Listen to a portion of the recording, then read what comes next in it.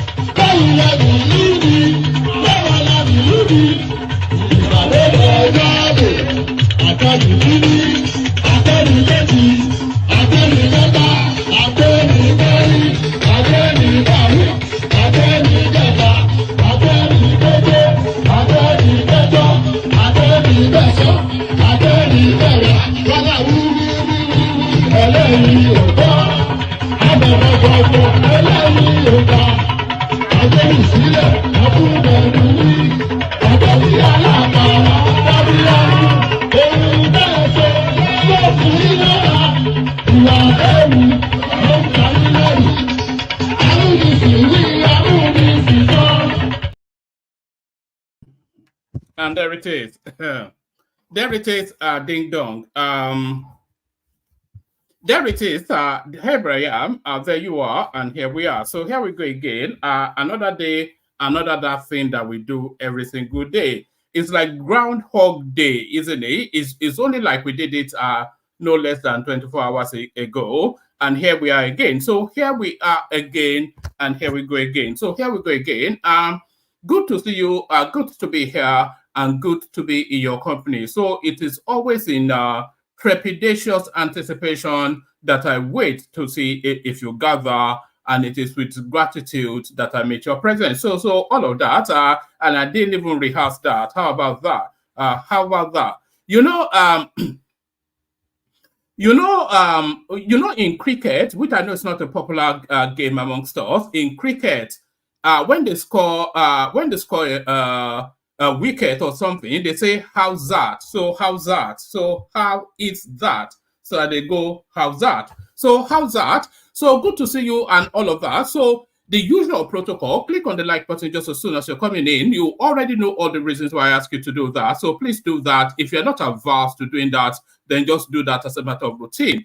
Just do that as a matter of a favor to the platform. If you're not averse, if you're not died in the wool, brain upside down obedient that cannot see beyond the narrowness of the peak of their nose, if you're not one of those, then click on the like button. So click on like and make sure you're subscribed as well. And the hyperlink that says StreamYard, that invites you to come join. So if you feel jarred by anything that's being said on the screen, or if there's anything in particular that you would like to share, then just click on that hyperlink and then come join us. It's an open microphone session, as I always say. And the open microphone, that hyperlink that says StreamYard. So click on the hyperlink that says StreamYard, hop on, come join. So hop on, come join. So what are we contending with today? So quite a few things to go through. And we'll be picking up from the remnant of the Chicago State University. I'm not quite sure if we are calling it a saga or a debacle or a damn squib. What are we calling it? A saga, a debacle, or a damn squib? It's a damn squib. Promised a lot, delivered nothing. So there it is. We're picking up the remnants of that, but we'll be exploring other storylines as well.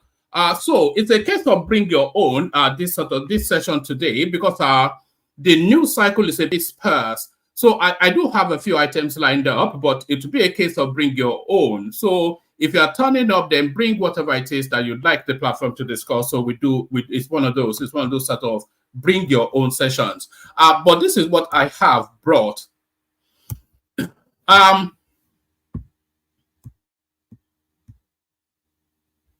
It says, why is that showing halfway? It says, as Soludo renames Anambra Airport, Chicago. No, not Chicago. I've got Chicago stuck on my brain. So let me just let me actually refresh this. The headline was not reading quite the way it read. Maybe they've changed their headline in midstream. Soludo renames Anambra Airport Chinua Achebe International Airport. So now you would ordinarily think that this was a good news for the Southeast, but of course they're up in arms there. But why? Soludo renames Anambra Airport Chinua Achebe International Airport. So I'm not quite sure if the airport in Anambra is an international one, but we spend time there to just explore what is going on there. We spend time here. Hold on. Right, we spent time here to explore what is going on here as well. Meet Tinubu's new ministerial nominees. So I think Tinubu already has the largest complement of ministers that we've ever experienced in Nigeria, but he's not satisfied. Still adding more. But what does this mean? How does this play out? And who are they? So all of that are up for discussion. Meet Tinubu's new ministerial nominees. So we'll meet them and find out just why they are in situation. Article's lawyers begin scrutiny.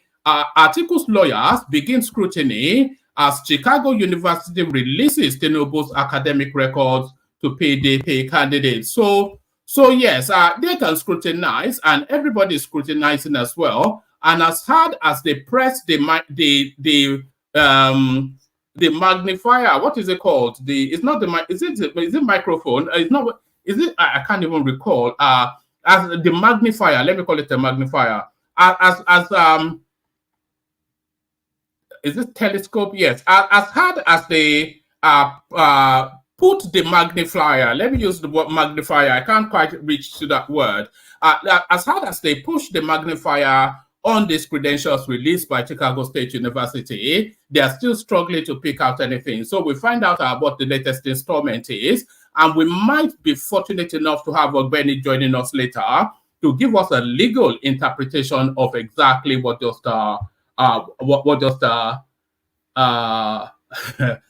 so who are you calling big heads? We look at this Choma, a round of 10 lashes of Koboko for Choma there for calling grown-up names. Yes, Atiku's lawyers begin scrutiny as Chicago University releases Tinubu's academic records to PDP candidates. So we explore that. We explore that to explore this. Adamu reveals what Tinubu told him after he resigned as APC chairman. So we find out what is going on there as well. Then make our way back to the Chicago State University saga. Tinubu's Chicago certificate. Senior advocates list 3 crucial issues that dashed Atiku's hopes. So yes, universally, the acknowledgement is that that Chicago University review was somewhat of a fail for Atiku Abubakar, and by extension, I will not go to by extension Peter Obi, but by extension Peter Obi, anybody still looking to any hope that Tinubu is going to be removed from situation. I think that final hope was dashed at the Chicago University stage. Tinubu's Chicago certificate. Senior advocates list 3 crucial issues that dashed Atiku's hopes. So what are they? So you have to hang around to find out. So hang around to find out. So this now next one is a storyline that we have been tracking. But now, this now latest installment, what are we to make of this? Justin, police arrest Naira Marley. So why exactly was Naira Marley arrested? That is the question. So that is the question as we go back to that mobile space again to find out what the latest installment is. Well, the latest installment already wrapped in this headline. Police arrest Naira Marley. So we find out exactly what's going on there. So back to Tinubu's certificate. Tinubu's certificate forgery travails. Nigerians should condemn Atiku for humiliating his friend and benefactor. So that is the signal from the presidency. So friend and benefactor not there's no friend or enemy in politics. So let's just get this one out of the way. Temitope Ajayi, senior special assistant to President Bola Tinubu on media, says the question of whether or not the Nigerian leader graduated from Chicago State University in the United States is irrelevant and cannot compare to the humiliation his principal has suffered due to the controversy. For approaching a foreign court for an order directing discovery of Tinubu's CSU records in faraway America, the presidential aide said Atiku Abubakar demonstrated a behavior synonymous with biting the hands that once fed him, all in his pursuit of earthly position. So I think actually Enigmatic was speaking to that space as early as yesterday, wasn't he? It says, for me, the issue is not whether President Tinubu graduated from Chicago State University or not. Ajayi wrote on Twitter Tuesday evening. It is the fact that former Vice President Atiku Abubakar is not a decent man. Nobody should subject his or her friend to the level of assault and indignity he has subjected President Tinubu to because of earthly position and contestation for power, Ajayi added. The presidential aide recounted instances where Mr. Tinubu reportedly moved mountains for Atiku in the past and sheltered him when he was thoroughly beaten by rain and stripped naked by President Olusegun Obasanjo and his party in 2007. Olusegun Obasanjo was Nigeria's president. Olusegun Obasanjo was Nigeria's president between 1999 and 2006, and Mr. Abubakar served as his vice. But both men later fell out after Mr. Obasanjo claimed Mr. Abubakar was disloyal. No friend should become what Ekiti people call Alani Modenyi. So Alani, I don't quite know what that. I'll copy that and put it in the comment section if you can read it. My Yoruba is not Alani Mo, and I'm not going to attend that. No friend should become what Ekiti people call a particular phrase, a ruthless pursuer like former VP Atiku Abubakar, regardless of the price. Mr. Ajayi wrote in his angry tirade against the PDP presidential candidate. Actually, let me take you from the top again. I don't quite like the flow of that one. Temitope Ajayi, senior special assistant to President Bola Tinubu on media, says the question of whether or not the Nigerian leader graduated from Chicago State University in the United States is irrelevant and cannot compare to the humiliation his principal has suffered due to the controversy. For approaching a foreign court for an order directing discovery of Mr. Tinubu's CSU records in faraway America, the presidential aide said Atiku Abubakar demonstrated a behavior synonymous with biting the hand that once fed him. For me, the issue is not whether President Tinubu graduated from Chicago State University or not, Mr. Ajayi wrote on X Tuesday evening.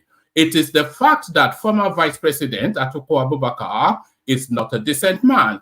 Nobody should subject his or her friend to the level of assault and indignity he has subjected President Tinubu to because of earthly position and contestation for power. Ajayi added. The presidential aide recounted instances where Mr. Tinubu reportedly moved mountains for Atiku in the past and sheltered him when he was thoroughly beaten by President Obasanjo. So essentially that Mr. Abubakar, the People's Democratic Party's candidate, came second with 6.9 million votes in the February 25th election that produced Mr. Tinubu as winner. The former vice president had fiercely challenged the outcome of the presidential polls at the Election Petition Tribunal, where his petition were dismissed last month. In his determination to nullify Mr. Tinubu's election victory, Mr. Abubakar approached the United States Court for the Northern District of Illinois for an order mandating CSU to provide him with the president's educational records, citing Section 1782 of U.S. laws, which allows it to turn over relevant documents for use in a foreign proceedings. So there it is, a stab in the back by his friend, essentially what that tells us. So a stab in the back by his friend, essentially what that tells us. Yes, exactly. I want to know what that means as well, actually, Chioma. But no, let me play the Kegite music and then we'll see what goes on. I've only got Thomas and some other person with me at the moment. So I'll play the Kegite music, see if the conversation can start, and then we'll see how it goes. So let's bring on the Kegites. Let's see if I can find it. It's always a it's always a faltering start, isn't it? Really, and I do it every day, but every single session state is always a faltering start. Now I can, and there's the K guys. Only water, only water, where they see ma. Water,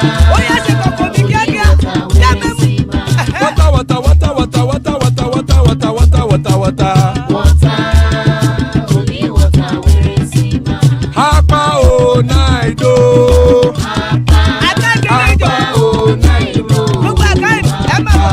How about you don't come oh? Do that. How about oh night oh?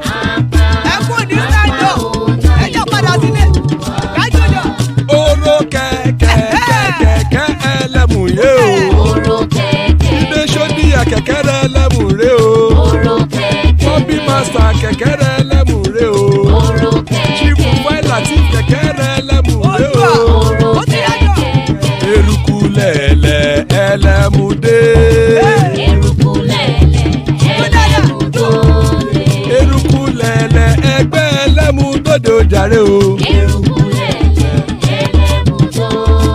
Eruku lẹ̀lẹ̀ Ghana ti dé ẹgbẹ́ bọ́dì o. Ọmọ ẹlẹ́yẹ ẹyẹ o ó dilé o.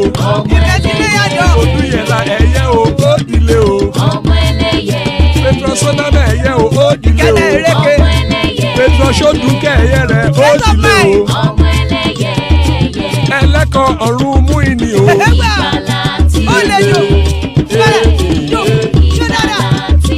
Àkùkọ ọ̀run mẹ́kọ̀.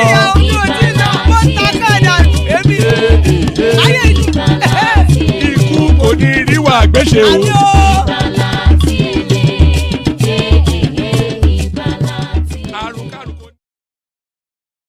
And there it is right there. Iku koniru agbeche, may death have nothing to do with us. So amen to that on behalf of myself and you, my friends. So amen to that on behalf of myself and you, my friends. So I've only got Thomas with me at the moment. So I'll do the readout and then hopefully the room populates. Otherwise, I have a nice little chat with Thomas and we all have an early night. So I didn't read you this headline, but let me read the headline and the body of it, and then we'll steam through what's on offer. Hold on. Hold on. All right. Let's do that. Let's steam through. All right. It says, Tinubu CSU records, you did not submit your UNN certificates to INEC or mockery to Peter Obi. So this is it. And by the way, somebody sent me what purports to be copies of Peter Obi's academic records, and it was F9 parallel. I'll bring it up in a moment. Let me see if I can find it. Somebody sent it in. I'm not quite sure how valid it is, though, but it would not surprise you, though. It was just the records. What the person sent me is consistent with how we know Peter Obi. So let me actually show you that first. So this was what that person sent in. So these are Peter Obi's. This is Peter Obi's WAEC results. So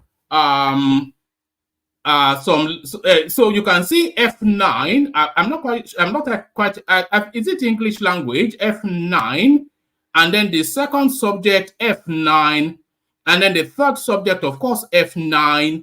And then in one subject, number 7, let me see if am I able to make it bolder? Okay, let's see. Let's see if we can I make it? Yes, so F9, so it got an F9, which is fail. It got another F9, which is fail. It got a P7, which is a pass. And then it got another F9, which is a fail, of course. And then he got a C5, which is a credit, and then he got a P5, which is a pass. And that is consistent, of course, with how we know Peter Obi. So that's Peter Obi's academic record right there. And Tinubu graduated with a distinction, but they want F9 parallel to replace somebody that graduates with a distinction. That is the Nigeria that we have. F9 parallel to replace a valedictory student. But let's go on and kick it off with this one.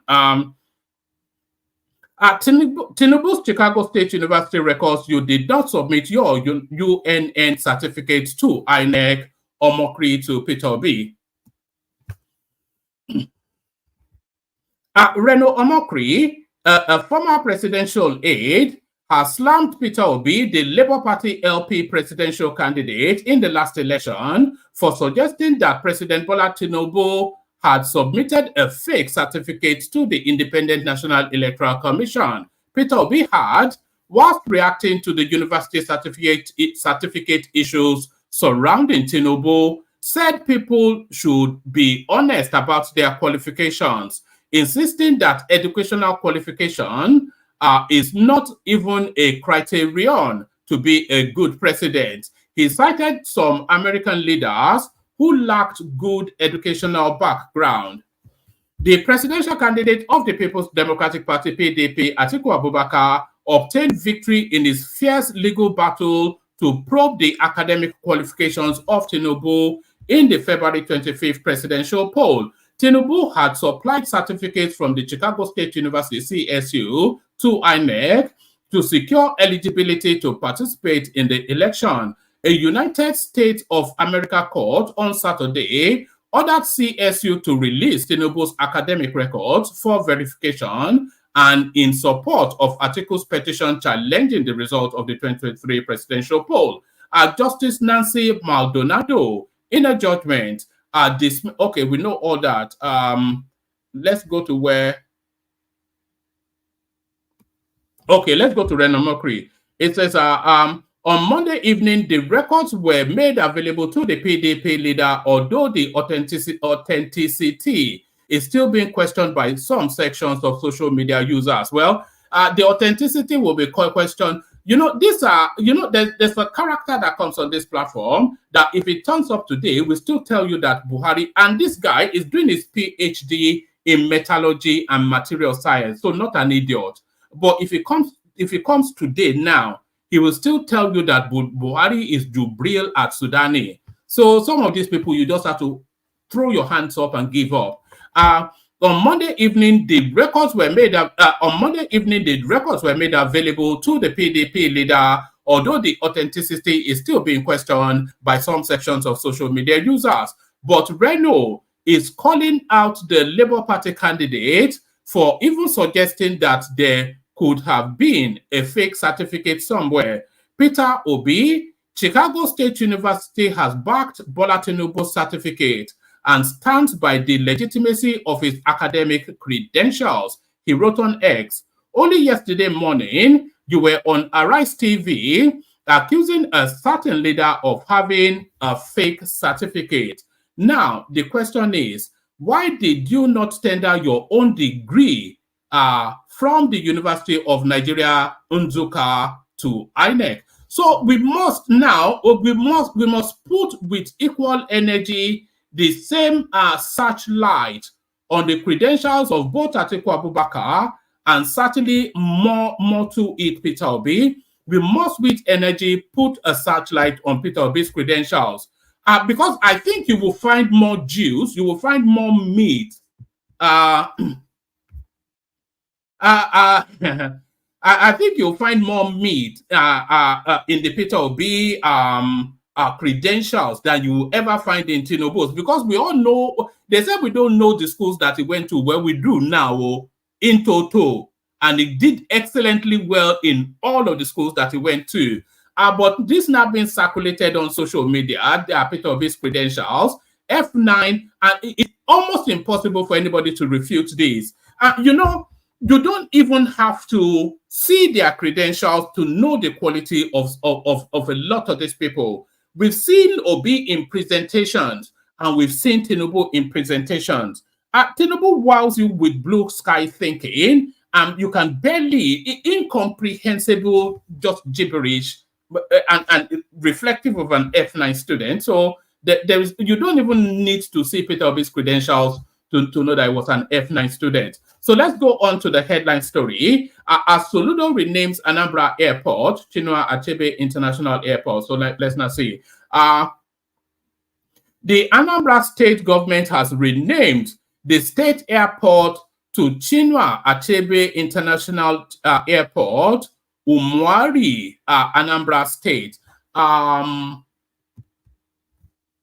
Let me play you 10-second music. I need to do something. Let me play you Let me play. Let me play you a clip that will entertain you. I need a minute. TikTok. Now 5 million cash. 10 naira no give me. But I give you money now. Quick, full of food. Tell me how far now. That's keep going on. Oh, the I'm an Igbo for man. I saw me Igbo. It's not again. Afan Fatima. Yes. I'm Naibu Mohammed. Are you serious? Oh, so say you muta Naibu. People are naming the speaking Igbo. I want to know if you go na na. I don't know. Local government also there. Anambra State. Oyaka. If you go na. Oh, I'm a citizen of Anambra State. Wow. Imela. Magi wakai gendem na.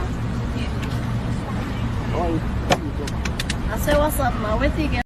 How is it that Nigeria is struggling with the issues it's struggling with, but some of the smartest people in the world are Nigerians? I think most people have mischaracterized the true cost of corruption.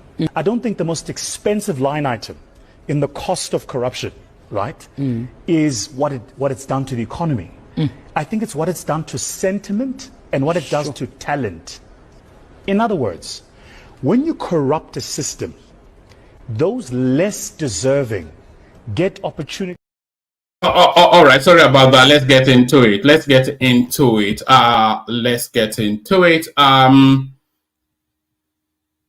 The Anambra state government has renamed the state airport to Chinua Achebe International Airport, Uweri, Anambra State.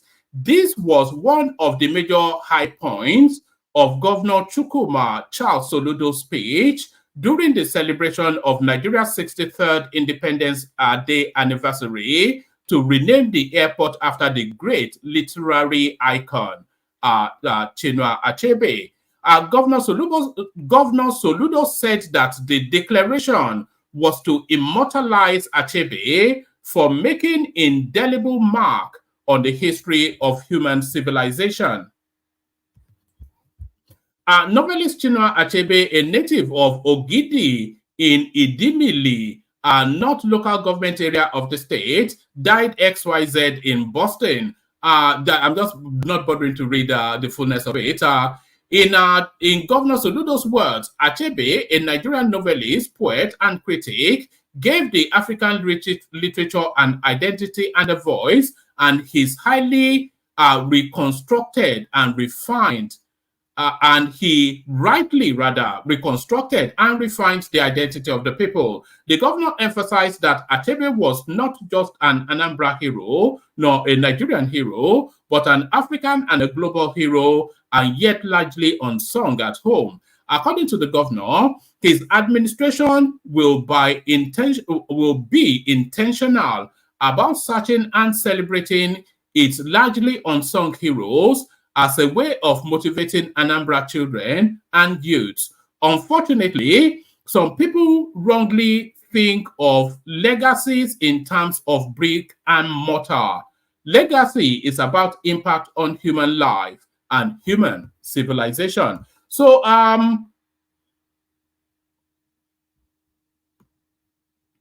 yes, I'm not quite sure why they are riding against this in the southeast. I would have thought it was an achievement for that space, but there it is right there. That is what they are riding against in the southeast.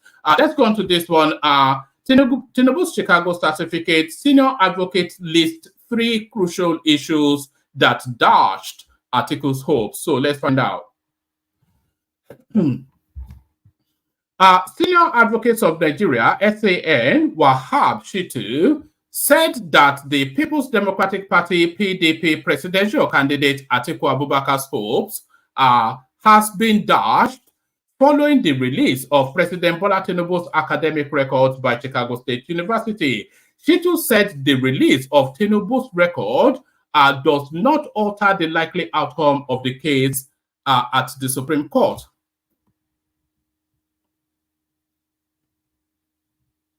So this is what they said. It says there are 3 issues here. Is the president qualified to run by constitutional provisions? The answer is yes. Did President Tinubu forge a Chicago State University certificate? The answer is no. Did he alter Did he attend rather at Chicago State University? The answer is yes. He said Atiku's intention was first to show that President Tinubu never attended Chicago State University and that he forged his certificate. He added that both motives have collapsed. The sole aim is to get President Tinubu disqualified so that Atiku can assume the presidential seat since he came second in the presidential race. The senior advocate explained that the CSU has confirmed by the release that Tinubu attended the university and has not denied issuing the certificate to the president in 1979. Lastly, a case of forgery against President Tinubu was not established. It collapsed. So, article silent as Chicago State University releases Tinubu's records. So let's see what this offers. The former vice president has correspondence reported that Atiku was yet to react after CSU released the academic records of President Tinubu. The former vice president had requested for Tinubu's academic records to back his allegation that the president forged his CSU certificate. The PDP candidate and his legal team are reportedly weighing the next action after CSU released President Tinubu's academic records. Atiku's lawyers are currently studying the 4 sets of documents released by CSU. So here it is. Ex-presidential candidate reacts as CSU releases Tinubu's records. The Social Democratic Party SDP presidential candidate Adewale Adebayo has revealed the kind of fever he will not catch after CSU released Tinubu's academic records to Atiku. Adebayo said there are different kinds of fever, and as an opposition member, he has caught subsidy removal, naira devaluation, and corruption fever. So I don't know. I think they're already mocking Atiku. And by the way, Atiku will pay a price for this. Maybe not necessarily from Tinubu, but the whole of the Nigerian space saw how this played out. And I'm sure that it's just the treachery. It's always been known for treachery, by the way. It's always been a treacherous sort of a person, Atiku, but this one played out in full glare. Police arrest Naira Marley over Mohbad's death.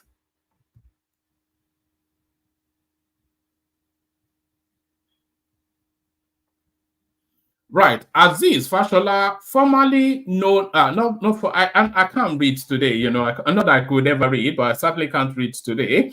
Aziz Fashola, popularly known as Naira Marley, has been taken into custody for interrogation and other investigative measures concerning the death of Mohbad.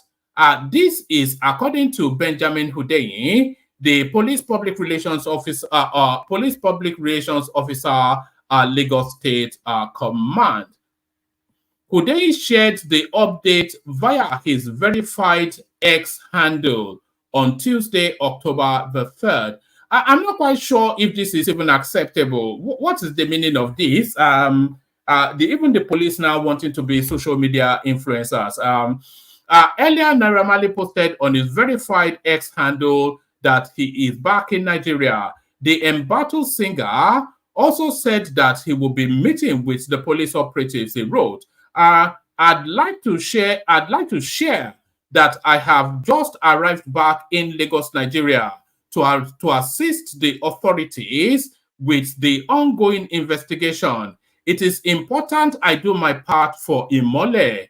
I'll be meeting with the police with the hope for the truth to be uncovered and for justice to prevail. So I'm not quite sure why he would or should have been arrested. How Sam, it looks like they're picking up quite a few people within that space anyway. How Sam Larry was arrested. Correspondents reported about Balogun Eletu, better known as Sam Larry's arrest. Larry is an associate of Naira Marley. On Thursday, September the 28th, the Lagos State Police Command confirmed the arrest of Sam Larry.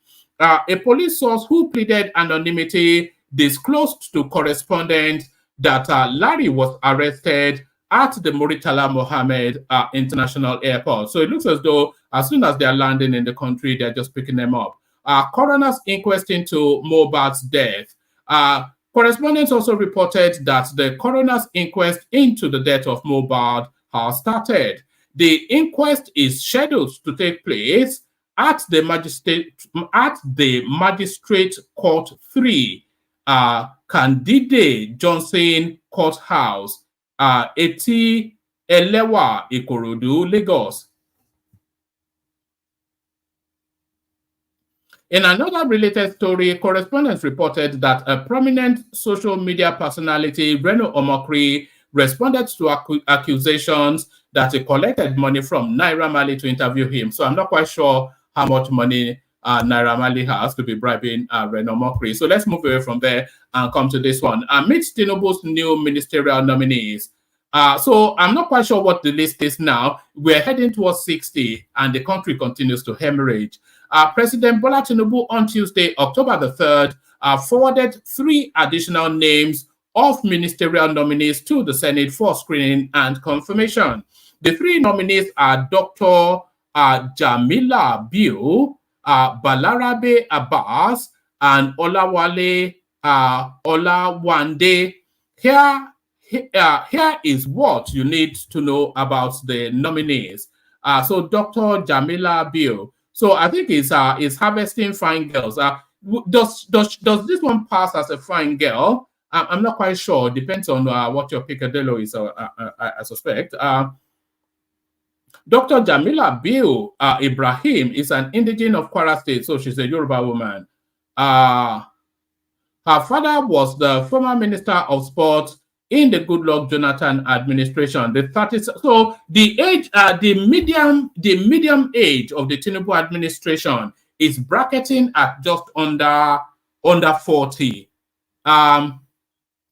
Or is it? The 37-year-old is a medical doctor, politician, and development practitioner. Ibrahim was once the national president of the ruling All Progressive Congress APC Young Women Forum. She also served as a senior special assistant on health matters to the governor of Kwara State. As a public worker, she is a staunch supporter of the United Nations Global Goals, SDGs, so whatever that means. Balarabe Abbas from Kachai, Kaduna State, attended Barewa College, Zaria, etc. So there he is. Let's make the last one. This one here looks like, I don't know, anyway. Olawale Olawande is a community development expert and youth leader in the governing All Progressive Congress APC. He was born in Lagos.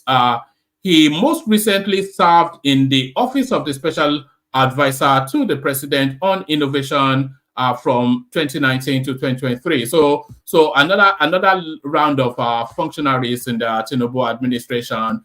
So many functionaries, but no function. Many functionaries, but no function. Atiku's lawyers begin scrutiny as Chicago State University releases Tinubu's academic records to PDP candidates. So let's have this. Okay, it's not long and winding. The Chicago State University, United States of America, has released the academic records of the President Bola Tinubu to former Vice President Atiku Abubakar, who is also the People's Democratic Party PDP presidential candidate. The CSU released the documents to Atiku on Monday in compliance with the order of a United States District Court in Northern District of Illinois. Correspondents learned that Atiku Abubakar's lawyers are currently studying the documents obtained from the university and could make them public later in the day. In response to Atiku's third request, which was to release a copy of the diplomas issued in 1997, the university said the certificates match the format of Tinubu's replacement, dated June 27, 1997. the document responsive to this request, which the CSU, after diligent search, has been able to locate, are produced herewith and Bates label. So we went through all of this yesterday, and this is what our war piece was disputing, that it's not real. It sometimes, we have just unnecessary arguments on this platform. In some instances, a lot of people say most instances. Okay. Okay. I think that's sufficient enough of that. So let's kick it off. I think we have enough of an ensemble to get a conversation going. It looks as though the super chat, as they should be, ably led, of course, by Ayo, who blows it out of the park. Sorry, who's fiddling with the ably led by Ayo, who blows it out of the park. So thank you, Ayo, for that. He says, welcome one man and the panelists. So thank you. The CEO of the platform, of course, Alexander Gomez. Greetings, folks. Must say yesterday's stream was spellbinding and riveting. I salute everyone, especially Mr. Martins and Aja to Lekoko. I don't know what Alexander wrote at the end there, but thank you, Alexander. And then there's Olatubosun Oshunleti, so who's now becoming a regular mention on the Super Sticker Spaces. So thank you, Bosun, for that. And T Majek, any relation of Majek Fashek, I wonder. $9.99 for F9. Now, wow. What's the F9 equivalent in Cambodia? So I'm not quite sure. That's some sort of cryptic messaging there. So cryptic messaging. So keep the messages coming, keep the super chats coming, cryptic or not.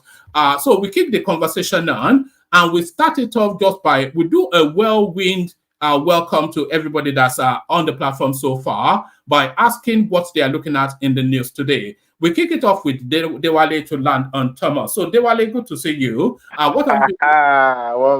Okay, I'm happy to be here. What have you been looking at in the news today?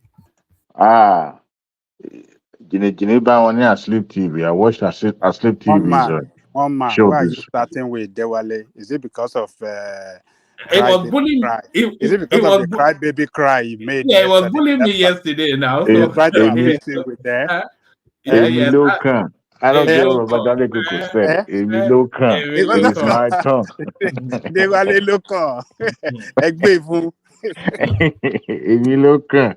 Grab it, Dewale, snatch it, and run away with it. Run away. Absolutely. That's what I'm doing right now. I'm running away with it. Yes. Thank you, one man. I was watching Asleep TV this morning. I don't know. I think it's the algorithm that always bring it to my list in the morning, and I'll listen and watch I could see that the finalist CSU has busted the bubble of this propaganda television channel. Even though I was on X this afternoon trying to just to catch up what was going on, and also sorry, Dewale, yeah. So you are calling it X too now. So we have abandoned the fight to say we are not going to accept. Have we abandoned the Twitter fight? We are all X now.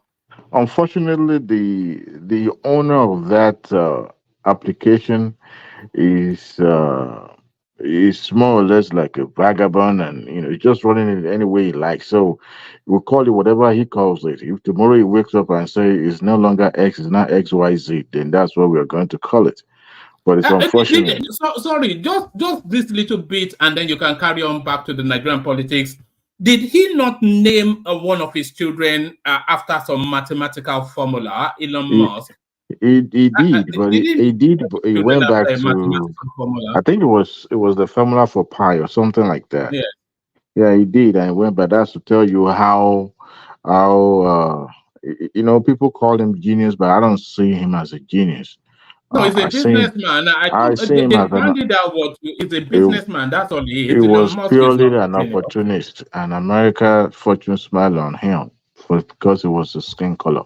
If I were to be a black South African man from Africa, he probably wouldn't have gotten to where he is today. Until today, the brain and intellect of those people that he employs to sustain his business. So it's just anyway, we don't have to speak about it. It's just unfortunate about him, but what else can we say about the company itself?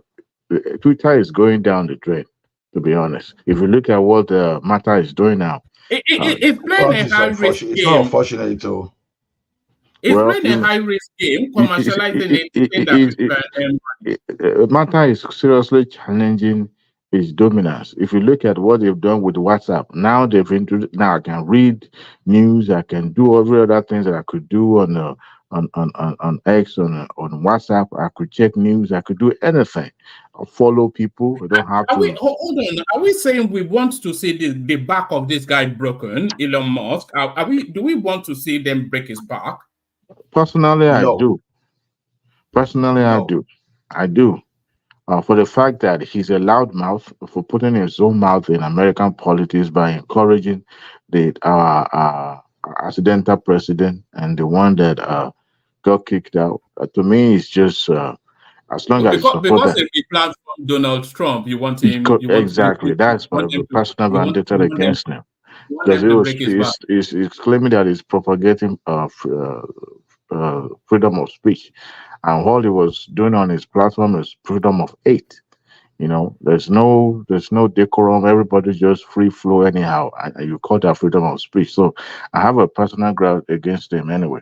So going back to what I was saying, then the sons and daughters of anarchists have hijacked the entire story, and they run to the street and they are doing bula balu about it. They are interpreting the deposition of the CSU official today, and now that, and we also what was released yesterday, uh, but nothing new. CSU stood by their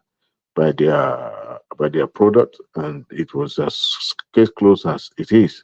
So I don't know what the article, or even going by this report you're just displaying now. I don't know what to me is uh, like we said yesterday. It just baffles me one man. The thinking, all right, the mindset of all these more headless Have fighting we their lost fight you? through media. Yeah, I'm here. I'm very much on. I'm here. Carry Can on. anybody hear me? You dipped for a moment. Carry on. Oh, it might probably my network. Maybe they've come for me. The village people and the obedience. You see, you shouldn't have slagged the Elon Musk off. The guy's reach is deep and far. No, I will go to village because of him. Anyway, so I tried to get into the mindset. Now we're beginning to see the true color of uh, who we used to call intellectuals. Those who are used to look at it differently, and I see this ethnic blindness, clouding their sense of reasoning, so to say. Charlie boy, Devale, you dipped again. oh my goodness, they've come for me. Carry on. Carry on. Just give us a few opening words and then we'll spin it Oh, round okay. and then come. So it's just disheartening that what the level of the desperations and what we're now seeing manifesting in the political space.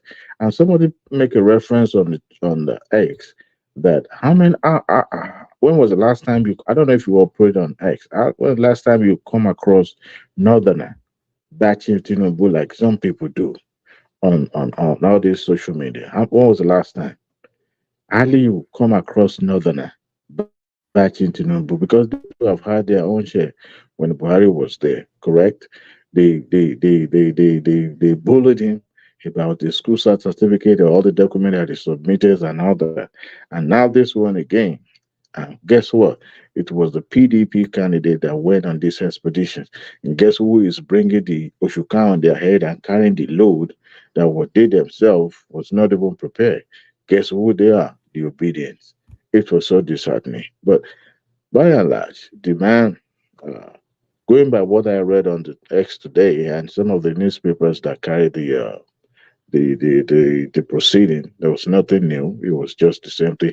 But what I found really curious is the steaming uh, Wahoo fight between Reno Omokri and Rufai Husseini.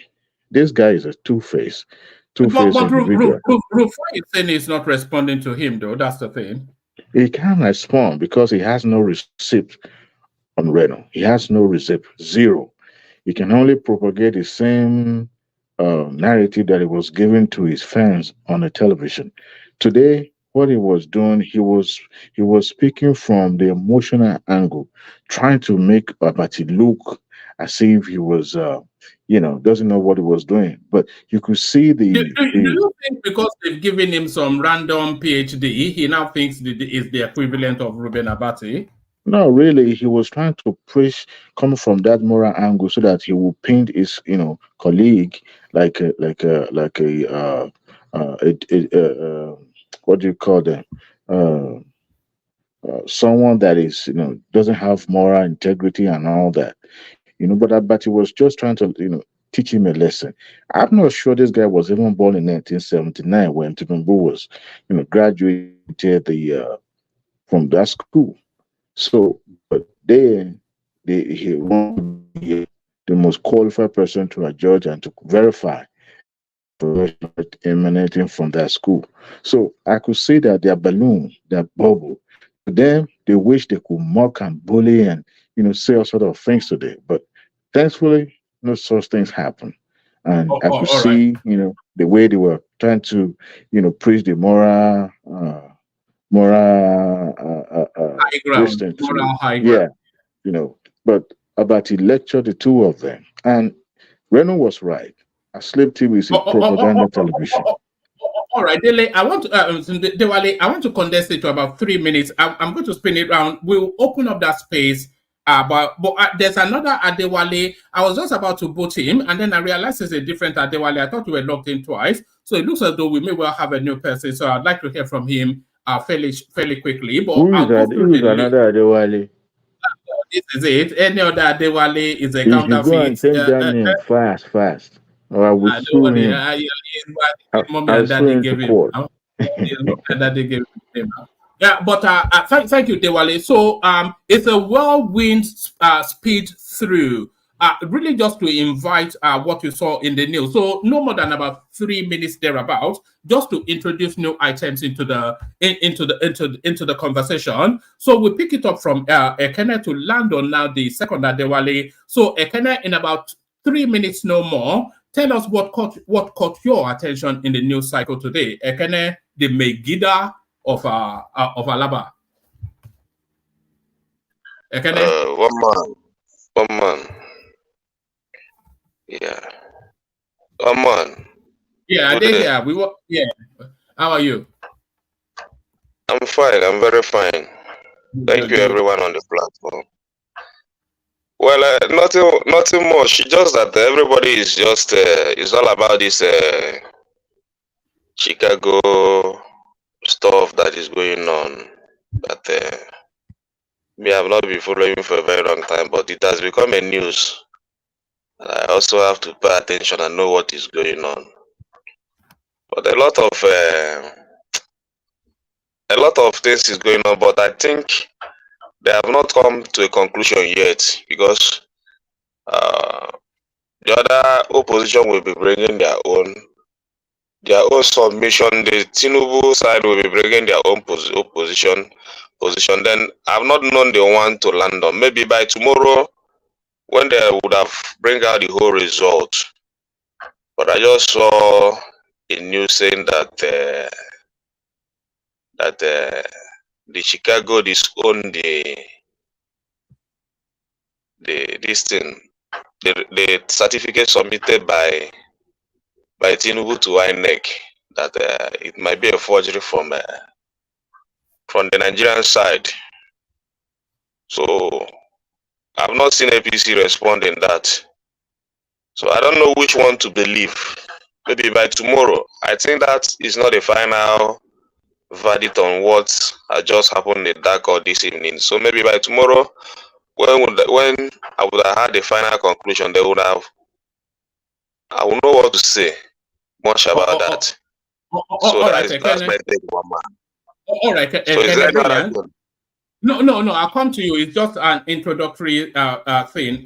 So we go on from you to Patrick, who no more than 3 minutes. Just tell us if anything else Scott is in the news cycle. But before you have that say, just to what Ikene was saying, breaking news. A sworn deposition.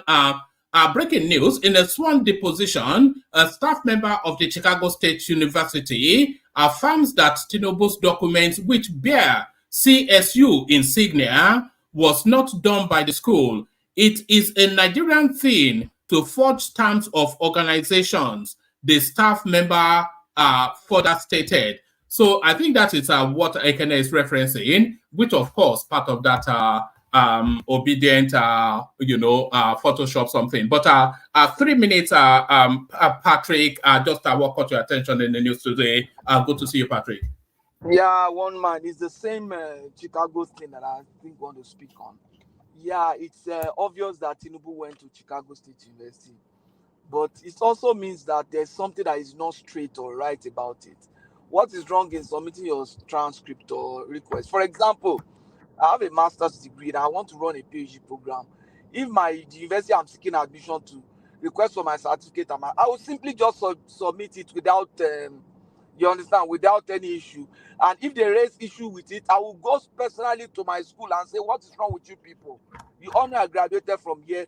Why have you not responded to requests from the university I'm seeking admission into? So I think Tinubu went to that school, but I think there's something that is not very straight about him. I will support him, not necessarily because they're perfect man, but because every one of them is like that.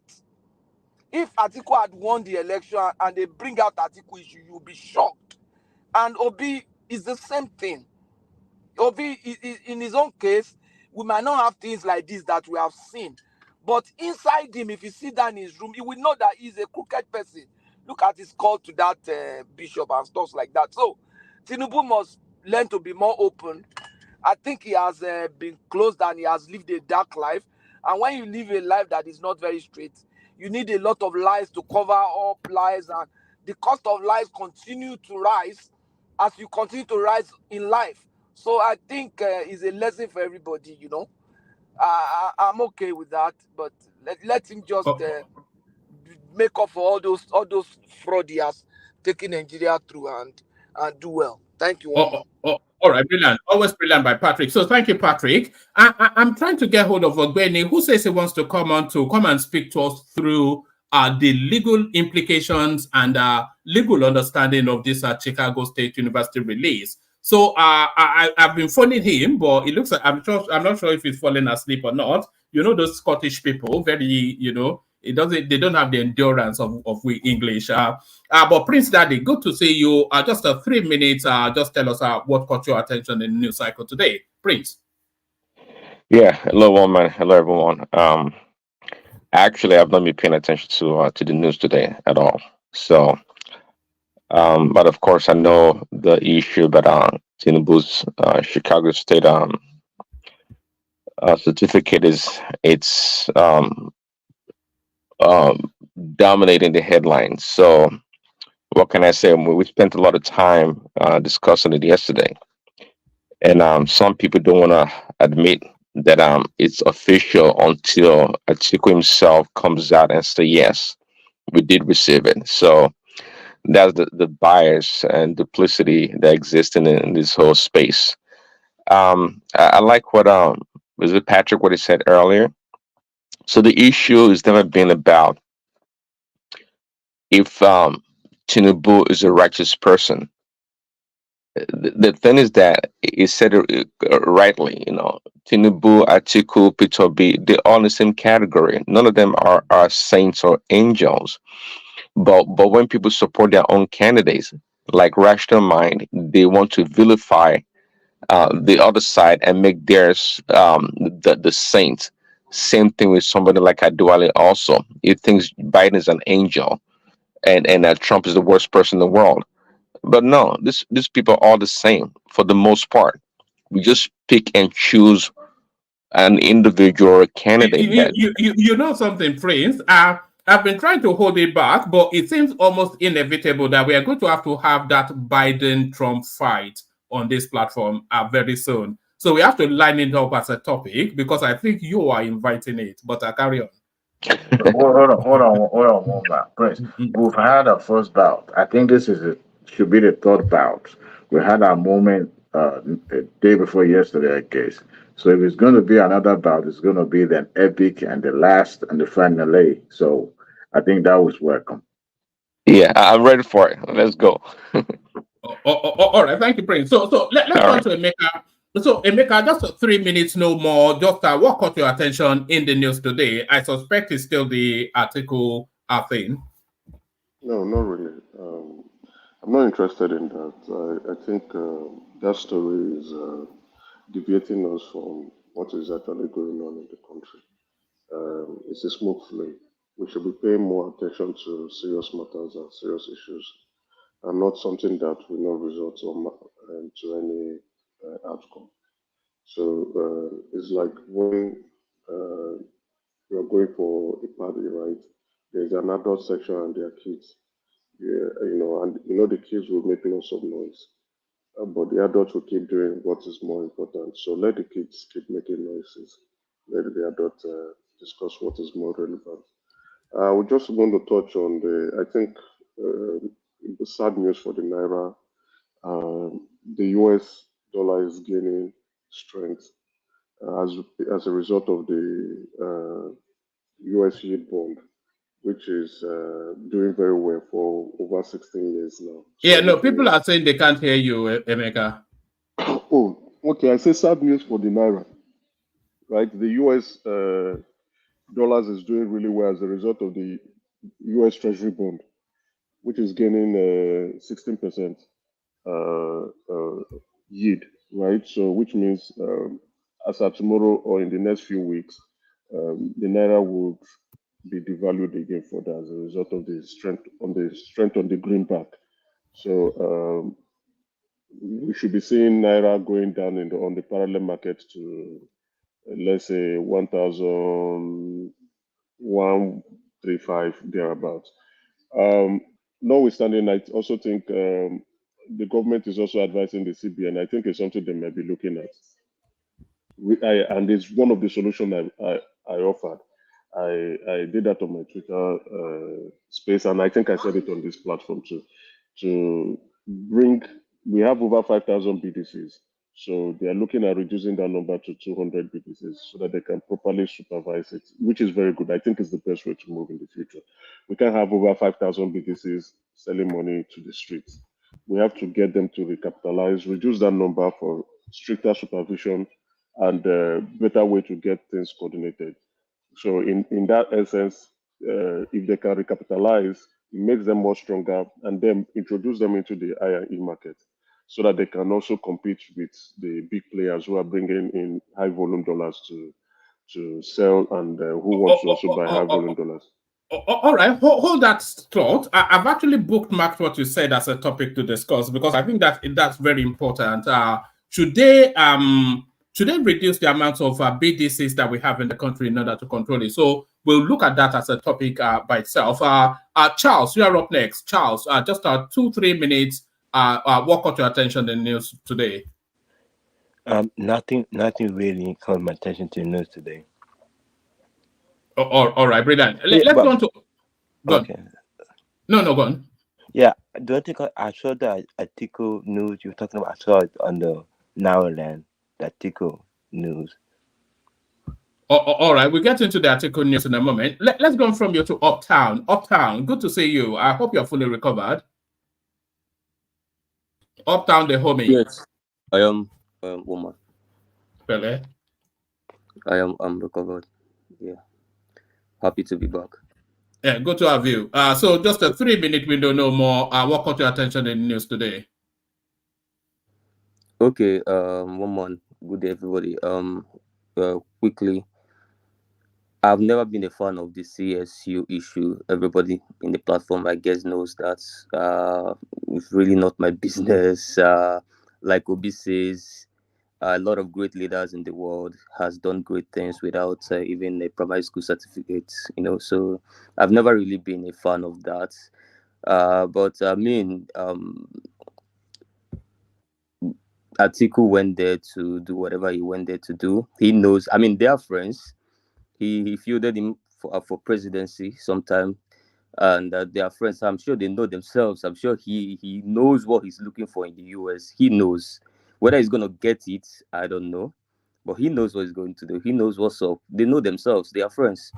So this is my only concern is the disgrace that these two septuagenarians are bringing to our nation. And this is what we sought to avoid in the last election by putting these two whatever out. But then look at what they are doing now. They are out there disgracing us. I had conversations with my friend, my doctor friend in the US, and I know the kind of rhetorics that are coming out. We saw the depositions this evening.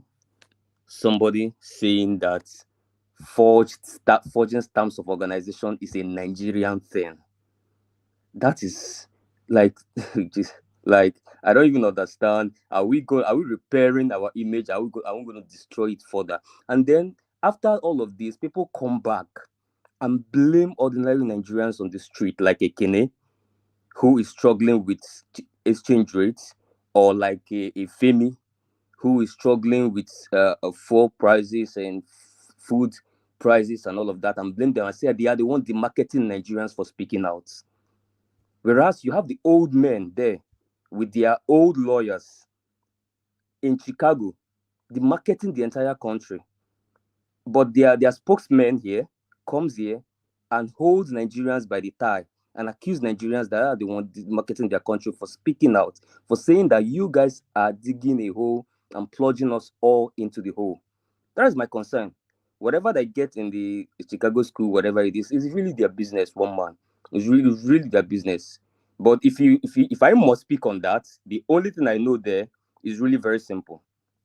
The fact that Chicago State University has failed to own up to the certificate that Tinubu submitted to INEC. And it's really very instructive to note that Atiku was not sorting to actually establish that Tinubu didn't go to Chicago State University, because nothing in the Constitution demands the sacking of a candidate or whatever of a position based on the fact that the person didn't attend school. No, so Atiku couldn't possibly have been looking for that. No, he was uptown yesterday. We went through the list of it was 4 items it was requesting. We went through the 4 items and the response of Chicago. So one of the first items was that did he attend that university? Yeah, no. One man, because maybe I should rephrase what I say so you understand the context of which I said it.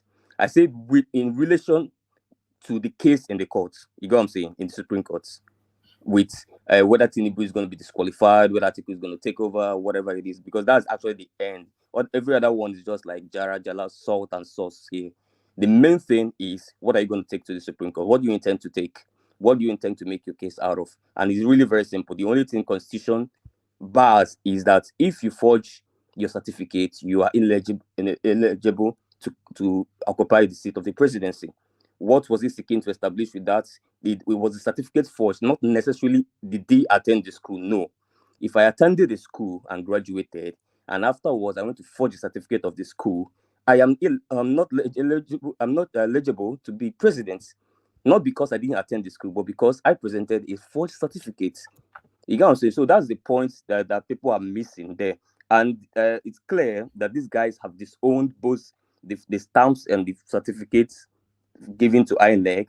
They say they are forging stamps of organizations is a Nigerian thing. That means it's really not our business. We never. So sorry, where are you getting that from? Where are you getting that from? Where are you getting that from? What you just said now? From the deposition this evening, one man from one of the people from the STSU, they made that comment, and they refused to take ownership of the certificates that Tinubu gave to INEC. But they said that this man came sounds to us. Convoluted. You know what I'm saying? He came to us, who attended, so they owned up to that. but they said no. Owned up to what? What That he is our student. possible. He attended our school. Yes, Yeah. and they got a diploma. Yes. Yeah, but they said that the certificate, the one Yes. he gave to INEC, that they Right. cannot verify it. Yeah, because they don't have a copy of it. We did it just as early as yesterday. Atiku requested for either a copy of Tinubu's diploma or copies of diplomas issued at that period in time. And they gave him copies of diplomas issued at that period in time because he was querying, of course, the font, the signature, and all of that. And they found all of the logo, the insignia, everything at that period in time mirrored what Tinubu presented. So he's not in a position to verify or not because they don't have a copy. No, one man. Look at my position. Again, let me stay clear that I really don't give a damn about this. But it sounds as though you do, so don't say you don't. But carry on. Yeah, you do. No, I've never spoken to it. Really, it's because it's really making the news right now. I mean, you turn on channels, it's there today. Cheun, I was listening to politics today. Cheun dedicated the entire 1 hour that I used to enjoy to the CSU guys. So I had to listen. The point is, the issue is you have to establish, you have to ask the institution that gave the certificate has to authenticate the certificate. Nobody said they have to give excuse why they shouldn't authenticate it. No, you have to authenticate it. I think that's what the constitution provides. But what do you mean authenticate it? The authentication of the certificate is the verification that he did attend. Sorry, what's the quibble here? I'm confused. What's being quibbled? What's being queried? One month.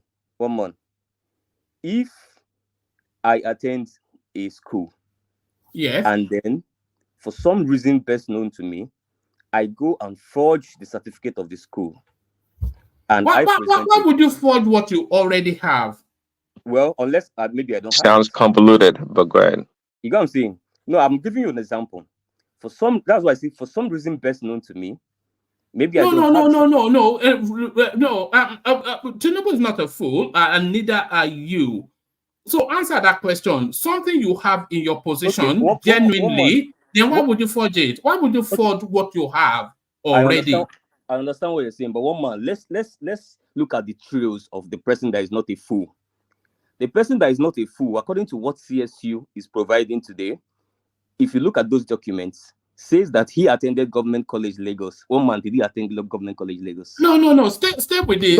Stay with this. No, you said he forged this. Hold on. Hold on, because that's a straw man. You're not pansat now, so don't keep running around when we're about to be nailed down. Chicago State University told us he attended and graduated with distinction from that university. He was the president of the accounting club. They issued him a diploma upon his graduation. So why would he forge the diploma that he already has? That's the question. Oh man, you don't even understand what I'm saying. That's why I tried to give you an analogy now. No. Just answer the question directly now. Why would the Chicago State? Okay, hold on. Let me ask you this. When he graduated, do you concede that he graduated from Chicago State University, which the university told us he did? Do you concede that? University told me, wait. Let me tell you why I will not concede. That he graduated from Chicago State University. Yes, you won't concede that. I won't. My God. The university told us that he did. No, I have a reason. Okay. What shows that you graduated from a university? Your certificate, right? And so what shows that you graduated? No, hold on, let's not. I don't want to open it up just yet. So when you go, are you saying Chicago State University is lying when they said they graduated from the institution? Is that what you're saying? Chicago is a third-tier university. No. The question: are you saying Chicago State University is lying when they told you he graduated from their university? One man telling me he graduated from the university is not a proof that he graduated from the university. It's two different things. Okay, all right. It's two different things because what shows that you graduate from university is a certificate, not you saying that somebody graduated from the university. It's two different things. All right. It's simple logic. So it is In America, it's the transcript, not the diploma, but it's a different system. But it is woman. It is when carry on. I've pushed you past your 3 minutes, so bring it home. Yeah. Yes, it's when we get emotional about these things. But really, woman, like I said before, Atiku knows what he's looking for in the US. If he gets his fine, obviously everyone knows I don't want Atiku to be president anyway. So I mean, somehow in my mind, I'm wishing whatever he gets does not succeed. But what they're doing is a disgrace to my country. That is the only point of which I'm concerned about. Woman, let me just end all right, brilliant. I'll still look around. It's just the opening phase. So Ola, within that 3-minute window, what caught your attention in the news today? I suspect is still the CSU. No, the CXU is just an eye opener. I know it's not that smooth, but then even if something is not smooth, we should be able to say it as it is, not for us to, from our political lining, just to keep shifting. Like that, my brother was saying the other time that the proof that you attended the school is your diploma. That's not true. Maybe it's true for Nigeria and the United Kingdom, but not for America, because I can obviously get a copy of my certificate from a printer. We call some background, and we have so many of them. But when school really want to know whether I attended, it's going to be a copy. It's going to be my original transcript, which I will just apply for $8, and it will be delivered within 1 hour. So, well, I don't really want to. Maybe probably. Probably, I'm not saying that's what it is, because all this disposition they are talking about, have not been able to get it. Maybe due to the time, according to what Perogi was saying, maybe Baba find a way to do the duplicate of his certificate. But the thing now is, when it's submitted, did they call it original, or it just said a copy? Yeah, if he said a copy of my diploma, well, the lawyers will know, and they will be able to say, okay, this is it, because definitely at that time, are we scraping the bottom of the barrel with this one now? And the university told you he went there. He told you he went there. His classmates told you he went there, and you are saying the font on the certificate is not quite up to par. What's going on? No, one man. The thing is this: it's like, even if the university authenticates it, whatever they do, they will shift back to that female that the female on that Southwest college.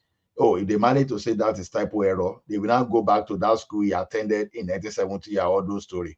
Okay, if that is not enough, they say, okay, there was a place when he said I was born 1952, and somewhere where he said I was born September 1954. So it's not going to end. Oh, but no, the reality, I don't think it's going to get to that point.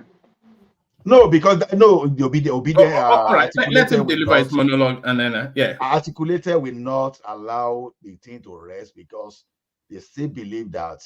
Because now people are now saying people say Nigerians now is where they forge the seal of a company. Why are you saying it? Because it is where is the type of publicity you gave Nigeria, because when you start fighting like when you want to fight to finish, when you don't even really have the request that is pushing you to that extent. You understand? When what you want to do is badge, but in that badge, you are now looking for another way to now describe another. Yeah, I'm not saying the person you are trying to describe is 100% pure, but then you don't use one badge to say you want to now overtake another person. So that's just the problem. So if you are saying they see Nigeria that place, blame yourself too, because you've actually participated in creating this narrative. Because if you pushed, in my opinion, I could be wrong, reasonably, if you pushed reasonably, it won't get to that place. So everyone obedient, articulated, and batified. Consider even all your diploma you are carrying out to anywhere outside Nigeria now, they are now seen as forged now, because it is exactly what you've taught the global community that's the way you want to. So don't cry foul. Don't say anything because when it's your mother next time when you are doing something, you consider that okay, when you speak, some people knows how to interpret better. Everyone might get breakfast. That's the breakfast everyone is eating now. All right, brilliant. We go on to the second Diwali in a moment, but Rudolph comes in. He says Chicago State University says that he graduated, but the certificate he presented to INEC is not theirs. That is what came out of the deposition. So if anybody has a link to that, send it in. And the Diwali just dropped now, just as I was about to get to him. I wanted to document that voice. If anybody has a link to that, send it in so that we can go through it with a fine tooth comb. So let's hear from Ajan Lekoko. A 3-minute window. What caught your attention in the news today? I think everybody, we can't seem to get past the Chicago State University, something or the other. Ajan Lekoko, good to see you. Thank you, one man. Greetings to our listeners around the world. Click on the like button, share, and subscribe if you haven't done so. I think at this point in time, I don't know what Nigerians are looking for. I don't know what they are still trying to get. The admission letter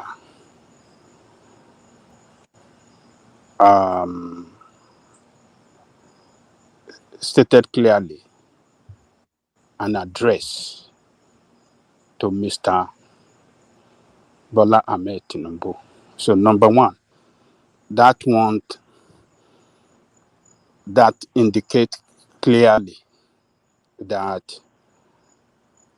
it's a man that they gave admission into that school. So the issue that maybe use a woman identity to gain admission, that one is clear. Then number two, the school informed the world that this guy graduated from the school. What else do we need? A colleagues of his that they finished together the same year came on the TV and told us that, look, we were in the same department together. He contested for the presidency of the department. And all of them then were looking at, who is this guy? Look at this guy with accent. You think he can win the president of their department? Because this guy carries a heavy accent, Nigerian accent. And to their surprise, according to him, they didn't believe he's going to win. But he will carry out a campaign round and he won. And he finished with distinction. So, what?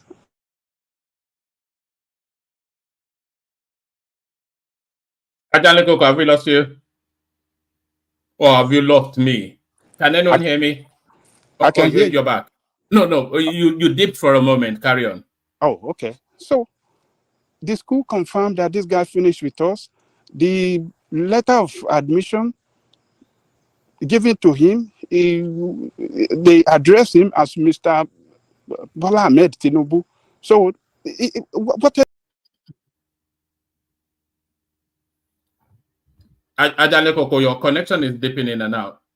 I think we lost him now. Come back, Ajaleko. Let's hear from my ASAP. And then I'll give you this readout at the back on the screen behind the super sticker. My ASAP. Let's hear from you. My ASAP. Man, long time, sir. Good to see you. Your voice is a bit low. But I drop out, one man. Oh yeah, carry on, Ajaleko. You're back. Oh, sorry. So this guy was given the letter admission, addressed him as Mr. Bola Ahmed Tinubu, and the school authority, told us that this guy finished in our university. He graduated from this university. What else do we want? If the school had said that, oh, we didn't know him, is not one of our students, it would have been a different ballgame. A colleagues of him that they finished together came on the TV, said, yeah, we are in the same department. He won the presidency of the department. He was contesting for the presidency. His accent was heavy. He was laughing at him that, look at this guy, he thought he can win. But to their surprise, he won the presidency of the department. And then what else? What else do we want? We Ajanle have Koko, to yes. learn. Also, hold on, Ajanle Koko. Answer that question. What else? What do they want? What's the end goal of all this? Because with what was released by Chicago State University, there's the suspicion that it favors Tinubu more than anything else. Whatever it is, or the little here and there that's been picked out, but the general feel of it, because it was somewhat of a celebratory reaction from the Tinubu camp. So what else do they want? So are they now going to be looking at where the I was dotted and the T that didn't have quite the right curve? And are we now? I mean, we've scraped the bottom of the barrel. Are we now going to dig through the barrel to go into the pit? So where does this end? And does this release by Chicago State University, does it almost guarantee Tinubu a second term?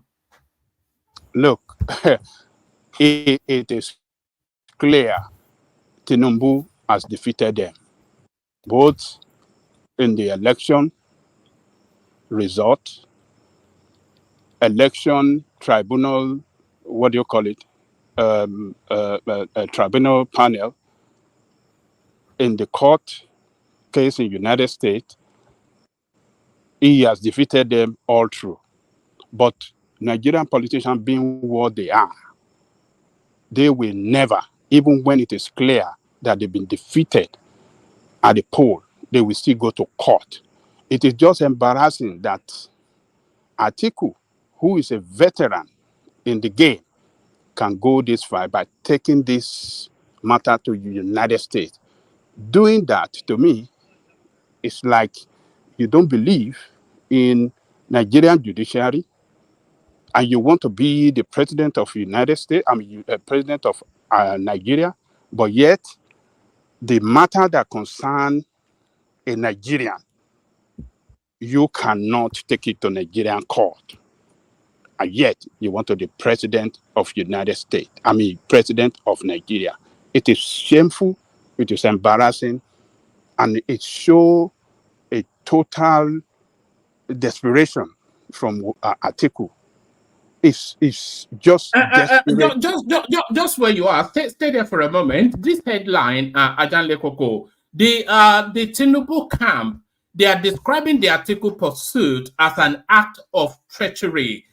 Given their long-standing relationship, given how many times, countless times, that Tinubu has either propelled this guy or rescued him, they are saying against that backdrop, this is one of the worst acts of treachery. Do you concur with that? Or would you say that what article did is fair game in the battle for power? Well, it depends on the way you want to look at it. If you want to look at it on the side of friendship that have existed between two of them for a long time, for about 40 years now, you can describe it as treachery, because Tinubu has been good to him all along. Tinubu offered him a platform to ACM. He offered him that ACM platform for Atiku to contest for the position of president in 2000 and is it 2000 and what was that? 2011 or 2000? Yeah, I think 2011. 2011, I guess, if I can remember, when Obasanjo kicked him out and he couldn't contest on the PDP. So Yaradua was there. So Tinubu gave him his own party, ACM, to be presidential candidate of the party. They supported him. All in the West, everybody gave him that support. But still, on the basis of that, you can call him a very treacherous person, a very treacherous, and they have been together since 1992. They were in the same political camp, that is PDM, People's Democratic Movement. When Yaradua was the leader of that movement, Atiku was the second in command. Tinubu was one of the leaders in Lagos. Chief Dapos Arome was the leader in Lagos. Tinubu was one of the leaders, and it was a senator in Social Democratic Party, that party we had that was formed by Babangida, SDP and SCR. So they've been coming a long way. So if you look at it on the side of friendship, you can say, well, Atiku is a very treacherous person. He's an ingrate. He didn't show, he betrayed that friendship between two of them. But if you don't want to look at it on that side, you want to look at it on the political side, you can say, well, why don't you that want to be president of Nigeria, you don't have confidence in Nigerian judiciary? Why can't you take this matter to Nigerian court? Which matter? I mean, this issue of certificate against Tinubu, why can't you take it? But it is in court. How do you mean? No. What I'm saying, why can't he take the issue of certificate, not the election matter, the issue of certificate? Why can't he take it to court? Why did you mean Atiku? Atiku, yeah, I'm talking about Atiku. Yeah, but he has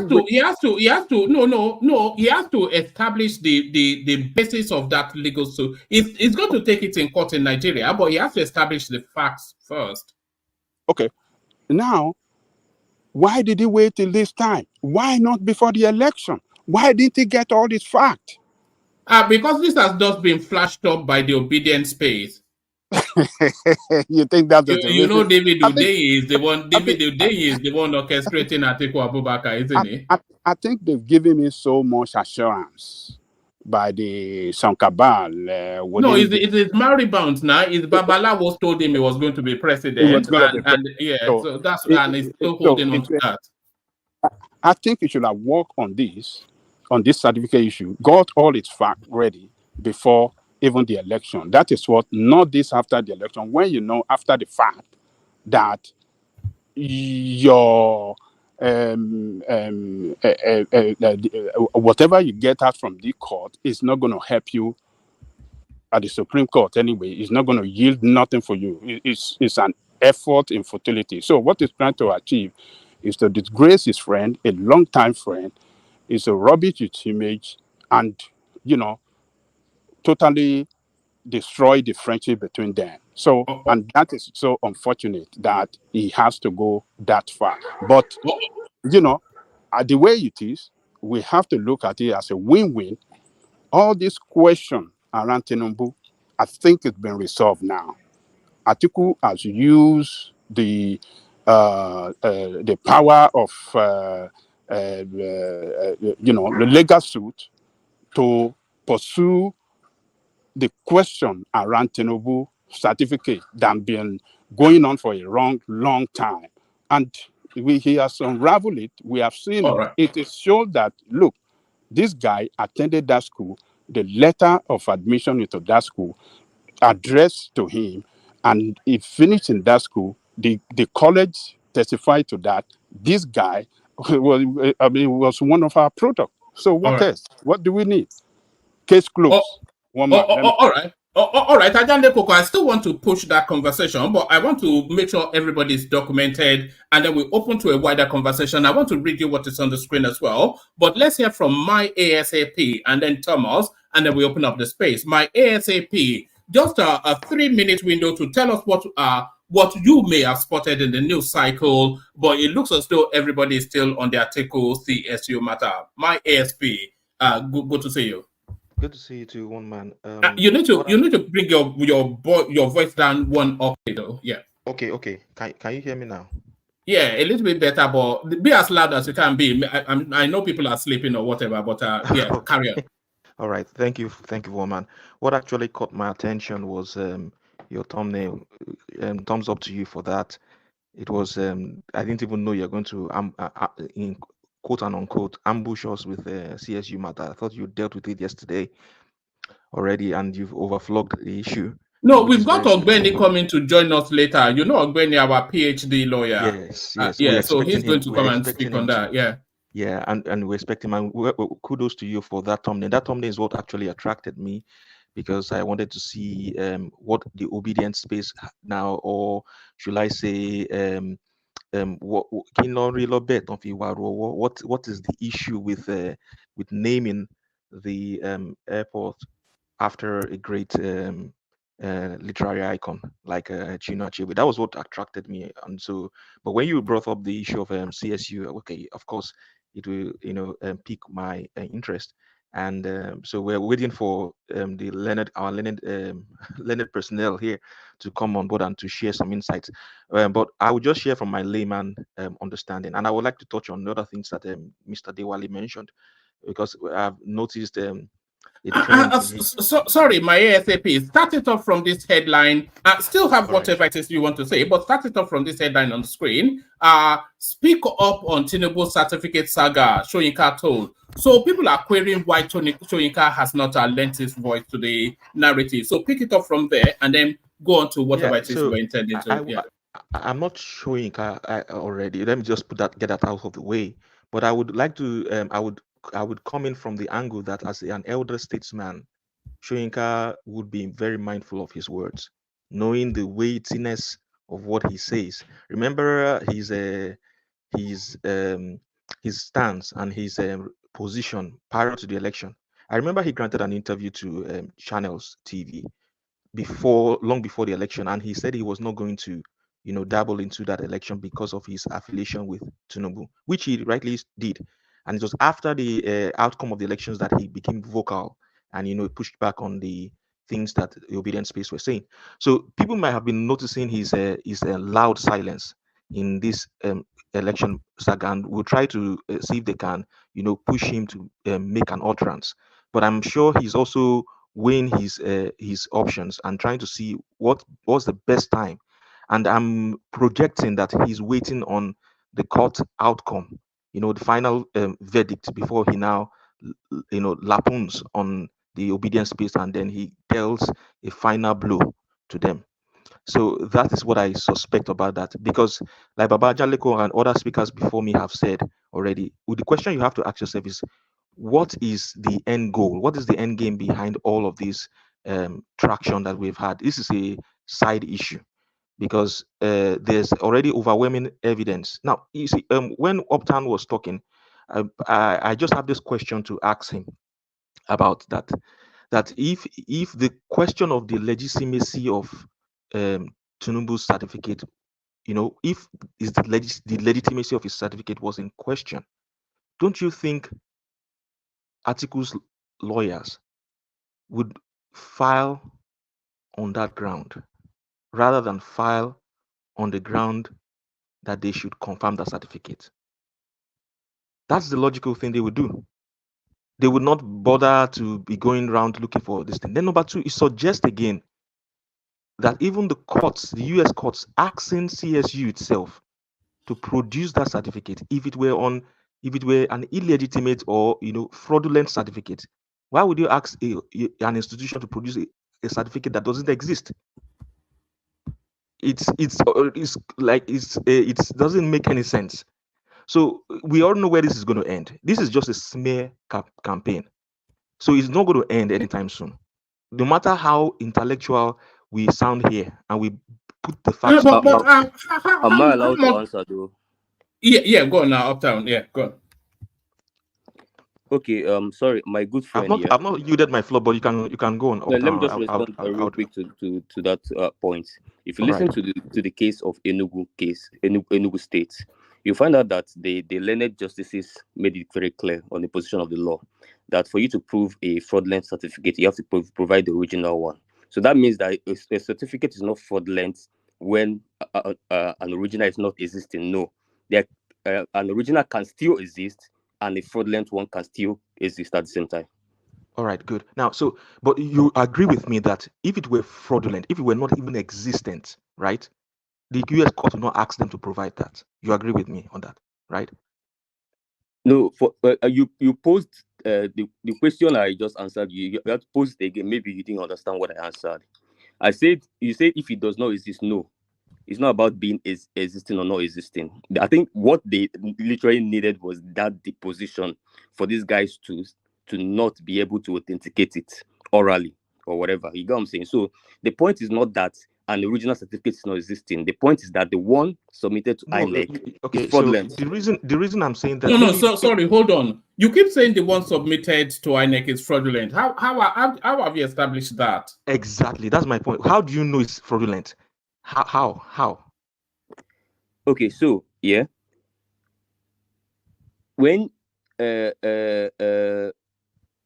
for you to confirm, the only people that can authenticate a certificate is the issuers of the certificate. So the issuers of the certificate has to come and say this document we are seeing emanated from us. You get what I'm saying? So that is the only way that document can be authenticated. That's what I'm saying. And Now, then okay, that didn't so happen. can I come in? Do you know that CSU have already said so, that the document they are providing regarding his attendance of that university and the award of that certificate is original? Now, you see, regardless of I don't want us to go back and forth. What I said is very clear. I said that the issuers of certificates, the certificate in question now is the documents Tinubu provided to INEC. So the issuers of this certificate is supposed to point to this certificate and say, this certificate here emanated from us. So that is them authenticating it. Hold on, my ASAP. Well, they did do it. Because one of our articles' request was that they provide a copy of Tinubu's certificate or copies of certificates issued. Actually, let me read you this. Let me read you this. This is from the deposition. It says, okay, let me just read it. It says, Justin, also you still have the floor, my ASAP, but let me just quickly read it. It says that we're back on record. Ongoing deposition of CSU registrar. CSU gets 5 to 30 inquiries a day regarding President Tinubu. CSU did not notify President Tinubu of this. We believe Bola Tinubu, who attended CSU, is the same person who is president of Nigeria today. The university only has pay attention to this. The university only has diplomas that students did not pick up in its possession. Listen to this as well. The university does not typically keep diplomas. We have the diploma that was made available to Mr. Enahoro Eba in our possession because Mr. Enahoro did not pick it up. I do not have the diploma that was submitted to INEC in our possession because he had picked it up. On his gender, Tinubu applied to the university as a male and a letter of admission was issued to a male. I am not aware of any instance where CSU had been requested to certify documents. Mr. Wale Afolabi, who was acting for the president, insisted that the document must be certified. Mr. Wale Afolabi is President Tinubu's lawyer. Mr. Afolabi and Mr. O are communicated by email. I don't recall seeing the emails. I don't know if Jason Carter approved the certification. Apart from Jason Carter, I do not know anyone else who was involved in the process. I went into Mr. Tinubu's student files and produced the document for Mr. I didn't know that the document would be certified. I didn't get involved in legal matters. Mr. Tinubu requested that the documents be released to Mr. Afolabi for legal proceedings. The signature on the consent form is similar to the signature we have on record for Mr. Tinubu. Pressed further, this thing is not scrolling. Why? Yes, pressed further on why he believes the person who is the president of Nigeria is the same who attended the CSU. He says Bola Tinubu is an unusual name in the United States. He matched the records in the files against the information provided by the student or on behalf of the student. Why would Mr. Tinubu request a diploma and not pick it up or ask that it be sent to him? Witness, you would have to ask him off the record now. The lawyers are protesting the manner in which Mr. Atiku's lawyer is asking questions. She was accused of asking the same question 17 times. You may not like the answer, but you have to comply with the provisions of the rules. All of the certified documents came from CSU files. Nothing was handed over to us by Mr. Afalabi except for the FERPA form. CSU had never certified documents for anyone before. It must have been made because there was more it must have been made because there was more of a Nigerian thing. Mr. Tinubu's counsel did not prepare any affidavit for me. He didn't draft anything for me. My statement that Mr. Tinubu graduated from CSU was based on the transcripts in our possession.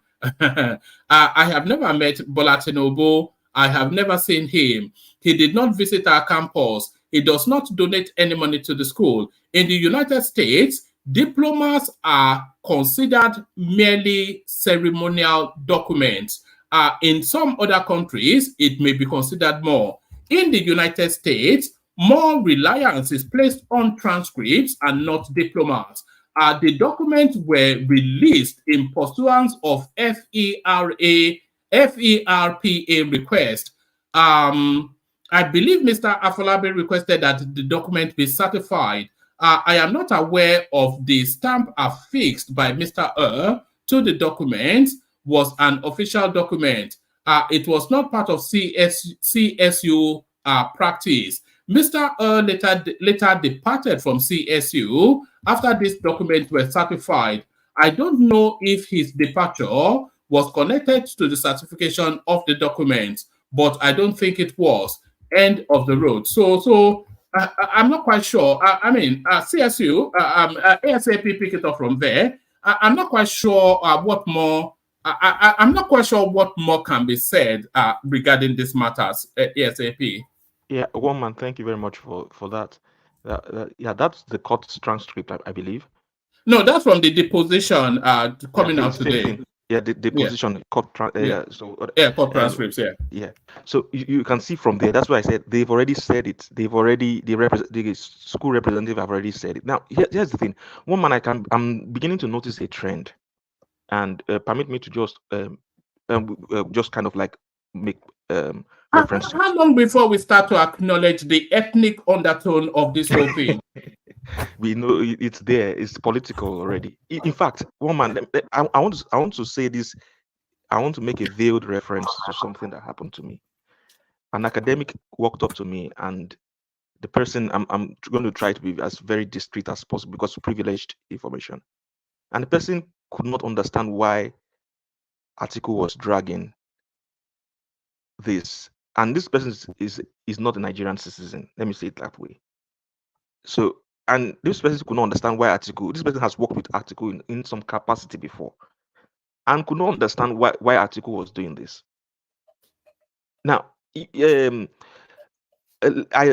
thing I've noticed about this issue is that it seems there's an underlying misconception about how the United States educational system works compared to how the Nigerian educational system works. And it's understandable. Once you are not within the system, you would not understand. You would conflate the two. You would look at the Nigerian system and think it obtains in the United States. Meanwhile, it doesn't. For example, you hear people say things like, "How can he enter into school without a secondary school certificate?" You now begin to wonder. You guys, I'm going to try to say it in a way that will not be, taken as condescending. The United States doesn't operate like Nigeria in terms of educational system. In Nigeria, before you gain admission into the university, you have to go through, the secondary school. and you have to be certified by WAEC or GCE or NECO or other equivalent IGMB and the rest. And then you apply to university. The accrediting body NUC would give you give an accredited university by the NUC, and then if you based on the qualification, you might need to take some post jam and the rest. And then once you're certified, you can become admitted into the university. In the United States, it's quite different. We have our GRE and the rest and all of that, and then you don't necessarily need to even attend a high school to gain admission. It could be that you're homeschooled and you still gain admission if you pass your GRE, if you pass the prerequisite requirements. So if you take, for example, a child that's from a very affluent suburban area in the United States, that's from a rich home, and they are homeschooled all the while, do you expect the parents to provide a certificate? Are they a certifying body on their own? No, they can't. But once they pass their GRE, hold on. You know, this conversation, not with you, ASAP, but this general conversation is starting to irritate me slightly. Yes. You know, what's the crux of this matter? The INEC requires that you have to be educated to a minimum of a school start. And by the way, in previous conversations, we concluded that school start can even be a primary school certification because it did not even specify that it has to be WAEC and above. So the INEC requires that you have a minimum of school start. Exactly. And this guy presents a degree, and we had Rufai Hussaini telling us on Arise TV that they subpoenaed Chicago State University and they said they don't know him. Chicago State University have told you they know him. They told you he graduated with distinction. They've provided all the documentations of his graduation. So what's the issue? I mean, what's going on here? What's going on? I don't know, because he's even provided beyond the requirement. Are we going to get to the? Is this not an ethnic narrative that we're looking at? Are we just getting around it? Is it not an ethnic something that's going on here? Yeah, It's it just has an an ethnic nonsensical thing. Honestly, it is. Ethnic. It has a very serious ethnic undertone. It's already obvious, and that's why I said the person walked up to me, and the person said, "What is really the big deal in this? Why is article still?" Sorry, look at the people propelling this space. Apologies. I'll say this and I'll shut up and you land, and then we hear from Bishop, and then the people propelling this. As early as 12 months ago, they told us they are not part of the Nigerian state, that they belong to a country called Biafra, and now they are the bastion of all that is good and moral within the country, and they're the custodian of piety and all of this. What's going on? I mean,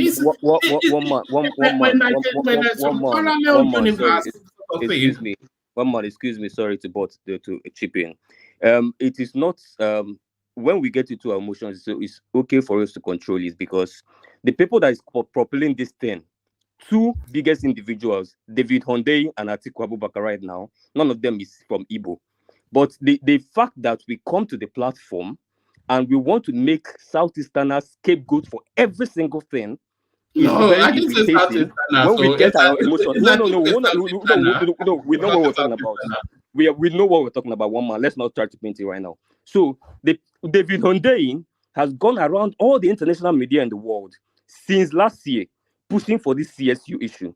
He is a Yoruba guy from Lagos. Now, where is his mother from? Where is David Hunday's mother from? He has no trace to Igbo, and he has made it clear. Where is his mother from? Are we serious? Are we serious right now? Are we gonna do this? No, this is very disgraceful.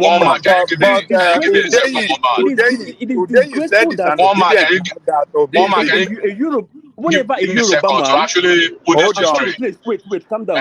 Let me finish, please. Odeyi is supporting Obi now. He said Obi is his presidential candidate. He's coming from what camp? Hold on, yeah, hold on. Odeyi is coming from what camp? Let me finish, please. Whenever a Yoruba man, from 1999, everybody that has been dragging Tinubu has been Yoruba. From Ganifa Army to FFK to everybody that has been dragged has been Yoruba. Till now, they are still dragging him. But somehow, people get into their emotions And they say it's a Emeka, an informer from Anambra that has been dragging Tinubu since 1999, since the history of Tinubu's political career. Everybody that has stained his name, everybody has dragged him, has been Yoruba, from Bode George in Lagos. Bode George was the only person that said he's going to leave Nigeria if he ever becomes president. It's not an Emeka from Anambra State that said it. Everybody that has dragged Tinubu has been Yoruba. Till today, the people carrying We've heard him enough. We've heard him, let me finish. Now the new guy in the block that is dragging him and making a disgrace of him in the US is an Atiku Abubakar from the northeast. So let us stop this ethnicizing of everything when we get into our emotions. It's very disgusting for some. So you don't see an ethnic undertone to all of this narrative. You don't. You see an ethnic undertone that took Atiku Abubakar to Chicago courts. Is there an ethnic let me say this. Is there an ethnic undertone that is taking David all around everywhere? Go to the social media. I'm coming. Wait, calm down. Go to the social media. People dragging him. Rinu is the Yoruba. Everybody there is Yoruba there. Dragging him. Badamusi. Is dragging him up and down. Rinu is Shekiri now. No, Rinu Oduala, the famous girl on Twitter that is always cooking his head inside the pot. Is a Yoruba girl. Badamusi Babatunde that is always frying him. Dele Farutimi that is always tweeting every second is a Yoruba guy. Okay. Let me say this real quick because they always have that say land it ASAP and then we hear from Bishop and then we progress the conversation. Just a second. Maybe 2 weeks ago I said something that who was the person that cooked this thing? Okay, it was Atiku that cooked it, but who are those actually selling the gala? Go to any media space, even the guy who was just here maybe 5 minutes ago, Dr. Damages.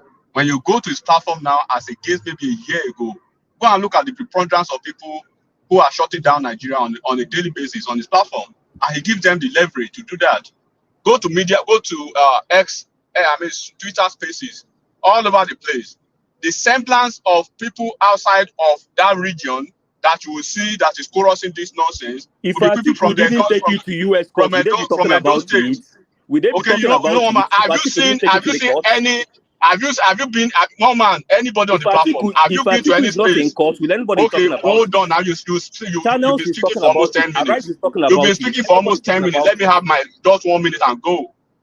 One man, anybody on this platform, have you actually bumped into any platform and you see a preponderance of Fulani, Hausa, or Northern people talking the way they are talking? They are not on social media already, so we know that part already. Nigeria should burn down.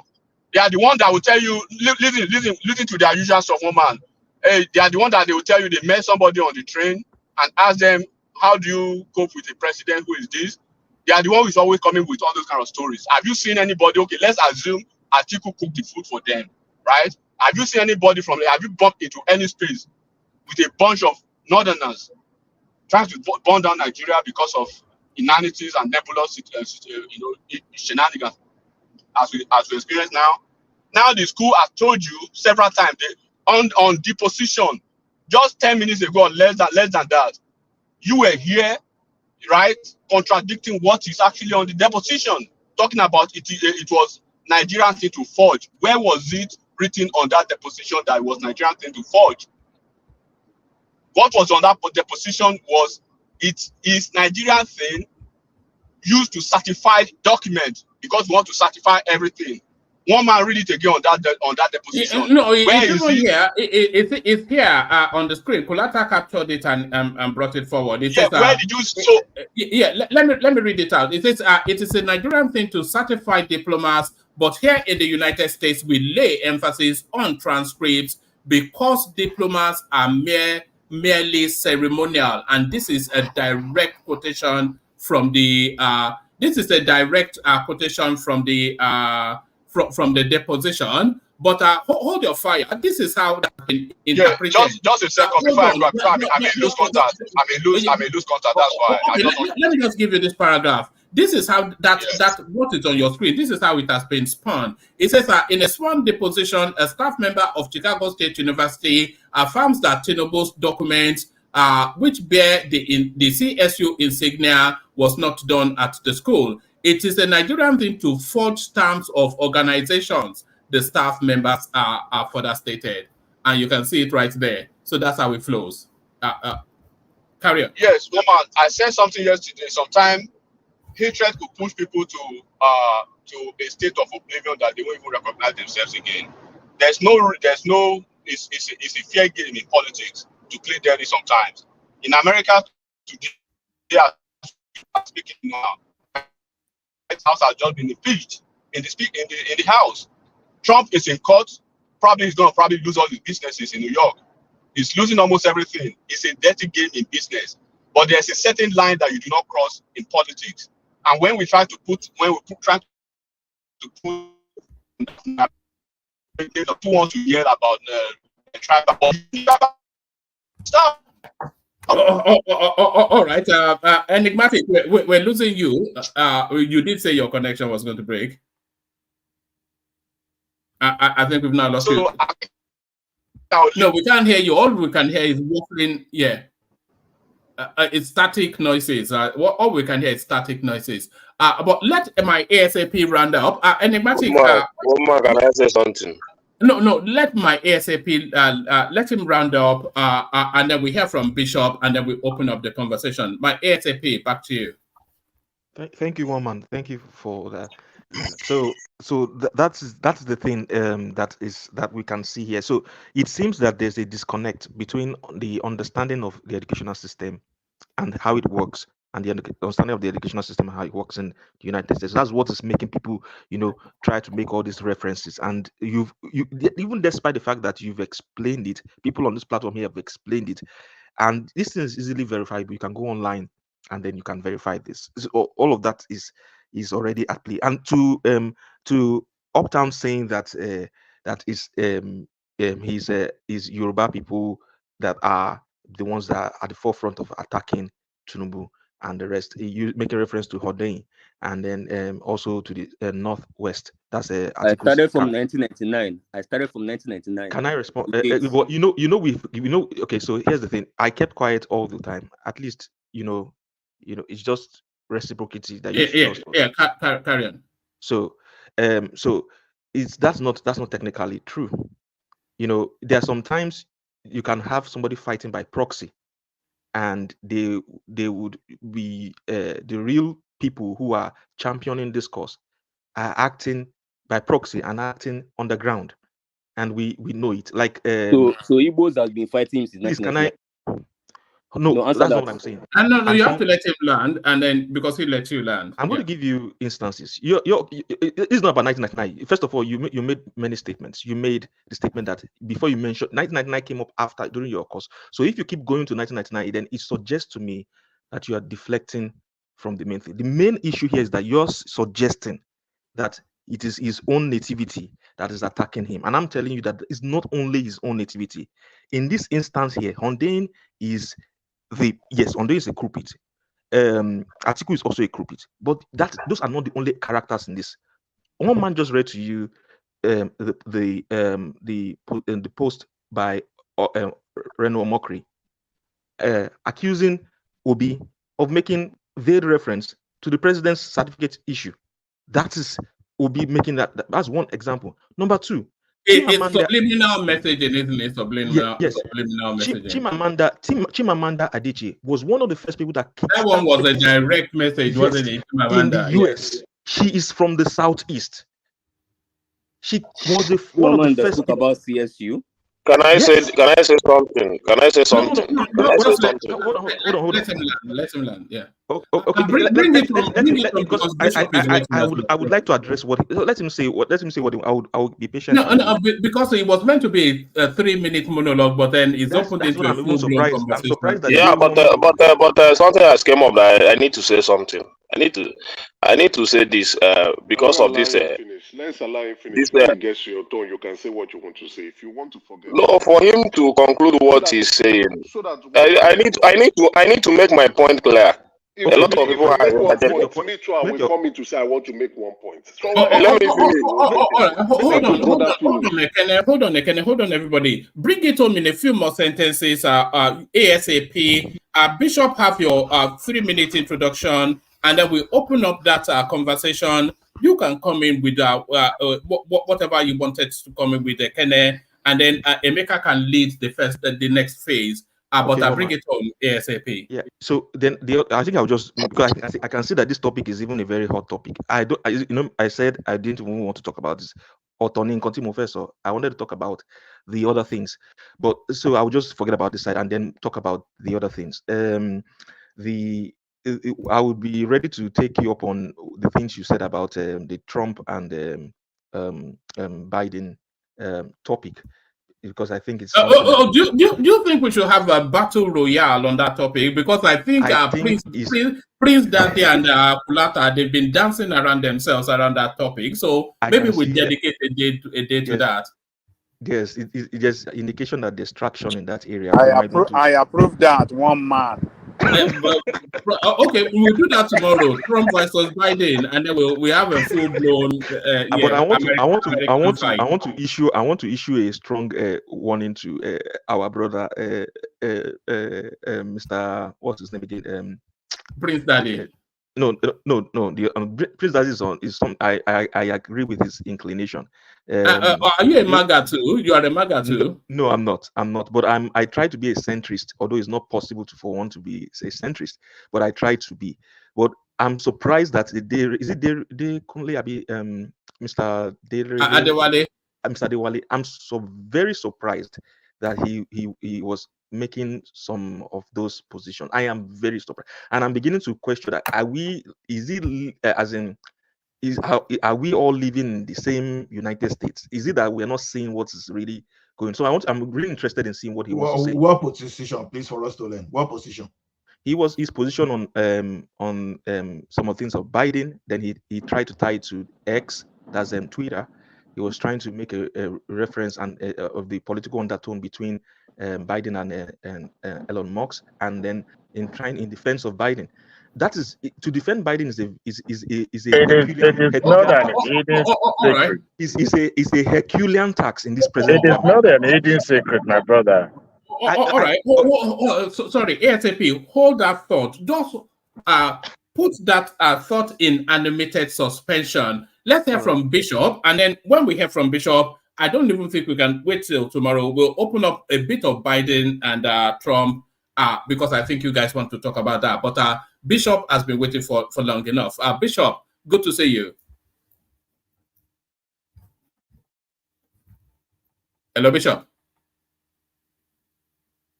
You're muted, but we can't hear you. Bishop. Bishop?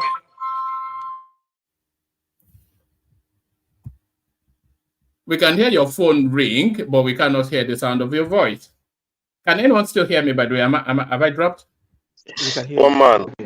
Can hear you. Yeah, Bishop. All right. I think Bishop maybe, yes, you're muted and unmuted. We can see that, but we can't hear your voice. All right, we wait for Bishop to sort out that gremlin. So yeah, put that back. One man, I needed an interjection, but you people didn't allow me to interject. Okay, have that moment now then, and then ASAP can put that query has Elon Musk. How about now? Can you hear me now? Oh no, we can hear you now. Yeah, Bishop, let's hear from you. Hello? Yeah, Bishop, we can hear from you. We can hear you now. Bishop.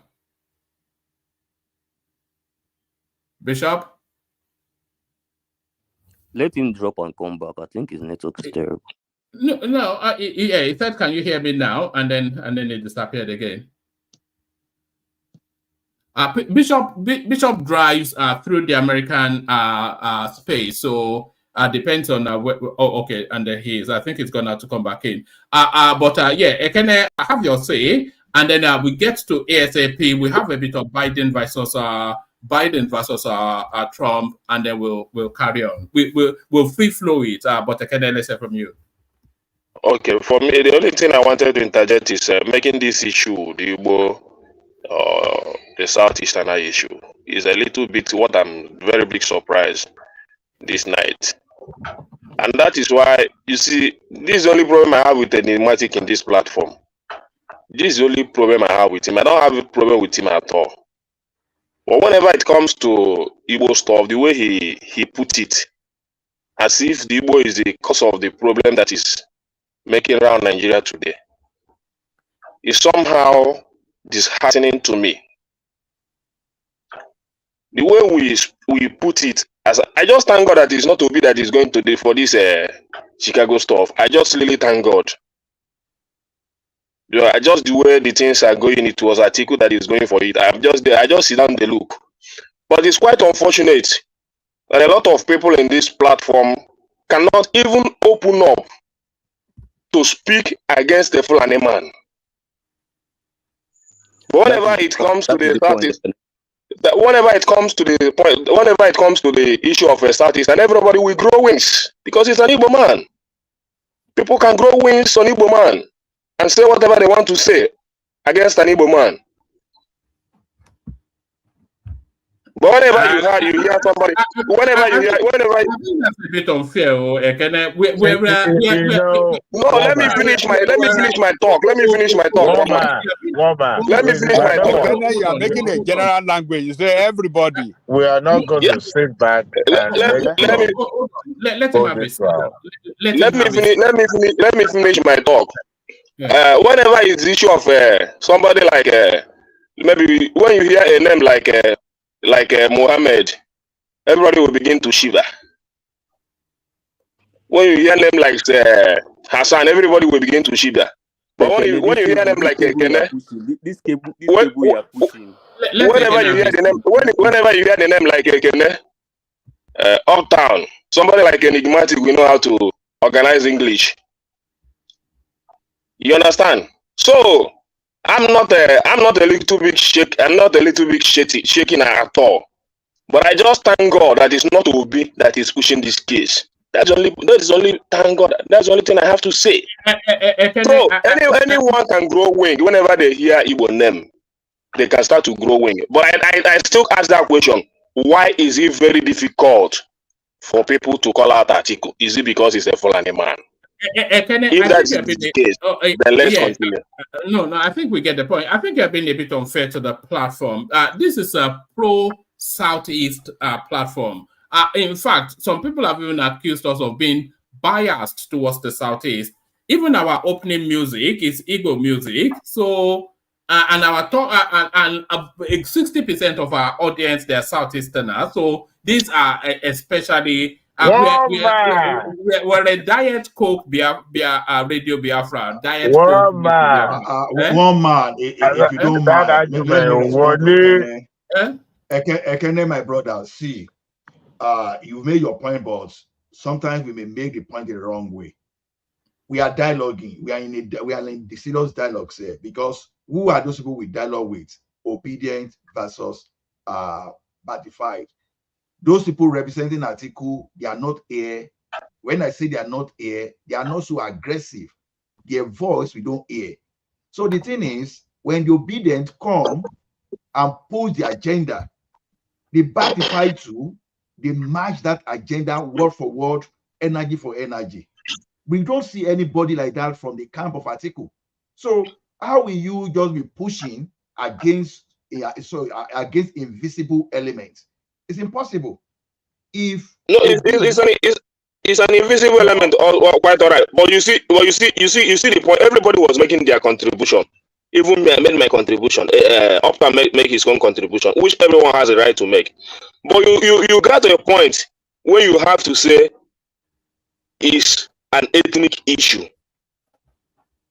And when you now want to put it an ethnic issue, you refer it to a particular people that say that some time ago they are not part of Nigerian, and you are referring it to the Southeasterners. 98%, if not 99.9% of everybody supporting Tinubu in this platform is Yoruba. But not once have we said it's a Yoruba agenda. That you guys are doing this because of you. I didn't come here because this platform is owned by. I didn't come here because this platform. I'm not here because this platform is owned by Yoruba man. Oh no, This let's platform not is owned by let, Nigeria. no. Hold on. All right, I want to move away from there. I don't want to. No, Dewale. I don't want that ethnic something because nobody ever wins at the end of it. It's not. The platform is not owned by You your. know, we can't continue to run away from issue. We can't No, continue to sweep things under the carpet. Let's take it on, okay? No, If that is the case, let's talk about it. yeah, maybe not now because we've been around that space before. Nobody is a coward. Let's speak about it. See, we like to dodge issue, pertinent issue. If somebody bring it up and it's becoming the funny issue, let's talk about it. One man, you can't hold down fundamentalists. Allow them. No, one man.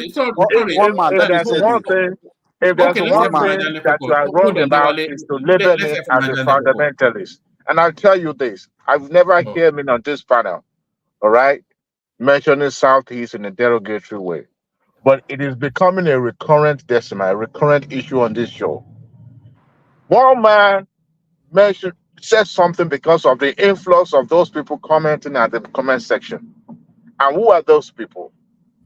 The name doesn't sound Yoruba. If you go on X, the people that are propagating all this propaganda, majority of them are from Southeast. They have some sympathizer from Southwest, but we hardly see somebody from the North. But you never see me condemning anyone. Okay? But I get it. It's political season, it's the political time. Except we are delusional and trying to be blinded to what is happening. Several platforms are propagating all these nonsensical things. Anyone can go out there and say this one man show is also a propaganda platform. They are free to say that. But one thing is that we should not generalize, put everybody in the same bag. Okay? Ethnic affinity is normal because we are perhaps one way or the other.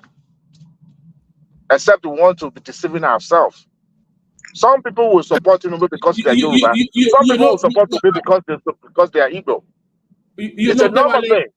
The one thing that I've tried very hard, but I'm not sure if I'm succeeding, is I don't want the platform to be an ethnic.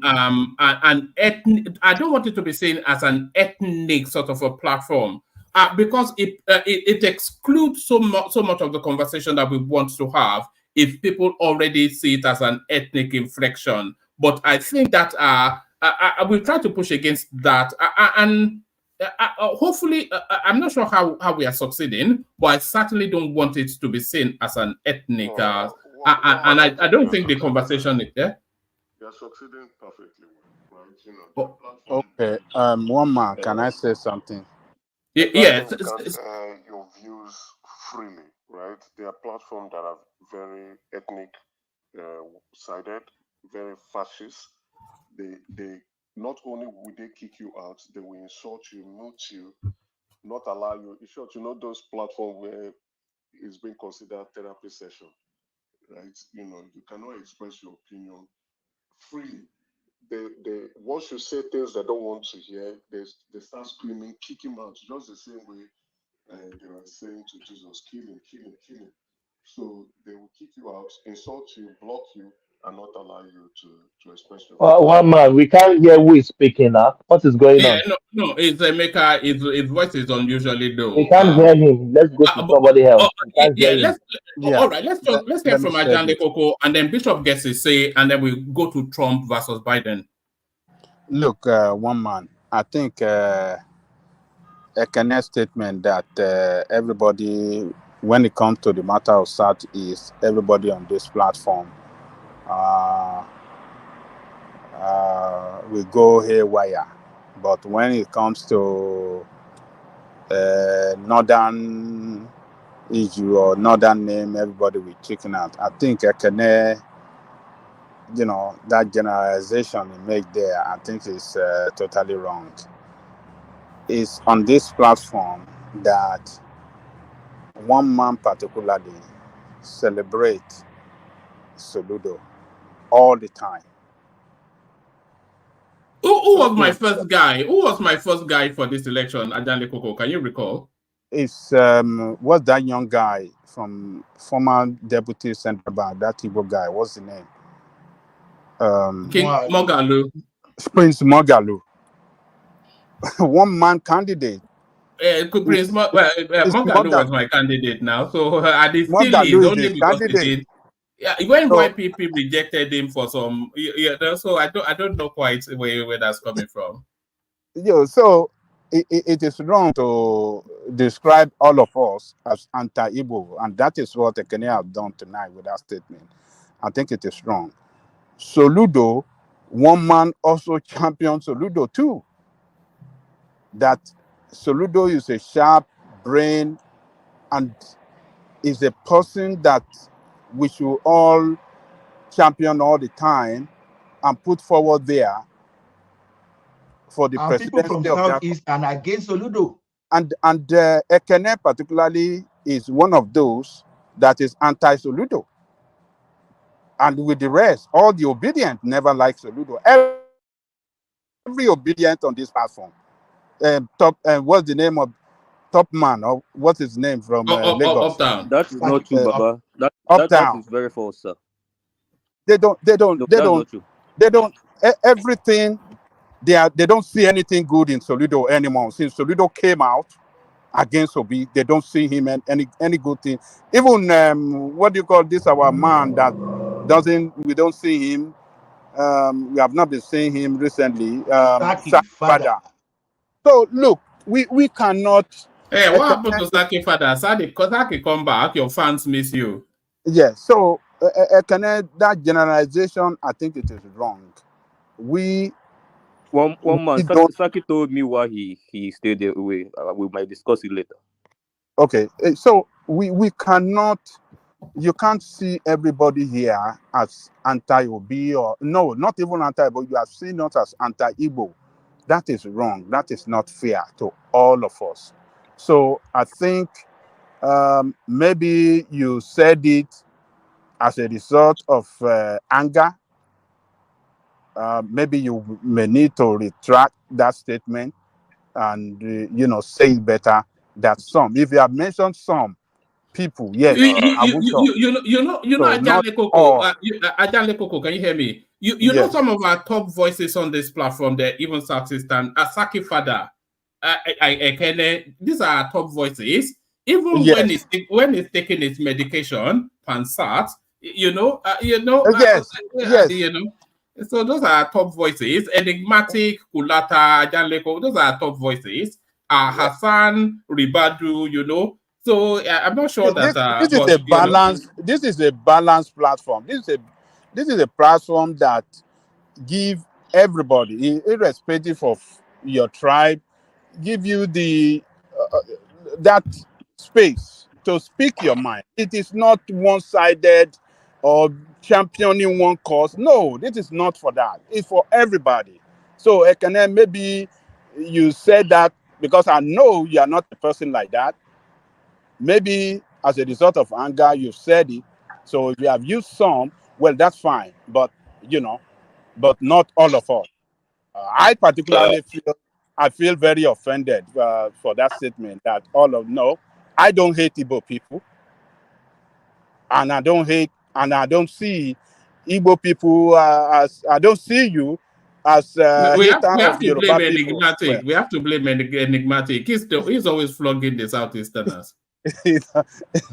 I think it's enigmatic that trigger Ekene to speak. He said, "Oh, this guy again, I will not let him go." So Ekene, maybe you have to, take back that statement. Hold on, Ekene. I don't think we should.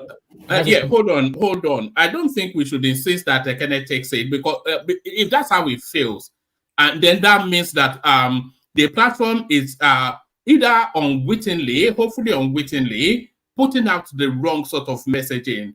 Because one thing, if there's one thing that we admire Ekene for, is the honesty of his opinion. If Oftana said that, we would have dismissed it, or Pansat or anybody else, but Ekene will only tell you how he feels.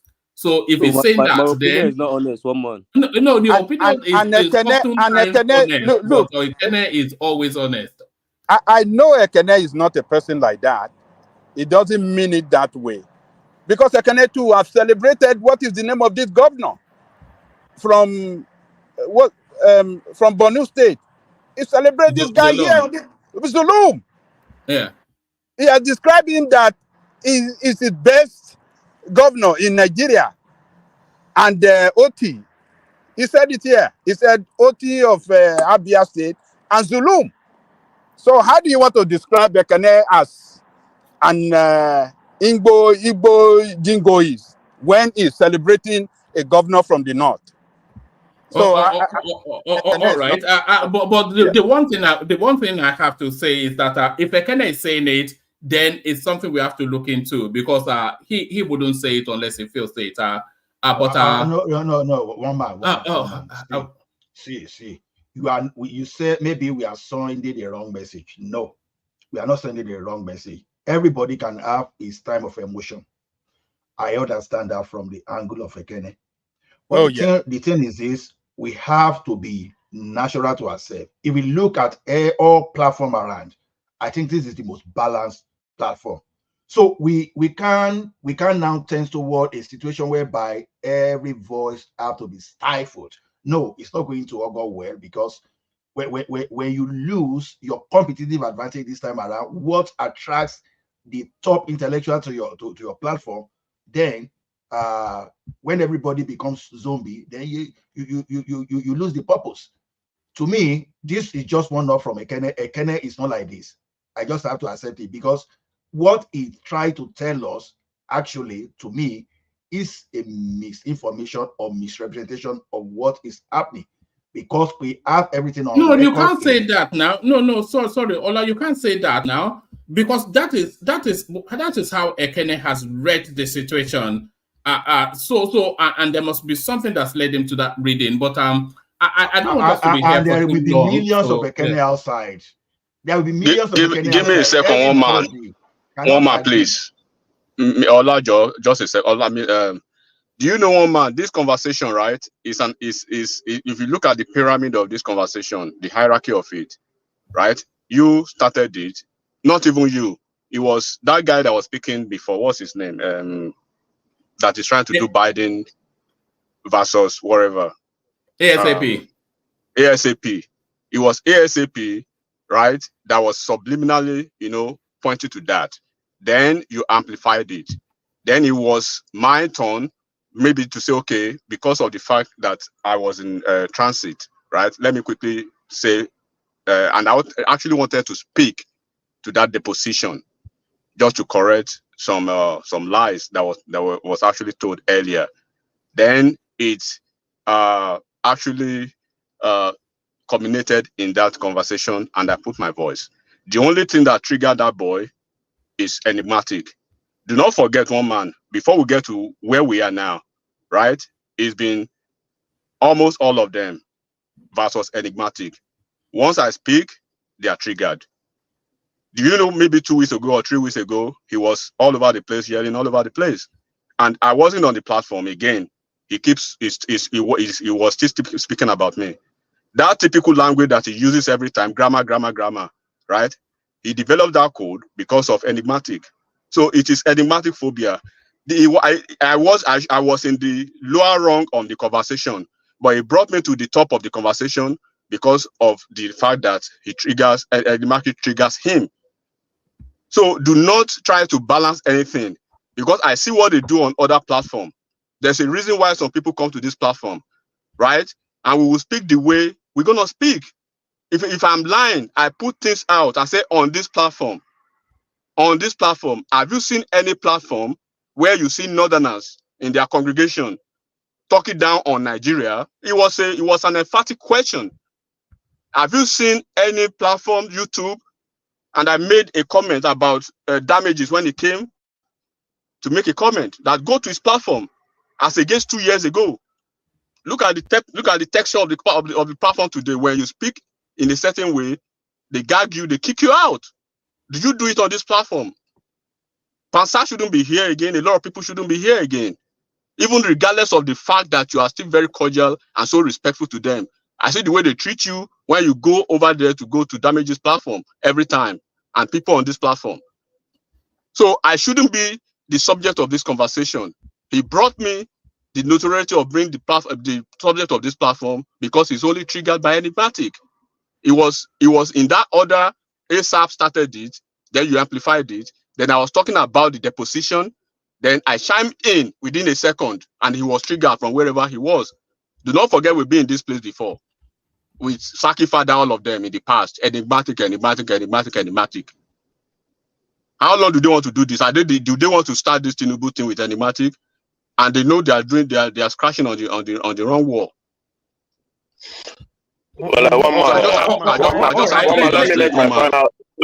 me make my final submission. Because he wants to be like the champion of the Southeast every time.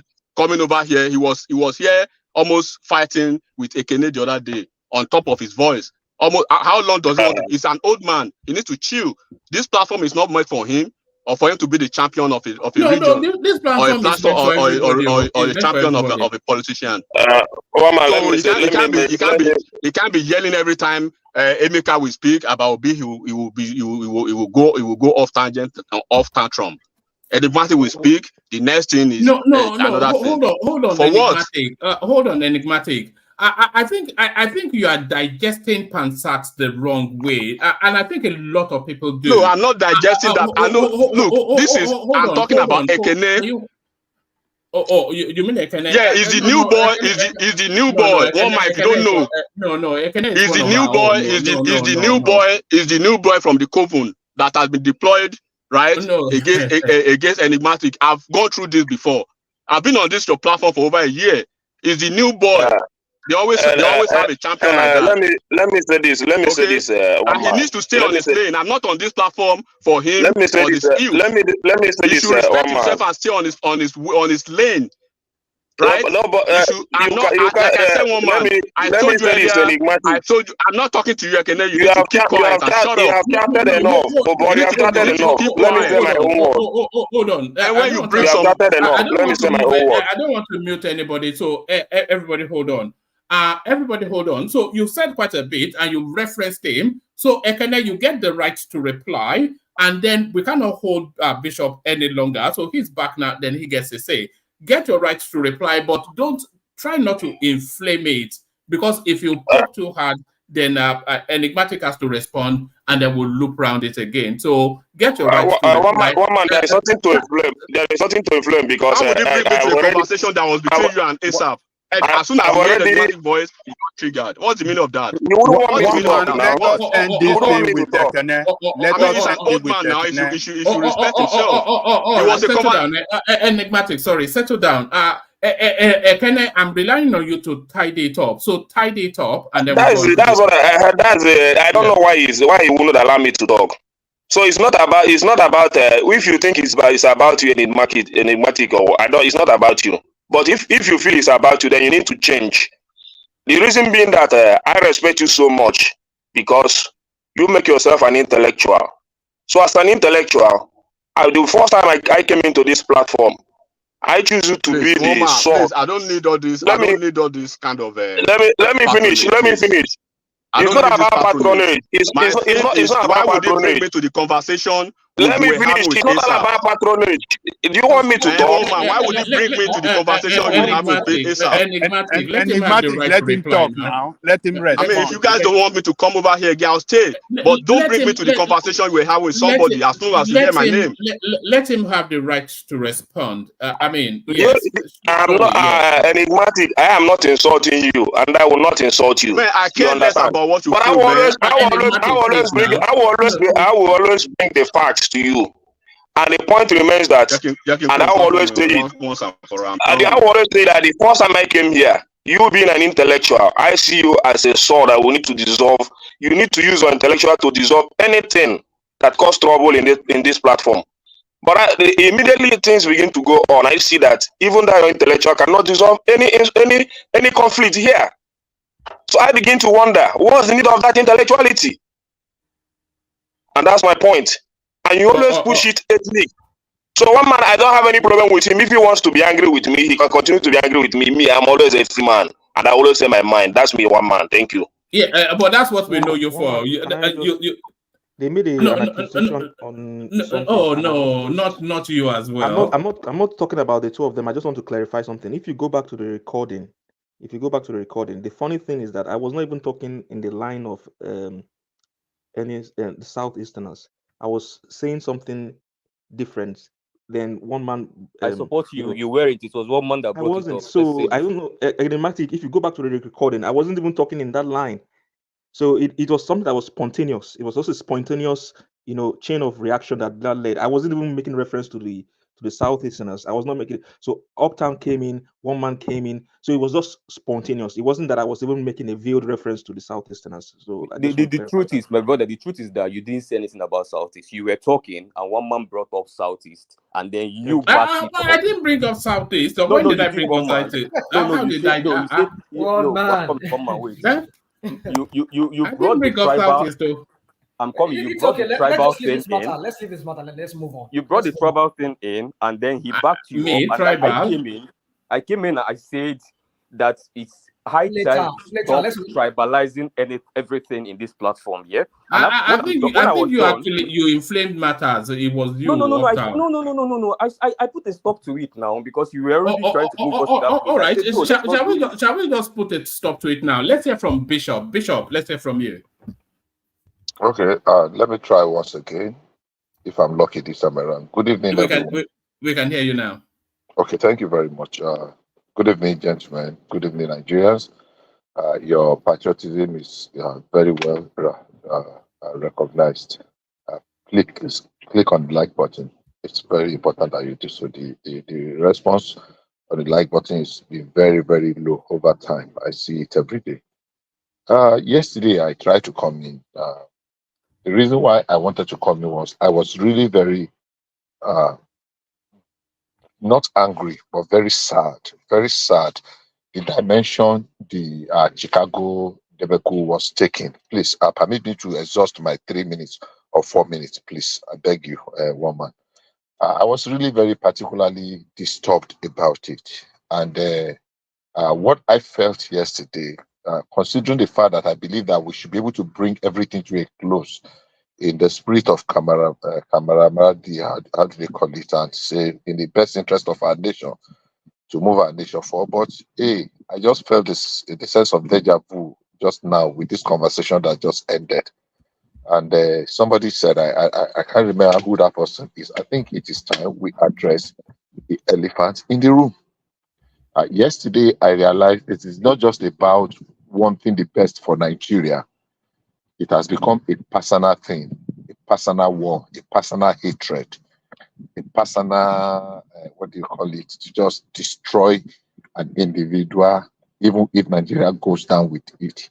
I had some few persons yesterday, not just on this platform, recorded spaces that was held, but I had Chinua Achebe, and I had a gentleman that Sheon brought in today, and I will agree.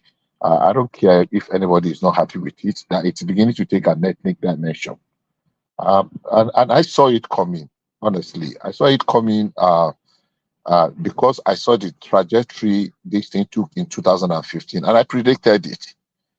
In 2015, it became completely ethnicized. It is the Fulani, it is Buhari, it is Islam.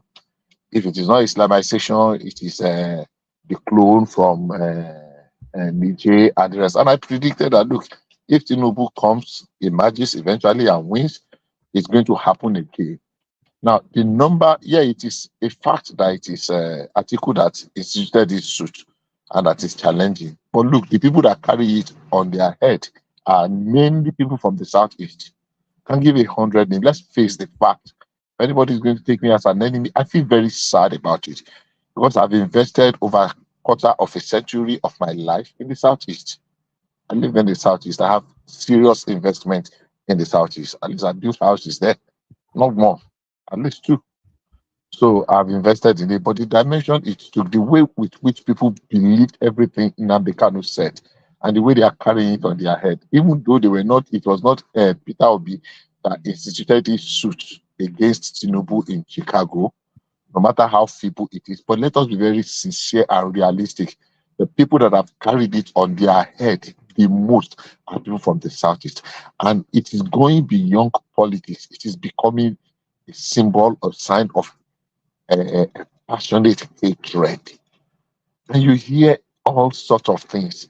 Look, I try to be very balanced. I don't stereotype. I don't stereotype at all, but it is a fact. How do we get out of this? This is not what my contribution wanted to be. I just wanted to express my disappointment yesterday. But with what transpired now, let us face the elephant in the room.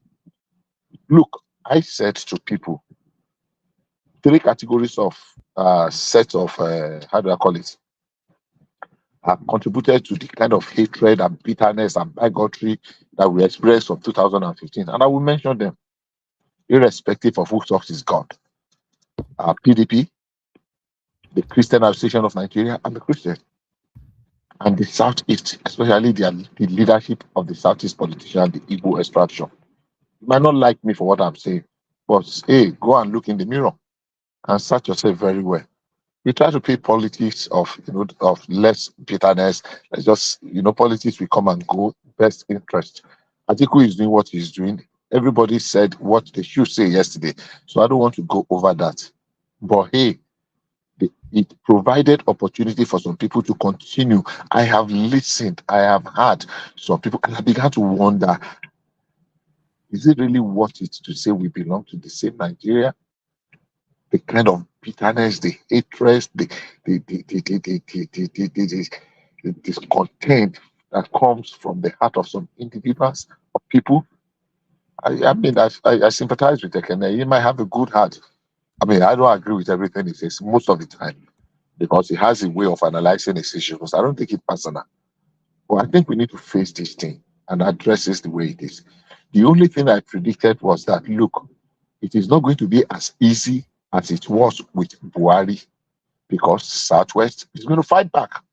And I have it documented that if the same level of bitterness and bigotry and hatred that they fought against Buhari is directed to Tinubu, his religion and his ethnic stock.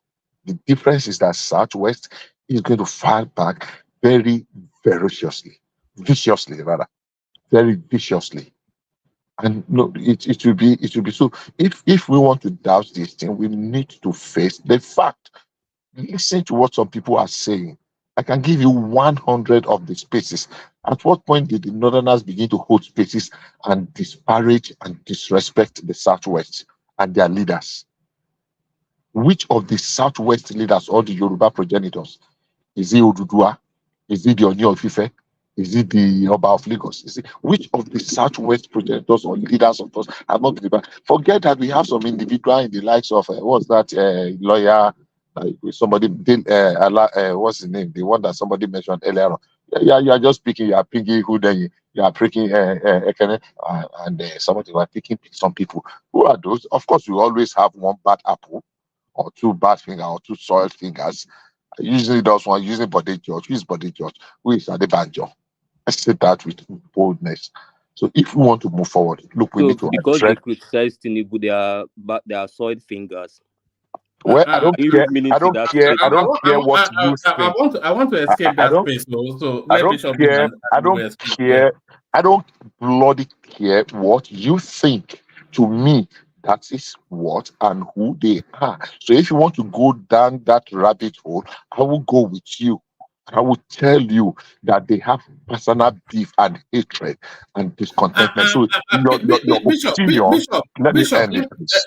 yeah, hold on. You end it, of course. You end it. But let me just say this to you and to the platform, but not to you specifically, to the platform. I would like us to move away from generalizations in terms of ethnic colorations in some of our submissions. To move away from generalizations in terms of ethnic colorations with some of our submissions. So it's only really because we have just so many. There's this guy, the one with the deep, rich British. I can't recall his name. Collins. You know, I was chatting to him the other day, and he said it just cannot abide it, some of the ethnic tones that some of our conversations take. Not to you specifically, I'm saying to the general platform. You know, so we just have to move away from it. Bring it on, Bishop, and then we go to Biden versus. Thank you. Sorry, one man. Thank you for that. Please, let's I have abide heard to it, you. please. I have heard you. I mean, let me say this, and it's a fact. Many people are no more Igbo than myself. I've invested over a quarter of a century of my life in Igbo land, and my wife is Igbo. So, I mean, you cannot be, except that you are born there, you cannot be more Igbo than that. That's where I married from. So, what I am saying, there are things we must address. And if you keep shying away from me because we don't want to offend some individuals, and we are shying away from saying the truth as it is, that there are some people have taken this thing they're taking it a little bit too far. The obsession. I mean, we knew what it was saying the former president was a clone, was a something from Sudan. What do they call it from Sudan? Jubilee from Sudan, accusing him of all manner of things. The fact that they did not respond from the north does not mean the southwest will not. We cannot hide away from the fact that there were very vicious, unnecessary, unprovoked attack against the Fulani, Islam, and the northerners in general. Apart from Buhari, from the southeast, we cannot run away from that fact. Now, if that is now directing at the southwest, the difference is this: the southwest will fight back. So the earlier we find the middle ground and go back from following this trajectory, the better for every one of us. It is sad. I listened yesterday, and that was why I came in at the before you left. Unfortunately, I couldn't get my time. Now, look, I was thinking that we will play really real people that matter. We just want us to close this Chicago thing, because one thing has been established: Tinubu gained admission to Chicago. Tinubu graduated. Where he printed the certificate from should not be an issue. You can print some certificate online in America. Put your name. The important thing is that, do you have a transcript? Do you go? And the university had come to say, yes, this guy gained admission. Yes, he attended classes. Unfortunately, Yes, it's not going to end. Unfortunately, it's that not is the going to sad end. aspect, and that is the most annoying, and that was what made it very, very extremely bitter and sad yesterday. I don't want to use the word angry. Why we? I thought that, okay, the fact that the people that instituted the students say, okay, this fact that the university have confirmed that he did actually attended and graduated with honors, I think it put it to rest. So Nigerians, let's move forward and join our hands and build a better Nigeria. But because it is more of being personal, it is not in the interest of Nigeria. It is in the interest of Atiku and the people that just want to bring the roof down because it does not favor them today. And that is where I am really very concerned about. So my 4 minutes is exhausted. I just want to end it by saying, please permit me. I just want to end it by saying I am appealing. If we go down this hole, we will keep offending ourselves. If you listen to some spaces, you will agree with the position we are trying to run away from, that a lot of people have made these things about ethnic, and it is not fair. Thank you, and have a wonderful day. All right, brilliant. Thank you, Bishop. So I want to move away from totally anything. I might not be chiming in on the Trump versus Biden situation, but I just want to speak on this because I think I've been a victim of this situation, right? Where people said, up to the fact that they insulted my mother's private, right? Which, when people see me being very vicious, it's because of the fact that I've been a victim of this hate. That I am an Igbo man who believes in the president, and they see it as an abomination. Why should you speak for a Yoruba man? Why should you support a Yoruba man? It happened even up to yesterday, and it is wrong. I am also a Nigerian, and I'm entitled to support whoever I want to support. You understand? Why do I speak so bluntly against the obedient is because of this their fascist mindset and their fascist behavior. Yes, this is taking an ethnic undertone, and most likely, like today, I decided to keep quiet because I think this CSU stuff would not stop. Rather than we keep putting pouring more flame to it, we should speak on more intelligent topics. The obedient will not let this matter die. They will keep pouring fuel into something that does not matter. And I want to keep telling people these individuals are fascists. And like what Bishop just said, he has fantastically just hit the nail on the head. They will keep coming with propaganda. They will label, sure, they've given him a name, Agbado. It will not stop. It's never going to stop for the 4 years or the 8 years he's going to be in power. It will never stop. So, like what Bishop has said, until the Southwest begin to fight, give fire for fire, this matter won't end. Let's be realistic about it. It has to be fire for fire. It will not All end. right. I hope you calm things down. Roman, I want to go. I will not join this this next conversation. I just want to go, but I want to say, yeah, yeah. You guys have been having discussion. Let me comment. No, yes, I just want to go because I just need to. Let me talk. Me too. I have to go. Don't go now. We are going to move the conversation from there. I know it makes you feel uncomfortable. For me, you see. No, you know that dump of stuff. I don't. I just. Can I say something, please? You see. I just wanted to respond to Emeka. That's what I wanted to do. So before you, so that you have your say. No. Let rational mind go first. Let me comment, please. Okay. Please. You see, when we listen to both sides in this whole back and forth, accusing each other, pointing finger at each other, you see, like I've always maintained on this platform here, I've often said the two sides are guilty in this matter, but it's like a pot calling the kettle black. And now I listened to what Emeka said here now, that his own clan's people will refer to him as maybe a sellout. Let me not use the word bastard, but they call them a sellout. We just heard somebody here, and we've had that rhetoric here many times. Even I personally myself have been labeled as such. I mean, somebody who came here and spoke here, who happens to come from the same state like myself, and who in my own opinion, I'm not surprised with the kind of attitude that he displays here most time when he comes here. So people like that are referring to me as a bastard. Yesterday here he was calling me vagabond, and if you know what the meaning of those words mean. So you, Emeka, your own clans people are calling you a vagabond or whatever, a bastard, a sellout. The same people you are referring to as fascist. I mean, sometimes we need to look ourselves in the mirror when we point finger at other people. Look at yourself in the mirror.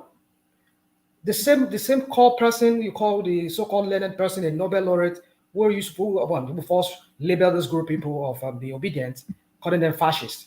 Has he also forgotten that his own people, the people that he is not referring to as fascist, they're even more fascist more than even the obedient, or even not at the same level? I have been called a sellout. Somebody just spoke here a while ago, was referring to Dilifari Rotimi and the rest of them as somebody who are not truly a Yoruba, all because of Tinubu. My goodness sake. Who is Tinubu? Tinubu is a Yoruba man like myself. And nobody should doubt my own Yoruba-ness, not because of one man who happens to be a politician who doesn't even care about any of us here. All he cares is about himself becoming the president or having his name in the sand of history. And all of us come here and we fight each other. We grab each other by the neck, and we want to like strangle each other. I mean, come on. We need to sit down and do some self-reflection. Because when you point the finger at other people, mind you, the other ones are pointing at you too. Emeka just said now that his own clans people call him this name. I haven't called that name. Somebody who just spoke a while ago was labeling a Yoruba guy who also happens to be a well-respected member of a Yoruba socio-cultural group, referring to him as a sellout. What are we talking about? And somebody will come and say other people are fascist. Come on, guys, come on. Let us sit down and have a self-reflection and ask ourselves. You as see, Nigerians, I'm just wondering that, Emeka, Emeka, I'm just wondering that we'll end up alienating some of our audience, which we don't yeah, so we want don't want to to do do. this. Let's just maintain balance. That's just my own point here. Let us not come exactly, in balance and is spoke good, but ethnic or clans tribal tension if here. one Enough section of is this. raising the flame, the If you other should want also raise the if you flame want so to that we can criticize all Obi, reflect. Emeka, We can all sit down and reflect. Emeka, if you want to criticize Obi, fine. I criticize Tinubu, but do not twist it. Do not. I mean, move it to an ethnic. Don't make it about South What East. is Just beauty in this criticize matter? Obi if you want to. I've seen Yoruba people who attack the Igbos.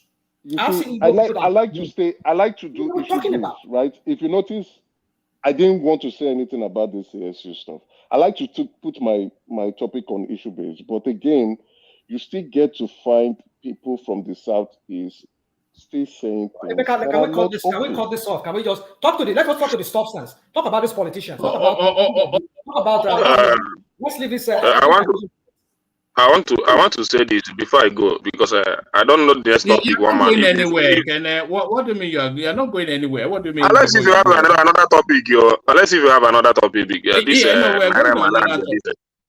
Yeah. We're going to another topic. We would leave the ethnic something as soon as you have your say. Yeah. So the what I want to tell Emeka is, I always I'm never hate him because of his opinion. Concerning not you. I want to make it clear. I want to make it clear to you. Let me finish my talk. Yeah, I want to make my points very clear. But the issue is this. But my like what I told you yesterday. Like what I told you yesterday. After the whole conversation when you have made all your submission, the only thing I told you, at last, if you remember these two words, I have a reason for saying that. The reason is that so that even if you want to say something about your because no matter how you want to put it, Obi is your brother. So if you want to criticize him objectively. That is my point. Because even if I come to this platform to criticize Tinubu, I criticize him objectively. If you check it very well. But I'm being objective. So those are the issues. Let's talk issues. Even in article case, let's talk issues. If we want to grow a nation. Because somebody like me, it's just that I got disappointed sometimes if I hear the people I regard so much speak. I regard people a lot. Especially one man. Because it's not easy to give everybody time to come here to speak. People you don't know. You just praise them. You give them opportunity to say their mind. It's not an easy task. So I regard him so much. So I will never, and I can never delegate this or derogate this platform because of some few minus opinion. The platform is good to me. If I don't have time to come, I know I don't have time to come. If I don't have data to come, I know I don't have data to go. If I need to sleep, I just have to sleep. If I have time to spend here, I'll come. I will come. My point: nobody can kill my mind if I made up my mind towards something. If I decide I'm living here, I have a reason. I have a strong reason. But for now, I've not found any reason why I should leave this platform. Hold on, Ken. You're not going anywhere. You are one of the senior members of this platform. I tell you already. I get feedbacks a lot about you because people enjoy your voice, so you're not going anywhere. Yeah, but just to add to that, Ekene, your opinions are very valid and valuable. I'll be very honest with you. When I say this, it has nothing to do with you, and I'm being honest. Honestly, what I'm saying is, I've been on platform when my mother's private was insulted. It was not on this platform. Some of the people on this platform witnessed it on that platform, even to the point that I was being asked to turn on my camera so that they can take a picture of me and go and blast it or somewhere as a sellout. You can imagine that kind of vicious attack just because I'm an Igbo man that does not support P2B. It is bad. It is wrong. I must not support P2B. I have reasons why I'm not supporting P2B. It's not because he's an Igbo man. if Do you P2P was an tell Hausa you man, that I other was. people does the same thing? Rational mind. I'm moving Kurumbe. After Emeka lands, we'll end it there. If P2P was an Hausa man and he was acting in the same manner he's acting currently, I will support him. I will blast him. Same thing I'm blasting Article 2. But the reason why we concentrate more on the obedience is because they also have a loud voice. So we have to let them know that okay, it's not about making noise. These are the reasons. Let's have an issue-based argument. But I've been attacked, I've been insulted. I know Rational Man too have said something similar. I've been called so many names. I've been said I'm not Igbo, that I am, which name did they give to me? I am Kunle, pretending, masquerading as an Igbo man. You know, a lot of things. Even to the point, I'll be very honest with you guys. Let me say this out. Even me myself, after they started saying all this, I even started asking. You started to doubt if you. I started to doubt if I was an But one man, Igbo please. I man. know you said you wanted to move on. Why would Emeka rope me into the matter that I've insulted him once or No. He said even you No, claim that no. you were insulted. He said even you have taken the same treatment. Yeah. I said you two have gotten similar treatment, like so. I can understand where you are coming from. That if when I was insulted, that to the point that I doubted if me myself truly am an Igbo man. You understand? I wanted to bring my driver's license to say, see my name, please. At some point, I withdrew myself. I held myself. I said, why am I doing this? And you know, why should I go to this extent just because if you and Pansat, that's why I go really hard on Pansat because Pansat was the first person that led the charge. He said, I'm not an Igbo man. I hope he's listening. It's very unfair, you know. Just on that Pansat, Emeka, just on that Pansat, I think people digest Pansat the wrong way. I think they do. I don't know understands him, and I think I do a little bit as well. You see, you see, when Pansat comes in, you have to suspend reality and go to some space in your mind, some fairy tale type space, and then you can engage with Pansat. If you engage with Pansat in real time in reality, it will drive you mad. You know, never take Pansat seriously. Just take him as comic relief. I don't take Pansat seriously. Yeah. Initially, right? I thought, Pansat has a loud voice, and those platforms where it's now a therapy session, right? Those people, their IQ is not so big enough, so they take Pansat very seriously. But currently now, I know Pansat, when he changed his weed man, he comes off in a very, he's in a different dimension. But he was part of those who led the charge, right? Pansat and a few of them. Emeka, I want to move on from all that ethnic something. Let's go and beat up the Americans instead. My ASA One here. more. I want to take excuse from you. Sorry. Oh, you want to leave? It's 2 a.m. If you notice, I don't stay beyond 2 a.m. All right.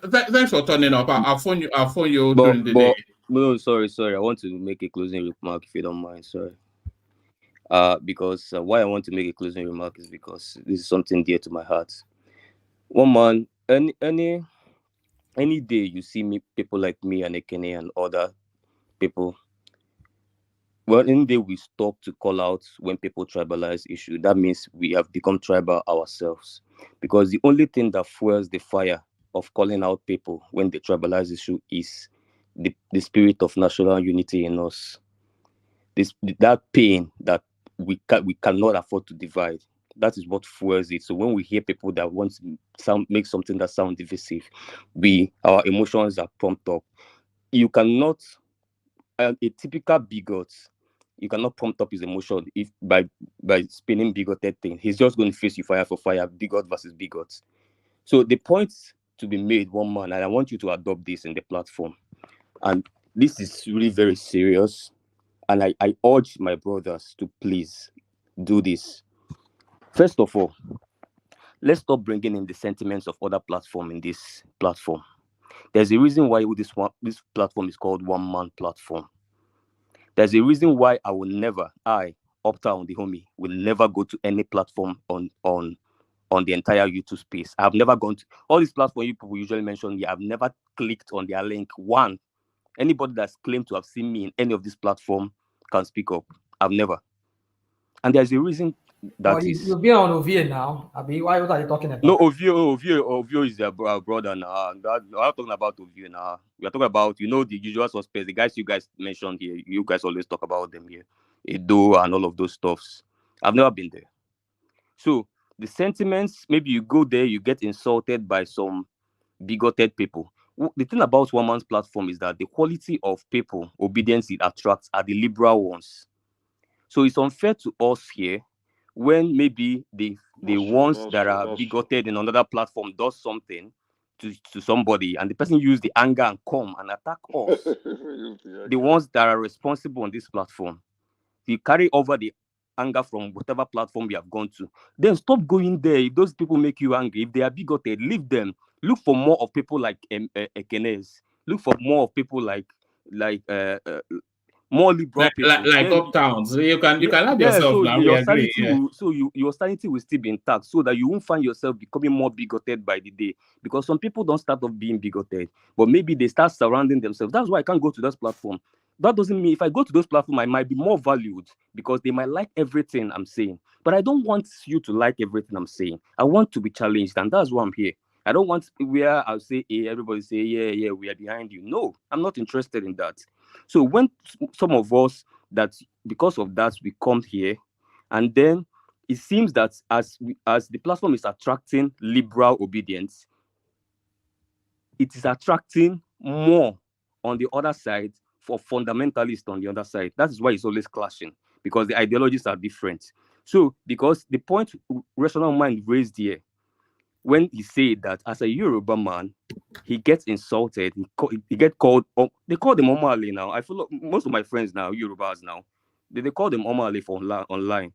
But none of them, including Rational Mind, has ever had the cause to insult the people calling him Omale the way Emeka is insulting Southeasterners for calling him whatever they're calling him. Rational Mind has not had the cause to insult Yoruba people just because of that, or to bring down the Yoruba tribe because he feels they're attacking him because he's supporting an Igbo man. So that is what distinguishes it here. So that is what I call the quality of obedience in this platform. I feel it should start reflecting on the other side of the people on the other divide, our brothers in the APC side. And mind my language, you see me calling them my brothers in APC, that I didn't say the Yoruba people or them, like some people want to use them or the Yorubas or the South. No, it's the APC supporters as far as I'm concerned. They could come from any tribe. I don't even want to know the tribe they come from. So that is the spirit of which we should abide in the platform. You can insult Obi. If you insult Obi, I can come and count and say, no, what you said about Obi. It's just like yesterday. Everybody ganged up against Obi, claiming something that is really, really ridiculous, that he was reading from a tablet, whereas it's clear that he's from a London studio and he's relating with them on his tablet in the Lagos studio. And everybody that was claiming that ridiculous thing, 99.9% was Yorubas. And nobody here, not Ekene, not me, has come out and say, Yorubas yesterday, we are insulting Obi. Yorubas yesterday, we are carrying propaganda. No, we didn't say that. Even if we want to push back at that, we just say, all these Tinubu supporters, we are insulting Obi. Forget. All right. You cannot All say right. I think you Yorubas. made the point. That's the point. Let's move on. Uptown. I So think even we I'm spent coming. too long. Let me round up because this is my closing remarks. So even if when you go online, everybody that is bashing Obi online is Yoruba. Everybody, and everybody can follow me to Twitter. 99.9% Yoruba, but that has not cost any of us in this platform that is obedient to say people bashing Obi are Yorubas. They hate Igbos. No. We call them APC supporters. We don't care. They could come from Benue or wherever it is. But the truth is that actually, if you are bigoted and you sit down and start looking at names, you find out that the entire name is Yoruba. Everybody, when you Obi post on Twitter, everybody that insults him on the comment section is Yoruba. When P-Square post, when Macaroni post, anybody that insults him against Obi is Yoruba. 99.9%, even not 100%. But that has not cost us to start insulting Yoruba tribe and say, no, if you cause Tinubu, that is Tinubu as a person or APC as a party. Then cause Labour Party in return or cause Obi. Forget their tribe, forget Tinubu's Yoruba tribe and Obi's Igbo tribe. That is the point we are trying to make that people don't understand. Try to emulate us in this platform. That is our ethos. Please, our brothers on the other side, try to emulate us, please. Oh, all right, well put. Always well put by Uptown. You know, Uptown is a writer. It's published. I think you are on your 6th book now that you're writing. How is that going? Are you anywhere near finishing that book? No. 1 man. Writing One man, Thursday and Wednesday. stop Those deceiving these before the people. Thursday There like is that. nothing one man. No. So there is nothing. One Thomas, I man, want to one man. move off from this ethnic something There now. is not one man, please. There is nothing Octa just said now. Is total nonsense. Oh God. Don't stop greasing these people's elbow. It's total nonsense. What is he talking about? You just confirm what I Come said. on, These one people, you man. are back. You Let's are back with come the on. narrative. Let's move on. Maybe you might It's want to repent. All right. Let's just move on. Like I said, once you open that Pandora's box, it's very difficult to shut it. But we Is it will right? shut it. Yeah, no, yeah. How many books have you published so far, Uptown? I keep telling you the quality of persons we get here. There's nobody here that is not a hero to myself. How many books have you? On And it's Amazon? it's a very successful musical artist as well. Uptown, these people don't know you. Tell them, how many books have you published so far? 1 month. Like, the published books is 3 actually. But on the 3. works, several on the works. Yeah. All right. So I published my first book when I was 15. So I was in SS1. Yeah. So there it is. When I keep telling people that the quality of panelists that we get here, they're not yam heads. The only yam head on this platform is my good self, but I disguise it hopefully sufficiently. Uptown Jessica one them I need another Chinua Achebe na Igbo. So Emana age that on. Thank you. No matter how much we'll keep writing the story the way it should be, not the way one side wants it to be. I keep telling Uptown to make us a theme music for the platform, but it's not yet at the time to do that. So Uptown, so I remind you of that. But let's move on from this. Let's go to. I hope you're still there. ASAP. 1 man, I'm here. Oh, all right, brilliant. Let me build it up then. So it's that chasm, you know. Do you know what the ideological divide is? ASAP. Yes. Well, I would thank you, 1 man, again, and thanks to everyone on the platform for this opportunity. So what actually piqued my interest was, and what I can say is the political divide. I believe Mr. Dewali was trying to yeah. Let me flesh it out, and then you bring it up. I think Dewali is not here anymore, but Prince Daddy is there to tackle you. But no, the we're on the same side. We're on the same side. Oh, are you on the same side? So who's going to tackle you then? Yeah. If you have no tackler, we can't have a conversation. Yeah. So I guess we might just I could just respond to it, and then we could postpone. All right. Let me build it up. In politics, there's something called, I think you all know this, but just for the benefit of the conversation, in politics, there's something known as the ideological divide. So politics is what they call centrist. Politics, if you take a center, and then to the center, you have the left, and then to the other side, you have the right. So now, to the right, to the far extreme of the right, you have people like the KKK, etc., and then to the far extreme of the left, you have people like the Marxists, the socialists, etc. So those are the extremes of the divide. So the furthest right, you have elements like the KKK and so on and so forth. And then to the furthest of the left, you have elements like the socialists, the Marxists, etc. But those extremes, they never went through in politics. Because, of course, politics is a mash. The political opinions that people hold is a mesh of different ideologies, but there's always an abundance of an ideological thrust. So you find somebody that is extreme racist, but is an animal rights sort of a person. But then you find somebody that is extreme left, but then they are into capitalism and they know they have to make a profit and all of that. So politics always gravitates to the center ground. That's where politics always gravitates to. So at the center ground of politics, you have libertarian views or the liberals. So that's the center ground. But the center ground is too flowery for any real person to digest. So people gravitate from the left to the center.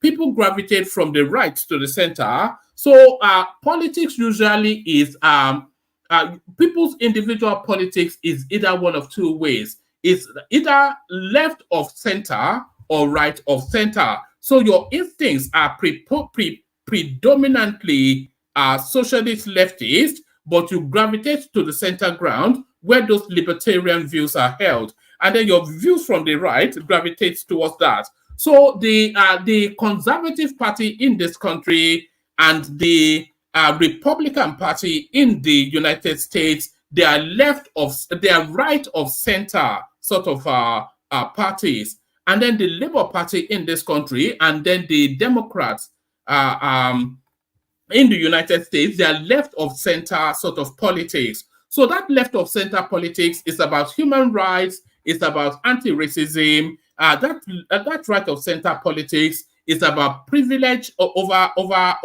opportunity and a mild frisson or somewhat of a racist undertone. So that's sort of loose understandings of it. So I'm only really describing that just to bring it to the space. So the Nigerian person now, surprisingly, they seem to have adopted that right of center politics in the United States, which you would think by instinct would not be the case. They being black and oftentimes migrant or second generation from migration into that space.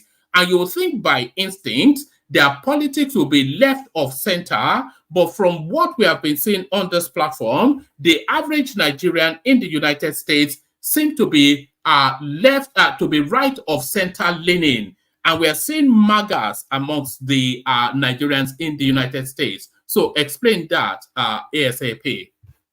Oh yes, woman. Thanks. Wonderful introduction. First of all, I would like to say that to some of us that are on this platform, we might feel this is a far removed topic and it doesn't affect Nigeria, and we might not have this connection with the topic, but it's actually very much connected, and we can see it play out already with the issue of the court case. So it's already no news that in the United States there are majorly two ideologies, the left and the right, and then this has already played out, significantly.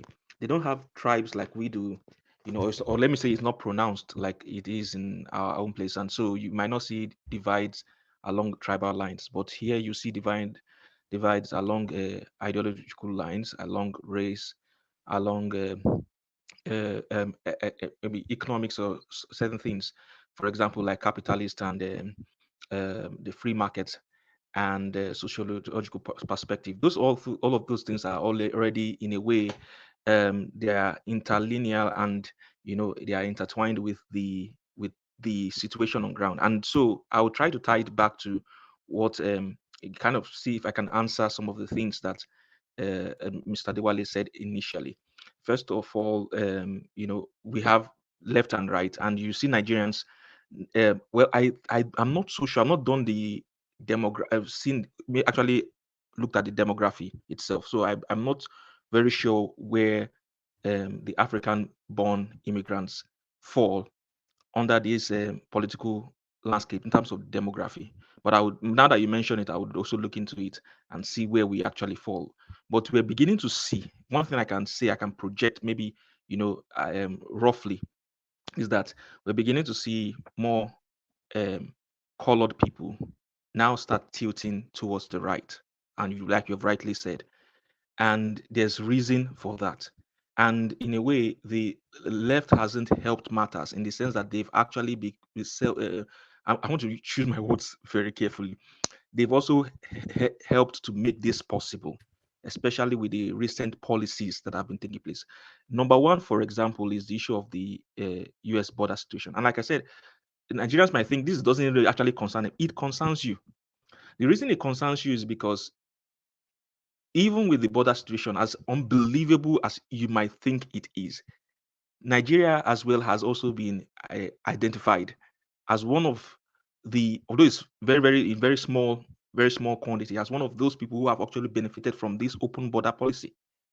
And so we the result of all of this open border policy has played out in the divide of the nation itself. Texas, they've not been happy with the idea that people can just stroll in, or no, let me not put it that way, but people can have, the border is impervious. People can come in and go out as they please. And all of these things have a political undertone. It's not as if the government is it's not aware of what's going on in the southern border. So, and that is what has led to, Texas itself saying, okay, let's do it like this. Since you want to you don't want to let us, because there was actually a court case where the federal government won, and Texas actually let go and allow the border to be to let people go through the border. And so you see a case where the governor of that's Governor Abbott of Texas actually saying, taking people from Texas itself and taking them to what we call sanctuary states like New York and Chicago.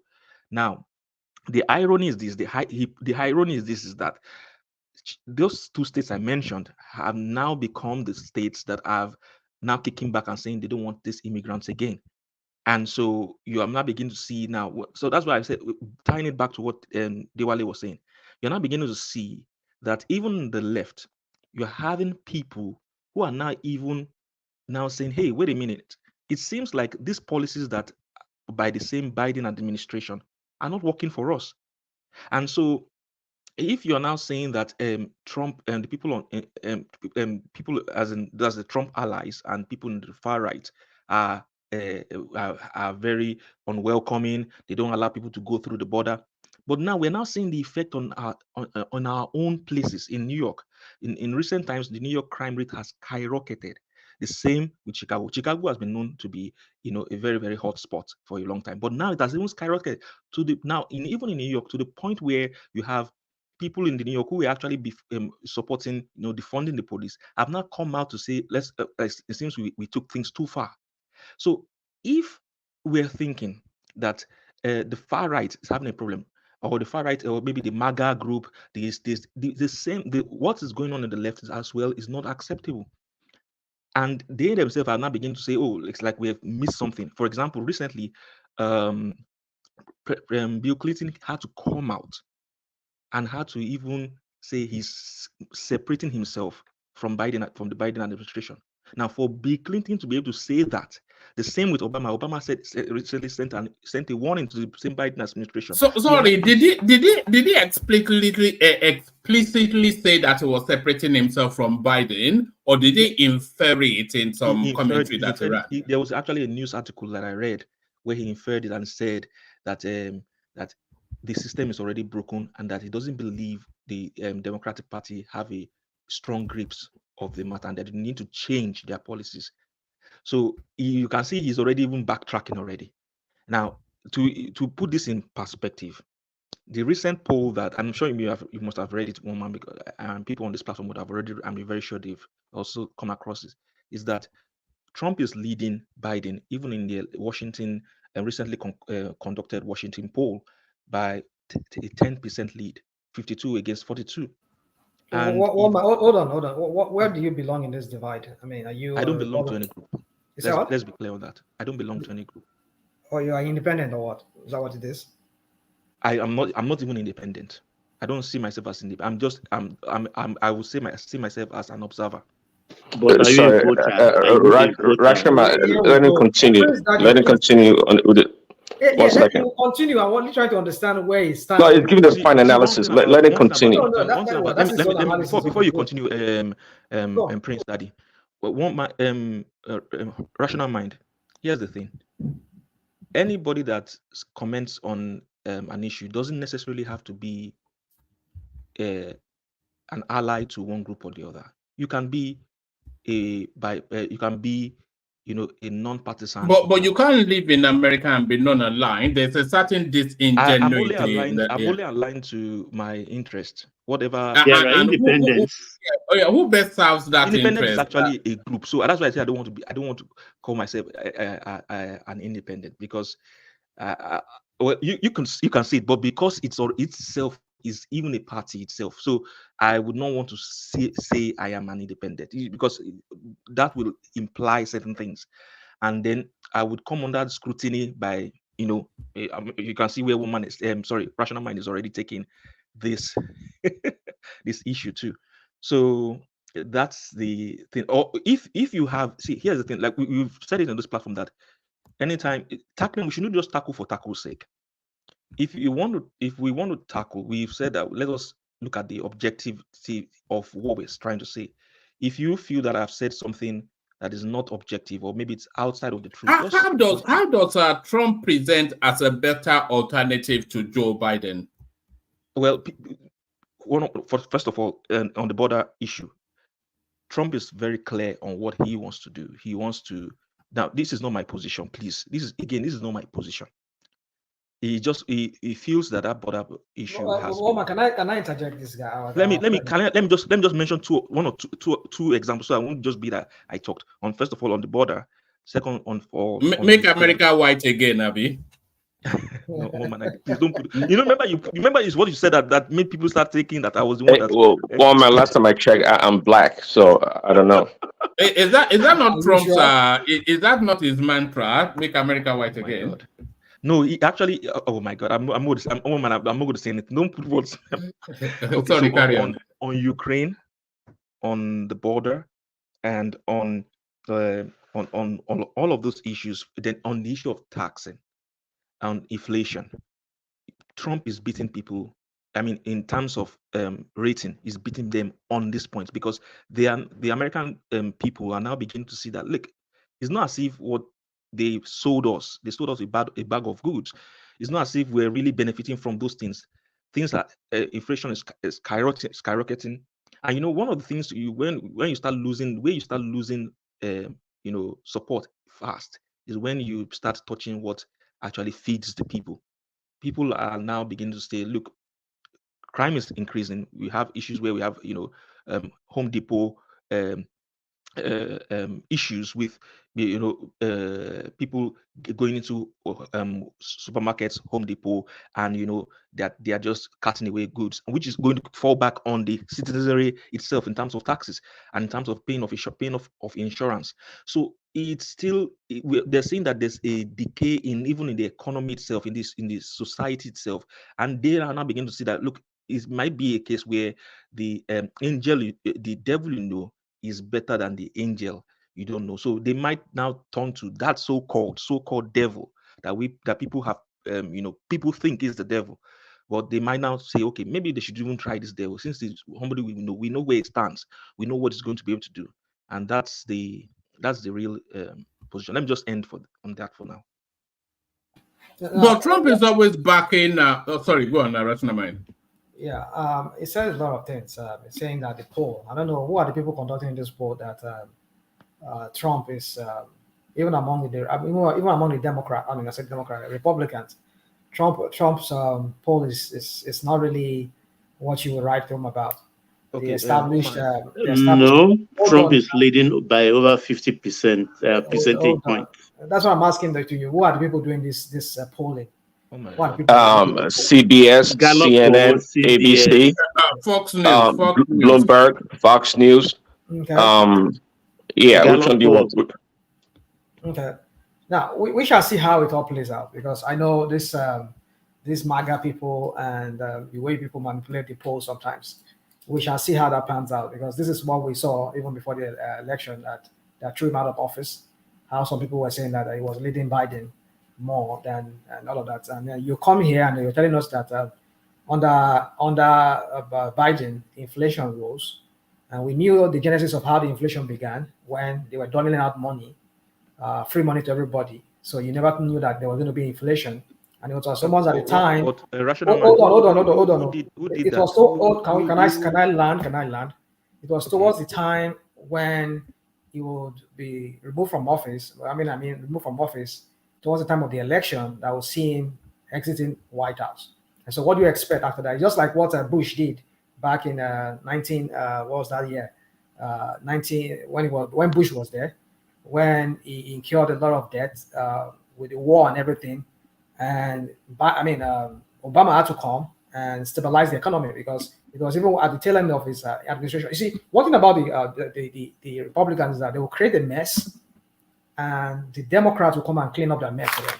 And so, while they are doing their dirty job for them, No, not true. Go ahead. they will be finding fault with them, saying that they are, don't get me wrong, I'm not a Democrat, I'm not a registered Democrat, I'm not either a Republican. Like yourself, I try to analyze it something objectively. But you just said some people will come. You look at the language you used. I said some people will come. Yeah, I know they know that. Hold on, rational mind. If you're saying that and you're not making that distinction, what do you think people will think? People will draw the line and say that those people you're talking about are me.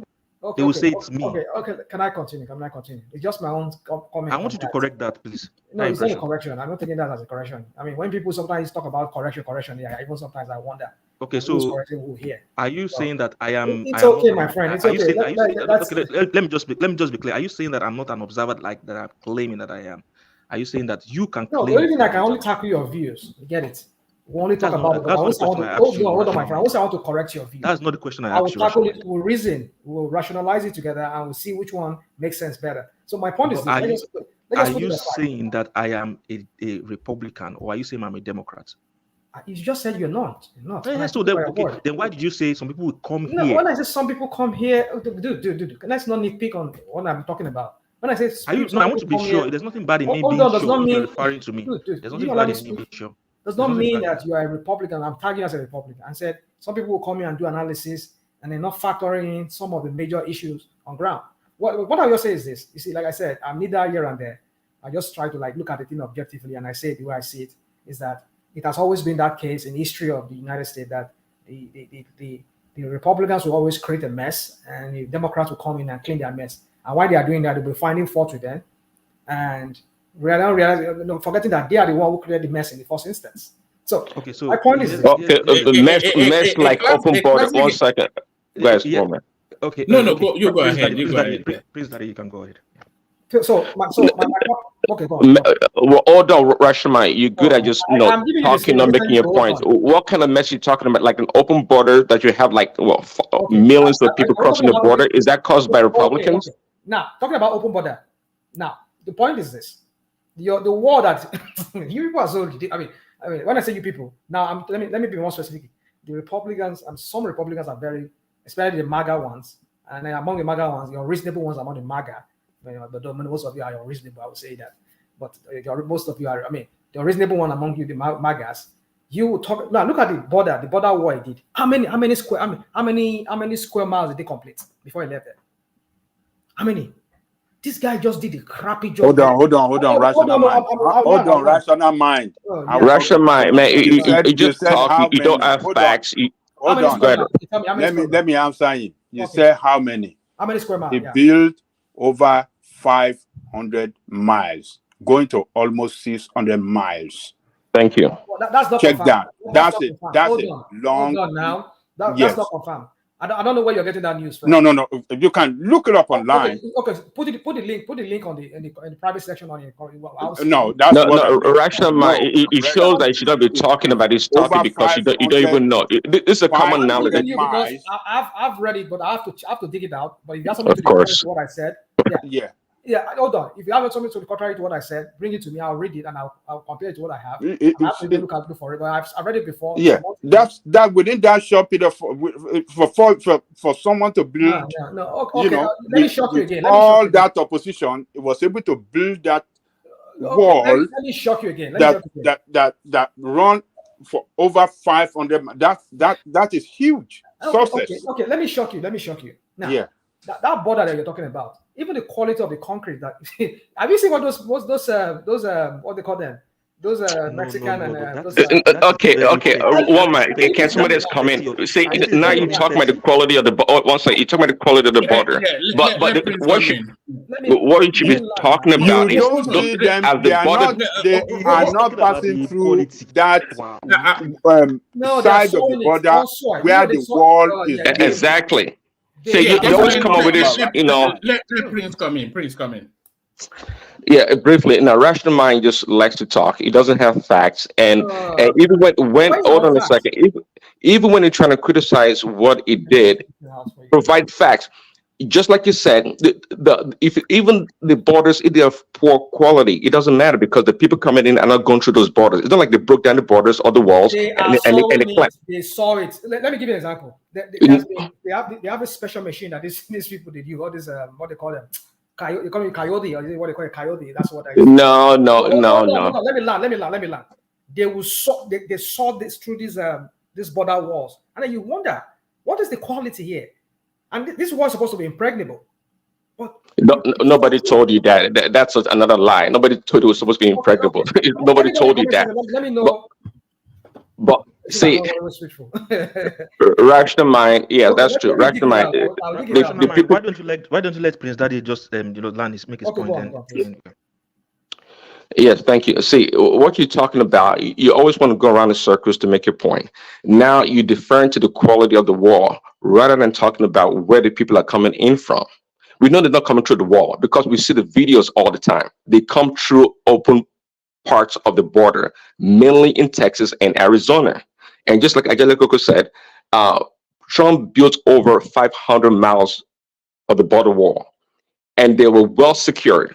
So there's no reason why. See, by the way, right now, the coyotes and all those drug smugglers, they don't have to go break down the wall. You know why? Because Biden's policy favors them. So what you're talking about is so rational. You know that they transport these people from the southern borders across the country.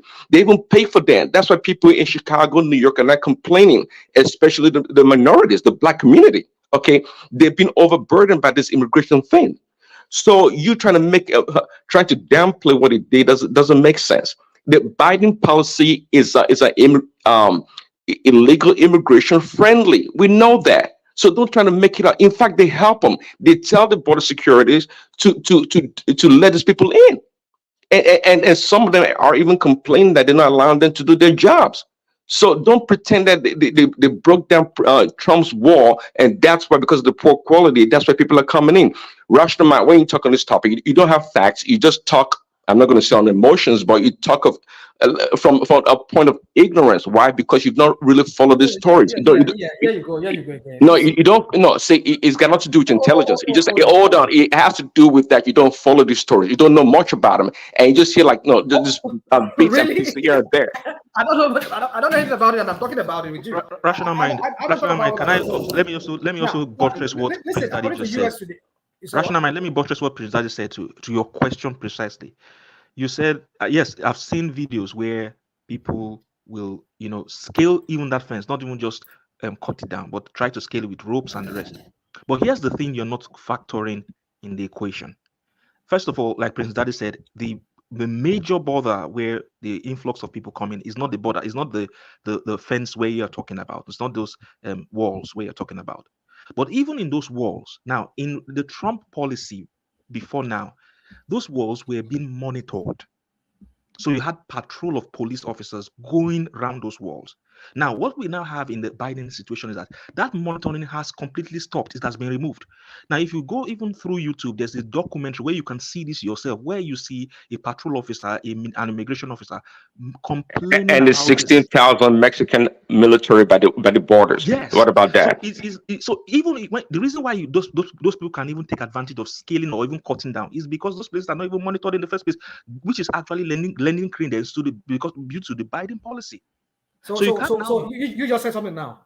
Yeah. That border, that wall that is spent billions of dollars on, it's not even doing anything much because people this are is now becoming through it. Hold on. I have to just it's no longer objective again. Hold on now. Can I say something? So are you expecting a wall? They either saw through it or they scale it through with ropes and all of that. And so what's the point? That's what I'm saying. Okay, hold on, one man. When rational mind, listen, don't let this thing is becoming petty. I said that when Trump erected those walls, he didn't just erect the walls. they were also monitored and patrolled. Now, you don't. There's no wall. There's no defense on earth that is impregnable. So if somebody sits down and decides that today I'm going to cut this steel, it's a matter of time. He will cut the steel. So it's not. Don't now make it a case where the walls were supposed to be impregnable. There's no wall. There's nothing on earth that is impregnable, given the amount of time.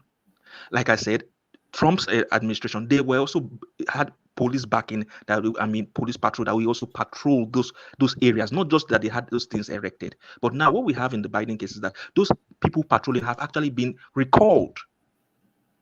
They are now also receiving funding from the government. So the other layer, which is actually the security architecture, has also been removed. It's not just the physical infrastructure itself. What about Trump's criminal backdrop? Forget it. They'll never, like Tinubu, they'll never look at the MAGA people. They'll never look at it. Okay, sorry, guys, I'm sorry. I just came to add context about 500 miles of wall or whatever. New wall. Trump built 52 miles of new primary border.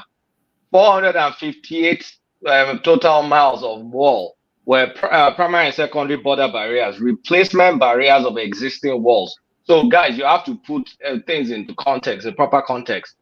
Brand new walls is just 52 miles. So I don't know what they're talking about. Replacement walls is 458 of existing barriers.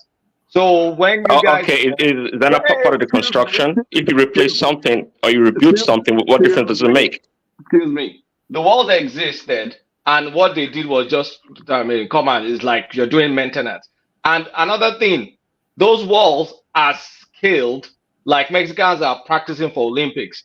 It was just... that's funny. Just like ASAP said, what is more important is that the walls were being manned, they were being patrolled. That's the more important thing to talk about. It was really an ego thing. So let's just put proper context into all this. Kulata, have you seen on the CV? Hold on. Let me ask Kulata a question. Have you seen on the CV people passing through the wall? Nobody can pass through a wall. You scale a wall. You don't. Okay, so have you ever seen on the TV where they are scaling or they are jumping over? Yes, there are videos. People are scaling the wall. Because the walls have been broken down. That's why. Because the walls have been compromised. The barriers have been compromised. We're trying to trivialize a really serious issue. Praise Daddy, you have an education. You can scale a wall easily. There's nothing. That's not the point, Colata. The point here is that the walls were being manned. They were being patrolled. I will get the facts for you for scaling the wall.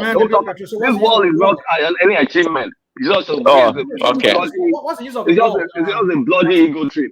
No, it is not. If you break the wall, or if you compromise the structure of the wall, yes, you can scale the wall. It is a kind of see-through wall. They can see people on the other actually, side. They're actually cutting it too.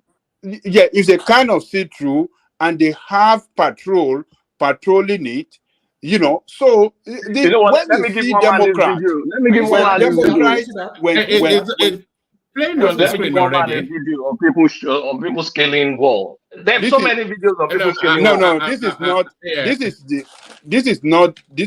is the old one that has been there. This is not the one built by. We're going to be engaging in fake news right here. Yeah, just like when Obama put fake news right there. This is the way they try to mix things up. Just like when Obama put out the little children in cages and they showed a picture during Trump's time that it was the one that did it. This is all fake. I can't believe none of this. This is what you guys will do. They'll give you evidence, and then you start. Well, no, you give your evidence. You give your evidence that corroborates your story. It doesn't make it true. We talked about this. Anything I post is from official government sources. Yeah. You see, the MAGA people cannot stand the truth. I mean, when you fact check them, MAGA people are not different from obedience. It's just cult of personality. That's all they care. No, you said they're not different from obedience. You guys are the same. It's just cult of personality. That's all. That's all. There's no ideology or anything. It's just cult of personality. When the Democrats are compromising all the good work done by Trump, you will not see anything to talk about it. I this am not a immigration, this Democrat thing, for they FYI. compromise everything. They were, hold on. They were Just so that I campaigning correct against you. him then. So that I correct you. I'm not a Now. Democrat. Hold on. Let me make a point. So you know They that. were campaigning against it, that it was a wrong policy, it was a wrong this thing. Now we've seen it. It's blowing back against Americans. Look at the way they are trooping in their millions. Even what Trump agreed with the Mexicans, that the Mexicans kept to during the time of Trump. Now Mexicans have violated that thing. They didn't let it work anyway, and you see them trooping into US in their millions. A better pointed question would be, when did the United States record the lowest illegal immigration in this country? Hold on a second. Hold on, Rashima, you don't know the answer. I'm asking Palata. Let me ask Palata. When did America record? One. I'm sending a message to one man. Then I'll address your question. Just give me a minute. Yeah, great. When did America record the lowest illegal immigration in this country in the past 50 years? Let me tell you. Then Kulata can talk, because now this is the same you that were arguing with me. And you people were saying it beat 500 miles now. Sorry, what's your question again? Sorry, Prince. It's talking about the lowest time in history. Yeah, my question was, when did America record the lowest illegal immigration flow in this country in the past 50 years?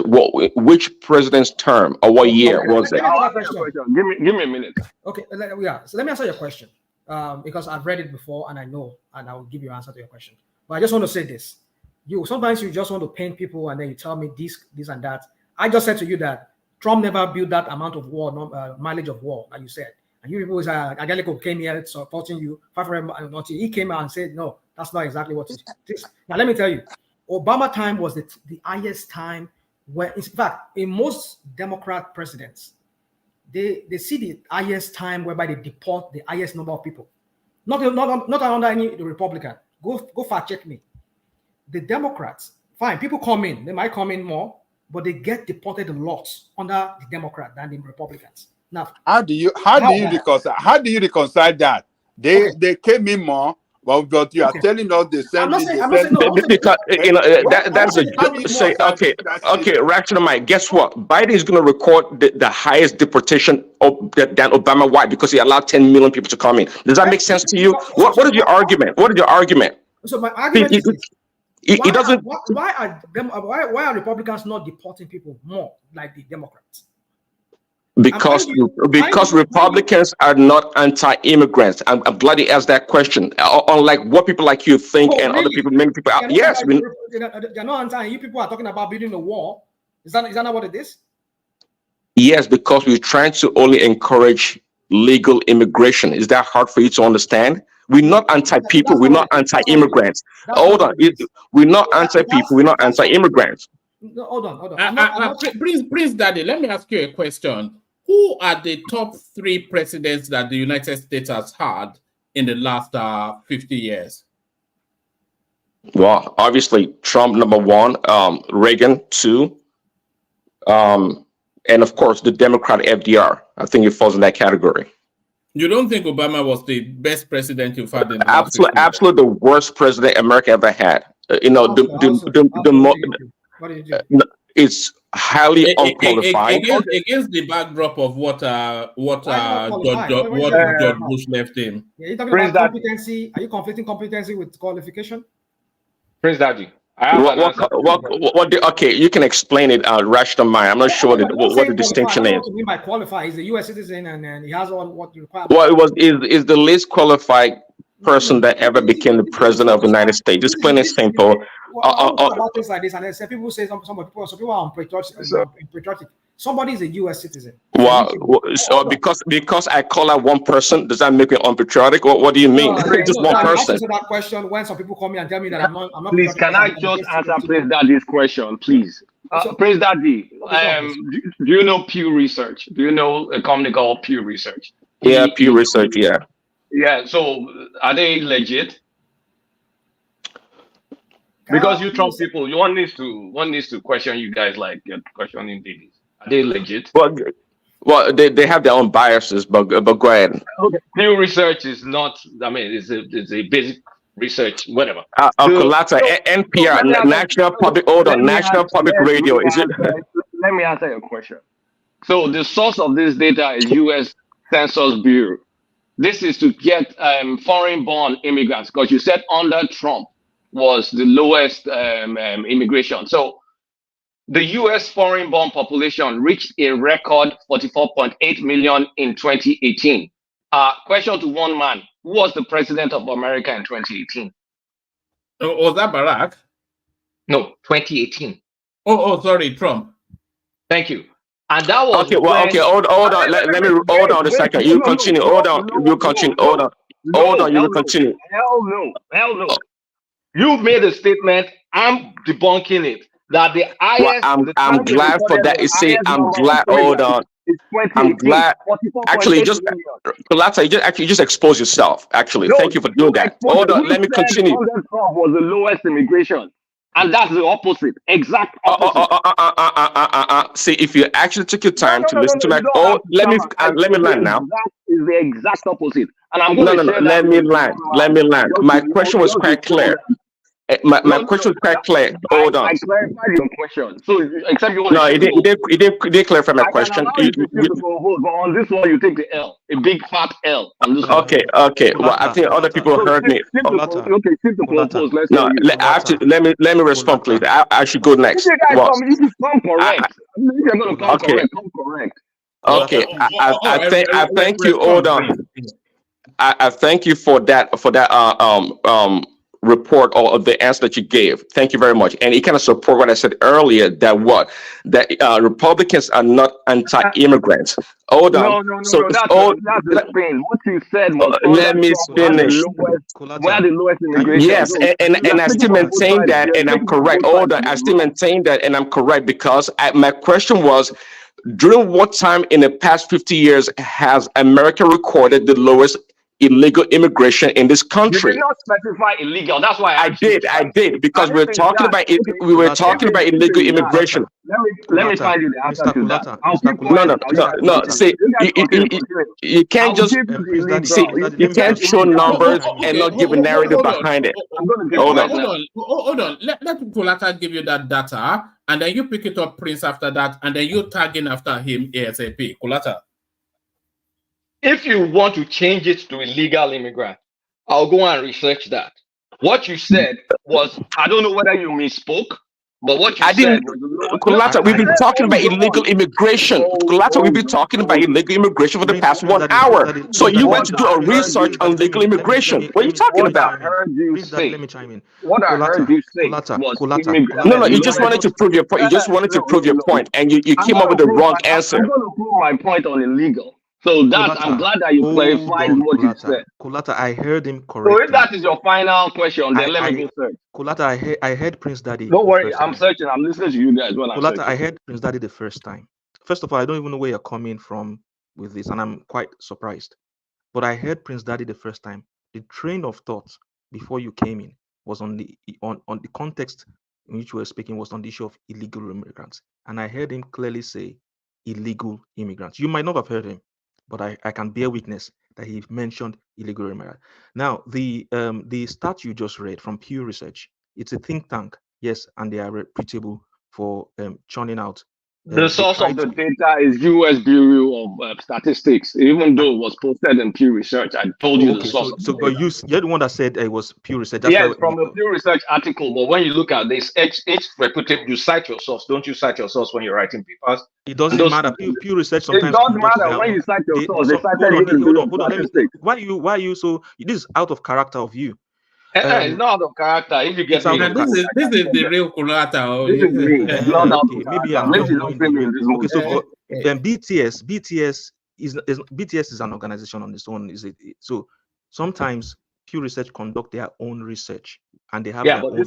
This is citing. But you didn't tell us that before. I did tell you. You said Pew Research. You didn't say I BTS. said, do you believe in Pew Research? And he said yes. Yeah, That well, is you biased. question you questioned me about And Pew then Research. I then You told you, you that the you data is not questioned me about biased. Pew Research. You didn't say was Statistics. You just mentioned BTS All right. now. What are we establishing here? Because So for us Kulata, non-Americans, this is what we're One man, you establishing here, can Kulata. pull the link, pull the last link I sent you on your Instagram, This is how the and then look at the Magamites, graph, the and then look at the Magamites, graphic. Kulata, you this is how said they argue. They I just heard you argue like correctly when you said And I said the data is coming from one US man, Bureau of Statistics. one man, please. One man, hold on, please. One man, please. yeah. Can we reduce the voices? It's too much, please.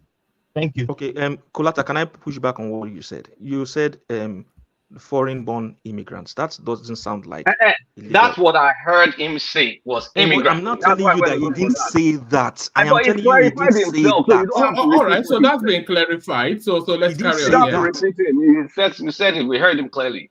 He Doesn't mean mentioned, I don't know what he no. said, but I what remember is he going on mentioned about it? He said it's You know, legal, and then let's no, look for illegal. no. Some of us too. Can we We do research, and we know that numbers don't tell the entire story. So no. simply If producing a number to prove your point that people do all the time doesn't okay, make it right. let me And other now. people heard me on this platform. I want to The context of the argument has been about illegal immigration. For you to go out there and do analysis or produce a result on legal immigration is always is disingenuous.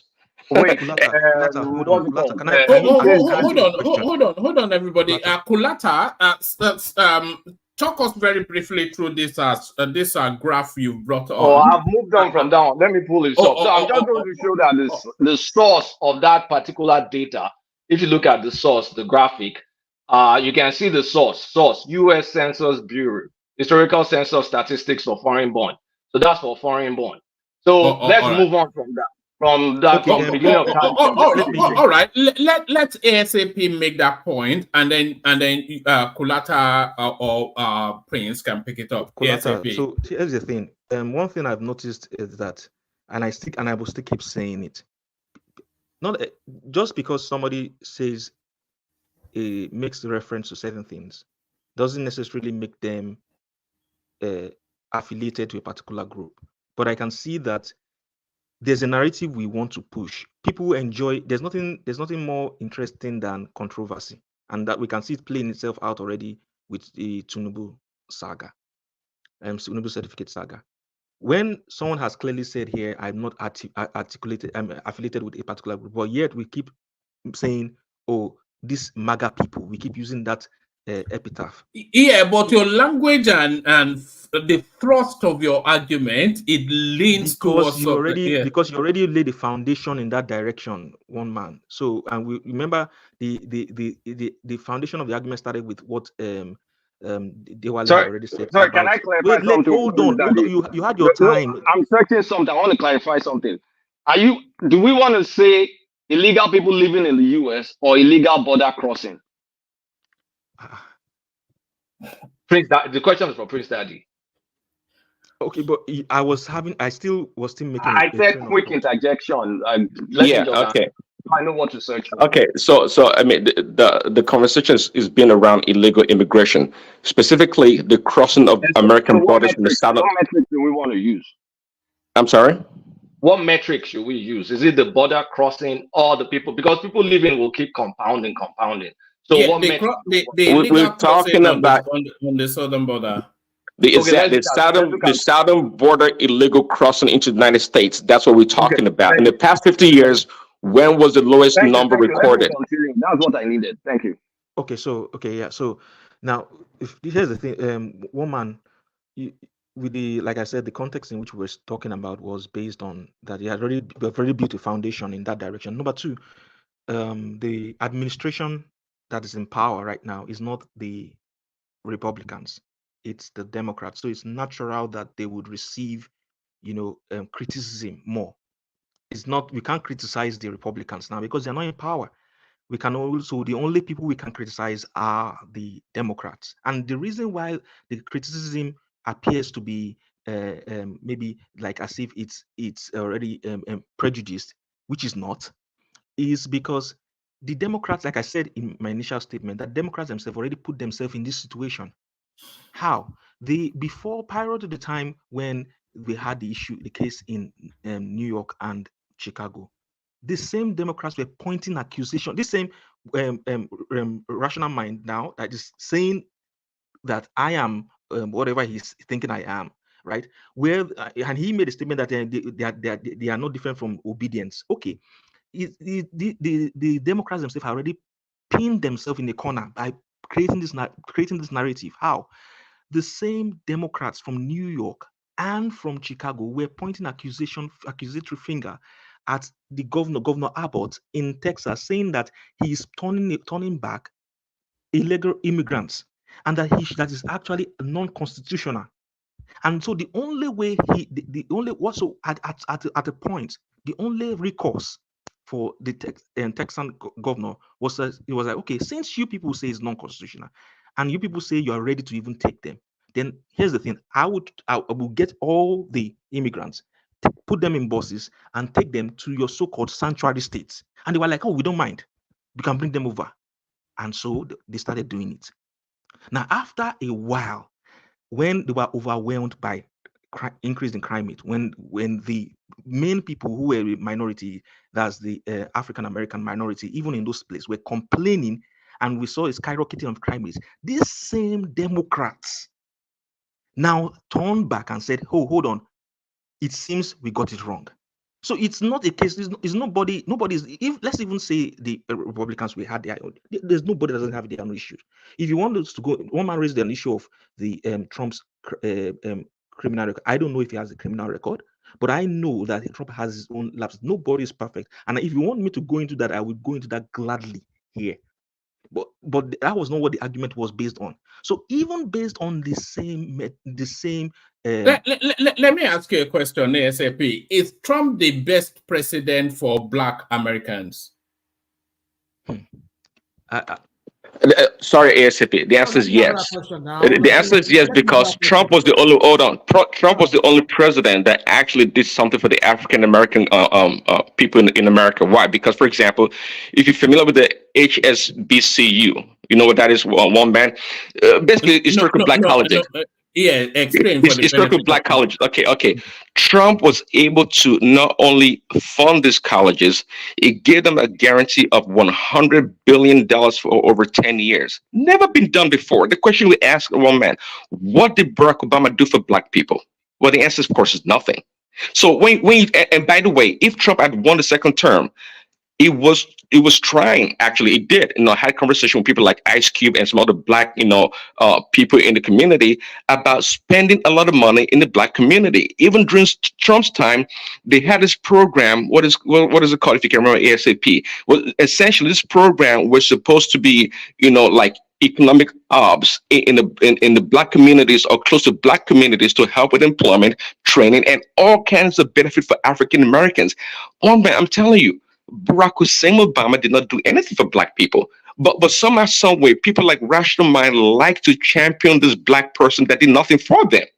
It's amazing. And to your question, pointedly, yes, Trump is good for black people. I never championed Obama here. Yes, you do. Because you're always on the fence. You never align clearly. You're always leaning. You always Obama leaning. You never align straightly. Dude, when did I say that here? Have I ever come here and tell you about Obama?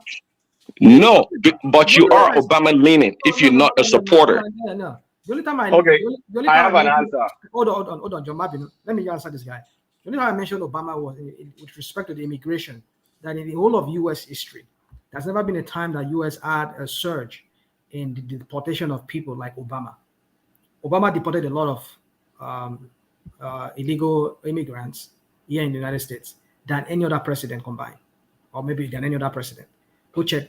Because he also allowed the most number of illegal immigrants to come in. So your argument is a non-argument. It's a non-argument. So hold on. One man, please, can you open the new link I sent? So we can even answer that discussion is actually relates to the new link that I just got. The data, the source of the data is from U.S. Customs, Borders and Protection. Also clear research. So if you go to section 2, you'll see the graph in section 2 that shows illegal immigrants from the graph is from 2000, year 2000. That's section 2 here. From that, I don't know why it's shaking on your screen. You can see the pattern from year 2000. Oh, what? Why is your screen flickering? Okay, so oh, okay, maybe I can talk through it if it keeps No, flickering. sorry, it's not flickering. I was talking and I didn't know I was muted. It should be clear. Is it clear? Okay, that's it. So from 2000, there is immigrant encounter in the this is the southwest border, southern U.S. Mexico border, basically showing the pattern from year 2000 to 2020. It was the Mexican illegal, encounter was very high in year 2000, and then you can see it drop precipitously. English filming. And it leveled out around 20. If you look at the graph, the trend kept going for Mexico, and it kind of leveled out roughly around by 2013, 14, 2015, 2016. I'm sorry, no, this is not what we're talking about. This is this. You're gonna let me finish. From you can see the pattern from 2013 all the way to 2016, 17. Then it started going back up. So between Obama's second term and Trump's 2 years, it was the trend was downward, and it kind of like bottomed down to 2015, 2016, and then it picked up again. It picked up again in 2018, 2019. Then, of course, it now picked up again in 2021. So when you start making this, Obama allowed the highest amount of the data from this one doesn't show it, and this is from Customs and Border Protection. So why are you making all this kind of narrative that doesn't jive with reality? I would like to respond to what Kulata said with also What figures. my your screen is still flickering. With figures. Okay. Sorry, is it flickering with anybody else? I can see now. It's just maybe it's my phone. Maybe it's my phone. Yeah. Okay, so Kulata, can I respond? Kulata, that same data, you because now I'm beginning to get the sense that it seems there's a way we can make data interpret. Look at the data. Whoa now. Hold on now. It should be you were talking. Is it Kulata Customs and Border Protection? That same CBP data that Pew Research published is what I'm looking at right now on my system. And I'm going to read out the numbers to you. Share it to one man. Let's see. No, because I don't have one man's stop. Okay, here's the thing. Put it in the private chat. Everybody wants to learn. Put it in the private chat. Yeah, I'm going to say it now. The title of the article. Put it in the chat. Let's look at it. If I read it out to you and you we don't want you to read it. Let us hear him now. Let us read it, and he will let me talk now. If I'm lying, you shall lie to read it. Go ahead and read it. Go ahead and read it. Yeah, carry on ASAP. The title of the article by pewresearch.org is Migrant Apprehensions at US-Mexico Border Fell Sharply in 2020 fiscal year. But we are looking at it right in front of you. I think maybe let's Kulata just win this argument. I think that's what he wants. So maybe I should just there's no point. Because I want to point out that it seems Kulata is deliberately, and which I am I'm honestly, because I have so much respect for him, I am very surprised. See, Kulata is a data man. He knows how to manipulate data. In this platform, after one man. Forget all that. It doesn't matter. I'm playing devil's advocate. I tell you. Just go straight to the point. There's no point in talking again. Since he can give his own data. No. Hold on. ASAP. You can give your data, and we're all keen to hear it. So give it to us. Okay. So now, it is I'm shocked because it's like as if we don't know what's going on here. On that same graph that provided by the CBC in that same article, it showed a spike, yes, in 2018, which is the year that Trump came in. 2016. He came in 2016, not 2018. Sorry, 2016, Well, right? that guy, he will reach through the computer and slap you. You have, he will give you an, slap. I felt we needed balance in this conversation. That's why I came to push back. Yeah, no, we needed because Rational Mind was not doing a good job of posing the. It was letting Prince Daddy rough him up. Yeah, carry on ASAP. Okay, and now you notice that there was a sharp drop in that same graph from 851,000 immigrants dropping to around 400,000, 400 and something thousand immigrants between 2019 and 2020, which coincides in the same timeline as Trump's administration, especially when he was leaving just after he concluded building that border. So, number one, people were not talking about Obama. We didn't single out Obama. We're talking about hold on. We're talking about the demo. 1 second question. Why don't you want me to land? Why is it that you don't want me to complete my train of thought? Can I ask you a question? Say no. Before you ask me a question, let me complete my. You don't want to be. Okay, you don't want to be found to be wrong. Why? No, say no. Say no. Okay, Kulata, what is the reason why you don't want me to complete my comments? I said, can I ask you a question? Just say no, Kulata. Okay, I don't have to say no. I'm wondering why. In the process of all of this, but you could have just said, "Let me land." Okay, carry on, land. I've said it many times that you should let me land. Kulata, all right, carry on. Bring it home, ASAP. The issue is this: you're trying to make it in. You're trying to paint this thing into a narrative. We're talking about the democratic policy, not Obama's policy now. We're not don't care about democratic policy, honestly. So, but maybe you were before you came into the conversation, we're talking about there was nobody singling out here and saying Obama or this thing. You brought up Obama along the way. Now, I know I'm showing you a pattern. I have to explain the timeline. Okay, well, anyway, here's what I know. Here's what's the fact. The fact is that same Pew Research which you're alluding to is the same Pew Research that is saying that based on Trump's policy, they saw a sharp decline in illegal immigrant crossing. So it was, in other words, in effect, it was effective. So was it the wall? Maybe COVID-19 contributed. I don't know. Yes, COVID could contribute to it. Now, here's the of course it did. COVID is okay. Here's the thing. COVID is not the only reason. Did the wall play a part? Yes, the wall play. See, here's the thing. You see that now we now want. Okay, the thing is this: the wall played its part in that. The COVID as well played its part in that, leading to the sharp decline. Okay. It may not have declined if there was no COVID that much. Okay. But then, if the wall played a part, hold on. If the wall played a part, then did the wall disappear when the thing spiked again? And then that means that you were not probably following when we said that the walls were also patrolled. Then they stopped the patrol in 2020. So you're telling me now. Okay, since we're going to go this route, you're telling me. Here's the thing. When Biden came in.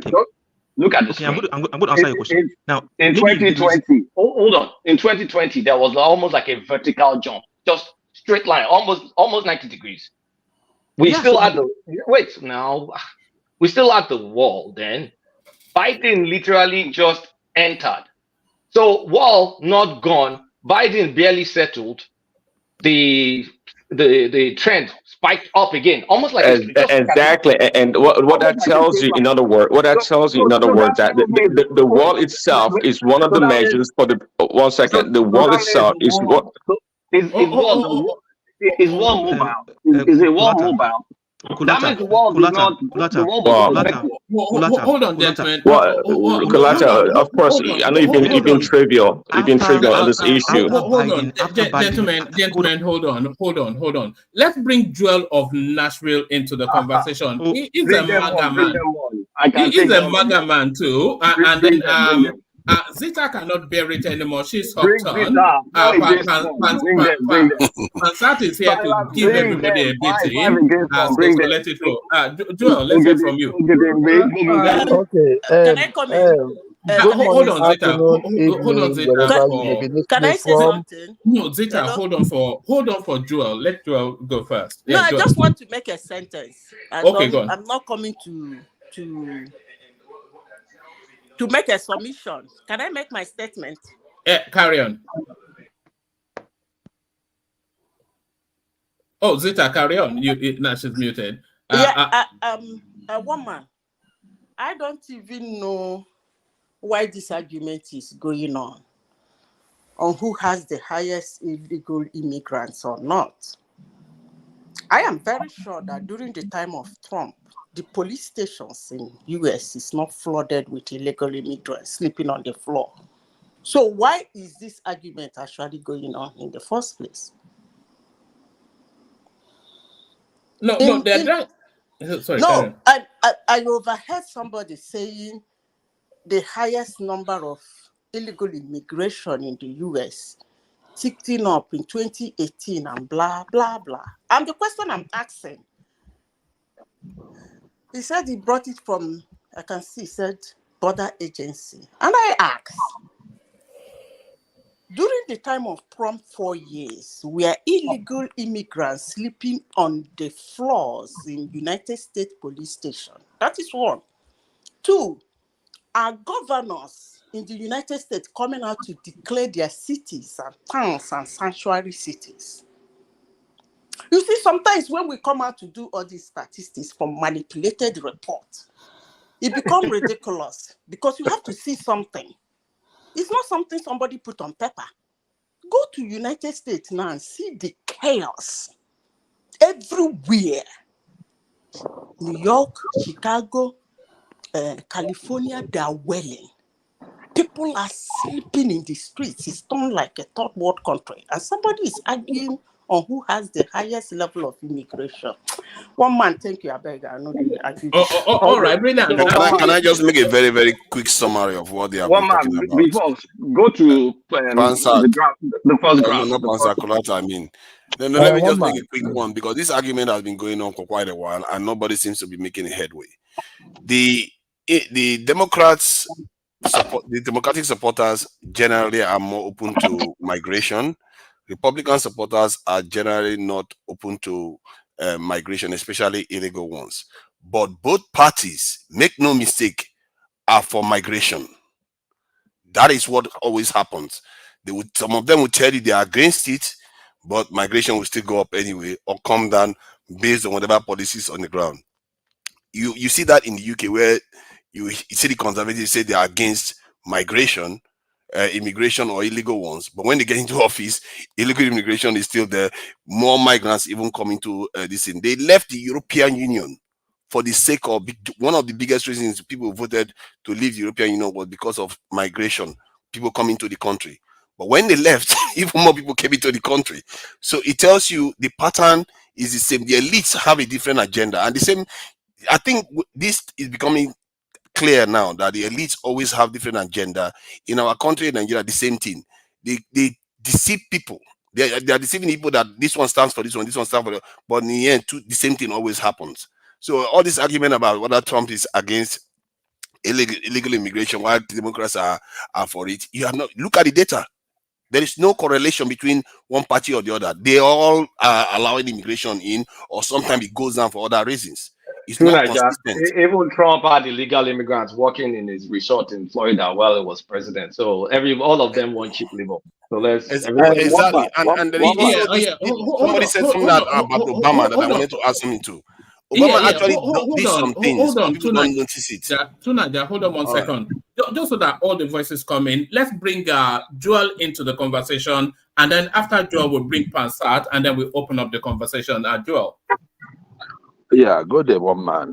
Good morning, afternoon, evening, wherever you may be listening from. Like, share, and subscribe. One man, the issue of immigration, just like the last person spoke, is an issue that in the United States, it's an issue that has become, kind of a recurring decimal. But what is clear is that the Democrats support illegal immigration or immigration of any sort. Whereas the Republicans are saying, if you must come in, come to the airport or to the ports. And this issue has been lingering on. What Kulata is talking about, I don't know what Kulata is talking about. I mean, the data right there is clear. Before Trump, while the election was going on, we all knew what Trump did. The wall wasn't fully built. The wall did not cover all the southern borders. It covers certain areas. And even at that, the democratically led House refused to even give him money for more for building the wall. I mean, if you go back, you can still remember when they even tied the money to the wall to either leaving the government open or not. So these are the issues that we have. The Democrats, while this thing was going on in the past, California, Texas, which has the most of these borders, these people coming from, they were suffering it. And what happens is that people in states like Chicago, New York, the blue states run by Democrats, running to the ground by the Democrats, Atlanta, GA, they keep shouting, bring them in. The Republicans are this, the Republicans are that. So what the governor of Texas did was that say, okay, you know what? You guys want immigration? That was when Biden came in. Because already, Trump has already started signing agreement with Mexico because they were coming in mostly through Mexico. So he now said, you know what? That's no problem. Let's push these people, since Biden won the election, let's push it to the new state, to the blue state, the sanctuary states. One man, it has been a disaster. It has been a disaster in New York, in Chicago, and every of these places where they push these immigrants to. I think every week they give them $400 and they lodge them in hotels. That was the initial stage. Now they are going into nursing homes, old people's homes.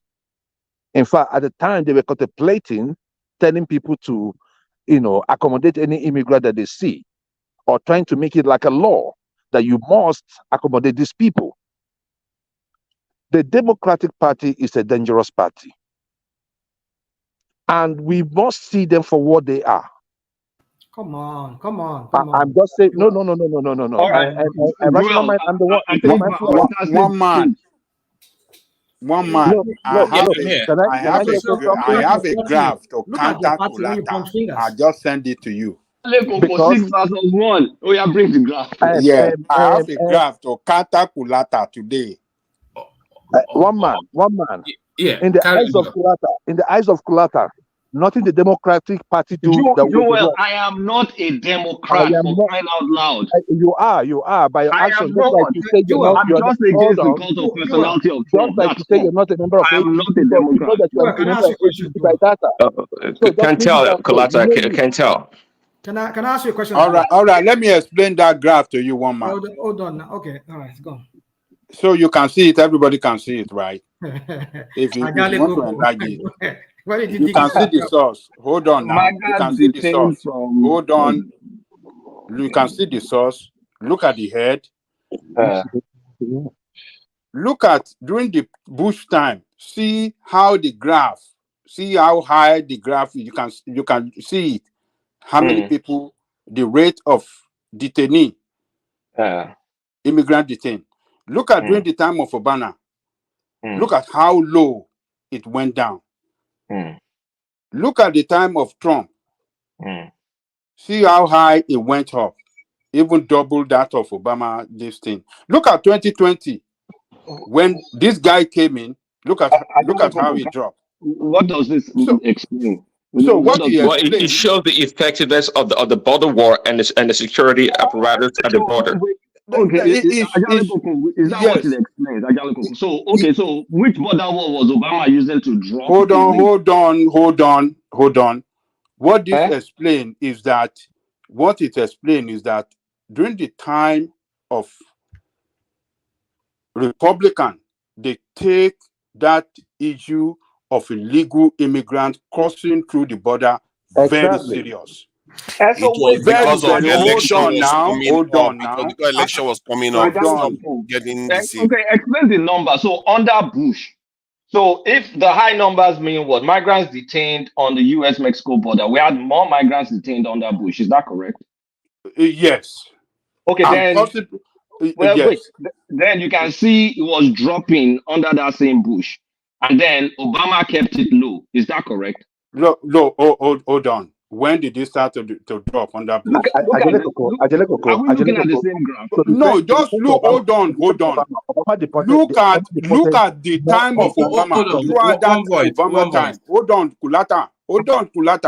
Hold on now. Hold on now. Let me explain now. He's not talking. Look at the time of Obama. All through his 8 year, very, very low. So, inflow, come in, people. Everything is free. Come in. The door is open. Gate is open. Just come in. Nobody detained. That is what it tells us. Let me explain to you. Under the Trump, look at how high Can I explain something? we had it. All right. Explain that. Explain that, and then after you, let's bring Pansat in because there are things to factor in this immigration thing in America. There's what we talk about border detaining, like we're seeing here on this graph, and the amount of people that were able to cross the border. You have to factor that in, and also the amount of legal immigration in any year of any sitting president. For legal immigration during the time of Trump, it was almost impossible. I mean, I know it was very low. Legally, people could not migrate because, number one, the Republicans have this policy, the policy of leaner government. They will cut funding to Homeland Security. They will cut funding to almost every department. They won't fund them like they should function. And then they'll be short-staffed. They will not have enough staff to like the NVC or USCIS for them to process applications that are coming from abroad. Even diplomatic outposts, they have short amount of staff that could really attend to people for visa, whatever. And then that will slow down the amount of people that are coming in. But when it comes to the Democrats, they are very generous when it comes to, I know we know that they know how to just spend money, bigger government. But rational mind and hold on. Let me learn. Both of you, please. What is the difference between Trump and Obama apart from 1 year? You said what? Look at what we're looking at. We're looking at the graph. Look at Obama, look at Trump. It's the same pattern apart from one paradox under Trump, just 1 year. That was towards the latter part of Trump. It's not even latter part, it's the middle, last 2019. Okay. 2019 to 2020. Okay, let's just leave that. It's just 2019. So what's the difference between both of them? Yeah, the point is this. Let me learn. You see, the problem is this. I was expecting Joel of Nashville to talk about it because I've heard him speak about this in the past. Is that the Republican, there's been time they controlled both houses and they have the presidency. They could have passed effective immigration law. Now, let me give you an example. Most of the people that are crossing the borders into the United States are farm workers. And some of those farm workers, they cannot migrate legally. Not true. You don't know what you're talking about, Rashomon. It's not true. Okay, fine. You counter it. They cannot migrate legally. And so, it's very almost impossible for them to migrate. So the only alternative is to sneak through the border and come work in the US here in farms. And because they are cheap laborers. And because most US citizens will not want to work in the farms. And so, but then if they were, I don't know if you heard about this phrase here in America, pass a comprehensive immigration law. It has always been the problem between the Democrat and the Republicans. The Republican will use this against the Democrat every election season. Oh, they will never pass it. But when you people control the house, the both house, you will never do it. But when the Democrat now sees power, they don't take power from you, you'll be using that against them. So you see, both parties are both fingered in this matter. trying to make it, like I said, that is just like the Okay, quick interjection. And on that point, hold on, you're right on that point. And that's why we call that the uniparty. So you're absolutely right. See, the Republicans are as bad as the Democrat. I've always said that. People don't get that. You think I'm like a big Republican supporter. I'm not. So on that point, you're absolutely right. Because Republicans, they talk about it, don't do nothing about it. And that's why we're not voting for Republicans. We're voting for MAGA, Trump. There's a big distinction right there. All right, let's bring Pansat in. Pansat, come in. I suspect you want to come. Sorry, Mom, I beg, do your long. Ajale Koko, please. What is the difference? I mean, you brought this graph. You went to research, I'm sure. But apart from 1 year, how is this Trump and Obama different? Okay, let me tell you. The difference is that also quickly, like the difference is that the policy of Trump just don't happen from day one. It takes time. It takes time. You don't build a 500. I don't need all that song and dance. We're looking at the data. Can someone tell me the difference? He's telling you, but you don't want to listen. Oh, you're looking at it. That third year was when the immigration policy kicked off strongly. That was when the immigration policy kicked off.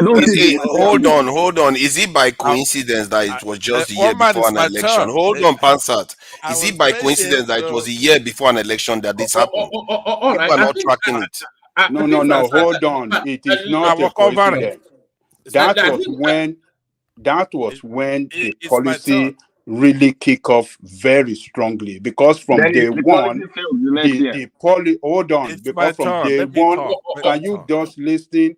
From day one, the Democrat did not let him have this policy kick off. They were opposed to it. They didn't approve funds for it. Some Americans, you know what they were even donating money. I can't believe you are being that gullible. Some Americans you're gonna have to meet them. They're not gonna hold on. You meet them. Meet them. Please. Hold on. It's Some Americans were on their own personal ground donating money towards that effort, that they want that thing built. They want that wall built. And they were donating. If you may remember, but you know they chopped their money. It was a fence. The wall was not even built. I don't know how you are so gullible. All right, I don't let Coco land it and then let Pansat come in. Yeah, just to tell you that, look, some Americans took that immigration policy so serious, and on their own ground, without even government this thing, they were donating money into a foundation that, look, we want this thing. If you guys want to perform, want to do this thing, this is money. And they were able to raise several millions of dollars towards achieving this. So it was on the third year that Trump were able to achieve all these efforts, bringing Mexico and other neighboring states that, look, Mexico sat down, they agree with him. When he was pushing them, he threatened them with economic sanction. Then they saw that this man is not playing, and everybody, they sat on the ground and they started doing this thing, making it to work effectively. So that is why you saw on the good analysis. Your rhetoric and the graph don't match. Ajale Koko, sorry. All right, One man. Let me say one thing before Ajale Koko. This thing Ajale Koko said right now was the actual thing that happened. And by the time Trump left, because when Biden was campaigning, he was also campaigning on this issue. Hold on now. I beg, hold on. He was still campaigning on it. Immediately Biden came in. All those agreements Obama had with Mexico and all these countries, he wrote them off. He banned all of them. So that is the issue we are having. It is the Democrat that is causing this issue. I'll leave the floor for Pansat. All right, Pansat, come in. Let Pansat come in. Don't ever say I'm not a nice guy. You saw how I let all you just use up my minutes. But let me, time is very scarce here. I'm going to need a lot more time to handle this, but I'm not going to forget to say hello to everybody on the platform and those in the chat section. Yeah, my brother, Jay, how are you? So it's been a good debate. I mean, a good, interesting session because now we moved to United States policies and administrations, right? And then all those natural allies have broken down. Those who are, when it comes to Nigeria, they agree on everything. Period. It's like voodoo. They agree on everything, on every issue, on every debate. But here, that's fragmentation. Everybody's doing their thing, talking the way politics is supposed to be talked about. They're talking administration and they're talking political party.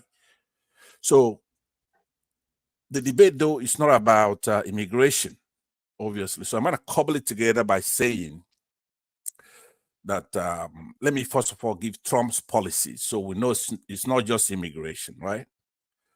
Donald Trump, number one, promised a few things, what he's going to accomplish as president.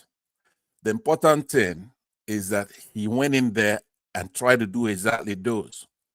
His domestic priorities largely reflected the themes he campaigned on: restricting immigration, the ones that have been discussed here ad nauseum, strengthening public infrastructure, reducing taxes. I believe somebody also mentioned that, and repealing the Affordable Care Act, which is Obamacare, colloquially known here in the United States.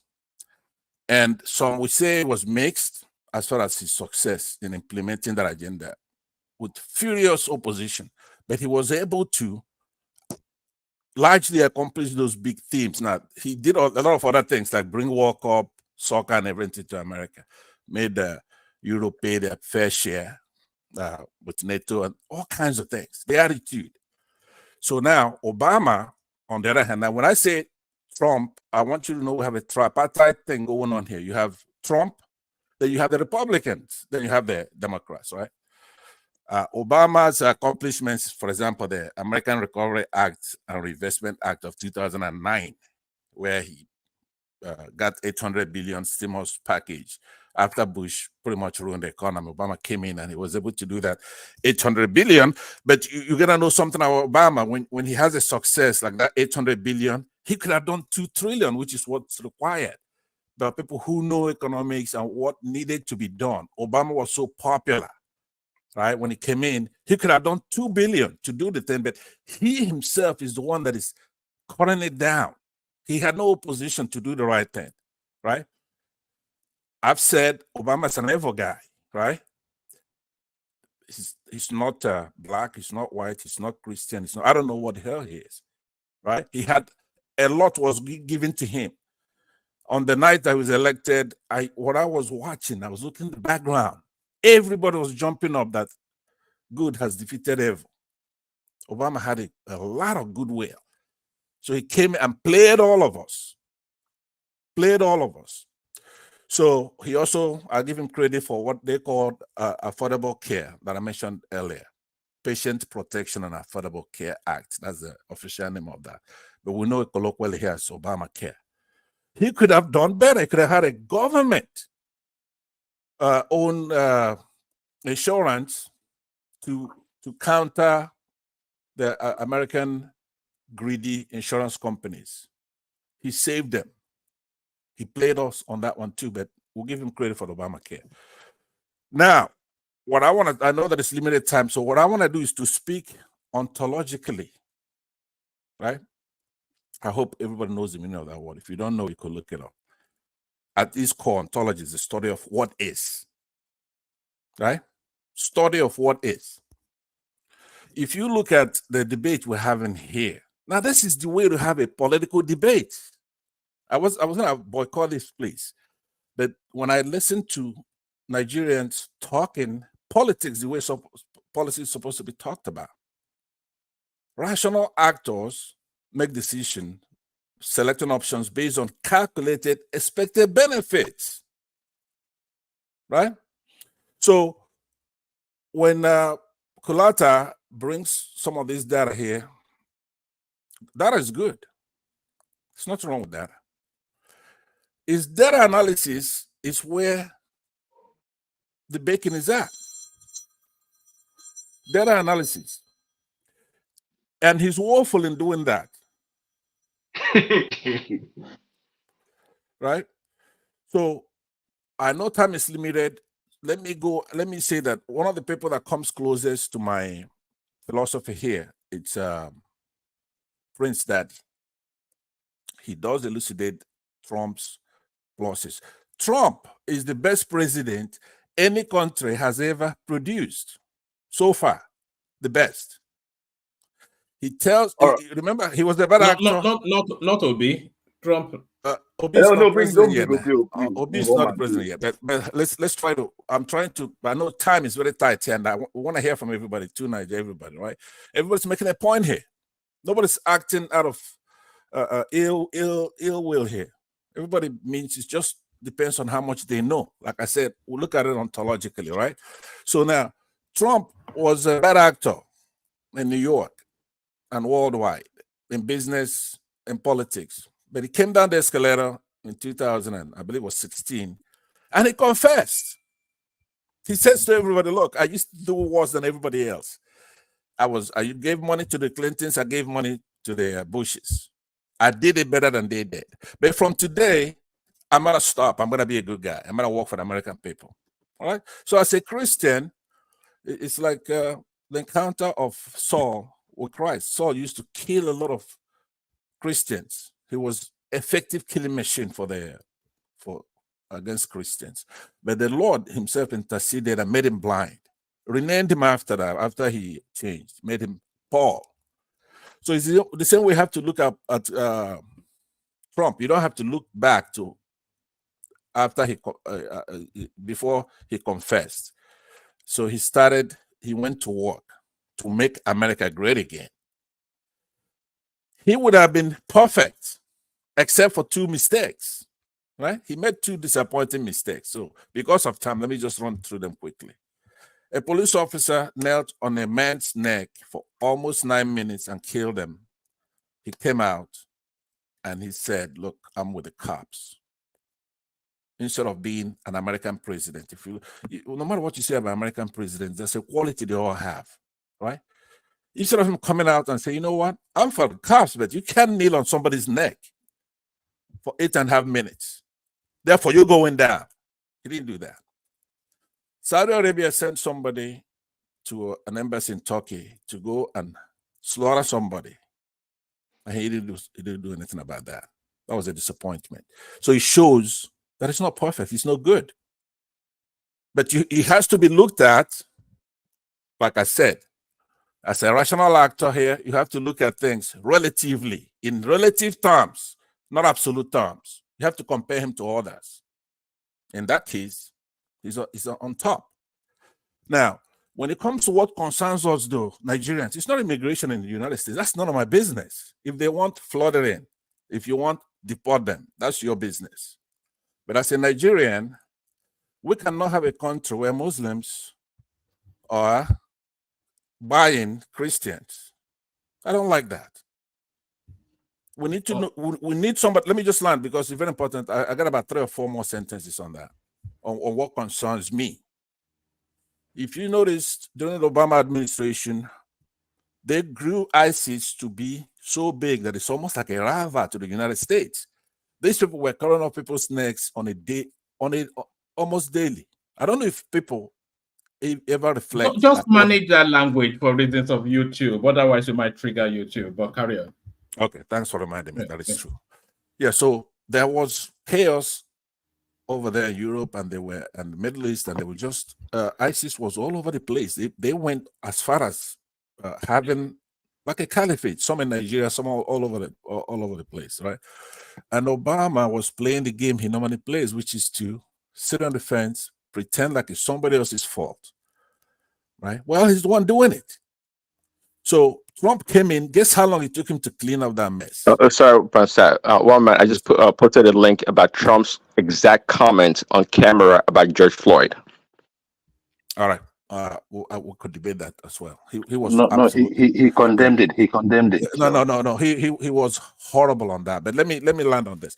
I like Trump. We could listen to what he said, but you also have to listen to what he didn't say, and then you have to look at explicit language and implicit language when we listen to it. Because but Pastor, you have to conjure that also with the Antifa and the lawlessness that was going on in the country. We can't just abandon the cop because of one person. No, hold on. Man, since it's 1 versus 6, let me go after that because sleep doesn't catch me. Yeah, we're gonna deal with that because I have to tell you, I like to tell the truth. It's better to tell the truth. Don't support anybody. I don't worship idol. I've just told you what he's the best president any country has produced. You know, this man went to Saudi Arabia and he saw their airport and he ran back here to say, why should we be supporting you when you're building better airports than we did? That's patriotism. Or if there's a World Cup and the competing countries are competing, he's going to say, I want it for my country. Or if Britain, Germany, they're not paying their fair share, he's going to tell them, hey, we're allies, but you have to pay your fair share. Or if Mexico and Canada are next to us here and they're taking the jobs, American jobs, and he's going to go, you know what, I'm not going to let you do that.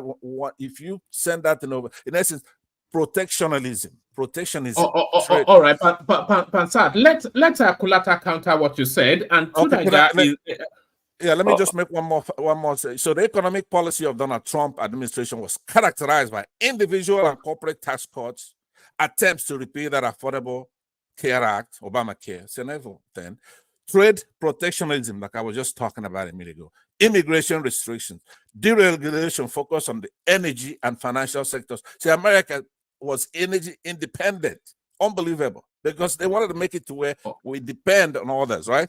And his response to the COVID-19 pandemic, we can spend the whole night talking about it because I thought he did a marvelous job, and they're trying to take that away from him. So I agree with you on that. I have a lot more to talk about. Yeah. All right, let Kulata push back against that, and then Tunaija has not yet come into the conversation, and you know Tunaija, don't waste the time. Kulata can't push back.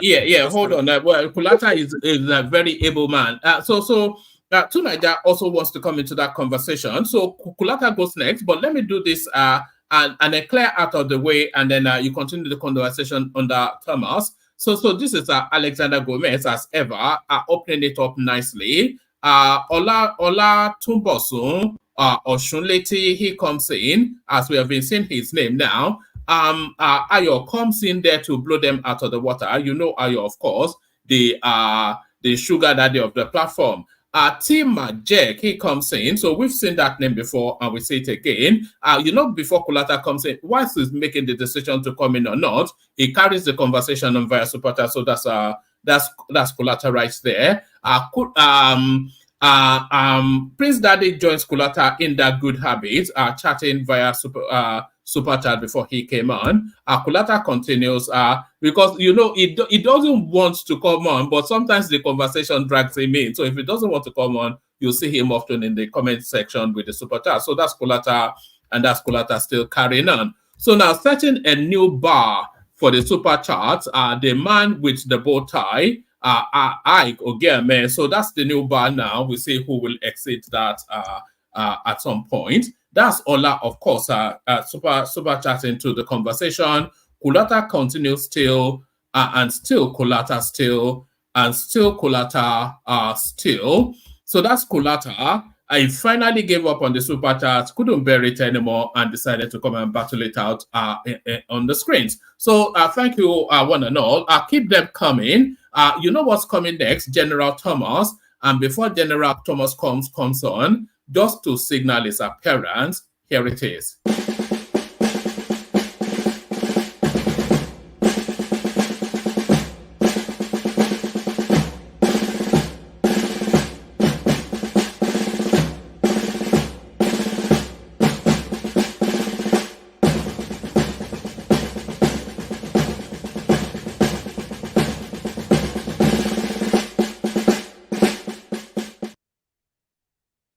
One man, before you leave, I put the last link in your Instagram. Just help me post it because Thomas will not have it. Thank you. Welcome back to another section. I've made a decision. I don't care about American politics. Tunaija, please, are you there, please? Yeah, I am. Yeah, can you just finish all this American politics in 30 minutes? So I will just step behind. I will stay there. I don't want to do it. I don't want to hear anything. So do that. Yeah, do that within 40 minutes. Then we'll go back to Nigeria. I don't want to have anything to do with American Thomas, politics. help me scroll down. Over to Nigeria. Yeah. To Nigeria, you can do that. Let Kolata Thomas, go first. let me go first. So I'm going to make it short. I'm going to make it short because Bed is calling. So I've heard all sorts of MAGA people like saying, "Oh, Trump was bad for, it was good for legal immigration, bad for illegal immigration." Anybody that has been voting conservative, as I have done, you should know think tank, a far right think tank called Cato Institute, right? I'm sure you guys have heard of Charles Koch and his brother, Cato Institute. Yeah, that's the right-leaning think tank, libertarian and Republican think tank. That's their analysis. President Trump reduced legal immigration. He did not reduce illegal immigration, and is driven off three charts. The first figure is the number of immigrant green card visas issued. It dropped under Trump. So all that idea that if you're qualified, the Trump policy will support you, that was BS.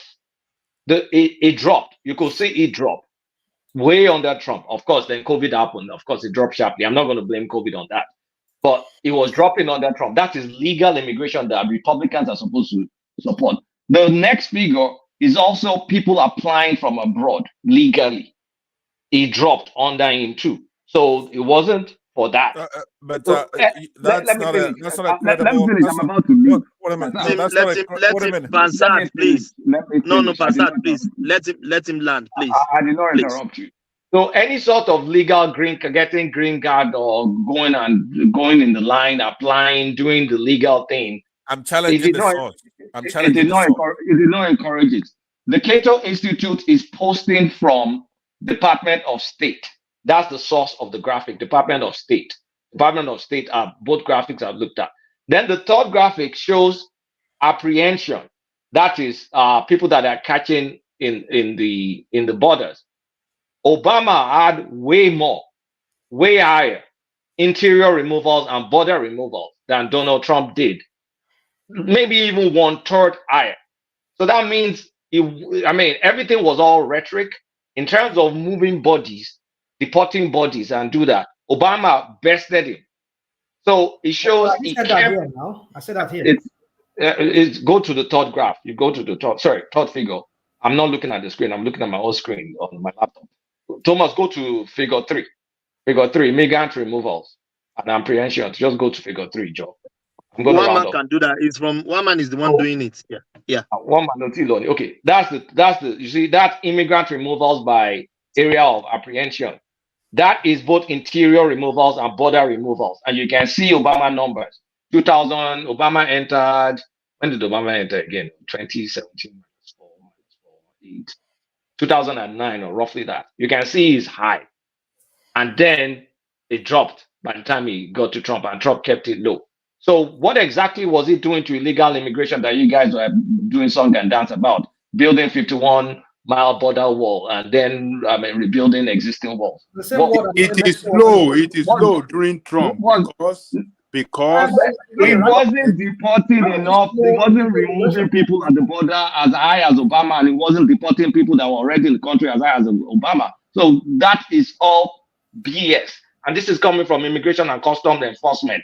The graph is coming from Immigration and Customs Enforcement. And the last figure 4 shows illegal immigrant population. You can see that it's basically flat. So that's it. I think for 1 versus 6, I will hand over to you like that. Kulata, can I say something to you before you leave? I'm done. So I can ask you a question. Hold on, please. Tunaja, are you there? Yeah, I'm here. Yeah, take charge for 40 minutes, please. Thank you. Yeah, thank you. Yeah, for me to have my say. Pardon? You cannot say anything now. You are the moderator now. So I will not say it about it. I think this argument has been going to and fro for quite a long time. Make your own comment too. Yeah, why now? Rational mind. Why now? They want to set up you already. They want to because they just like they to want to argue. stifle your voice. Yeah, no, they like to argue for the sake of it, and when the whole thing, both sides are getting punked. The both sides are for immigration. The elites are for immigration, but the followers of the different parties are not. They have different opinions on it, and I've seen that in this country. Maybe that helps me to perceive what is going on. Really, in the UK, they do the same thing.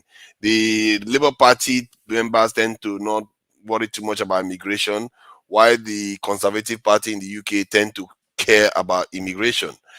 But the same thing in the UK, in the US, Republicans care about immigration, people coming in, they don't want it, while the Democrats don't mind. But yet their leaders do exactly what they want to do anyway. If they mean to reduce immigration, they will. It doesn't even matter which party is in office. And if they don't want to reduce it, they will do it. It doesn't matter which party is in office. And if you look at the immigration rate to the US, it's just been going up and bubbling just about the same amount, apart from the year of the COVID-19. Yeah, although Obama did this thing, deport more people, but it didn't make a lot of difference because a lot of people also came into during his time. So it's just a game that they are all playing with people. And personally, from our own community point of view in the US, we shouldn't bother too much about supporting whether Republican or Democrats. Worry about what they can do for the community. If the one that promised the most is the one you give your support. Some people would like to think that Obama didn't do anything for the black community. There are some things that he did in terms of the appeal courts. The people he put in place, he appointed a lot of black people into those positions. While Trump, when he came in, almost exclusively white. And Trump appointed, I think 54 appeal court judges, while Obama, 8 years, appointed 55. And Trump, almost every single one of them were white, while Obama had at least 16 or more black judges among them. So if you look at some of the people that are emerging in the US state right now, like the defense secretary that you see, and some of the black people that are showing up in high positions in office, those are legacies of some of the stuff people like Obama did underground. You don't see it at the top. It doesn't mean that he's a great president in terms of for us. He's not a great president. He didn't do anything overtly, openly that actually favored us. So that I don't subscribe to the idea that Obama was a total, destroyer of the black people. Another, am I subscribing to the idea that he actually helped us? He just like every other president. But Trump, that our black people support, that's the one that concerns me. You are supporting him, but you don't know. Trump is very, very racial. He's very, and the way he appointed the appeal court, it tells you who he wants to be in charge of that country. He appointed white people into those positions so that they can look at the appeal Supreme Court judges too. They said he appointed more Supreme Court judges than any one-term president, and all of them are highly, highly conservative ones. And no, I don't think there was any. They're all white. No other people. So that guy is a racial person. If he promises us something, it has to be concrete. It has to be something that he has to be able to deliver. You start supporting him. Must not appeal to their support base. When the minority, or particularly the black, gave him how do you say it? Lesser percentage of vote, and the people that stood with him that are white, what must he do to carry on their support? And moreover, those people that he appointed them there on the basis of the philosophy of their party, and not on the basis of racial philosophy of their party, what they believe in as a party. Even the black within the party doesn't mind whoever that is there, whether black or white, it doesn't matter to them. Does that person stand for the philosophy of their party? So don't bring this kind of politics that you play in Nigeria as if it's what plays out here. No. So by that argument, hold on. Okay. Party is, every political party, Social Democratic Party, Republican Party stand for their philosophy. And whoever that is appointed to represent them at one position is not appointed on the basis of race, but on what the party stands for. So don't bring this racial and this jargons kind of politics that we play in Nigeria. Oh my God! If you believe that, you're going to believe anything. If you believe that, you're going to believe anything. Trump literally told you that he doesn't want people from other countries. He prefers them from Norway or Denmark and all the rest. What? Come on, man! You believe anything? If you believe that. Hold on. Can I say something to Niger? This is the issue. The issue here. I think the case here is that we have to start seeing Trump for who he is. Under Trump, we had the least war in the world. Everything you guys accuse Trump of, just like when somebody said that he said that Africa is a shithole. You see, one thing about me is this. I like to tell myself the truth. Are we a shithole? We are. But nobody has ever come out to say, this is a clip where Trump said it. This is where he said it. Nobody has provided me a clip. And I challenge every one of you. I know that his subordinate, Kulata, has run away. But it is what it is. Nobody has shown you. Look, let me tell you. If you want to know who Trump is, whenever the CNN and the MSNBC, CBC says Trump said this, go and look at it for yourself. You will have a better understanding. There was this statement that Trump made during the COVID period, where he talked about Lysol and all that. And the media just made a mess out of it. They made a run with it. And I asked them, why are you guys making a run with this nonsense? What he is saying, we have something we call gâteau lavage. What Trump is saying, can we have a cure for this? What we do in every hospital we see today mostly is management of symptoms. We do not cure. There is more money in maintenance than in curing patients. Do you think the cure for most of these ailments are not there? They are there. But the issue there is that it is better, it is more profitable to manage.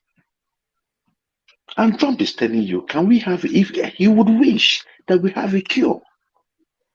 And the liberal, because they have made, because the liberal media, knowing that most of their followers are dumb. I mean, you cannot tell me. What are you talking about? Are you seriously trying to pass the words that come out of Trump's mouth? Are you seriously trying to go there?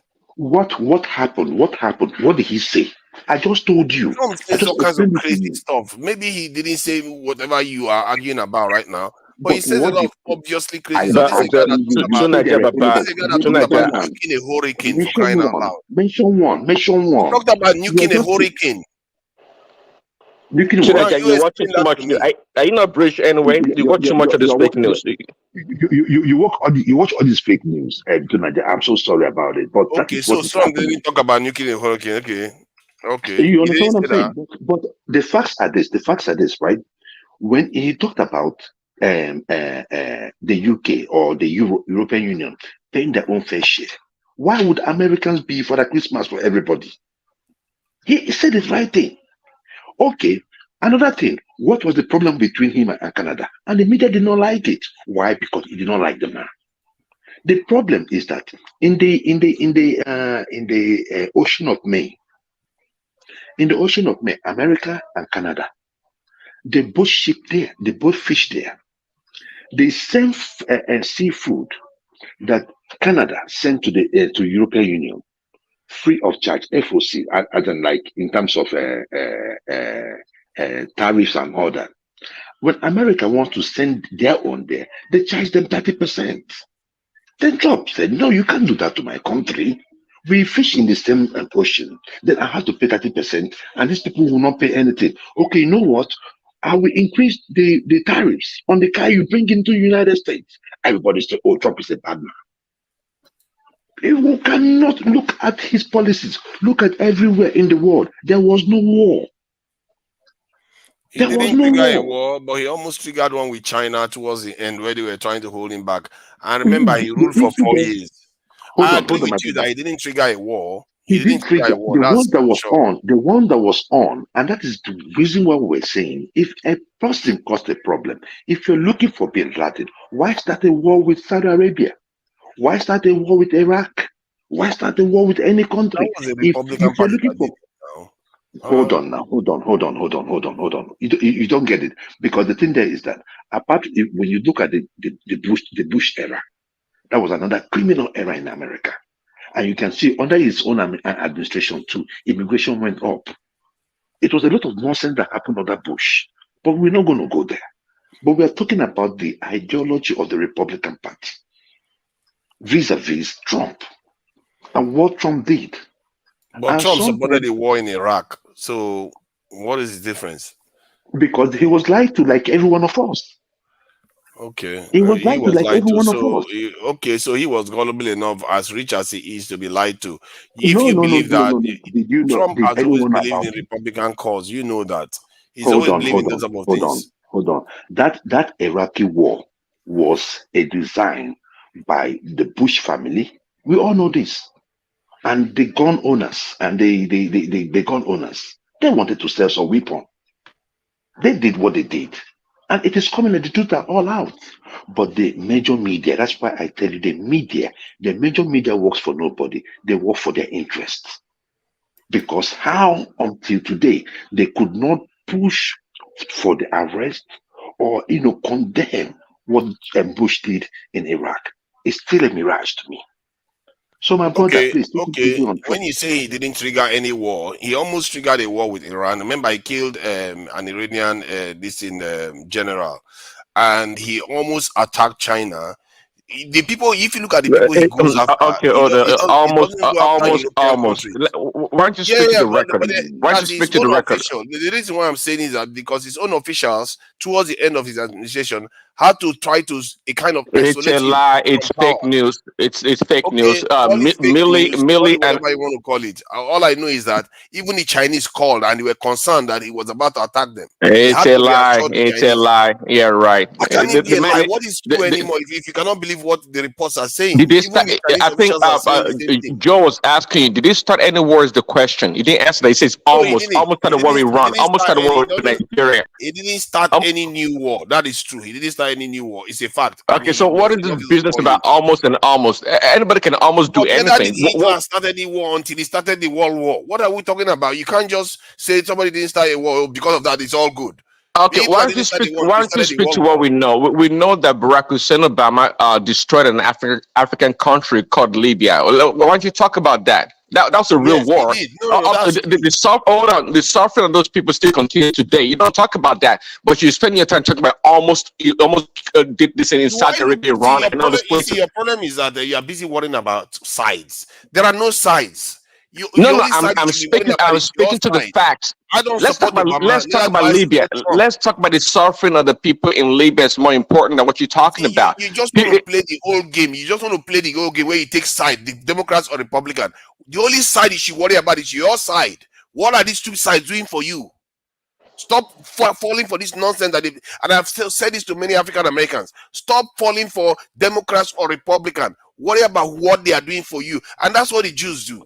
That's what any other self-respecting community does. Don't worry about whether the Democrats or Republicans. To Nigeria, under Trump, I do not need to know what was going on in Washington. I had more money in my pocket. They tax me less when I go to buy. Hold on. When I go to the gas station, I buy cheap. I go to Walmart. I have 200. I have 2 cars. These are the things people want to see on the street. This was our reality. Continue, sorry. This is our reality. That's what he's talking about. You understand what I'm saying? If these black people know, if you look at Trump's numbers among black population, it is going up. Why? Because they have seen both sides. And I am one of those that always tell my African Americans, wherever they may be, or wherever, if they are listening to they tune into this program, the Democratic Party have you in chains. You don't like hearing those words, but that is what it is. The Democratic Both Party, of they them never have take. us in chains. It's Stop. a Oh lie. my It's a God. lie. It's a lie. How Let me can tell you something. you will keep falling for these Hold trick on, politicians pull on you people all the time? hold Both on, of hold them on. are the same. And Tubaba, teach me how to fish. Do not give me how to fish. Joel. If you do that, I'm when you trying to do make you that, to see that both of them are the same. Stop thinking that one it's is a better than lie. the other. It's a lie. It's a lie. They are far better. Tunanja, can I Yeah. ask Joel? Can I ask Joel a question? And by station, other Go ahead, brother. other people here, or Trump has said. Now, if you look at the U.S., the major cities that are more, though we can argue that part of this question that I'm about to throw to you. If you look at the major cities, even in red states that are more of prosperous, there are more of they have more economic activities going there. Ask yourself that question: why are they always Democrat led? Because they're messed up. No. Did you understand what I'm trying to say? Okay. No, I understand what you're saying. Let me give you an instance. Let me give you an instance. Hold on. You know what you're I'm sorry, saying? Joe, quickly, Rashomai. Atlanta, New York. Hold on. Let me tell you. I know what you're talking about. You're saying The that wealth of all these cities California. is not just Democrats. That's their mistake. That's an error in that question. Give me one that is led The by wealth of those cities are not just Florida. Democrats What about Florida? or liberals. It's everybody. It's a big city. They all contribute. Okay, Only because the Texas policy of the liberals. is a big city that is run by Republicans. The rest are run by Democrats. Hold on. Give me a major U.S. city that is run by a Republican and that is very prosperous. Give me one. Florida. Yeah, I guess so. That's the number one state that everybody's moving to. What next, Russian mind? What I don't know what you're talking about. It's Florida. And California dwarfs Florida. Even one rational mind in my own city now. In my own city, right? That's about the only state you can talk about. Maybe Hold on now. In my own city right now, there has been a population boom from the blue states. Hold on, Miami mayor, I think is a Democrat. Go check that. Miami, I think the mayor is a Democrat. My mayor is a Democrat too, because what happens is that most people that are from immigrants most people that are immigrants come to the cities, right? So when they come to the cities, it is always this thing that sell to them about the Republican Party, like they are racist, they are this. So they tend to fall toward the Democratic Party. But as time goes on, hold on. As time goes on, they get to find out that it is not true. Rational mind. Let me just make this one point for you. Okay, go on. Let me make this one point for you. Look at all these cities you just talked about. These cities that you talked about are big cities. They are running down. They are being run down. Okay. Are you talking about California? Hold on now. That are under the control of Republicans that are prosperous, like say LA, even Houston. I think I am telling you, those Houston you're talking about. Hold on now. That LA you're talking about. It's a Democrat. Can we have a conversation? You're there. I think your Tennessee there. Even your mayor of your what's it called? Is it? It's a Democrat. So what I was talking about. I told you. No. Can I finish now? Let me just tell you something now. The reason why that is because you have more immigrants in the cities than in those inter areas. Like it is just normal. Even in Lagos, it's not something that happened in Lagos. Why are we making it look like it's an American thing? However, look at those blue cities that you're talking about. They are being run down by the day. Have you gone to see the crime rate in those cities? In California, have you got to see the crime rate? You see the number of gangs? Go to New York, is the same thing. You go to Atlanta, Georgia, is the same thing. Go to every Democrat-run cities. They are running it down to the ground. They weren't the one that built it. Well, sorry, in Seattle, Washington, they had Antifa. They had chops and chats cities within the city of Seattle. Was chaos. was a mess under the Democratic mayor and leadership in that state.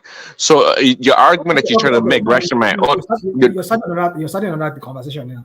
no, the argument you're trying to make is that look, the liberal cities are more prosperous than the so-called Republican or conservative cities, and that's not entirely true. Yes, those cities. Hold on, see the reason. Hold on, see Lagos, for example. We know it's a Yoruba state, but guess what? The wealth of knowledge comes from everywhere across the country, from the southeast, north, and everywhere. So it is a conglomeration of ideas and people. Even Lagos even fit in this picture we're talking about. Why are you even comparing Lagos? Is Lagos? No, I'm trying to tell you the wealth of Lagos. The wealth of Lagos is not just the Yorubas. That's the point here. Okay, all right. So if you're making the point that the liberal cities are prosperous, well, keep this in mind. It's not just the wealth of the liberals. There are a lot of Republicans. It's a centralized place. So why are they flocking to cities that are under the control of? Because they feel that they can make wealth. They can make not because of what. Why can't they? It just happens to be that the liberals tend to be the mayors or the leadership in those cities. But the point here is that why not Republicans? Joe, just give a good example. Usually, the immigrant population and the black population tend to favor that of the liberals. Fine. So, most of those projects you see are in the cities. Fine. But then my question is this: okay, those ones that you people that Republicans control, why are they not prosperous? Why? Why can't you use your so-called? Well, yes, they okay. Listen, okay, hold on, Rashomon. You always have this convoluted argument that you're trying to make. Listen, see, you have to compare apple and orange and orange. Listen, see, hold on. For example, you seem to be wiggling all over the place. It's a fact. This is why I keep telling people. You keep thinking that they are very different entities. What is it? Hold on. Entities. What is the fact? Democrats control some of the most powerful states in America. Okay, Rashomon, to the point. Say there are many beautiful. Hold on, there are many beautiful, accommodating, conservative cities across this country. There are plenty of them, and if you look at the stats right now, a lot of people are migrating to those areas. Of course, those cities are not as big. They're like second class or whatever kind of cities. Why are they smaller? Because they're not the center of commerce. Tonight, why are they not the center of commerce? Why are they not the center of commerce? Okay, hold on. See, tonight, I can tell you're a British guy. You don't know what is going on here. Because your argument is... I'm asking you a straight question. People that claim that they are good at business, why are they not the ones running the states with the largest did you know that what's it called? Ronald Reagan was the governor of California. That is what I'm trying to make them understand. But it's not now. Okay. And he has not. Okay. So the run that state for a very long time.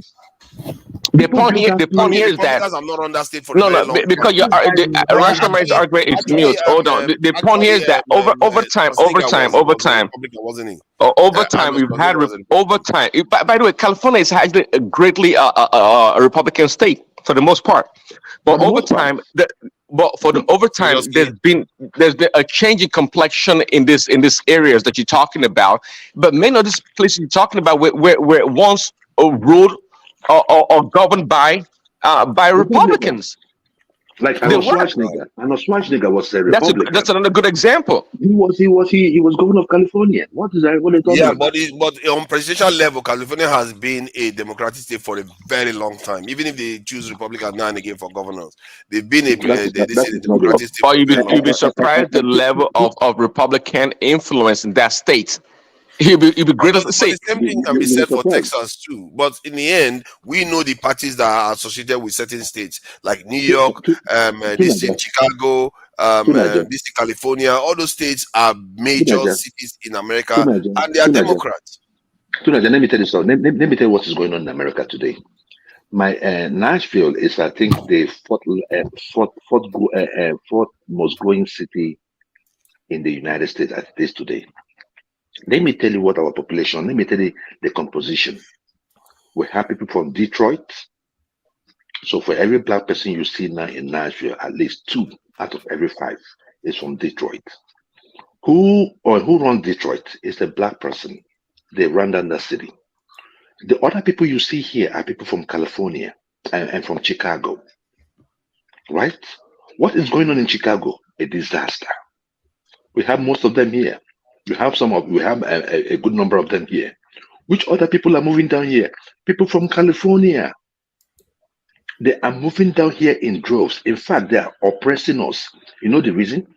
You know, like now you have places like Asokoro. You know, as you come in a city, you have places like Asokoro. Then you have all those other places like middle income.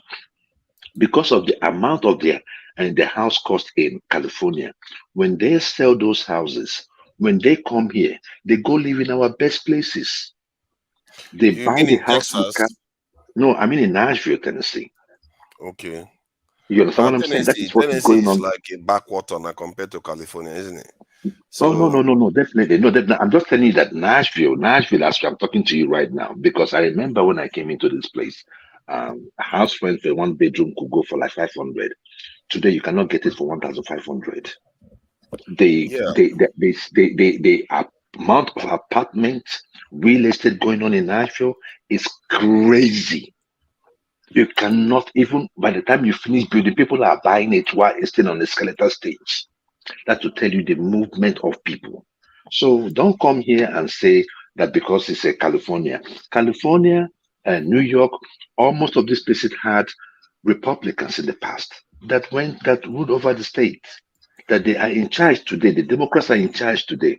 What are they making of those cities? Are these Wow, they're are going you to trying run to it say down? that the Republicans founded the states and they lost it? No. No, What he's trying to say you is don't that, get it. for You don't example, get see, you see the trend that is going on right now. The trend is going on right now. See, many of the cities, the reason why they grow and became prosperous was because of Republican policies that made Wow. businesses.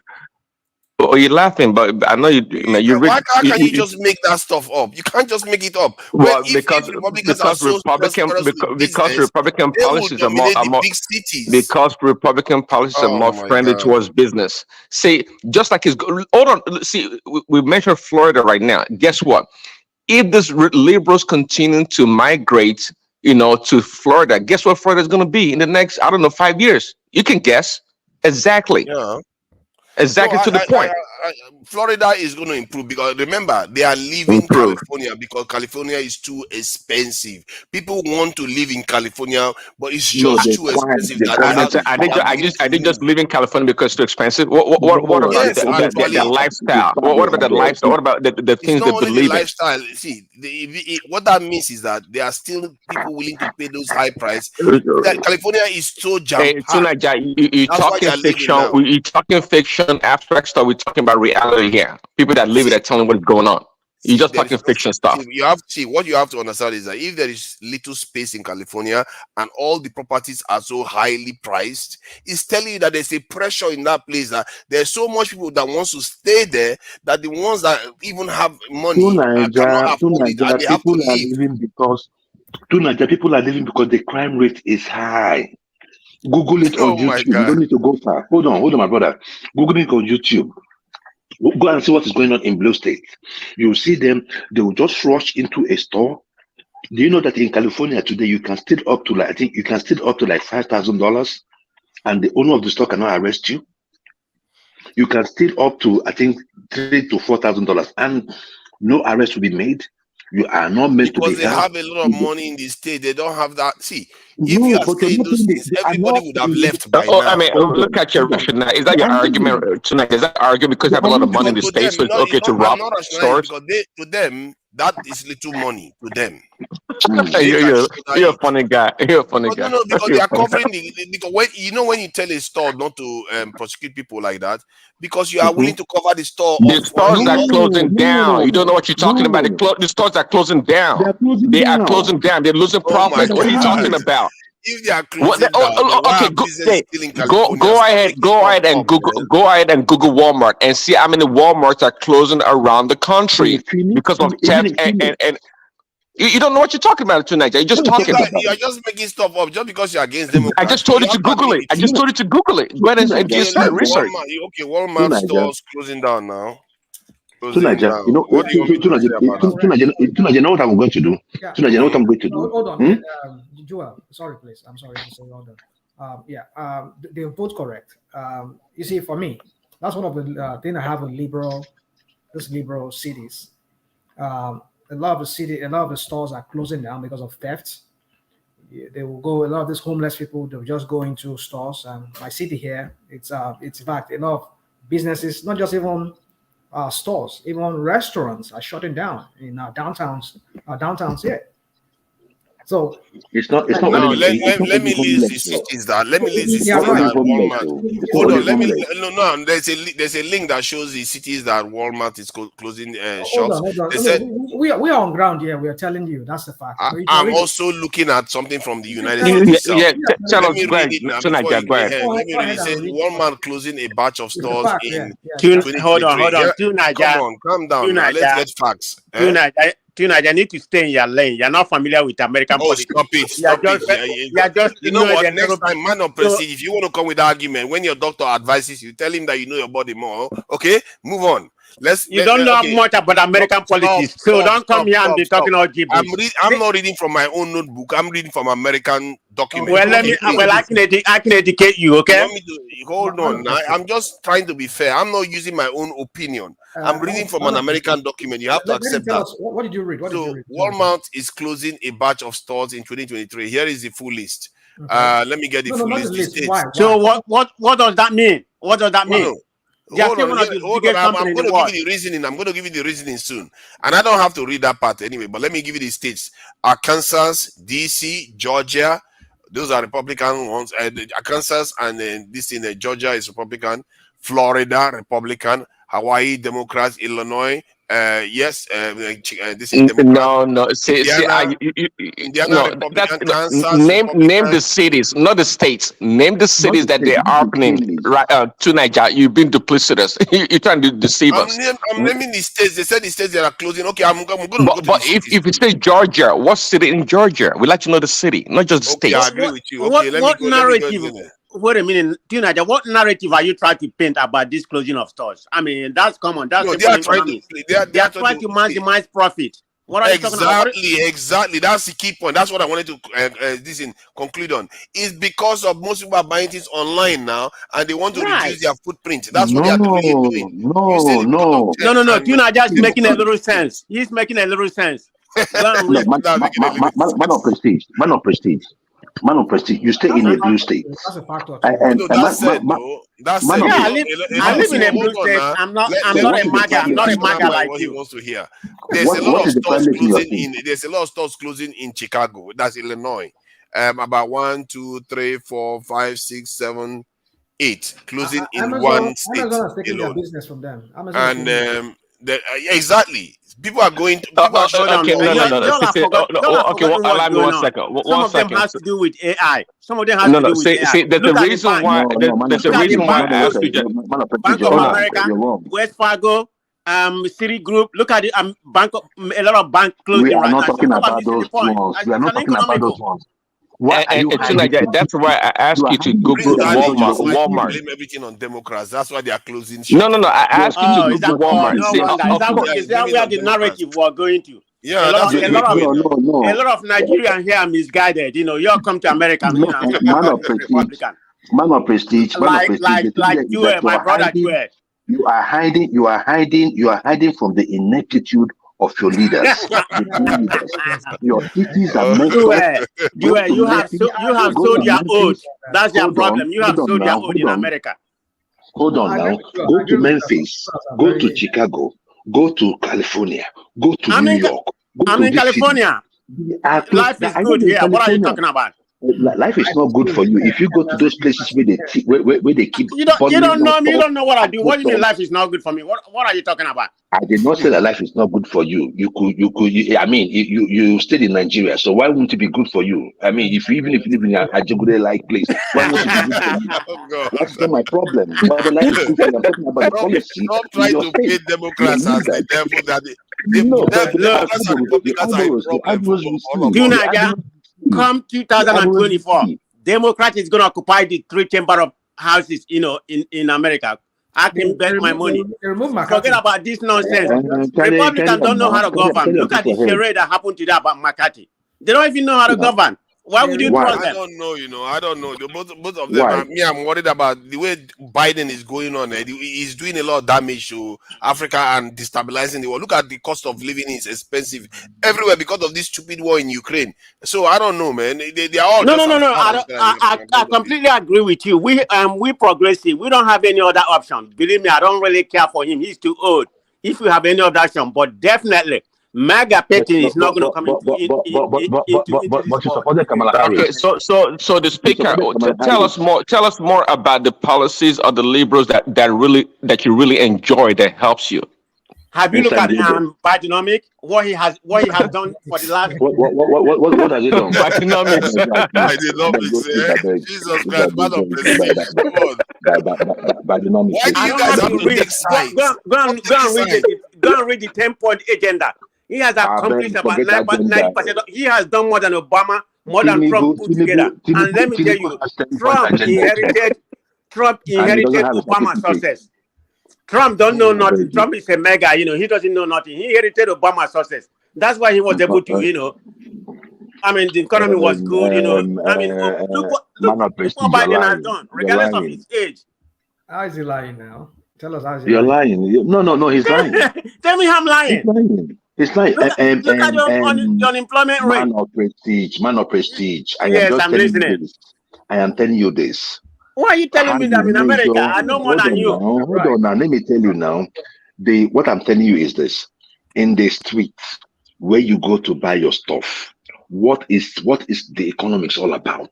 Don't come preaching me about English the way Tinubu is preaching them English in Nigeria without nothing tangible. You understand me? You just come, you preach numbers. The other day, I was talking about OB and consumption to production, and I saw people sighing. It's your business. The man has told you what your problem is in 2 words. You can go there and start speaking English. We have been speaking English. The one they can't English. Soludo is speaking in Anambra State. Not one road. Nothing is doing. Wait a minute. Stay in America. Let's stay in America. Hold on. I'm telling you what kind of people. I'm telling you your people, so you know where to locate them. You go to Nigeria, you locate people like APC and Soludo. You come to America, you identify with Democrat Party. You're not doing well. So you want me to identify identify with common sense. Identify with common sense. There's no common sense. The only common sense is you call you shithole, that call Africa shithole, no respect. And that's where did he say it? Where did he say it? Shithole. Where did he say it? Show me the video. My God. Where you been? Hold on, show me the video. Where you been? Let me catch you. I go open your eyes today. Show me the video.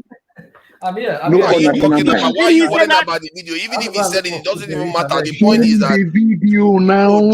Jewel of the Nile. What makes you think that Trump is for black people in the Show me the proof. Jewel of the Nile.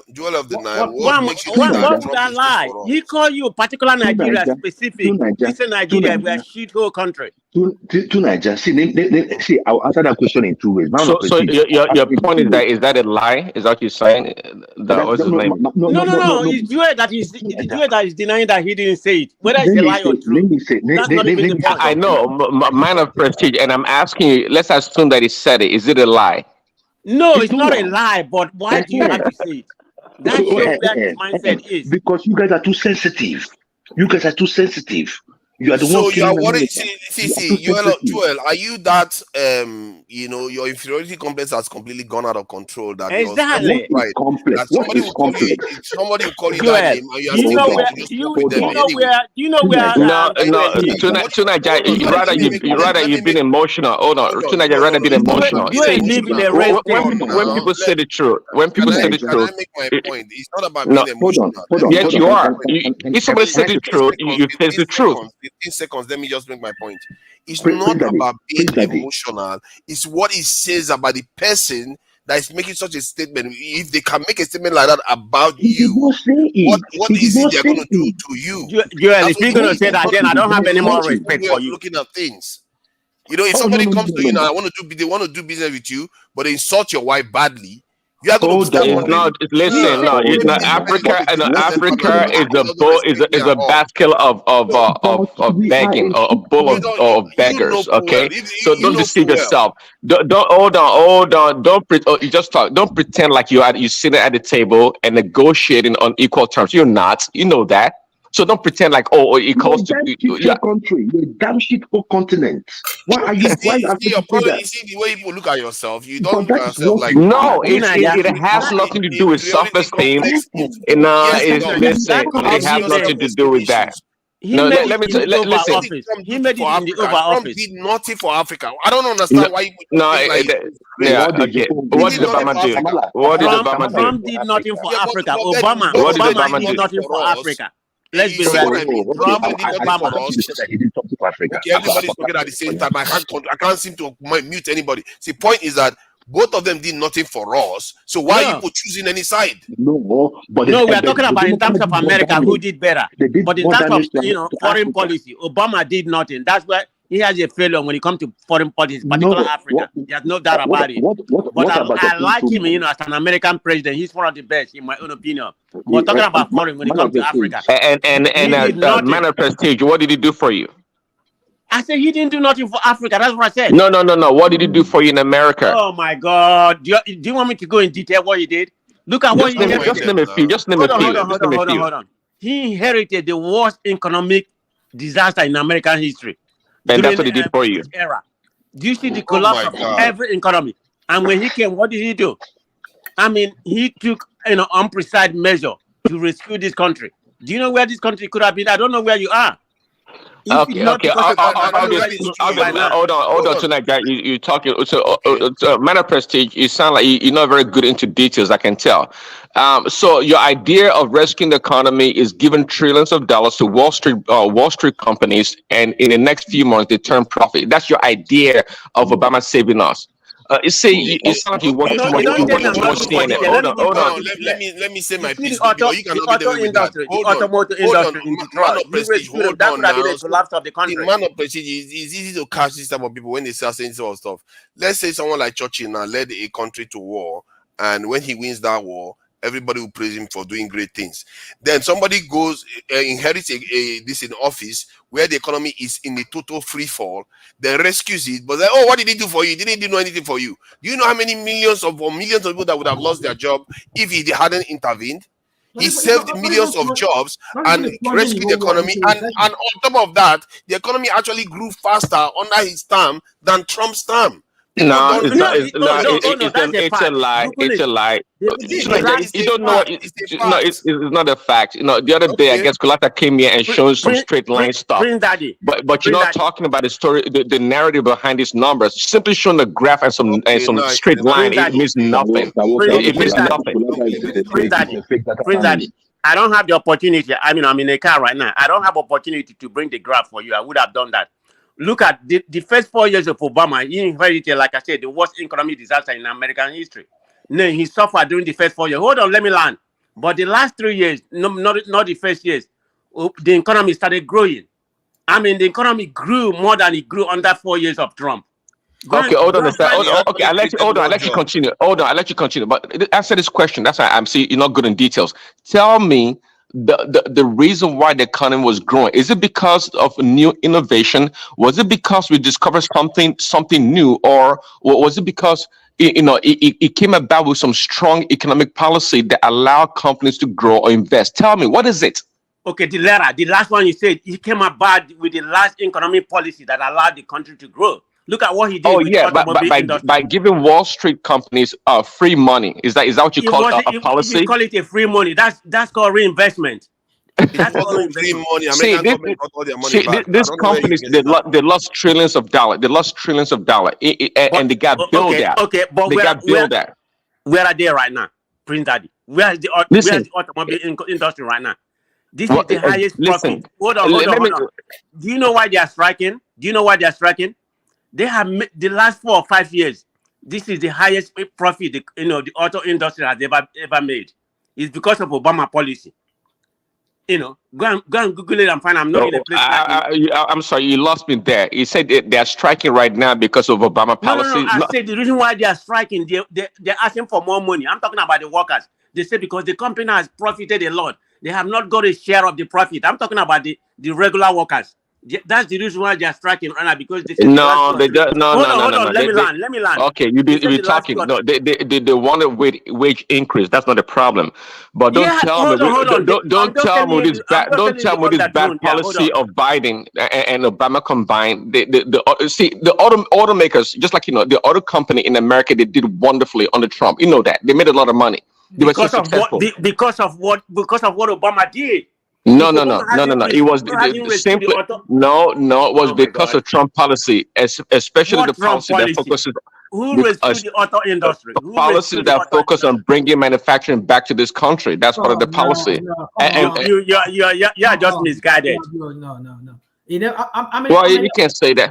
Can I say something? Under Trump, how many of the U.S. companies came back? You want to name them? Maytag is one of the companies that came back, and there are numerous other smaller companies actually. No, hold on. See, you get it confused. It's not about coming back. It's about reviving or creating new manufacturing base in America, and it did happen. It did happen, Rashama. You don't know that. It did happen. None of them came back. It's not just the auto industry that Obama bet. You know, he bet the airline. Do you know how much? Minor prestige. Listen to yourself. So that we don't keep arguing amongst ourselves. Okay, bring it down. Over the 4 years period, the U.S. economy added a total of approximately 11.6 million jobs. That's Obama's administration, 2013 to 2016. In Trump's time in office, they created approximately 6.6 million. You see, it's not even comparable. Okay, hold on. Let me respond to that. Tonight, I can tell you're not an economist, so let's just leave it like that. See, let me respond. See, you can try to make an argument when the economy has already bled like millions of jobs, and of course, it's natural because of all the jobs that were lost. What was it lost? Those jobs were lost. Under who was it? Tonight, I said it earlier. I mean, Minor Prestige just said it also. Under Bush. Hold on. Under Bush.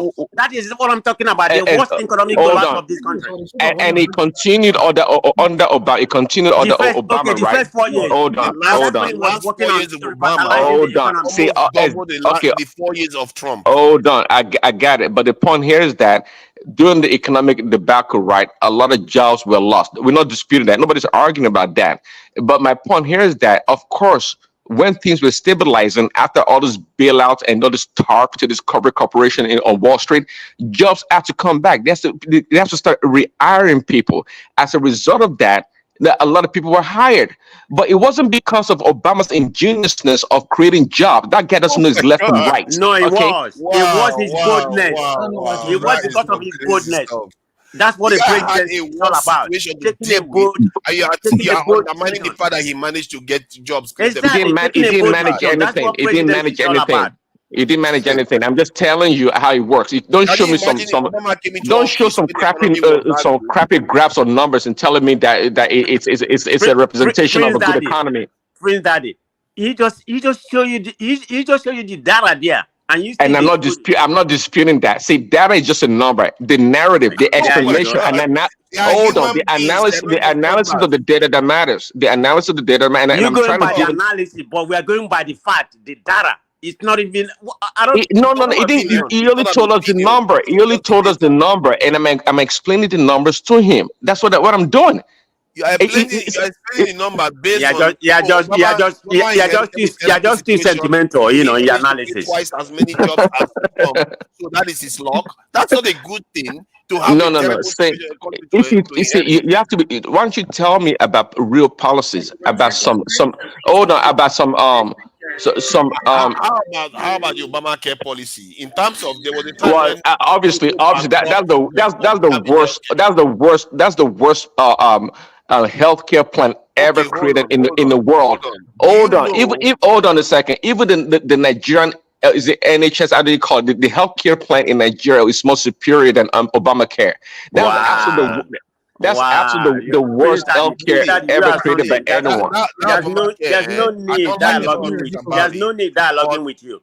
People going well, back because you can't come back. I'm giving you facts and you can't handle it. I'm simply telling you the facts. Man, this is a bipartisan issue in America. People were going bankrupt in America. Man of prestige, you can't handle it, right? I'm telling you. That's okay. That's okay, brother. But you know, guys, we're talking over each other. I think Tunaja has the moderator. So go on, Tunaja. Yeah, during the time of this thing before Obama, people were going bankrupt when they became ill. It became a serious issue that it was even a bipartisan issue that people were getting concerned that healthcare cost was out of control. But then what Obama did was removed one of the areas the problem was coming from, where people can still stay under their parents' insurance, and remove the idea that when people became ill, they are going to go bankrupt. But the premiums didn't stay low. Yes, they didn't stay low as Obama promised. That's true.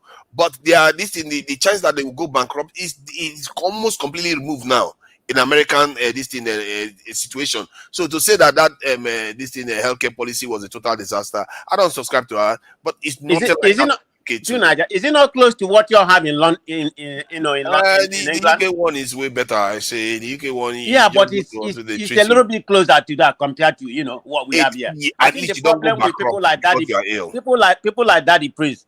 I mean, their way to do and something like that. They don't care about common people. That's the problem. They care about business now. Typical Nigerians. Yeah. It's not good. I don't have any problem. No, well, actually, that is not true. That's not true. You know why? Because see, you guys know that. I don't know what you do, man of prestige, but it sounds like you are into business. And if you're a business person or if you know anything about business, you know that businesses, they have a lot of expenses. And you know, okay, hold on. And living in America, you know yourself. Hold on, you know yourself that the healthcare is very, very expensive. It's very expensive. The number one reason why most families file bankruptcy is because of medical bills, and I think you know that. So it's not about caring about businesses; it's about trying to make sure there's a fair playing ground for businesses to operate. Okay, not just put a bunch of burden on businesses. Now, strapping businesses with Obamacare and compelling people that don't want medical care or insurance to pay is not fair. It's un-American. You are preaching capitalism to the highest level. So you mean when they force you to get car insurance, it's okay, but healthcare, so some people don't get help. You know, when you don't have healthcare, because if you want to stay in your house and payment, well, that's your problem. But if you drive it on the road, you're dangerous to other drivers. To other drivers, that is a little bit lost. But healthcare, healthcare is very vital. That's different from. I agree with you. But that's why each and every individual should be able to make their own choices. Yeah, you're giving a choice. He gave you Obamacare. Give you a choice. The example he gave just now, man of prestige, the example he gave about somebody not driving a car is not valid, because if you fall ill at home or something happens to you, an accident happens to you at home, if you don't have health insurance and they rush you to the accident and emergency, you still have to get treated. Okay, let me tell you something. Hold on. See, tonight I keep telling that you're a British guy, and I can tell because in America, if you know, maybe. Why do you do this a lot? Leave him now. He likes to do that. No. Look at that. He's enjoying himself when he does that. No. I'm telling you. And Rashtamai knows this also. See, in America, we all don't have equal health plan. Let's not kid ourselves. We don't all have one. But if you don't have medical care, and if you fall sick, you can go to the public county health facility and get your care.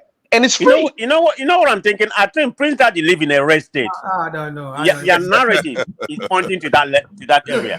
There's no doubt about it. I can bet my money on that. That's the typical. And you're gonna lose a lot of money if you bet man of prestige. You're gonna lose a lot of money. See, the thing Nigerians need to be doing in America is get organized and start making proper demands from Democrats. You guys should be more organized. Not all this one you are going for Republicans or Democrats. Organize yourself and say this is what we want. You know that thing that Nigerian government is asking for. You people better support it, otherwise we're not going to vote for you. Those are the kind of things you want to be doing. Don't worry about parties. No, Tunaja, let's enjoy ourselves. We've been talking about Nigeria for 63 years. Come on now, let's enjoy ourselves. Man of prestige. Let us ask Prince Daddy. Let us ask him a question. Prince Daddy, do you have Truth Social? Do you have it? Are you trying to expose me? What are you trying to expose me? What are you trying to do? Probably the way he's talking, we can tell by your narrative. You have like Twitter. Twitter. Yes, I have a True Social account. I do. Yeah. No wonder. It's all good, Daddy. and so, okay. To your question, Rashomai, if I told you I have an X or Twitter account, also, what would you say? No, that's a different thing. I'm talking about Truth Social. You know why is that different? Why is that different, Rational Mind? Why is that different? You know what we're talking about. Don't act like I don't know what you're talking about. I don't know. Your MAGA narrative. Your MAGA narrative. That's where you get it from. So, yeah. It's all good, but sometimes it tends to surprise me when Nigeria come here, and become a MAGA like you, and there's somebody that come here, Babati is a MAGA too. So it surprises me. Why does it surprise you though? I think Democrats get too much credit. I know in Nigeria we are conservative, but our way of thinking and rational is different from what is white supremacy MAGA here, I mean, but MAGA has nothing to do with white. It has nothing to do with white supremacy. Why would he say that? Because I'm not white. Let's face it, the MAGA supporters are more likely to be racist than the Democratic supporters. See, that's a narrative they've told you. That's not true at all. The most racist people are the Democrats. The Democrats and the liberals. Yes, they may be racist. Why are you pointing at one side alone? They are not as outlandish as the mega part of Republican. MAGA one is in your face. Yes. Telling you how racist they are, and you have less black people in their party because of it. They are literally. You saw what happened in Virginia when they were shouting, "Jewish, black will not replace us." You saw that, Prince Daddy. Was you there? What about the Yoruba shouting in Lagos too that the Igbos no replace now? What do you say about that? Why are you going back to Niger? Yeah, you see that's the stay in the lane. Stay in the lane. It has nothing to do with that. Forget about that. No, my point here is that people naturally want to protect their own space. There's nothing strange about that. Apple and orange. It's not even close to. I mean. But from the point of view of a black person, you have to see that the Republicans, they are more racial. They tend to support white people. That's why they are not against. It is not. That is not true. That is not true. I'm not going to allow you to run away with that. Against China, look at the voting pattern. Look at who is in different parties. Look at the party ratio. Look at them. Is it not white that dominate Republicans in terms of voting? It's only colored people. Maybe. But listen to yourself, and I know you know this. See, in the Democrat, the Democrat, the black people in that party are the rags. They are the rags of that party. They have no say. They don't have any strength. Why would you say that? Akeem Jeffrey is the head of Democrat right now in the House? What are you talking about? Yeah, what do you mean they don't have no say? Listen, they know how to placate. They know how to placate you guys. Hold on. You mentioned Akeem Jeffrey. That's the same reason why they give you Barack Obama.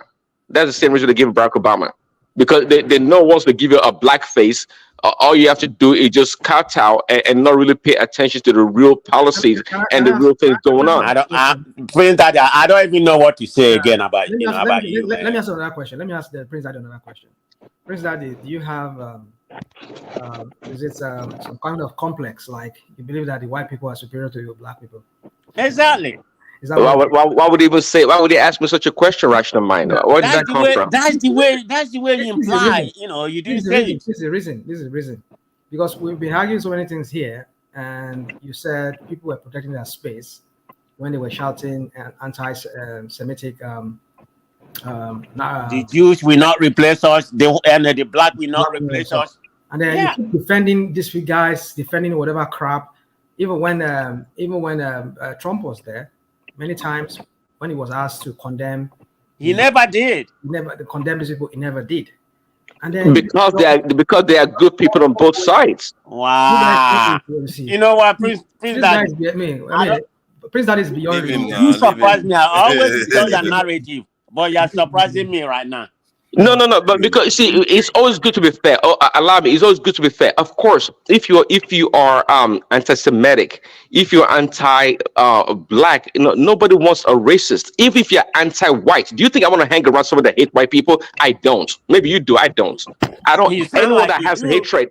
Anyone that has. Well, you are hanging with people that hate the black people. I don't deal with such people. Because I don't subscribe to such people. No. But because you run away with this narrative about trying to paint one side as bad, rational mind. I know you don't live in the freaking ghetto, because if you go there and if you go there and claim, say, oh, you're from this neighborhood, they shoot you too. They protect the neighborhood. They protect their space. What are you talking about? People are territorial by nature, like animals. What are you trying to say? Are you saying the Democrat are the one like they are criminals now? That's what he's saying. Wow. Well, you can say that. We can say that, but we know most of the killings are coming from Democratic cities like Chicago, like Atlanta, like Houston. That's where people have been killed the most. Let's switch topic now. I think we've had enough of this American. So why is it that some people think that why is the TSU document release and something that they brought out is so inconsistent? Why? What is wrong with our university? Let me take a stab at that, because I was listening to another program today, and the guy because I used to go to that guy's platform just to go and listen to some of his content. For me, it's not about content, it's not about what he has to say as his opinion. I just like to listen to what facts does he have out there that people must have sent to him, or whatever connection he has.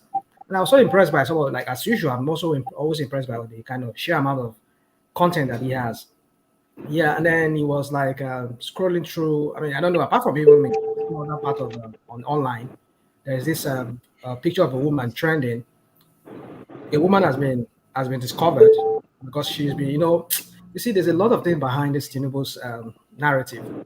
There's a lady by name Tinubu Adenike, Bola Adenike Tinubu. So that A will be Adenike, is a Tinubu family, is a Tinubu by birth. And she lives in Chicago. The social security number that you saw on form, on those forms, people run it. I don't know, some people who have access to such database, they run it, and they found out that name popped out. This woman. What is that a fact or just? Well, that's another thing again. It's still within. Yeah, that is obedient narrative now. Obedient narrative. It could be. What was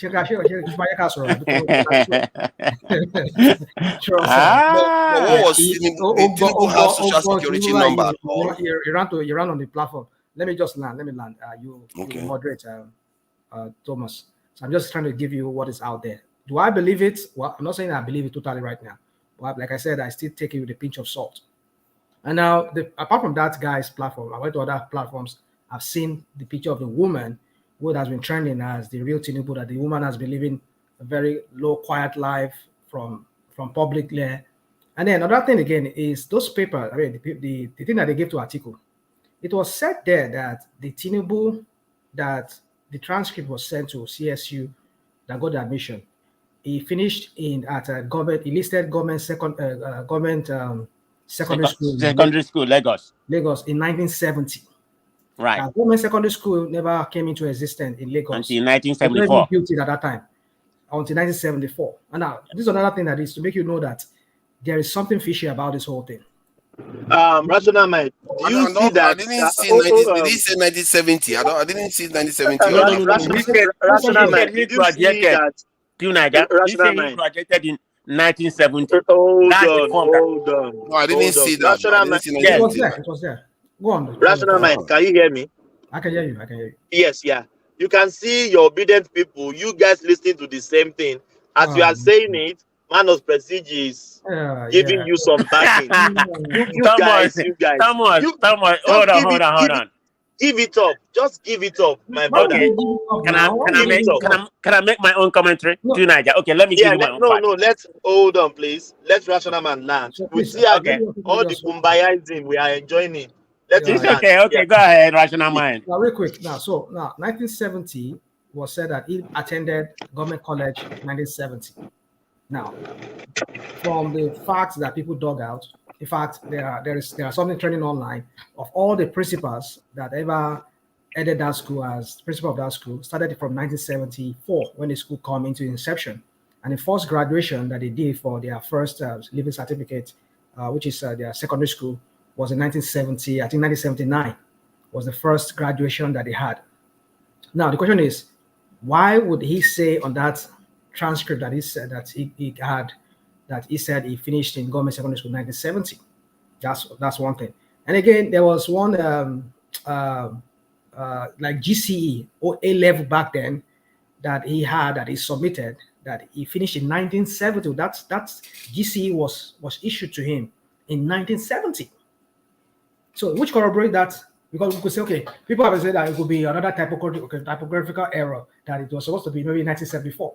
But if he finished look at it, if he finished 1974, when they had their first graduation in 1979, so how could they have gotten this admission in that same 1979 when he finished in 1979 in Lagos?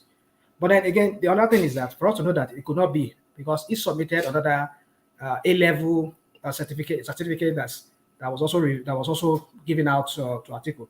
The A-level says 1970. He did as a WASC or A-level GC Cambridge, something like that was also attached to that he submitted.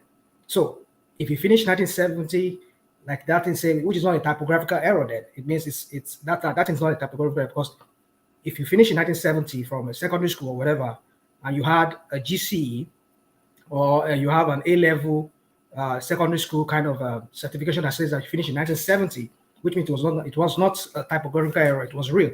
But that you mentioned that you finished in 1970, a secondary school, that's another thing again. So you see all these inconsistencies. Rational Mind, in a nutshell, are you telling us Tinubu doesn't go to secondary school? He doesn't go to primary school? No, it's about forged document. It's not about whether he go to school. We know he went to school. It's about forgery. This is my conclusion here. We are not. You haven't ascertained any forgery here. All what you are saying now is just hearsay on internet. Now we're not saying this is my own conclusion. You asked me a question. Now my conclusion is this: that Tinubu used Oluwole to gain admission, because at that time I don't think they don't do all this verification that they do in modern times. So all those papers, because all those things, you cannot say you finished 1970 at Government College in Lagos, which that was not even in existence at that time, and you have a WASC or a GC or an A-level Cambridge certificate in 1970. There's nothing like that. So it must have been that he went to do some Oluwole paperwork and submit it to them so as he could be able to get admission. Then the name that he's using is not his real name.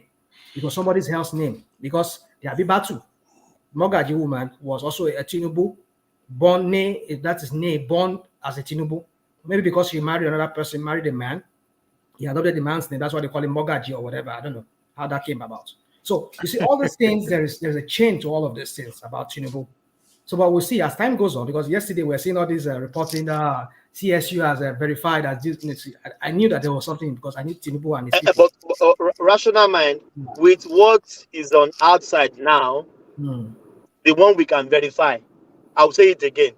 Okay. The documents that are out there now, we can verify.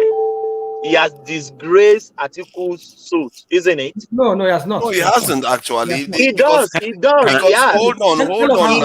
Let's not get things confused here. The court said they don't even know where he got his certificate from. That's the school said they don't know where he got his certificate from. Can I intervene, please? Just a minute. Let him tell us how. Thomas, let them propagate this thing first. No, can I go ahead? Can I go ahead? I'm glad that the is here. Hold on. Okay, thank you very much. I mean, there's a lot of discrepancies when it comes to Tinubu. There's a lot of mystery about him, okay? But I'm not going to go into minutiae or detail about that, But the only one I'm concerned, the Tinubu graduate from Chicago State University. Definitely he did, which, you know, after he finished from junior college. But let's not make a big deal about that Chicago State University. I mean, any Nigeria can go there and obtain go there and, finish with honor degree, because the school is like a 5th tier, college in America. It's not even a 3rd tier. So let's not brag about the school. Did he go to college? Yes, he did. But the problem starts with the junior college that he went. If you look at the junior college that he went, I don't know how he got there. It was a different person's social security number. Tonight, I'm not making anything up. It's right up there. It's a female that he registered under for junior college. So the problem prestige. is, what If it is that easy to get honor from American University, how come not every student, Nigerian student, are getting honors from the come on now, any Nigeria, do you know No, he's just distracting you now.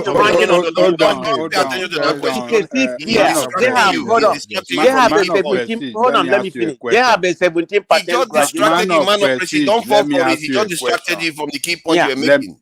Let me ask you a question, because all of you are bragging like he went to Ivy League school. Hold on, man of prestige. That's the problem I have. Hold on. This is about fraud, not about whether you attended school or not. No, I'm coming. I'm making a point.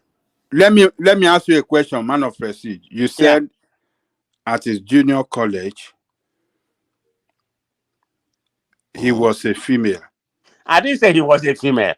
What I said, hold on. I said the name in the junior college. Okay. Hold on.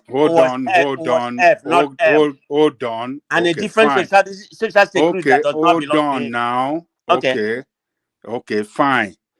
So when it now apply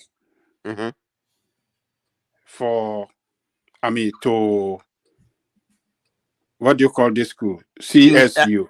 You're right. After junior college, you probably have like about 60. Can you let him land, please? Breaking news. Hold on. Somebody appears there's a breaking news in the People's Gazette. I don't know how much people can rely. It says it's official. Chicago University says Nigeria's President Bola Tinubu presented forged certificate to INEC. Oh yeah, that one is from the deposition today. Hold on. Okay, go ahead, Ajali Koka. Hold on. Let Ajali Koka go ahead. Let me ask you a question. Okay, so when he applied for senior college to CSU now, all right,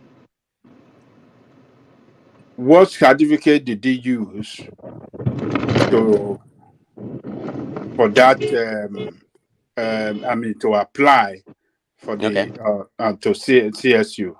Okay, you want me to answer that? Okay, let me tell you what. Let me tell you the way I understand that. According to what appear, I don't know how he got to America or whatever. That's a different story. No. I'm saying hold on now. You asked me a question. I'm trying to answer you. To transfer. I'm trying to answer you. To apply for the senior college, to CSU. After the 2 years, after the 2 years college, which he got about 60 credits before you can transfer to a 4 years institution, which is what Chicago State University is. That one was for 2 years. They said, after that, it was a female that he was used to register. But when he decided to go to a 4 years college, remember, after you have accumulated about at least 60 credit hour in order for you to transfer to a 4 years institution, you don't have to take any tests or whatever. But he was made to take English, math, and science for readmission. That's where the problem is, because if you go to a junior college, you don't have to take any more tests. All you need is just 60 credit, at least 60 credit hour to go to a 4 years institution. But Tinubu was made to take. Okay. Which certificate is in the contest now? Is it the senior college certificate, or which certificate are you talking about? No. He graduated. He went to college. Okay. Fine. So when he gained admission into that school, right? On whose name did he gain admission? On what name? It was a male. It was A Tinubu. So that was what? It was a male, a man. Okay, a male himself. Ahmed Tinubu, right? Yes. He got admission into that school with his name. Right. Okay. And so what you are saying that when he was at the junior college, it was one woman named that had that certificate. So when he's transferring his transcript, on what name did he transfer his transcript for him to get admission into that okay, school? that's what's gonna be. Hold on, now. That's what the position is supposed to be today. I think it's still gonna be going on tomorrow because the admission, like I was saying, for you to go to a 4 years institution after your junior year, after your junior college graduation, you don't need to take any more tests. But he was made to take a test. It might because of the discrepancies in that junior. Hold on. This is just my opinion. Hold on, this is just my opinion. It might be because of the discrepancies in the junior college transfer transcript. Oh my God, you guys are worrying too much about what is not at stake. Okay, but that's not even important. Hold on. The question is whether it was a forged document. He went to college, but let me tell you what, Naija, he went to college, but when he came back to Nigeria, when he was filing for the INA, instead of going back to Chicago, maybe pay about $26 to obtain, his original, certificate where he has a bachelor degree in business and economics. It wasn't accounting, but like he worked as an accountant. He decided to forge his own document. That's really strange. And submit to INEC. He has a degree already. I got person forge his own document. Document he get it online. How is it possible for somebody to forge his own You don't know that you can forge your own document. If you create any document that is not your authority to create, is forgery. Naija, please hold on. Ajali Koko, hear me like this. Does it make any sense for somebody that has brain like Tinubu? That don't say anything, no. Let me finish. Oh, I don't want any interruption, please. Does it make any sense that somebody has brain? You have a good result, authentic result in your university that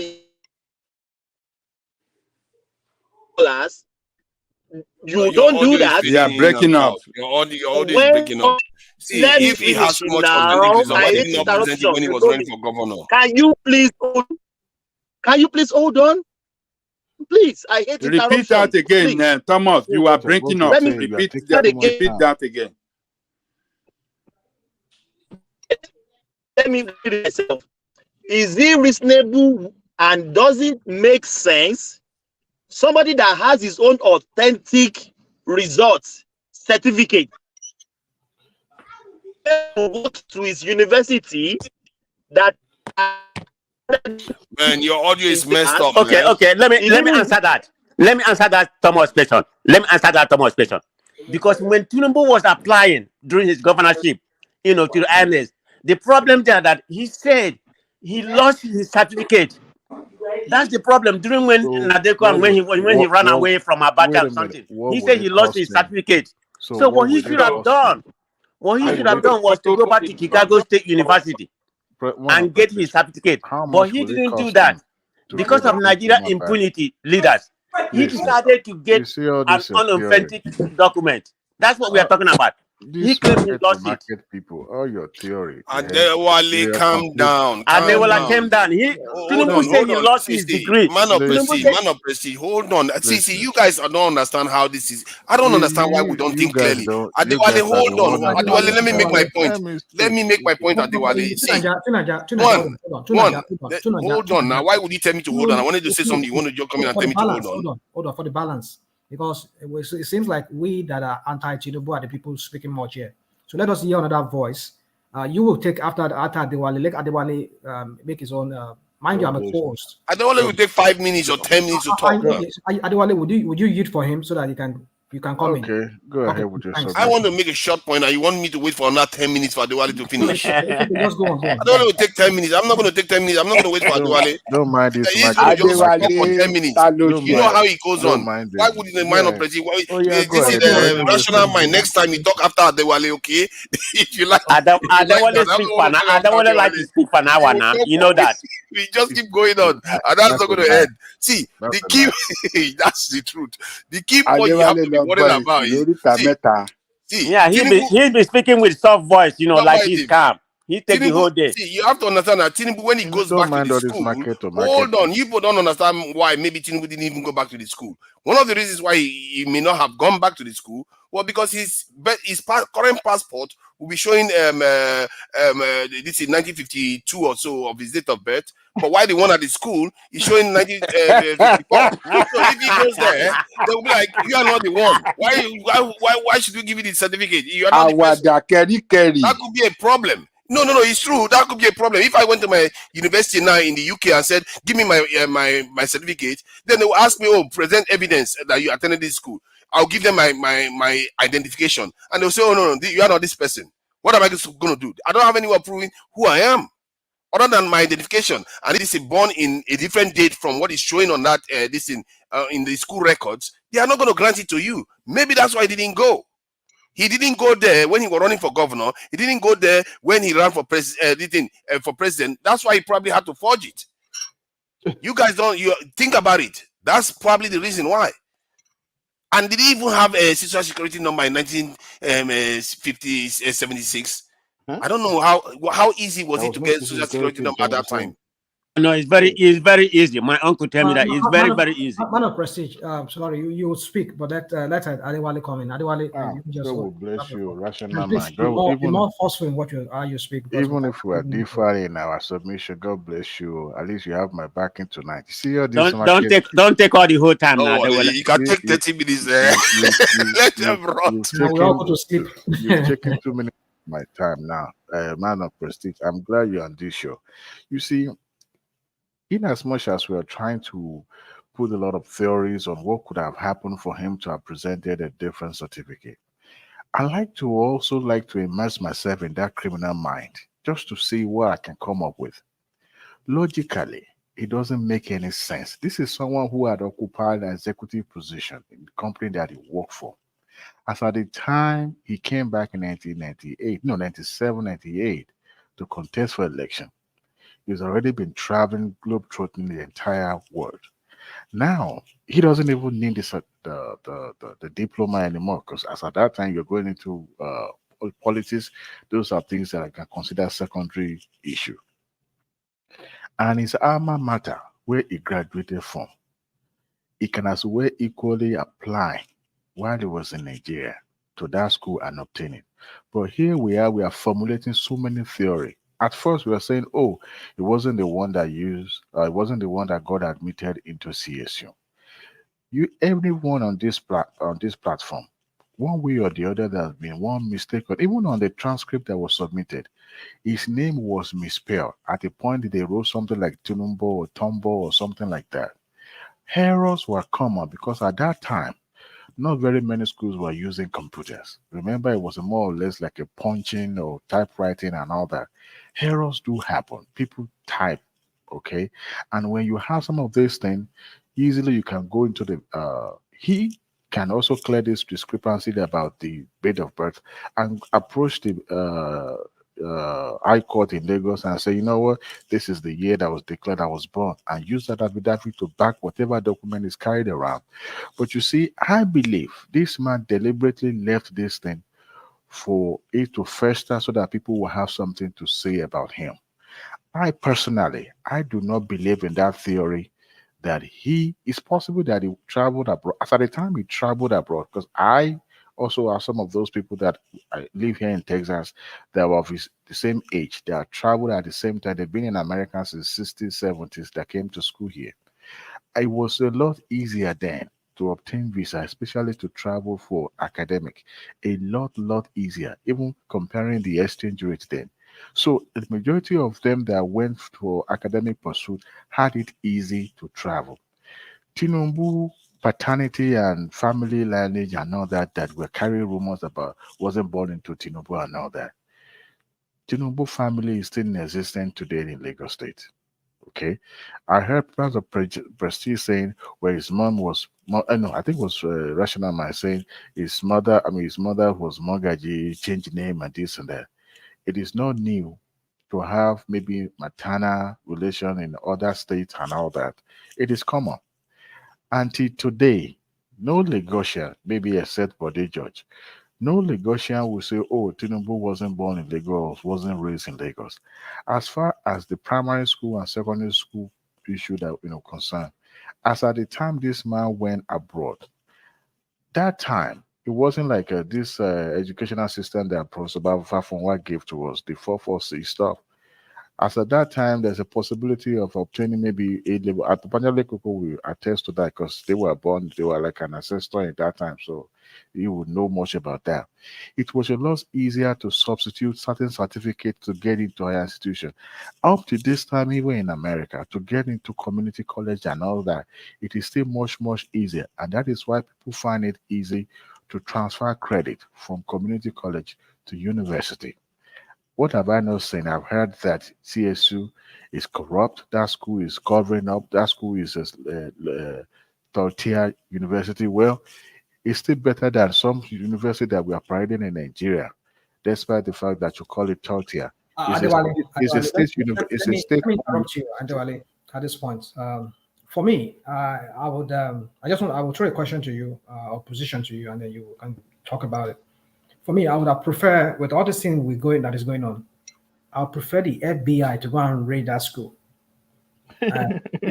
Yeah, I would want them to go and raid that school. Because of Tinubu. I'll tell you why I said that. You've got to be I'll give you a reason why I said that. Hold on. That's why I'm putting this position. Engineers were really hold on now. Show me, Diwali.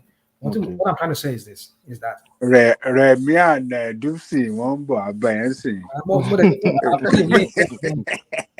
the link so that they can come in. So anyway, guys, you can come in. The Agbado people, you can come in. There's still more room for us here.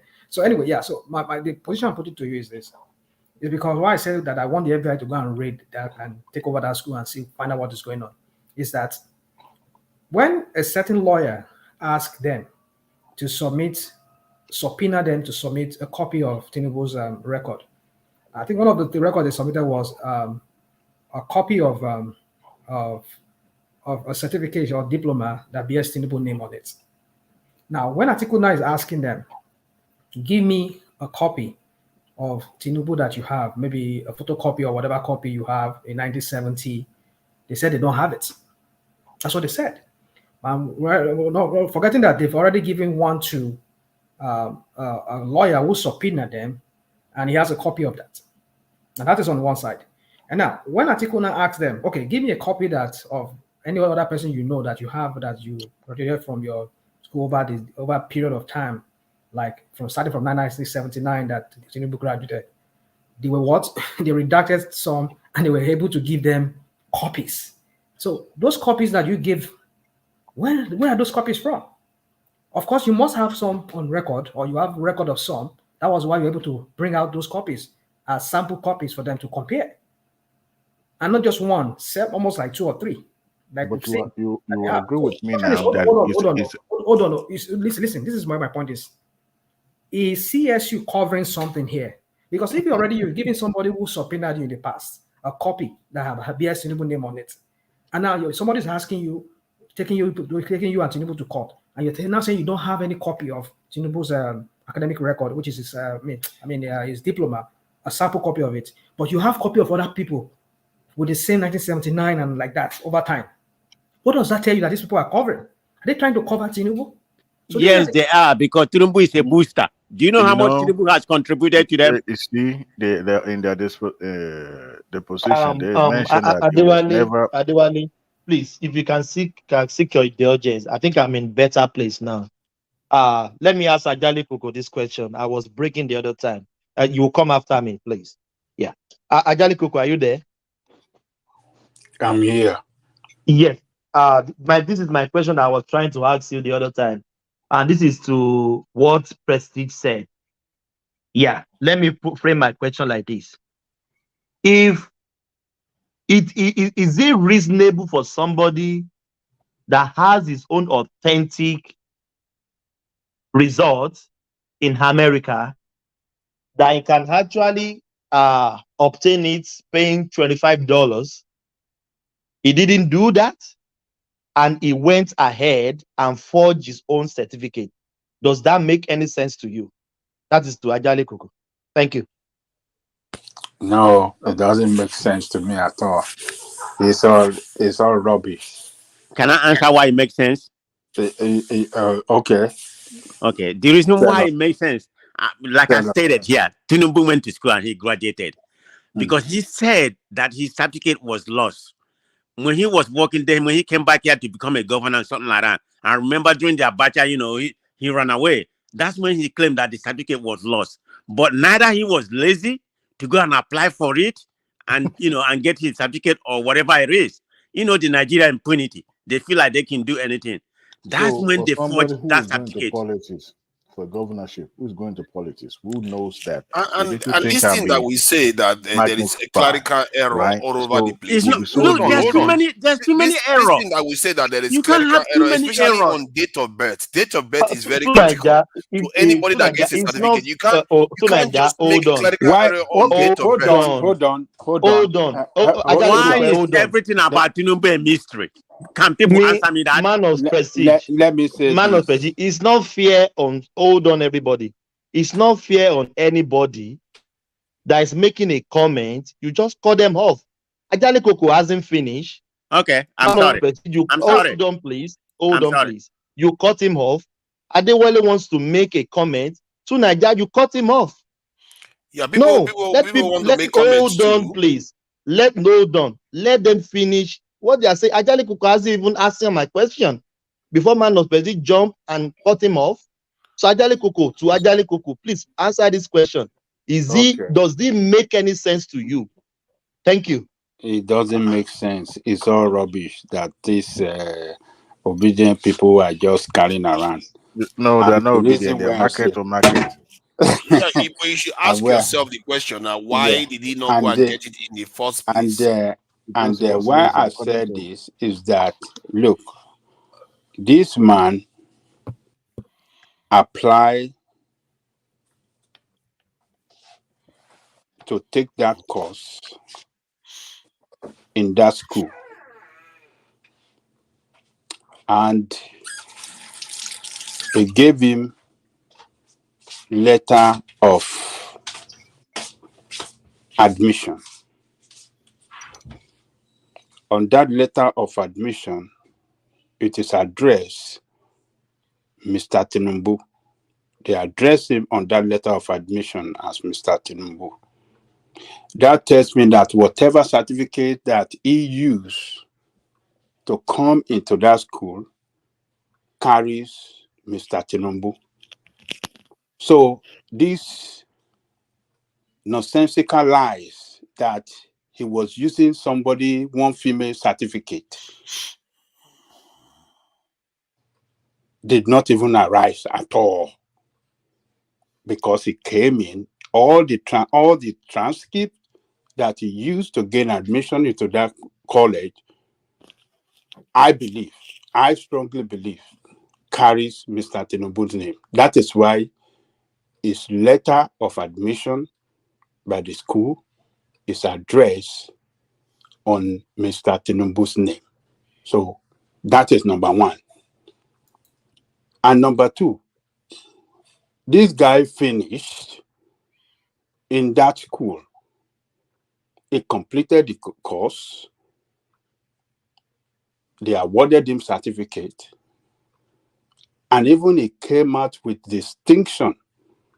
This is not a pass. And to get a distinction in America, everybody knows what it means. It's not a joke. It's not that difficult. Can you just let me speak? You must be a super brain to get a distinction in America. You must be a super brain. Oh, stop it, man! Stop it! Come on. So you might not like it. Stop this kind of gushing. Let me land, man. Let me land. Because your candidate does not have that kind of brain. That's why you are saying, You're hey, just stop making it. stuff up. It's not rocket science. Hold on. Go ahead, Baba Jalikoka. Like your some kind of candidate does Einstein. not have that kind of super brain. Okay. Distinction. Just a second, if you don't mind. Yes. To Niger, man of prestige, are you saying it is very easy to make distinction and being on the dean list in the United States of America? Nobody's saying it's very easy, but it's not a super brain. Oh God, what are you talking about? Are you talking about a fifth? You talking about a fifth-tier college? a fifth-year college, that the graduation rate is only 17%. University here, you're Man making of it look like some kind of I don't know the Cambridge that he attended. A 17% graduation rate. One of the lowest rated college in the Midwest. What did It doesn't, Atiku you get see, from school? okay, what are the CSU is one of the lowest rated? Are you kidding me? Yeah, Google it. Their graduation rate is 17%. Google it. I'm not making it up. Google it. The fact is there. It's not because you. I mean, because you all are praising him like he went to Ivy League or whatever. You know, it's not even. It's not even anything close to the school that I mean. Not even. It's a Nobody 5th-year ever college. mentioned Ivy League. You're the one that man of prestige, 17% graduation rate. What does that mean to you? It's nothing. That's very low.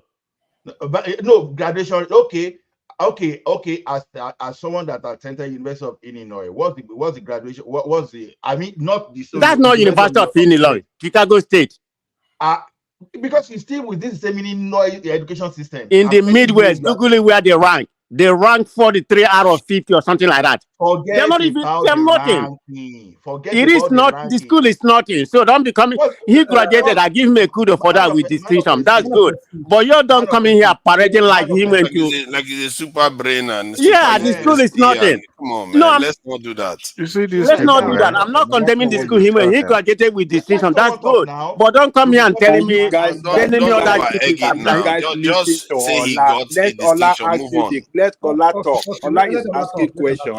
So me that when you use CLA and graduated pretty good, you know. So I'm like super brain. What are y'all talking about? Do you graduate with honor? Do you graduate with? I'm not gonna come here and brag about what I got, but I'm doing well. You didn't graduate with distinction. If you graduate, you will brag about it. I'm not a bragger. All I know, I don't want to give my name for you to find out. But I went to UCLA. We are all talking over each other. It's not making sense. Let me finish. I've stand for 8 hours to listen to you guys, and you guys are just talking all over each other. Let me finish my distance. Hold on. I think you had the floor, but Ola wanted to come in. You said you wanted to come in. So Ola come in. And one thing real quick. I see somebody is trying to come in here. That's Remy Koka. You're not really logged in. Oh, sorry, you're logged in now. Okay, but I can't bring you in because it's full. As soon as somebody vacates, I will bring you in. Okay, go on, Ola, please.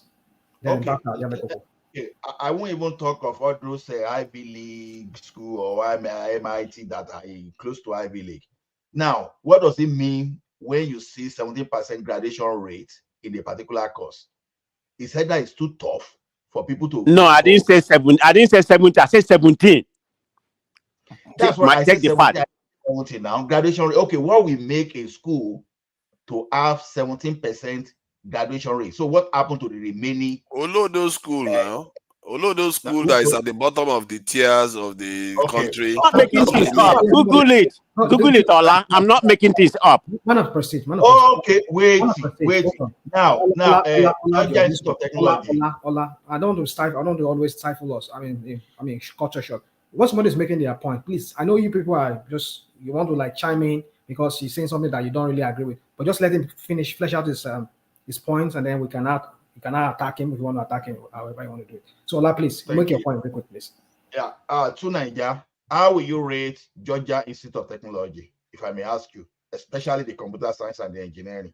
I don't know if you give me the rating that he has within the national universities, and I can tell you how I rate them. Okay, globally, Georgia Institute of Technology or University of Illinois at Urbana-Champaign, they used to be, anyhow you rate them, they will be in top 80 globally, not even nationally, globally. So when it comes to computer science, they are top 10.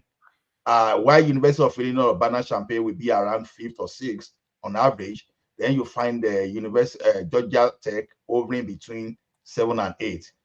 Do you know the graduation rate? Do you know the graduation rate in their computer science and engineering? You tell me. No, go find out, because when you say, because it seems to me that tell me now, because you are the one saying it now. You should let us know. The viewers will probably want to know. Okay, let me give you Georgia Tech, for example. You understand? Georgia Tech, when you attend the computer science. The actual one, the one you said was top 80 in the world. That's the one I want you to mention. I said University of University of Illinois at Urbana-Champaign and Georgia Tech. They used to be top 80. The two of them. The two of them fall within top 80 globally. Yes, top 80 globally. So if they were top 80, so what's their graduation rate for specific course that you are talking about? Yeah, I'm telling you that if you go to Georgia Tech as we speak now, if you go and look now, their graduation rate for the computer science is less than 50%. Okay, well, we are not talking about 17% here, are we? And besides, the ranking of the university matters. The ranking is very high and the graduation rate is low. It's telling you that the criteria is very, very tough.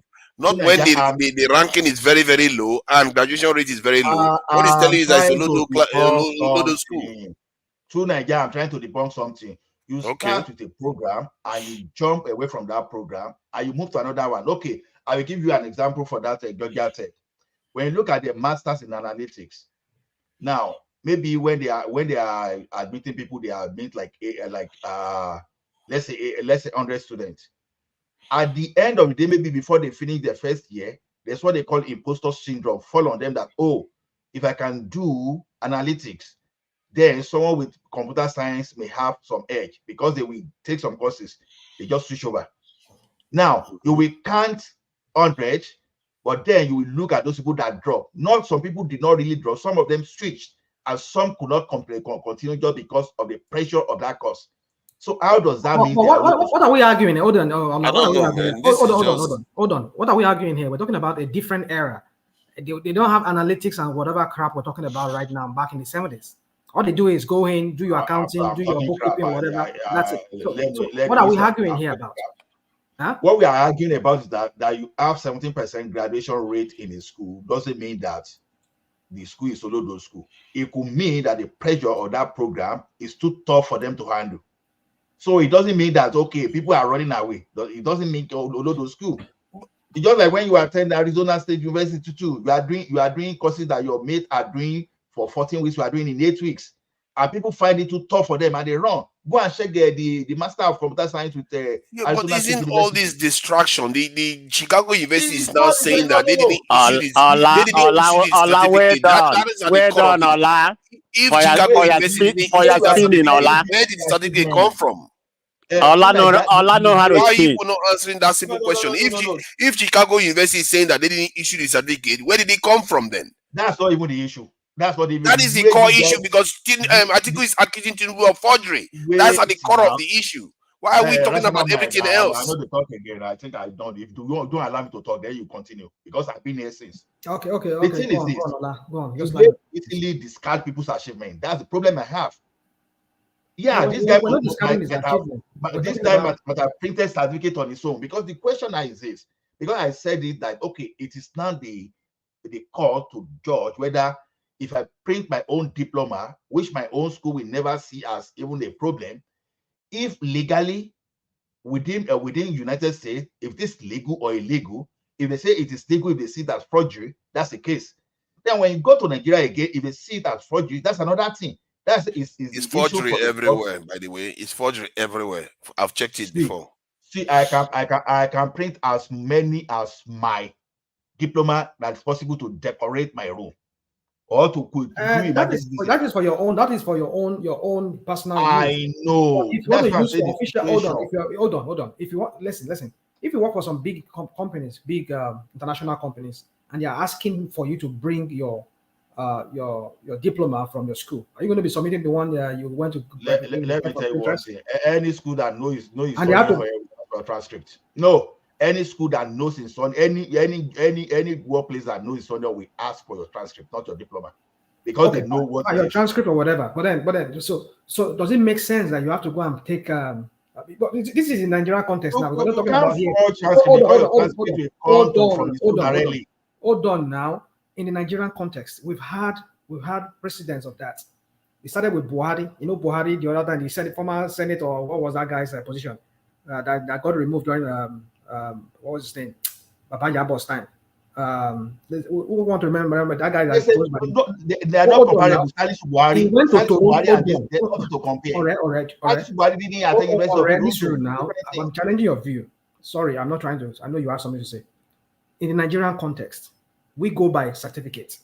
You produce your, because we're talking about here in North America or in Western Europe or whatever. They don't really go by that. But we're talking about Nigerian context. If you say you go to school, you submit your credentials. They will not ask for your transcript. They want to see your University of Lagos the degree or whatever. That's what they want to see.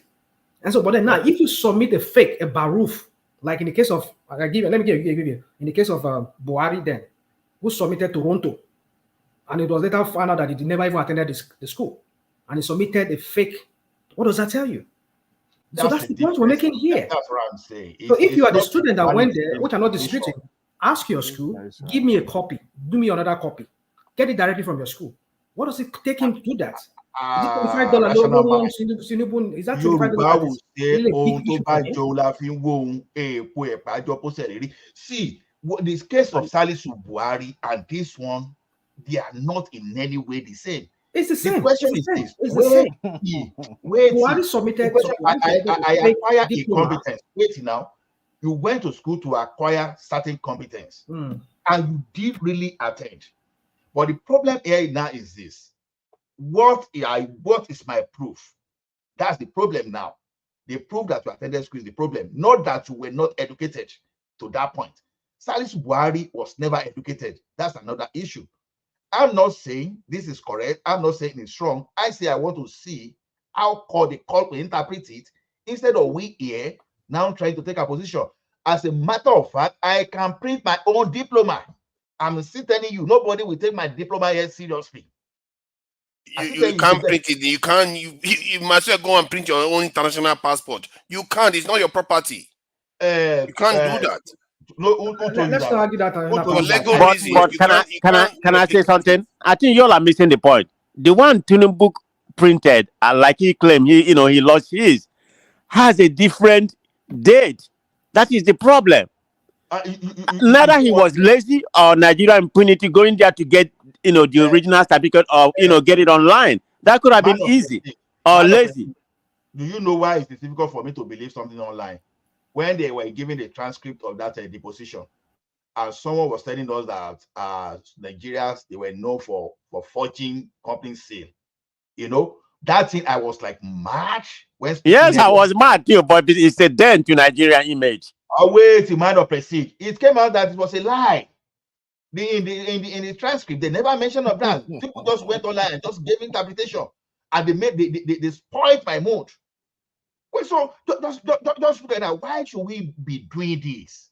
No, I don't believe anything on everything I hear online. That's true. Okay, but that spoiled my mood because I actually genuinely believe that the person was saying the truth until I now read the transcript that this guy, they never even made any attempt to even insult Nigeria.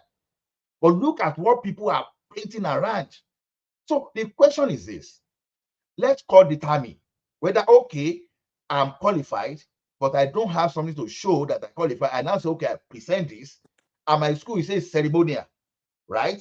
Maybe from the experience that this guy believes is ceremonial, that is means 40, maybe he did that. I don't know. All this what I'm saying now is all like maybe. Like something that I'm not sure of myself. I need a lawyer, someone that is competent to tell me. I'm not just going to conclude. See, if the court say it's forgery is forgery, it has no other name. But as it is now, nobody has used the word forgery as far as the CSU is concerned. As far as the court in America is concerned, nobody has used the word forgery. It's only actually, the court, the school has said they didn't issue the certificate. That's tantamount to forgery. If they didn't issue it, who else issued it? The funniest thing is that even the courts already say that. Look, I mean, the school itself said that they cannot authenticate the diploma because it's just ceremonial. So someone said something on that will say they cannot authenticate. They know what they issue. It's not that. What do you mean authenticate? They know what they issue from the school. If they tell you that they didn't issue it, then it's fake. Listen, my friend. Are you trying to twist reality here? No. This emotional way It's of not expressing emotional. it. If No, somebody no, I'm says stating the they didn't fact. do something, Listen, stop. But if you in have, my lifetime, I've never seen such a person or somebody in a public office have such a mystery discrepancies in their life like Tinubu. Why? it is the way you perceive it. Not If everybody forge says I the think same I can thing. explain that to an extent. Before now, Nigerians don't It, keep a lot of it good is record the about way their you if see God identity. things. pronounce this as forgery, forgery is Legally, forgery, no other what name. the That's what I'm what the saying. court says, If the court pronounce it forgery, no problem. I accept. the I accept it university because it's says forgery. it can Forgery is confirm forgery and there's no this. other name. But if we are saying At least forgery, Ola is admitting that if the court says the document is forged, he will accept it. See, Some people don't even want to the confront that school, point. no. The court does not have the right to say that. The They cannot. school says, hold on, What guys. court? The school says and It's the confirm that it's the the that can say the president issue. graduated from the school. But if he university confirmed. graduates, what does it Hold make on. him now? However, hold on.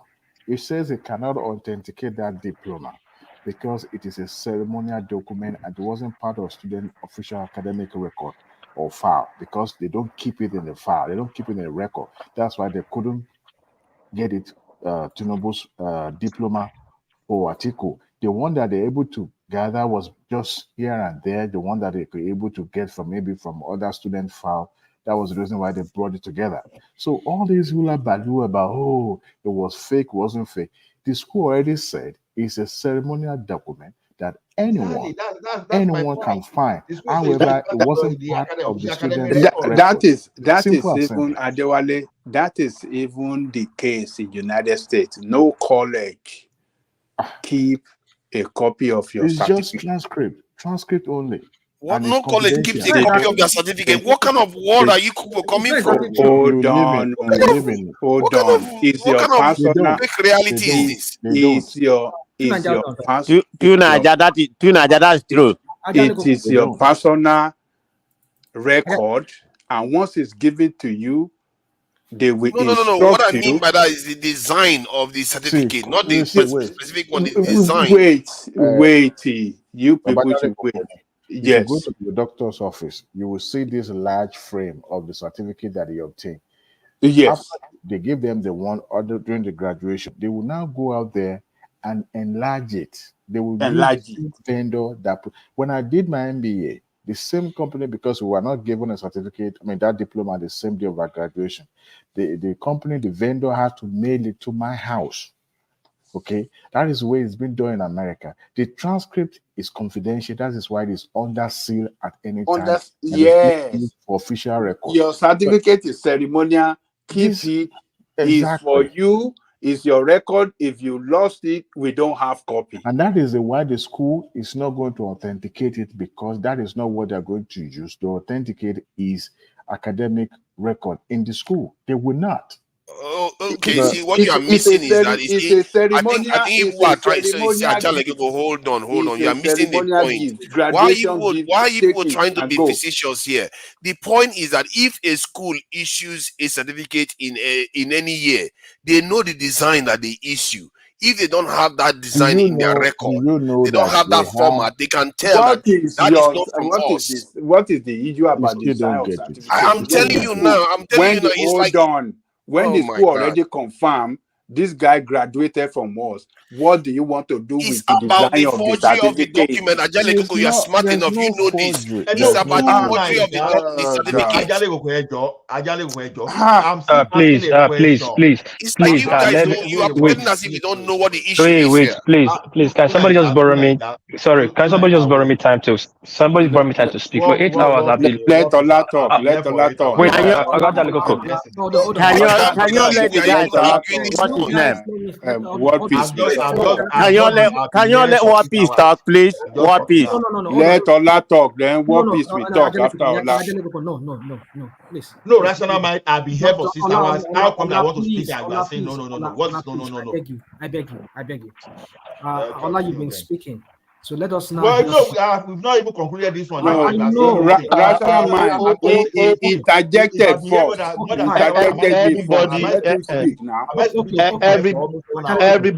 Everybody, please hold on. Tunaja, thank you for holding the space. I think you are not moderating now, so I have to take the space back. Yeah. Because you are fighting my panelists. No, you can't. You are moderator. Forget I'm about asking your. critical questions. No. You, my brother, you are being biased. You, when you are moderating, you forget your lineage. Yeah. Look, Thomas is a soldier. Let Thomas take over, please. He's the commander. I'm taking over now. The next voice I want to hear. Hold on, please. The next voice I want to hear is War Peace. Yeah, War Peace. Just 1 second. Let us explain to. Hold on, please. I got the one. Please hold on. Hold on, I got the one. Please, now, please. Yeah, for 8 hours, let's I've listened to you. Peace. Yeah, I've listened to you. Say a word today. Yeah, so the next voice I want to hear is War Peace. Yeah, War Peace. Yeah, well, I want to talk now. I want Ajalukoko and Ola to verify what I'm saying. Because yesterday I told them it's not my business, and that's why today I didn't say anything. I just wanted the Patify and the article to slot it out because it's not really my business. But I have a business as a Nigerian to scrutinize what is going on, to speak from natural. How you say? Is it natural? I've been neutral part of it, so that people will not tag me as say I'm being biased. That's why I kept my cool since. Now, I don't care about the diploma, who issue it, who does not issue it. That is pedestrian to me. But yesterday, I told you all, don't believe anything you are hearing. Even what Woma was bringing out, I was challenging it.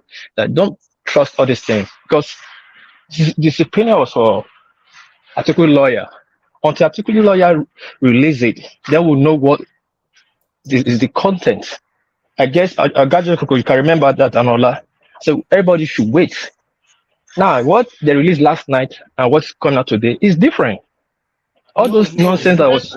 What is different? No, there's no different from what. No. What I mean is different. Why? There's nothing. Sorry. I'm not. So hold on. Let me learn. The difference is No. Don't anybody hold on. One Piece. Nobody should hijack this session from One Piece. One Piece. I want to hear from One Piece. Thank you. Everybody should hold on, please. He hasn't said anything. And after One Piece, I want to hear from Remy. After Remy, I want to hear from Simba. Everybody that has spoken today, please give them space. Thomas, before you move on, please. Thomas, before you move on, Ola just, I think Ola just maybe left in anger. Ola, please come back. I don't know why you left. No. What happened?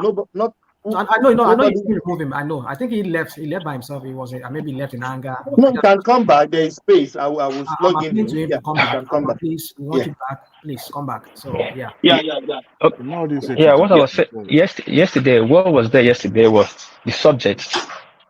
Daily Times have it. I think FM News have it, but nobody had this content that is coming out today. The Southwest, as the full content, nobody really had it. We don't have the subject, the headline. The result was the release, and people were attaching all kind of fake rumor to it.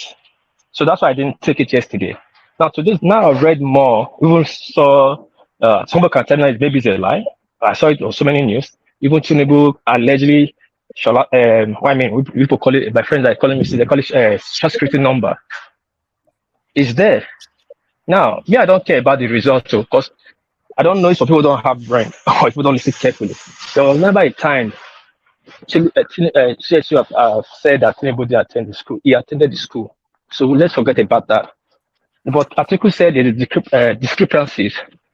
The discrepancies he's looking for, it was only best known to him. And he requested for some documents. I think they released about 34 with 7 copies to him. So he will pick up the discrepancies and take to court. Now, for me, let me take it from the bottom to the top. Now, that Southwest College certificate, it worries me a lot as my president. He said he finished Government College in 1970s. And there was no such school existing at then.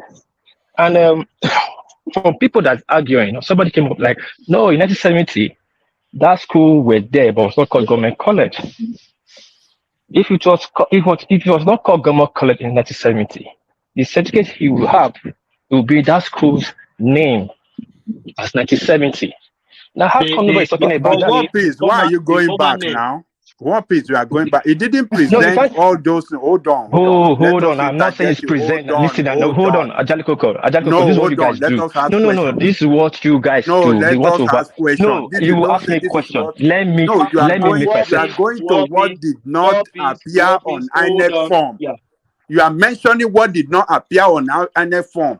And you all are doing the same, talking about everything else, talking about this transcript. What you are talking about? What you are talking about this is the problem. I'm not talking about. He didn't mention anything like that on INEC form. Stop now. Stop. You are matured on this platform. You hold on. Let me tell you what I will tell you before you can correct me. Wait, no, hold on. Hold on. I'm not saying I'm beyond. Hold on now. What you are saying here is not true.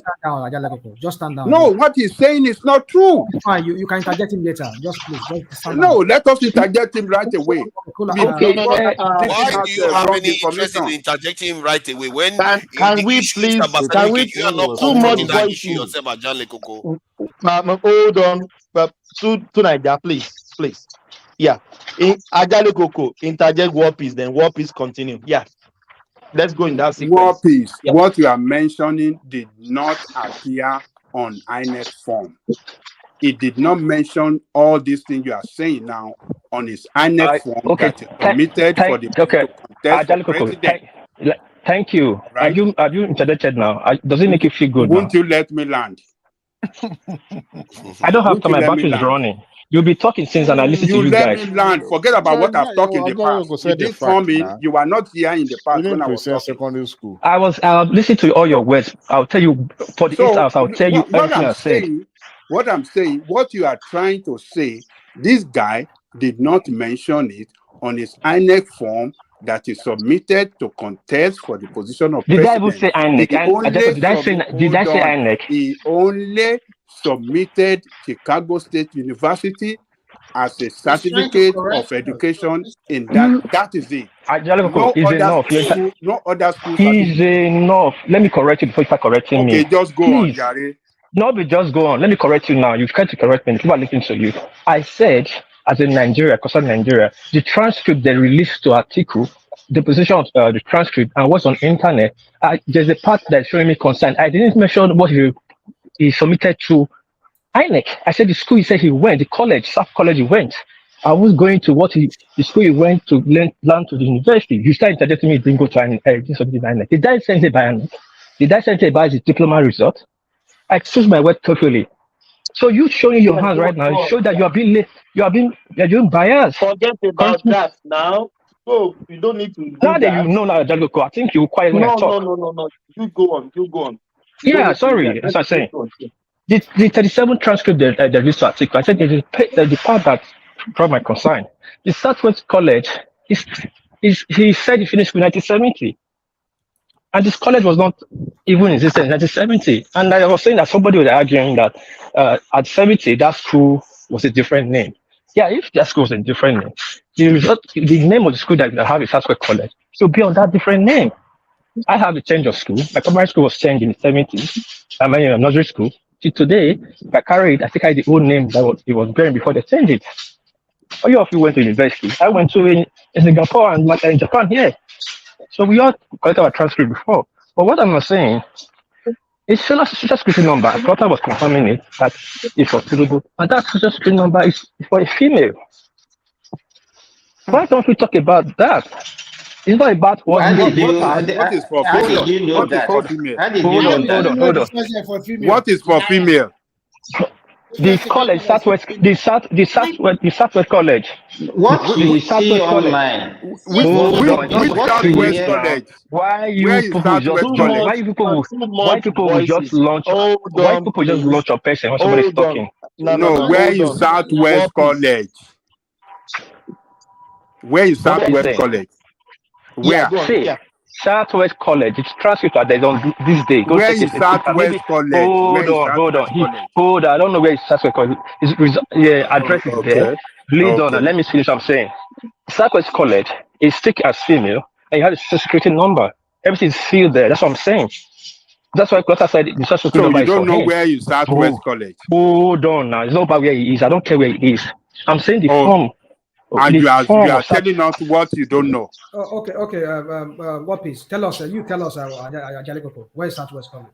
I don't know. I'm asking him where is Southwest College. Jalikoko, why you make? Sorry, not let me use the words you don't like. Why you not asking? No. I'm asking you a question. Where is Southwest College? I don't get. You said you read something. I don't get what you're intelligent. Give us better information about it. No, newspaper. Let him learn. It's like he just went on what he heard on internet. That's what he's giving us. All these things are not new.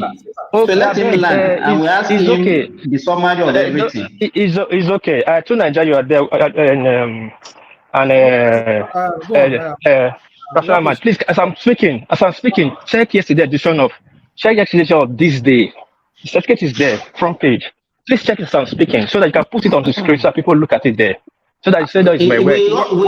I'm not going after you. I just want to get a point. That you are talking about. Is Southwest College in Nigeria or in America? America. Southwest is not Nigeria. Yes, it's not in Nigeria. It's America. That is the form. Hold on now. You listen now. Can't you just listen? Okay. That is the form he used to get admission into Chicago State University. Oh, you see where you get yourself? Let me clarify for you there. Not you. Hold on. I'm not listening to you. I don't need to listen to you. Okay, you don't. CSU, listen, please, hold on. Oh, God. CSU released all these results. It was not that. It was CSU that released all these results. True or false? The document they have about Tinubu, it was released by CSU. And we saw Southwest College there. I saw it. It's on news media. And I'm questioning I had to ask questions about my question. Like, hold on now. When you were speaking, I didn't interject you guys. You guys will keep you. If you want to take the floor, can you the floor? Go on. Okay. When he gained admission into CSU, in what name? On what name did he get admission? On whose name? I'm not talking on what name. I'm not talking. Remy, don't shut on me. Nobody shut on me because I could not make. Listen, with female. But when he uses transcript to go to CSU, that female name changed to Tinubu. You see, when you guys want to ridicule, Ajakoko, now I gave you the floor because when you want to make hold on, what piece, please, hold on. I want to ask, if you don't have reasonable answer, don't answer this question, please. Where do we get female from? I still don't get it since I've been hearing this female stuff. The Southwest hold on, please. I haven't finished. To Niger, please. I haven't finished my question, please. Where do we get this female from? Who is this female? Who gave? Hold on, please. Now, to Niger, please. Don't hide my spirit, please. Let me finish. If I finish my spirit, if I finish my question, I will say thank you. So yeah, please. Where do we get this female from? Is it from the university? Is it from internet, from Obedience, or from Nigeria? Or where is this female coming from? Can anybody authenticate this one for me? Thank you. Okay, thank you. Let me speak now. Hold on, Tunaja, hold on.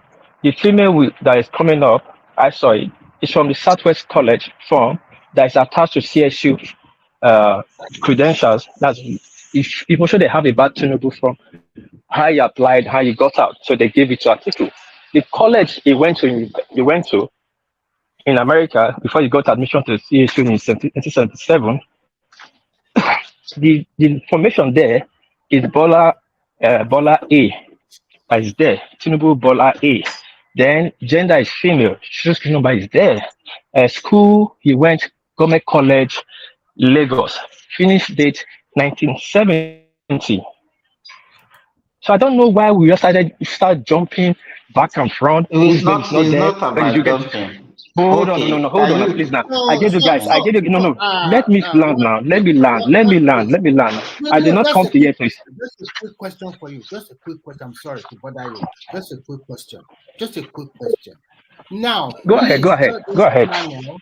What did you read about his admission letter? What was there? What was the information in the admission letter they gave you? Can you read it to people? Can you tell people now?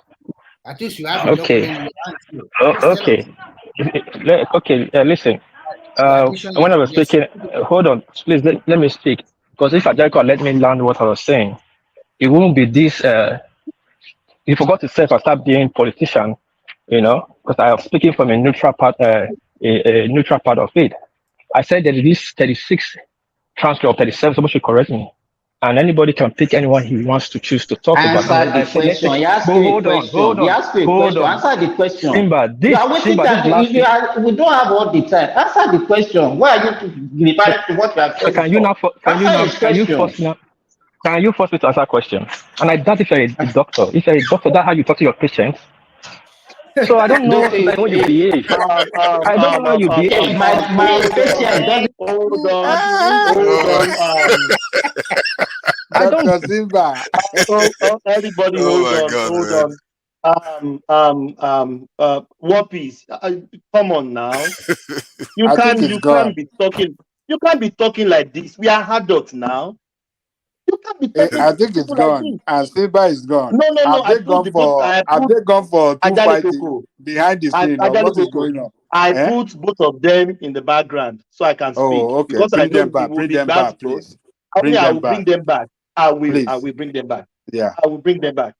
What peace? No. You can't talk to people like this. No. They're adults, man. Come on now. Come on. What piece? Back. Okay. Sorry. Let me start. I think I don't know. Hold on. Sorry. I think I will want Ajako to warn people on this panelist. If every time if you see I'll be talking, I'll be talking quietly. When people are using a forceful word to talk to answer the question, they're talking to a baby. You couldn't stop him. It's a saying in my town. If a younger boy, if a junior one insults his senior, the senior will look at the other senior, what they take to that younger one. If they don't respond, that means the other senior the one insulting me. You guys were saying something by shouting at me. You answer the question. You don't answer the question. The record word. You put this say nothing. He didn't insult you. He said answer the question. He didn't insult you. No. Hold on. Thomas, hold on. You cannot say. You cannot choose to say what is insult. Sorry for that. What is? Can you What just? are you guys doing? Let's move on. Sorry for that. What is? I don't know if I keep quiet. No, excuse me. Let me talk on this. If I keep quiet, that does not mean I agree with you. Simba,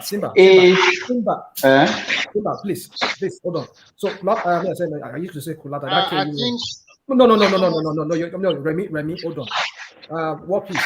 Just go and just land your point. Let's forget this side talk about what Adeleko will do. Simba, just go straight. Yeah, when somebody wants to make a point, they start interjecting. When you guys talk, I didn't interject you guys. I'm telling you what I see. What does give me concern. I told you guys I don't care about the logo of CSU or not CSU. But the color form I saw is one of the forms that is there. What was the proper explanation? That's also be my end argument. That you guys are just coming here bashing me like if I see something I cannot ask. Isn't that Nigeria president? Go ahead and make your submission. That's what I'm saying now. That's what I'm saying. Now he went to. Can anybody tell me why is government college there? Can anybody tell me why females in Southwest? These are questions we must ask. If it's error, then they fix it. If it's not error, they must come out clean up, make it clean. We are all Nigerians here. He's our president.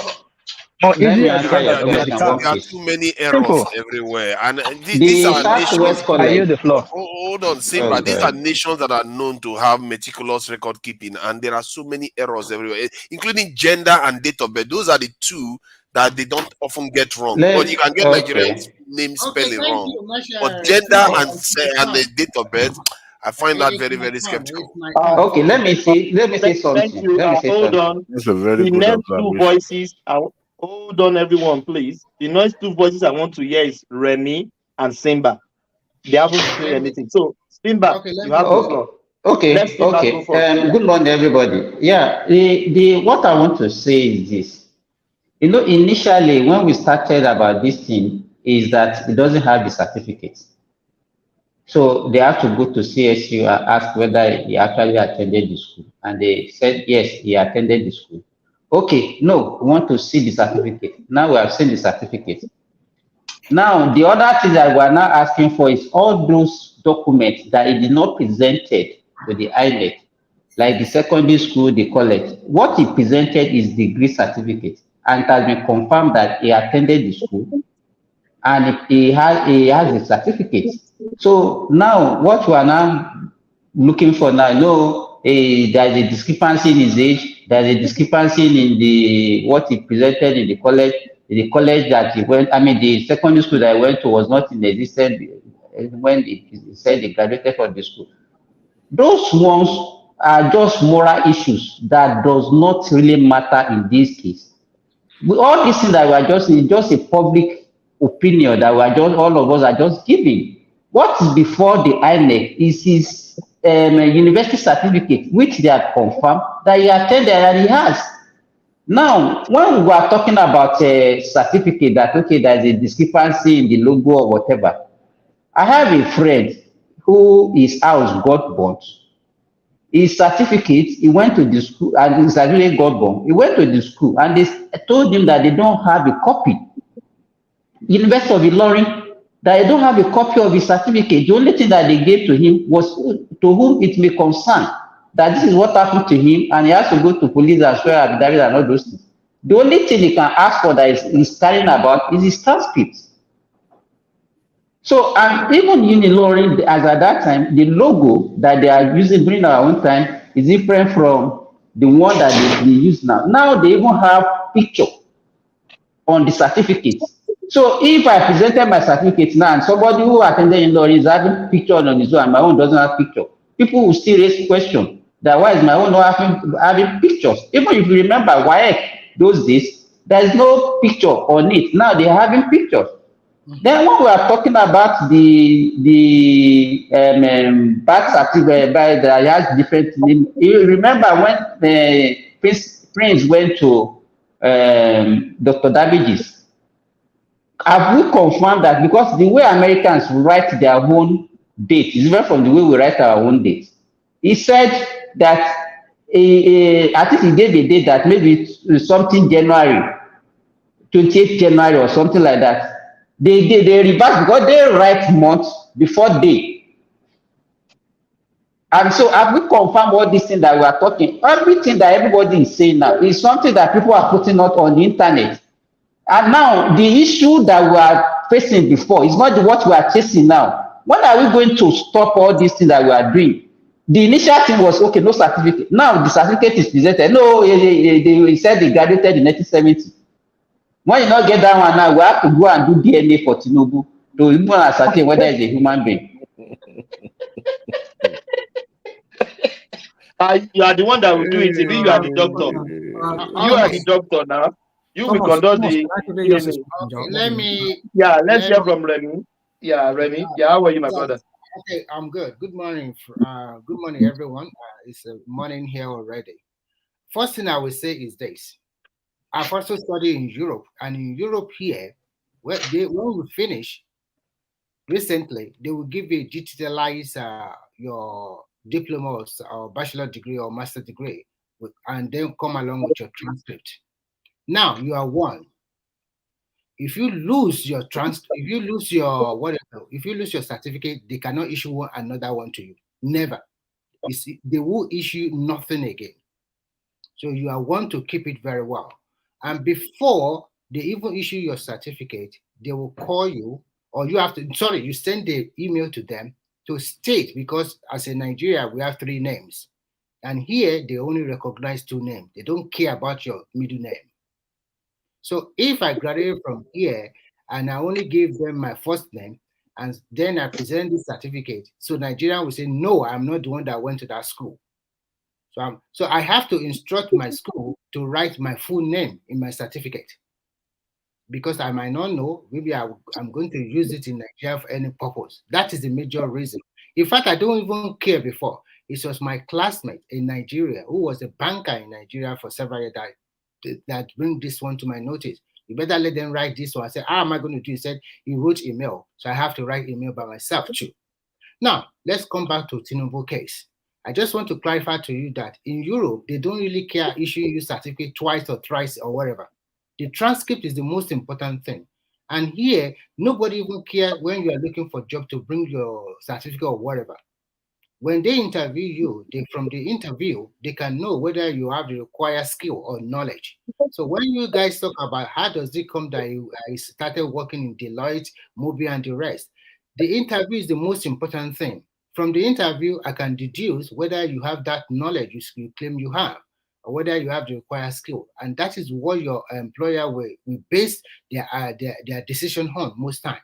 And if they want to probe further, they can ask you to bring some referee, or they can ask you, those employers you listed you have worked before as workers, they will contact them. And if it's about academic, that is why they now talk about your transcript a lot. And they would like to talk to your university because you are going towards academic area. Maybe you want to be a teacher or a professor or something like that. Then they will contact your university.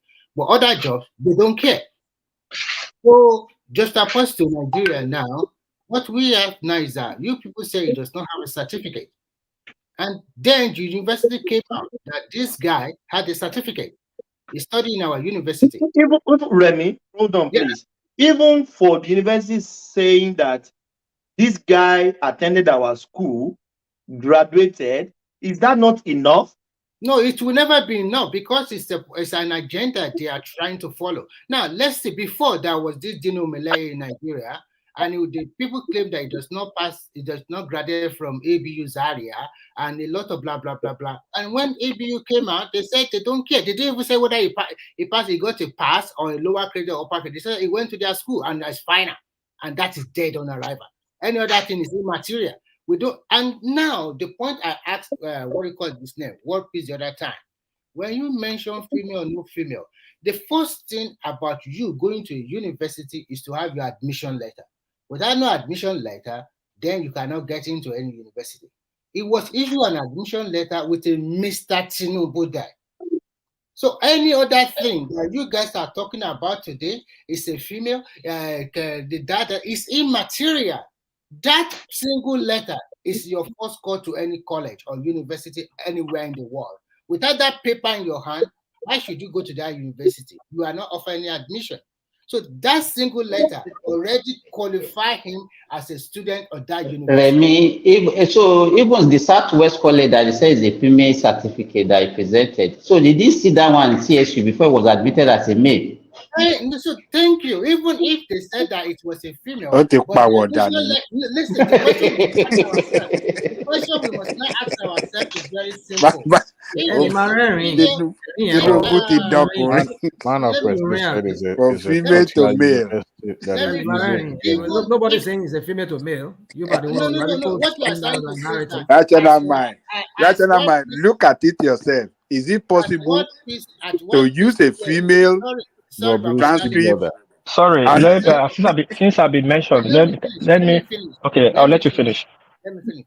As you people claim, it's a female on the college you call about, and then the university now issue admission letter in a male.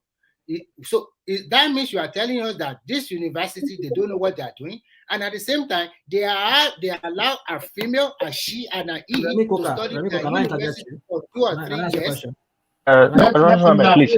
Please. He's already finished. I want to say this to Thomas. I want to say this to you. No. Let's Remy land. No. Remy is done now. He's done. No, it's not done. It's not done. Let's Remy land. Everybody has been speaking.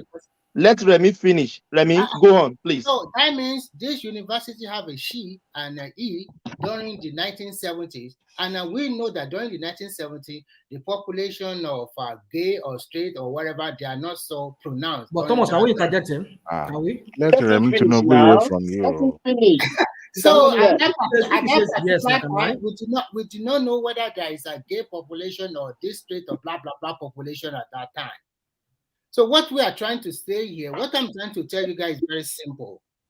The admission letter, the name there was male and it was addressed as a Mr. Anywhere you throw that paper to anybody, nobody can tell you, no, you are a female. Because from that basis of that letter, it was given admission as a man, not as a woman. No matter what. Initially, Remy, they said even his admission letter, what was on his admission letter was a female. That was what they are making us. Yes. Admission letter, and that's why I asked this guy one piece that question, which he never answered me.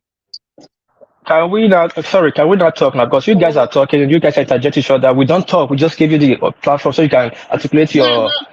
So, We are not talking. no. Let me not summarize. In summary, at the end of the day, there are some things have been deduced. This guy went to Chicago State University. He graduated with honors.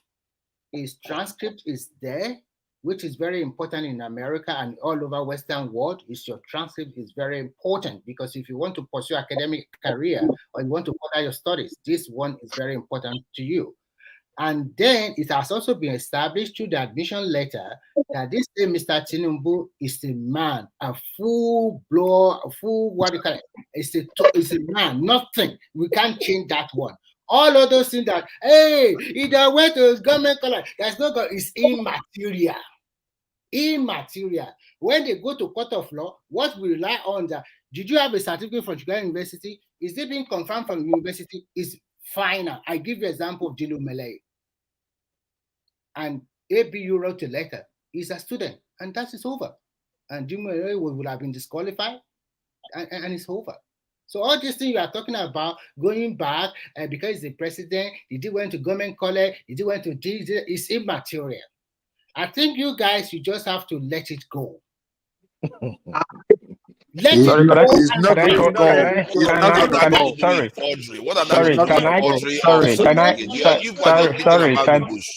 Sorry, can I respond now? Remy, you keep saying, can I respond? You called my name, so you called my name so many times. Remy, I'll correct you one thing. If you want to make a reference to what I made reference to, say me, don't say you guys. I didn't take it on people. I said my observations. And I'm not going after a school's degree or letter you're going to school. That's why I was sticking to that point. From my beginning of my speech, I told you I don't care about his diploma. It's clear he went to that school. But what article is challenging on the article, his discrepancy on his transcript. He didn't say the transcript means all his documents. So you can pick anyone you want to defend. And I think you can pick anyone he wants to use. For me, I've not seen anybody that have a clear case of a knockout on this case. I think he's going to collect him to court. It's business. Tinubu is going to defend. Let him defend himself. But I'm saying as a Nigerian, as a concerned Nigerian, as my president, how come my president have a Southwest College University that carry a female's name, say left school 1970, and nobody's about to answer. Nobody can answer me that for me. Hold on now, please. This is the problem. This is the problem. Hold on. Can anybody stop calling my name? No. What is? I am the moderator. I can come in anytime. Remy, hold on. I'm the moderator.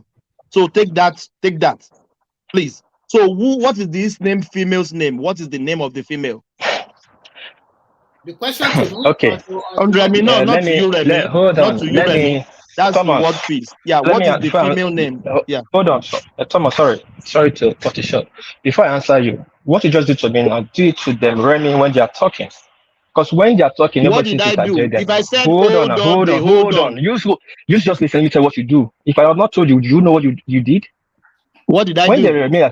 Just listen. When Jeremy are talking and nobody interject them. When I'm talking, they want to interject. I try to tell them, stop. Let me land my point first. You keep saying, hold on. You want to interject Remy now, and I'm giving you the opportunity to interject. I'm not interjecting Remy. Remy has finished. Now I'm coming to speak. Push back. He hasn't finished. No. Okay, he hasn't finished. If you continue. Yeah, thank you. Remy, continue. Okay, now what I'm trying to say is very simple. Remy, I beg you don't allow us talk to I beg. Who is talking? Thomas, what is going on now? Remy finished now. You said no, he hasn't finished. No. Remy has finished. Rational mind, please. Let him finish. For 10 hours.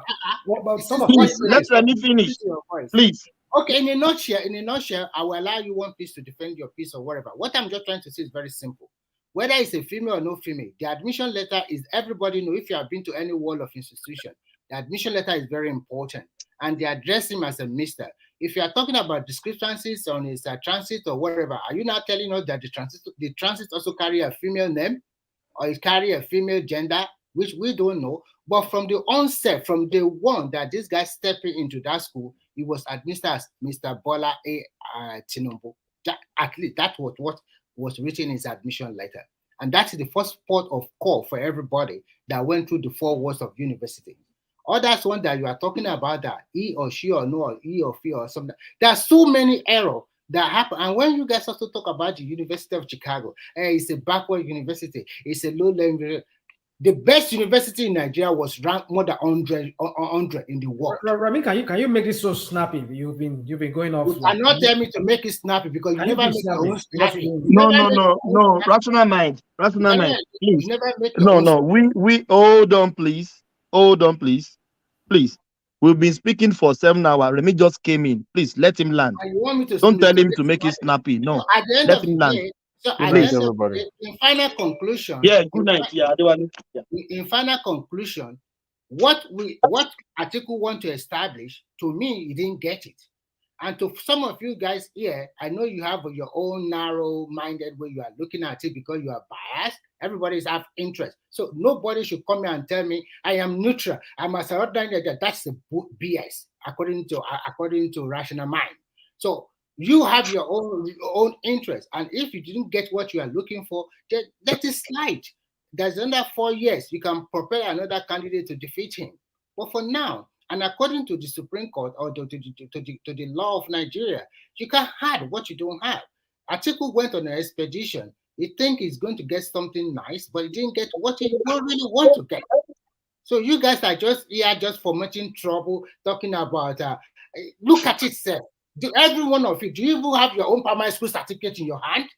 Your primary school certificate, do you have it in your hand? Do you even remember your class teacher? Do you know where you put your WAEC testimonial? I'm not talking about WAEC result. The testimonial that you get from your secondary school. Come on. It's true. It's true. Let's be frank with people. Just like to spin. No. I'm not trying to defend anybody. The only thing I'm interested about is this. I'm interested in that deposition, and I've listened to the deposition, which is the same so thing. even though it's a fictitious name, what I'm interested is what I want to deduce from all these things is, did Mr. Bola Ahmed Tinubu went to Chicago State University? I've been able to affirm that, approved. I've able to see his admission letter. Anything you guys say here to me or you say here is immaterial anymore. I rest my case. Thank you. Yeah. One piece. Yeah. Thomas, I don't know. Angelico is still there. Sorry, I cannot tell you how to moderate your show, but I will tell you what I'm feeling right now. Not the first time. So many patterns. If you guys want to bully a person and tag somebody because you feel that person feel like that, and you put upon that person and you support them, is very wrong. This is a divergent platform. Everybody has to say. If I say, because I'm not joining you on your campaign or not joining your campaign, that means I'm cunning and deceptive. You're only a liar because somebody a liar. When Jonathan was there, when everybody was having their own divergent view, nobody said you are wrong to have an opinion. Now, when it comes to Buhari, everybody was having their own opinion. Nobody said it's wrong for you to have an opinion. He has come to the next government and now it's wrong to have your own opinion. So I cannot have any right to question anything against this government because he's there. The minister will go for his blood. Then if he says so, we saw the last administration. How the country went. You cannot govern the country alone. You need to carry people along, and people need to accept you. The process of getting healed is more than the heal himself. So why are we making this like political or one-sided or like you know it all? Nobody has a monopoly over education or knowledge or information. Yeah, you have it, somebody else have it. We're just talking here, and I was talking. I was forcing about this. I've never landed what I was saying. He said interjecting me. At the end of the day, you don't know where I was driving to. Now I've turned into a gutter argument. And that's why I didn't come to the show. I was like, hold on. Can you please make your submission? I don't like going see, this is the problem. This is the problem. When this guy was making a submission, you never think, no. No, yeah, you went when Remy was making a submission. Do you think, hold on, please, Remy, hold on, Remy, listen, and hold on, Remy, and hold on, Thomas. Sorry, I'm not sorry to take this. I don't want to take this. Hold on. But when Remy was making a submission, you think everybody understand what you were going to? But if I force on you like you don't know where he was going to, you will start back at me. How do I know? If you don't say that where I'm going to, I should make my submission. People don't know where I'm going to. You don't do that. That's all right. Anyway, apologies. Yeah, apologies. Yeah, can you please, just let's move on, please. Yes, nobody are able to answer my question. I see asking Nigeria. Can't I question that separate See, result? can somebody give me 30 seconds? Let me just read this so that we'll get to the heart of this issue. Yeah, go ahead. This Go is ahead. Caleb Westberg, the registrar of Chicago State University, said Mr. Tinubu's certificate dated June 22nd, 1979, and tendered to INEC on June 17th, 2022, was not issued by the school, and its administrators could therefore not be able to authenticate its source, the Gazette learned. So that is at the core of the problem. If the school say they didn't issue the certificate, then they manufacture it themselves. And if you manufacture it yourself, it doesn't matter what is in there, it is forgery. No, is it not the same school that said that he graduated from them? Except the school is lying. Except the school is lying. You think you're asking? This is under oath. So what they are saying here is under oath. It's not. It's under oath. You just read the portion. Thomas, can I comment? Can I comment? Because I don't have my own say. My own say. Can I say my own? Yeah, of course, let me land it. Yeah, rational mind. Yeah. Let me land what you are saying. The rational mind is coming. At the end of the day, this same man that says something like that also confirmed and affirmed that this guy went to their university from social date and social date. But the forgery is the issue. Don't you get it? There is no forgery there. You are just shouting. This guy, man, I don't understand how you understand something. They didn't say he didn't attend the school. They are saying that the certificate he presented to INEC, they didn't issue it. Thank you for saying that. The fact that they said that forgery is the issue. It's not that he didn't attend the school. Listen carefully. Do you know that the university you are talking about also brought out several diplomas telling us about the font they use in those of these. It doesn't matter. They are telling you that they didn't issue it. Except you are saying the school is lying. Okay, I and you, we are just here. We are, no matter what happened, let him take his case to the Supreme Court. And after the Supreme Court, what next? That school official could go to jail for lying in court. If he lied against Tinubu, that school official in Chicago could go to jail for lying in court against Tinubu. You are kidding yourself. You guys don't you understand how serious this is? If the school officials actually said that, it's very, very serious. Let me ask. Let me ask two Nigerian questions. Let me ask two Nigerian questions. Okay. Yeah, let me ask him. So, with this latest information that you just read to us, so can we confirm the authenticity? Let me send the link now.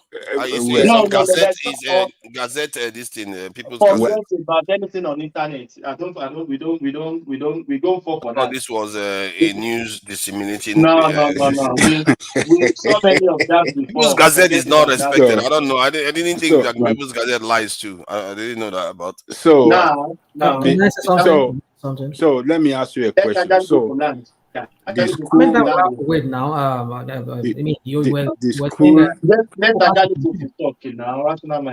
Rational mind, please, make a very question. So the school, according to what you just read now, said they cannot authenticate that certificate. Not just authenticate. They said they did not issue it. Okay, they said they did not issue it. Yeah, they didn't so issue it. As a result of that, they cannot. Okay, now, and the same school issued a statement earlier that this guy graduated. We offered him admission. We gave him admission to study so, and he completed that course, and he graduated. So, both can how be do true. You want to hold on? So, how do you want to reconcile the two statements? What is your bone of contention now? Are you telling us that guy did not finish in that school, or what is your bone of contention? Okay, good. That's a very critical question. Yeah. Let's say he finished in that school. Let's say that is settled. I'm saying he finished in the school. Then you agree that you agree. Hold on. So you agree he finished, he graduated. Yes. Okay. He graduated. But what you don't seem to understand is if he graduated and he went and forged his certificate or recreated certificate, anywhere else other than from the school, that is forgery. So okay. That one has been established. So it's been established. You want me to read it to you? You want me to read it? Okay. What they call forgery? Has that been established from any court of competence of jurisdiction? Let me read what this you are to you. reading Says, on internet. yes, let me say on internet. Yeah. Yes. He said, let me see what he says. He said, yes, even if a certificate contains the exact same academic results as the original, it can still be considered forgery. Forgery isn't solely about the accuracy of the information on the document. It is primarily about the fraudulent creation or alteration of an official document with intent to deceive and misinterpret. So it's about authority to create a document. If you don't have the authority to create a document, you go and recreate it, it's considered forgery. Okay. Let me ask you this second question. Now that the university, with the current situation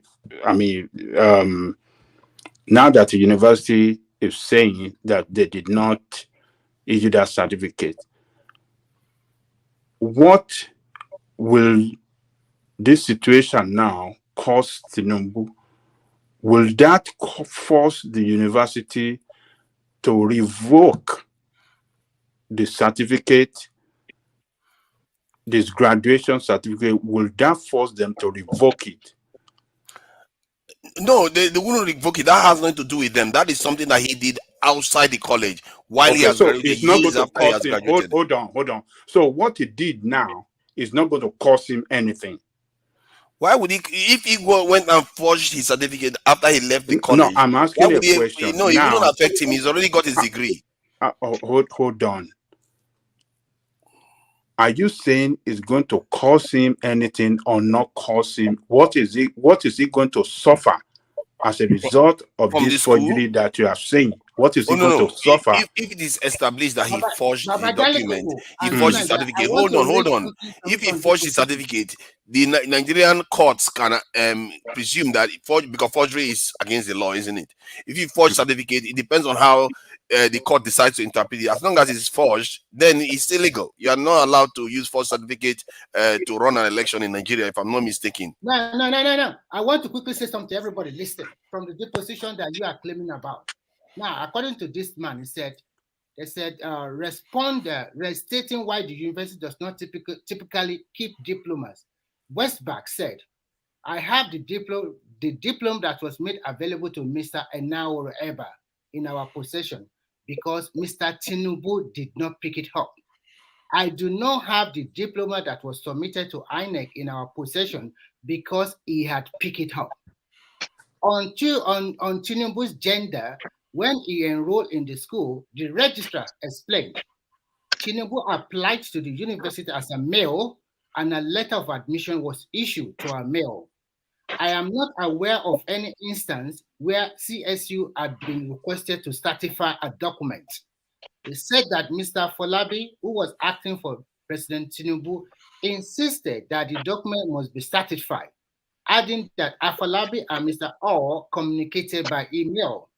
Westpac said, I don't recall seeing the emails. I don't know if Jason Carter approved the certification. Jason Carter was the registrar before this guy. Apart from Jason Carter, I do not know anyone else who was involved in the process. I went into Mr. Tinubu's student file and produced the document to Mr. Hall. I didn't know that the document would be certified. I don't get involved in legal matters.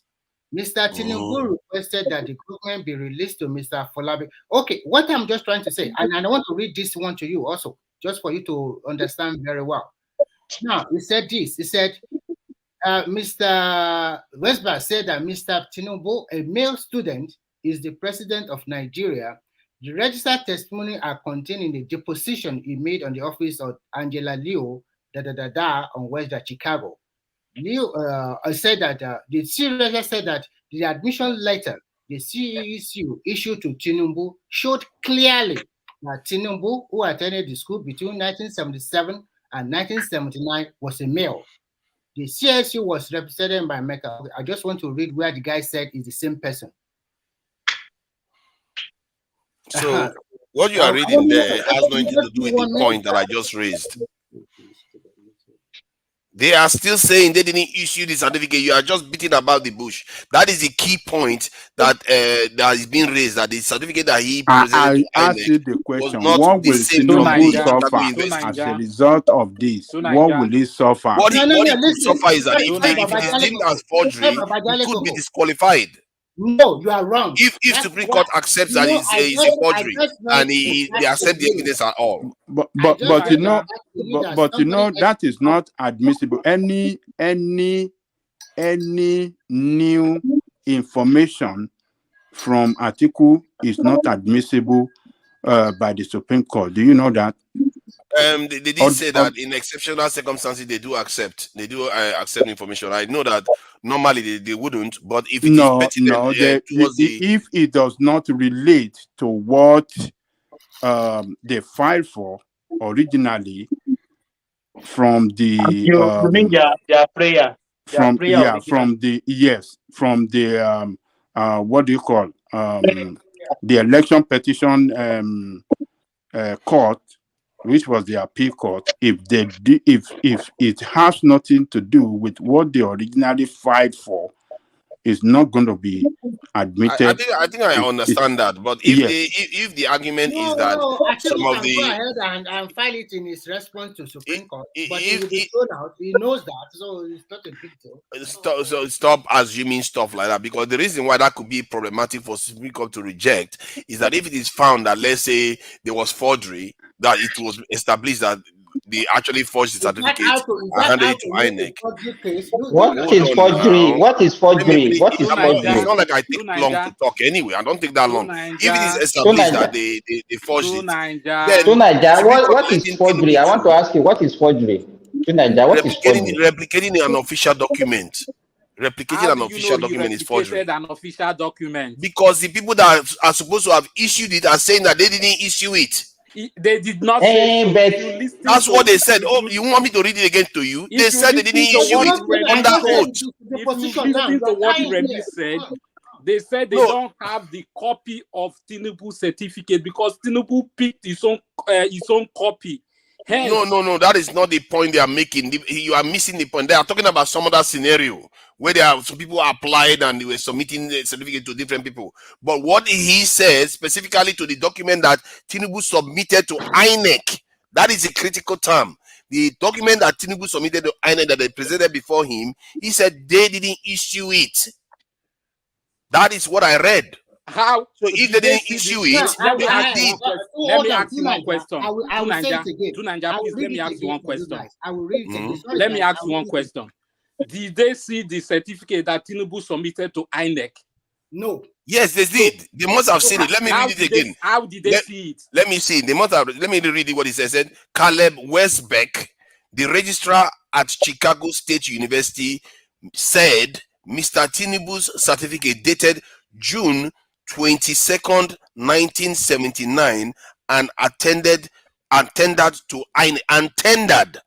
INEC on June 17, 2022, was not issued by the school, and its administrators could not therefore be able to authenticate its source. That is clear as it comes. They tied the fact that they didn't issue the certificate that Tinubu submitted to INEC. Listen, you are just quoting from that. Listen to what we are having. It's the same position we are reading. If that is true, that is damning. Listen. What Kachunaiga? The guy said. They said that the diploma that was made available to Mr. Enaro Eba in our possession because Mr. Tinubu did not pick it up. I do not have the diploma that was submitted to INEC in our possession because he had picked it up. Do you understand? He said, diploma is different from certificate. Exactly what I was telling to Nigeria. Diploma is different from certificate. It's the same certificate you are talking about. He used the term certificate specifically here. And when he said it, he didn't say it. Okay, are you telling me that he just said this thing, or maybe this is a false statement? This is 1 hour old. This is a recent this thing. I don't know what document you are reading from. You are quoting from the same disposition, and you are continuing to turn it up. The guy is telling you that first they don't certify document in America. That is Nigerian thing. And that is not the point he was making. He says somebody had picked up that diploma on behalf of Tinubu. Tinubu did not pick it up, and he does not have the possession of this diploma certificate you are talking about with INEC. He does not have it. How is this even controversial? The guy said it clearly here. You want me to read it again? He said he didn't just say anything separate from this thing, the 2022 this thing. What you are trying to say does not amount to forgery. If you want to put a forgery case in Nigeria, you have to go to the High Court and start from that place. Okay, if you don't mind. If you want to say that, I can listen to that. For me, I'm just telling you that Remy, calm down. The case now is forgery. It's no longer. It doesn't have the certificate. Now it's forgery. It's always been forgery. I don't know why people keep talking about it. It's always been forgery. It's always been that case. I don't know why people keep going on about certificate here, certificate there. What do you mean? That is a lie. It's always been forged because they've always said that he may have forged the document that he submitted to INEC. I don't know why people keep saying, "Oh, they are saying he didn't attend the school or going to totally." Why will you forge a certificate? Why will you forge a certificate that you have? Well, tell me now. You tell me. You know what? You know what? My suspicion why he may have to forge it is because on the school record it is showing that he was born in 1954, while his passport may be showing 1952. That could be a problem when you want to go and get any document from anywhere, because they say you know it yourself now. Hold on, you know it yourself. If you want to go and get a document anywhere, they will say you should provide evidence of your ID. The certificate carry date of birth. Yes, no. The school will authenticate. Before they hand it over to you, they want to know who is asking. And if you say, "Okay, I'm Bola Ahmed Tinubu," they say, show us identification. And when he presents identification, it's going to be showing 1952. When the document is asking for, it's showing 1954. If I have a certificate now and I want to present it, my certificate doesn't bear my date of birth. Yes. So do I need the school? Permission to present my certificate to INEC? Oh no, you won't be able to. Your problem is that if you don't have the original one anymore, you can't go and get that certificate. It will be hard for you to get it because you have to prove that it is you. You cannot get a certificate. No, there's no school that will give you a duplicate of a certificate. No, you are talking like did you have a certificate? Did you have a certificate? You are moving the goalpost now. Like now, the school that you went to now. Let's say you put your date of birth is 1st of October 1960. Then on your passport, your date of birth is 1st of September 1960. If you go and present that your new passport and tell them, "Oh, give me my old certificate," they'll say, "Oh, this person is not the same." Do you need the passport? Do you need your passport to? Do you need the passport? Yeah, I think you probably have to do you need a passport? Do you need your passport to ask for? The first thing is that you cannot ask for a duplicate. Otherwise, everybody will be asking for everybody's certificate. You will need, if you are doing it internationally, you need to identify yourself. Even though if you go to the school yourself, they will need to ask. They will ask you for a form of identification. Yes, they can't just hand anybody's certificate to you now. Otherwise, everybody will take it. Identification is going to bring. Either he brings out his passport, or he brings out his green card, or he brings out what's it called? His driver's license. And hold on on the driver's Remy, please. On driver's license, it will have the date of birth, and they will cross-check this thing with whatever they have on file, but they can issue him another. But here, like my own, if I want to ask for my own transcripts, they use my credit card, the address and everything sync. If everything sync, I know they will ask me some other thing like date of graduation and all those kinds of things. So, rational mind, I want to ask you a quick question. So, and then I will get my transcript from whatever school I'm in. And that could be the reason why he didn't go. Because his passport is showing a totally different ID from what he's got at school. That's why he didn't go and get it at first. Now in America, you can use your social security, your ID, your driver license for your authentication. Let's assume that you are buying 3 or 4 names in your passport. When your driver license, we can only see 2 or 3 names, including your family name. Now, that one cannot be a big deal in America. Now, let's say you want to contest for a councillor that you have been willing to contest all these years in your local community. And then you presented your certificate and people now say from your passport you have 3 or 4 names, so and in your certificate it's only 2 names. Are we going to say you are not the bearer of that certificate anymore? That you forged? You see. No, I just asked you a straight question. No, forget about Tinubu now. You've asked a question now. Let me answer, Nabi. So thank you. You see, sometimes we give some kind of. I want to take that example you gave me now to like really explain what you want me to explain on this. I think the better way I think I want to explain this is this. Somebody was trying to say that, but later I thought about it. Maybe it was you, or was it Simba? Somebody like hears. Just like I'm a Nigerian citizen, right? You are a Nigerian citizen. Am I sure you're a Nigerian citizen? I'm not sure. Already You need to process his certificate now. Yeah. You can be a mole. You can be a spy. Hold on. I'm a Nigerian citizen. You're a Nigerian citizen. No, so I don't believe hold on now. Hold on. And by right, being a Nigerian citizen or a citizen of whatever country I am, I'll go apply for Nigerian passports, right? Give me Nigerian passports. It's my right because I'm a member of Nigeria. I'm a born member. So Tinubu went to Chicago State University. Let's assume he did that. Is that Tinubu that went to Chicago State University? Now, I being in Nigeria, because I felt like I don't want to go to Nigeria immigration. Let me go and get my passport. Let me go and do forgery of my passport so I can, because I'm Nigerian. After all, Nigeria, I'm a Nigerian now. So why should anybody want to verify me because of that? Because I'm a Nigerian, so I can just go and get the passport, or just draw my own passport with my own hand, or whatever. I'll go to one online something and get a passport and say I want to travel. You cannot do that. Of course, he's a bona fide member of CSU. Yeah, he went to the school, but why can't you just go to the authority that issues that document and ask for a replacement? Do you hear what that guy said? Question. That's why I think it's that discrepancy that stopped him from doing it at first. The register. The register said someone pick up that diploma. It says, I read it for you now. Hold on. I heard you. He could have done it when he was governor. He could have done it all this way. He didn't do it otherwise. There's a reason. That's what you are talking about. Okay. Now, my question to you is this. Now, we know this Eba, the lawyer, got a copy from CSU, right? There was a copy he got when he was asking on subpoena, and they gave it to him.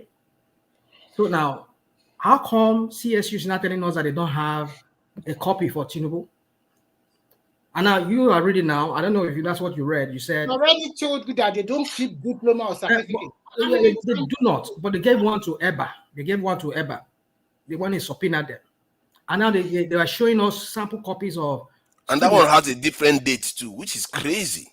So now, apart from that, let's just hold on. And now, Atiku was asking them, "Can you give me a copy of Tinubu?" Or he said, "Oh, we don't have any copy on record. We don't keep any record." But yes, you were able to hold on now, and you were able to provide copies of other students that attended, but you blurred out their names and all those crap. Of course, which is good. So how did you get those ones? Thank you. They contact them. Is that what? They contacted them. They are their former. How do you know they contacted them? How do you know? I don't know, but because Tinubu lost his own in fire incidents, so that is why he couldn't have his own. So Can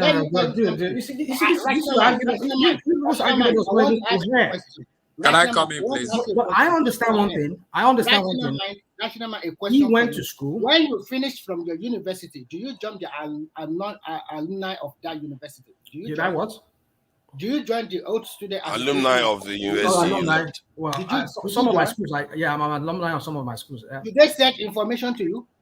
Do you guys get in touch with one another? Did they what? For example, from my university, they will send information to me. They will send me activity that is good. You mean the alumni? Yes, the university itself, they have the alumni, they have it. Chicago State University is not that kind of university you are proud of now. From what I gather, it's a low-level school. It's not like you want to be proud. It's better than your Usuka or whatever you call it.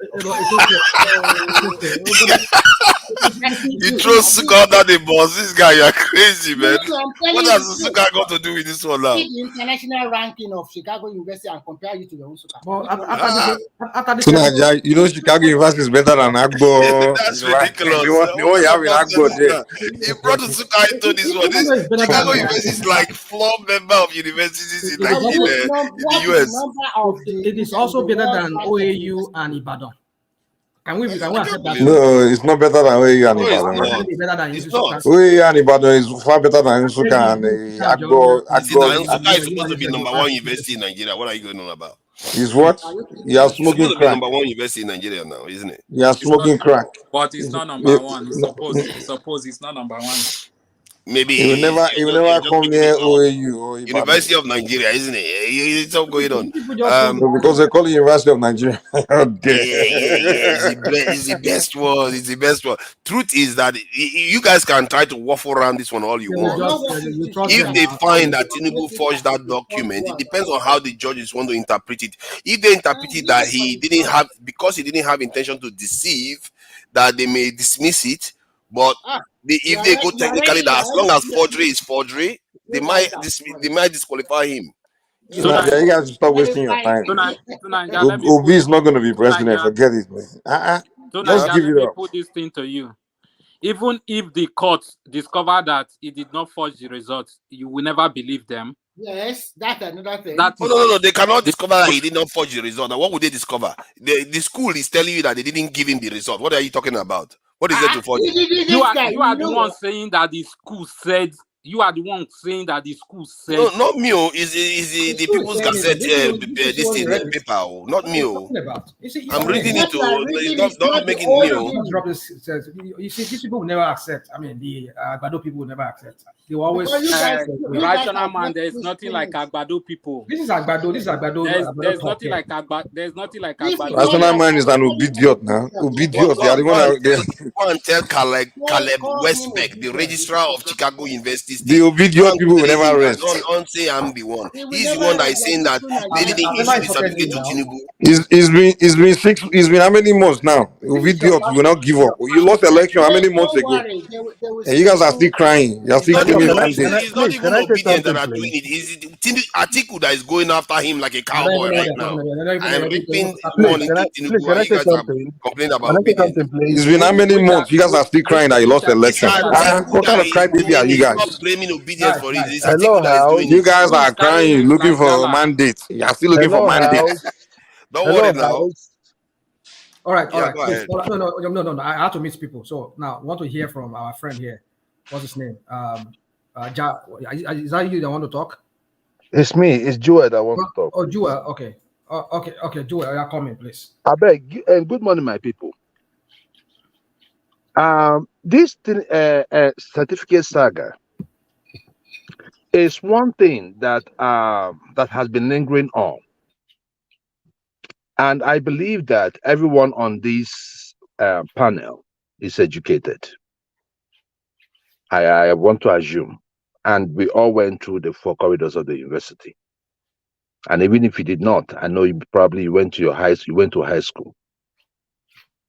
The issue there is that the minimum requirements, to remind most of us, that the minimum requirements to be president of the of Nigeria does not require you to get a university degree. In fact, they said it is even a high school or its equivalence. Yes. So if you go to a conference, right? So even if you go to a conference and you have a receipt that shows that you went to a conference, you'll be able to lead Nigeria, which is one of the most ridiculous part of our lives that I just noticed. I didn't know about that. Anyways, in this particular issue, nobody forces you to present any certificate that you do not have. The moment you present a certificate that you do not have, then that is the problem. So I think many of us keep missing the point that Tinubu went to school. Nobody is asking whether Tinubu went to school because the qualification to get him to power is equal to nothing. It's already established, basically, right? Right. So, but the issue is already established. But the issue is, why would you present a certificate that is not yours? Whose certificate did he produce? No, hold on, my brother. The lawyer and Chicago State University vehemently denied the certificates that Tinubu, hold on, please, that Tinubu submitted to INEC. They said that they don't know where he got the document from. In fact, as we are speaking, the former president of the university is waiting for the disposition to be over before he sues and Tinubu for defamation, for using her name in a wrong way. Look, my brothers and sisters, we went, you say? Now, one thing is this, my brothers and sisters. Today it is Tinubu, it could be someone else tomorrow. We are digging our own grave in a country where we cannot even tell ourselves the truth. The other time it was Mesoma, I remember how we beat that Mesoma issue.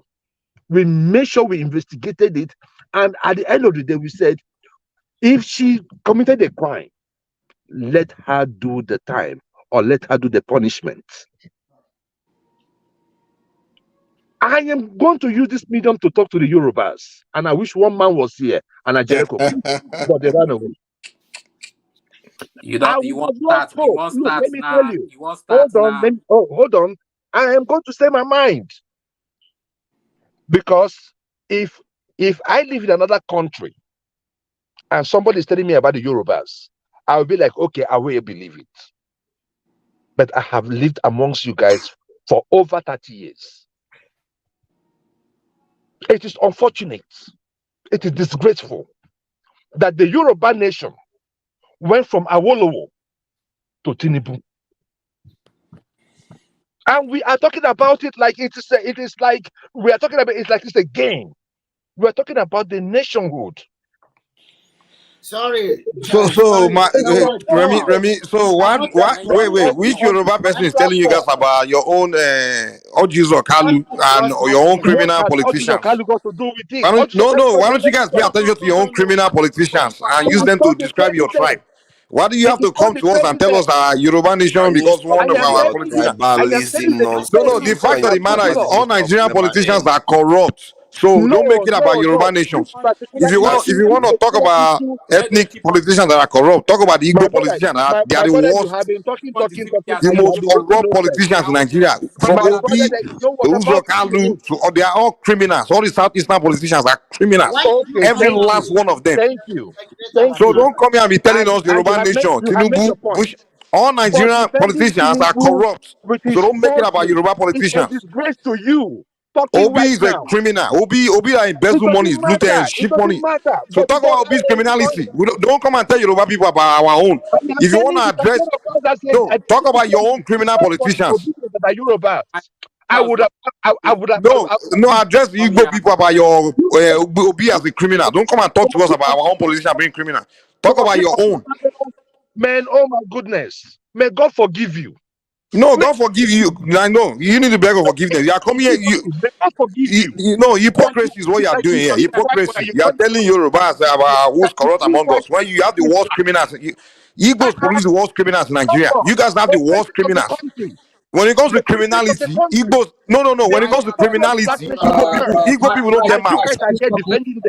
Igbos commit the worst crimes in Nigeria.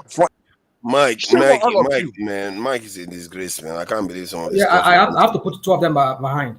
I don't know what is wrong with Mike. I mean, why would Mike? We're only making a submission. No. Not only with Mike. He started it. You cannot generate us and telling us we how can you say we still so low because Tinubu is the president? What does it mean? When you say we still so low, hold on. I need to understand something.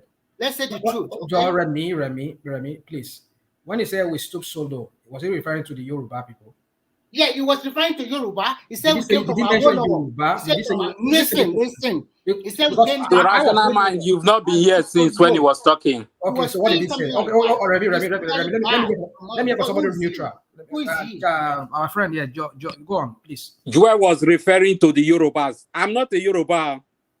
So what did he say? Yoruba, but he was referring to the even when he started, I told him, when you talk, other people will talk. So you don't come and somehow play as if you are speaking your mind. Other people will not have the right to speak their mind. So when you speak your mind, other people will definitely speak their mind. So we should stop pretending, coming out to say, I'm a Nigerian. We want a better Nigeria. But from all our conversation, I see that nobody, we are just deceiving ourselves, honestly. Well, because I think I was Remy, please, Remy, can you hear me? What happened? And I'm trying to tell you. Remy, I think I've heard from our friend here. So the point is this, please, we've said that this afternoon. I said afternoon, a while ago when one man was here, it was a heated session we had earlier. And we agreed that, okay, we will not, if we want to attack our different politicians, let us attack them. Let us leave their tribe out of it. And let us not try to call up people of one particular tribe. Warn him not leave the tribe. Yeah, I will. That's what I think he's hearing me. They're behind. I can see them here. Both of them are here. But I don't want Mike, and let us not go over ourselves and our tribe. Please, Jewel, stop that if that's what you did. And Mike too, because I heard when Mike was going after his tribe. Let's not do that. We're not here to do tribe. We're here to talk about this criminal politicians, be it Sobi, be it it's Tinubu, all of them article. This here we're talking about. So let us do that, please. I beg all of you. I'll bring them back, please. So Mike, please let Joel land this point, and Joel, please, Season. Okay. You know what? Rational mind. I made a point here, and people wanted to listen to what they want to listen. I said what they want to hear. I said it here. I said, if I had not lived in the Southwest, I lived in another country, and somebody is telling me this, I would say they are a different people. Where I made mention of the Yorubas, I said that from Awolowo to Tinubu, it's a downgrade.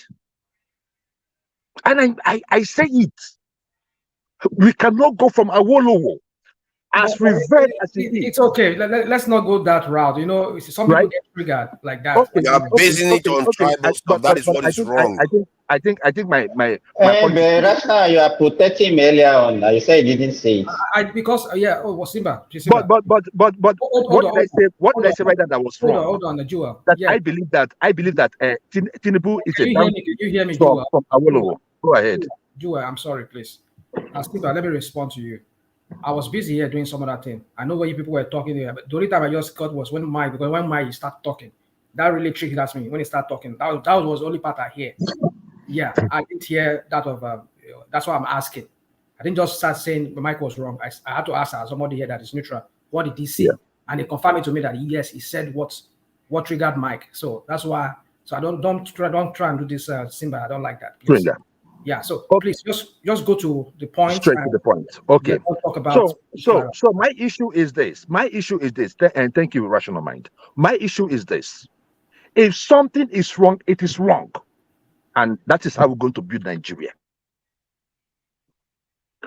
The diploma that Tinubu presented to Chicago State University denied it. If you go to look for a job in Nigeria, and even if your WAEC is faulty, they're going to deny you that job. I have seen situations where universities wrote workplaces, especially I know that happened in the one that happened in 1995, when they started moving everything from analog to digital. I was in Port Harcourt that time. They started writing companies, people that were in oil companies everywhere, writing them that those guys have questionable degrees, and they lost their job till date. So how can someone tell me in the university, as Nigeria University is today, if your WAEC is strong, if you come in with a fake WAEC, you are not going to graduate? So if it is a diploma, something cannot stand on nothing. The certificate that Tinubu got from Chicago State University was founded. The foundation was the one he got from Chicago State, what's the other one? The South College. Do you understand what I'm saying? That is where that's the foundation, because that is what he needed to get into the university. So if it is wrong, then it means that whatever he got from that university is wrong by implication. There is no hiding it. We do it in Nigeria. So why is it? And sometimes we try to make this reference about politicians. I know that politicians are bad, but none of us are looking at it from the other angle. Tinubu is the president of the Federal Republic of Nigeria, for crying out loud. Are you sure? You say? Are you sure he's the president when you said it's INEC select? That is no, it's INEC president, and that is what the constitution says. Whoever INEC pronounces is the president. Which one do you believe in? Is it the president of Nigeria or INEC president? First, we can start from that one. Look, I won't dabble into semantics. I don't know where you're driving. Everybody knows that Tinubu is the president. So I just told you that everybody knows that Tinubu is the president of Federal Republic. Including you, right? No, it's not including me. He's your president. It's not my president. A forger cannot be my president. So you are coming from a position of bias. No, it's not a position of bias. There is a court case, Mr. Simba. Which court case? There is a court case. There is a court case regarding this issue. The issues are clear. You know what? There is nothing you are going to say that people will not react to what you are saying. Mr. Joel. And I don't have no problem with that. Mr. But what Joel. I'm just telling you is that you cannot argue on nothing. You argue on something. What is the evidence? What are you arguing upon? It's immaterial here. Mr. Joel. You can't say it's immaterial. You're not the court. Remy, please, can you just understand? You're not the court. Are you the court? No, I am not the court, but I have seen what I'm talking based on what the court says. And you're talking based on what it says. It's not Agboro. We are not in Agboro politics. It's not Agboro. Remy, hold on. Remy, please. Mr. Joel. Our friend, yeah, brother. Has any court proved that the diploma certificate Tinubu presented to Chicago State University is forged? Yes, the court. It was presented in the court. Which court? Which court proved that? Hold on, let me talk. I'll answer your question. I don't want all this who. Let me answer your question. In the court, it was presented there. The certificates, even where the proceedings was going on, his lawyer, Tinubu's lawyer, right, presented that certificate, and it was there that the lawyer from Chicago, the representative from Chicago, said that they don't own up to these certificates, because they were asking them where did Tinubu get the certificate that he submitted to INEC. Chicago State University denied it. They denied it wholly. Said they did not know what. Because but that's not the follow-up question. Hold on. You don't ask any follow-up question. Let us tackle him on what that question you're asking. Did the court, and you said the court? No, that is not the court. The court does not have the authority. Okay. No, I say it's the institution. I say it's happened in the court. But that is what in the premises of Angela Liu, the person representing Atiku, that's where they are doing the disposition. That is not a court. Hold on. During the court proceedings, right? What were they adjudicating on? They were adjudicating on these certificates. It was clear. It was open. And the lawyer. I think you do not understand. If you guys want to that, you do not understand is this. The bone of contention you are talking about is what they presented to INEC. And then the chief register during the deposition yesterday, this is what he said. I do not have the diploma that was submitted to INEC in our possession because he had picked it up. On Tinubu, said he had picked it up. So they don't have it. And they also told you categorically that they don't keep copies of this kind of certificate or diploma. They told you. And oh my God, he just makes some crazy point just now. The point he just made just now. Did you hear what Coca just said just now? He said the guy at and this is Chicago University said they didn't have the certificate that Tinubu presented to INEC, and that they didn't duplicate it. That is not what was said. And you just made 2 points that it's not even connected. No. What he said clearly that they didn't issue the certificate that Tinubu submitted to INEC. That's what the difference? What's the difference? What is difference? What's the difference? Because Remy is trying to say that the school doesn't have direct contact with the certificate that Tinubu submitted to INEC. He must be aware. The article people must have presented it to him and said, are you the one that issued the certificate that Tinubu submitted to INEC? They said no. Then they would have said no. That's what happened. Yeah, that is what happened because see, let me explain this point, please. I don't want no shouting match, right? Please. And to Niger, that was the point, right? They presented the certificate he presented to INEC, and they said that they could not recognize it because what was on those certificates. You have Miss Enoy, or whatever her name is, the lady that was the vice president, that was the vice chancellor of the school, 19 years after Tinubu graduated. 90 years. Her name was used on that certificate. She is the one, that's the former president of the school. She is the one saying that she is going to sue Tinubu when this thing is done. Go ahead then. No okay, there's no problem. My brother, I don't know if you are Tinubu's brother. Allow me make I talk, I beg. Let me talk. So that is the issue there. The names, the people that signed those, the signature that was signed, that was seen on the certificates. The people that signed those certificates came like 10, 20 years after. So that's the issue. The issue is that it's a clear case of forgery. No. And if we allow such person to be in power, what is the credibility of the nation? Forgetting the credibility of the nation. Hold on. It started happening. To Niger, do you know that yesterday? To Niger, they want to use backdoor to come to power. They want to use backdoor to come to power. Who tried to use backdoor? Somebody that forged the document or the one that did it? Document. He said somebody wants to get to the power through the backdoor. What kind of nonsense is that? I mean, somebody forged the document. You cannot be. He has the certificate, and there's no. You can't deny that he has that certificate. So you cannot say he doesn't have the capacity. He has the credential. He has the capacity. So what are you talking about? You are talking about forgery, and you say the one that he submitted to INEC. Is that he go and make his own certificate. He go and make his. Yes, that is where the issue is. He's trying to do. But at the same time.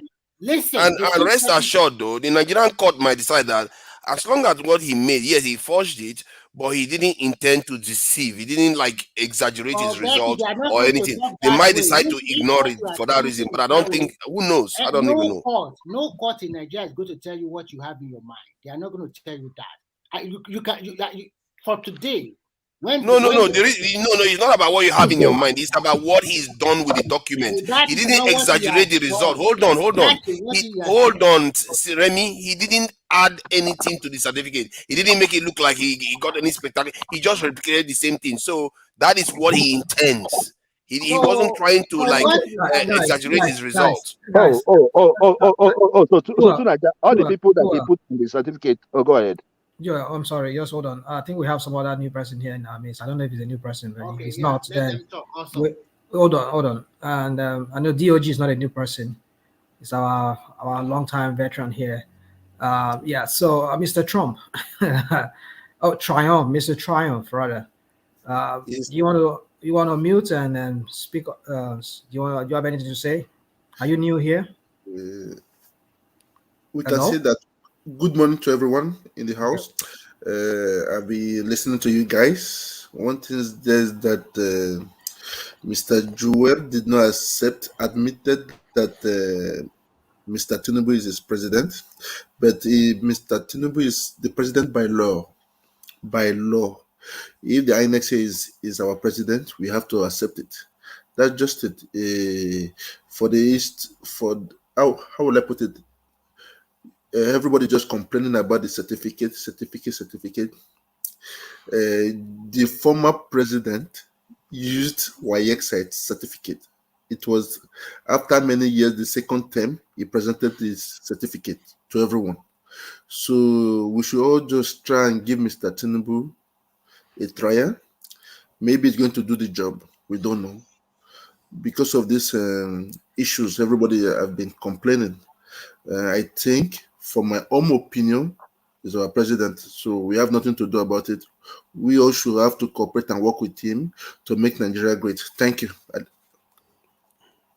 And Mr. Triumph, anyway, go ahead. Who else want to talk? Gentlemen, can I say something, please? Yeah, sorry. I totally forgot you were here too. After you, I think that's Ejiro, right? It's been a while. So after you, we go to DOG. Yeah, go on. I know you came morning. Yeah, go on. Morning, everyone. Just a quick one. I'll be brief. Like the last caller speaker rightly said, during the era of Buhari, during his regime, the first tenure of Buhari, we remembered when Buhari was having this certificate controversy, somebody came on national TV, the former APC national chairman, Adams Oshomole. He said, I'm going to quote him verbatim now. He said, even though it's NEPA bid that Buhari have, that is still going to be the president, that is human being that is going to rule Nigeria, not certificate. Right? I guess we all remember that incident then. Now, the point is this. We have a perjury in our law. That has been established. I'm not saying what Tinubu presents is a fake or is real. Being that INEC has declared him the president of Nigeria, whether you say Tinubu is not your president or Tinubu is your president, that is left for the court until the court says otherwise. So for this certificate issue, if you ask me, this is my opinion, guys, we should keep it aside. Let's give this man a chance. If the court says otherwise and say, okay, what he has committed is perjury, it's against the law, he has to be removed, then so be it. So certificate say, certificate not say. For now, I would say let's sheathe our swords and let's give this man a chance because the country is already in a total mess. Like I always say to people, nobody can fix Nigeria. Take it to the bank. Atiku Abubakar cannot fix Nigeria. Obi cannot fix Nigeria. Even the Tinubu, I doubt. And I say to people, if you want to ask me the reason, I will tell you the reason because Nigeria is not real. So nobody can fix Nigeria. So give him a chance and let's see what's going to happen. I rest my case. Thank you. All right, Ejiro, Ejiro, I would like to say something real quick. Let me say something real quick. Okay? Hold on. Okay, go ahead. I'm so sorry. Hold on, please. Go ahead. Yeah. We have DOG here too. Just want to document the other people's voice. Then we will come back to you and okay. People. DOG, you want to unmute, please? Yeah. Thank you, Rafanaman. Hi guys. I just feel this issue of certificate. I don't think we should really dwell on this and bring some information that is not genuine on the show to start saying this and that on assumption or based on what some other opponent politicians are saying.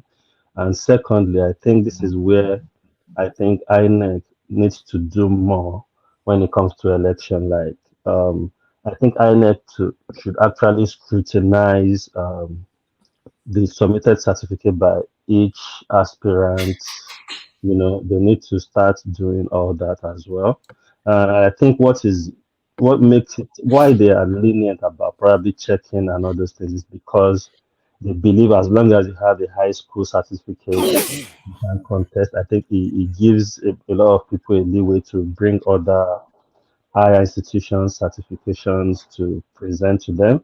And I doubt Tinubu would have gone in that route to present a fake certificate from a United States university when he knows if it could backfire. He's not. I don't see him as a silly politician like that. So I think we should all calm down, and people that have hope in their own candidate and the court is not favoring them. I think it's high time, like the previous guy said, we need to start supporting ourselves. We need to start forgetting about other tribe or anything. Tinubu is now the president.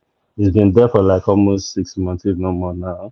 So I think it's high time we start supporting. I'm not saying don't criticize. If you find something that nobody's perfect, if you find anything that deserve to be criticized in what they are doing, you can speak out. Because I think we've been lucky so far with Tinubu's regime.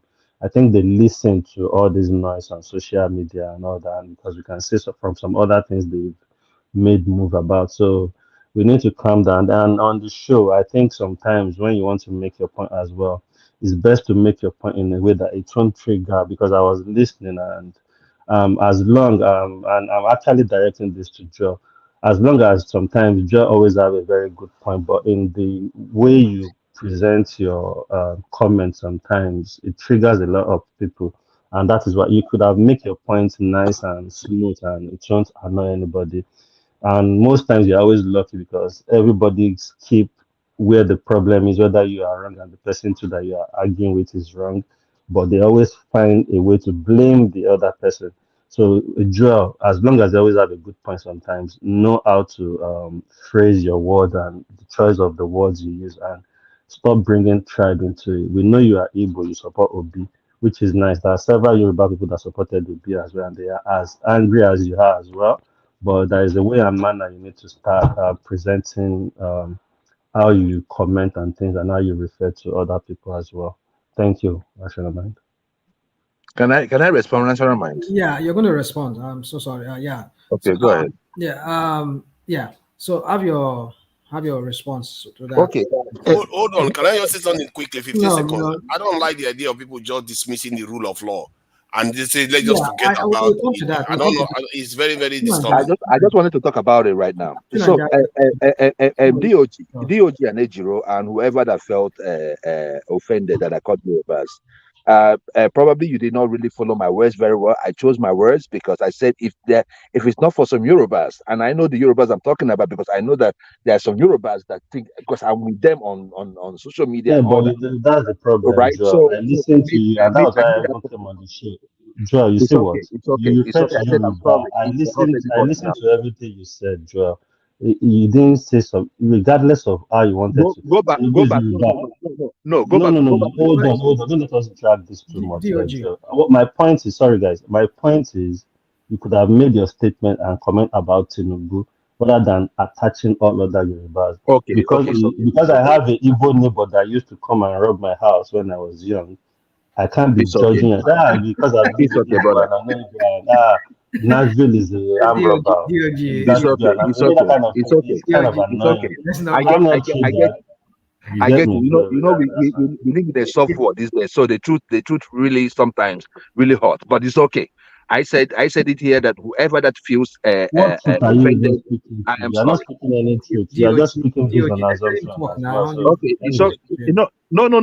And DOG, that's what I wanted, because that's why I said I wanted to respond. I am not speaking based on assumption.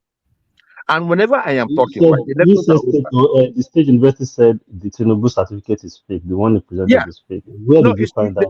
No, it's true. They said it.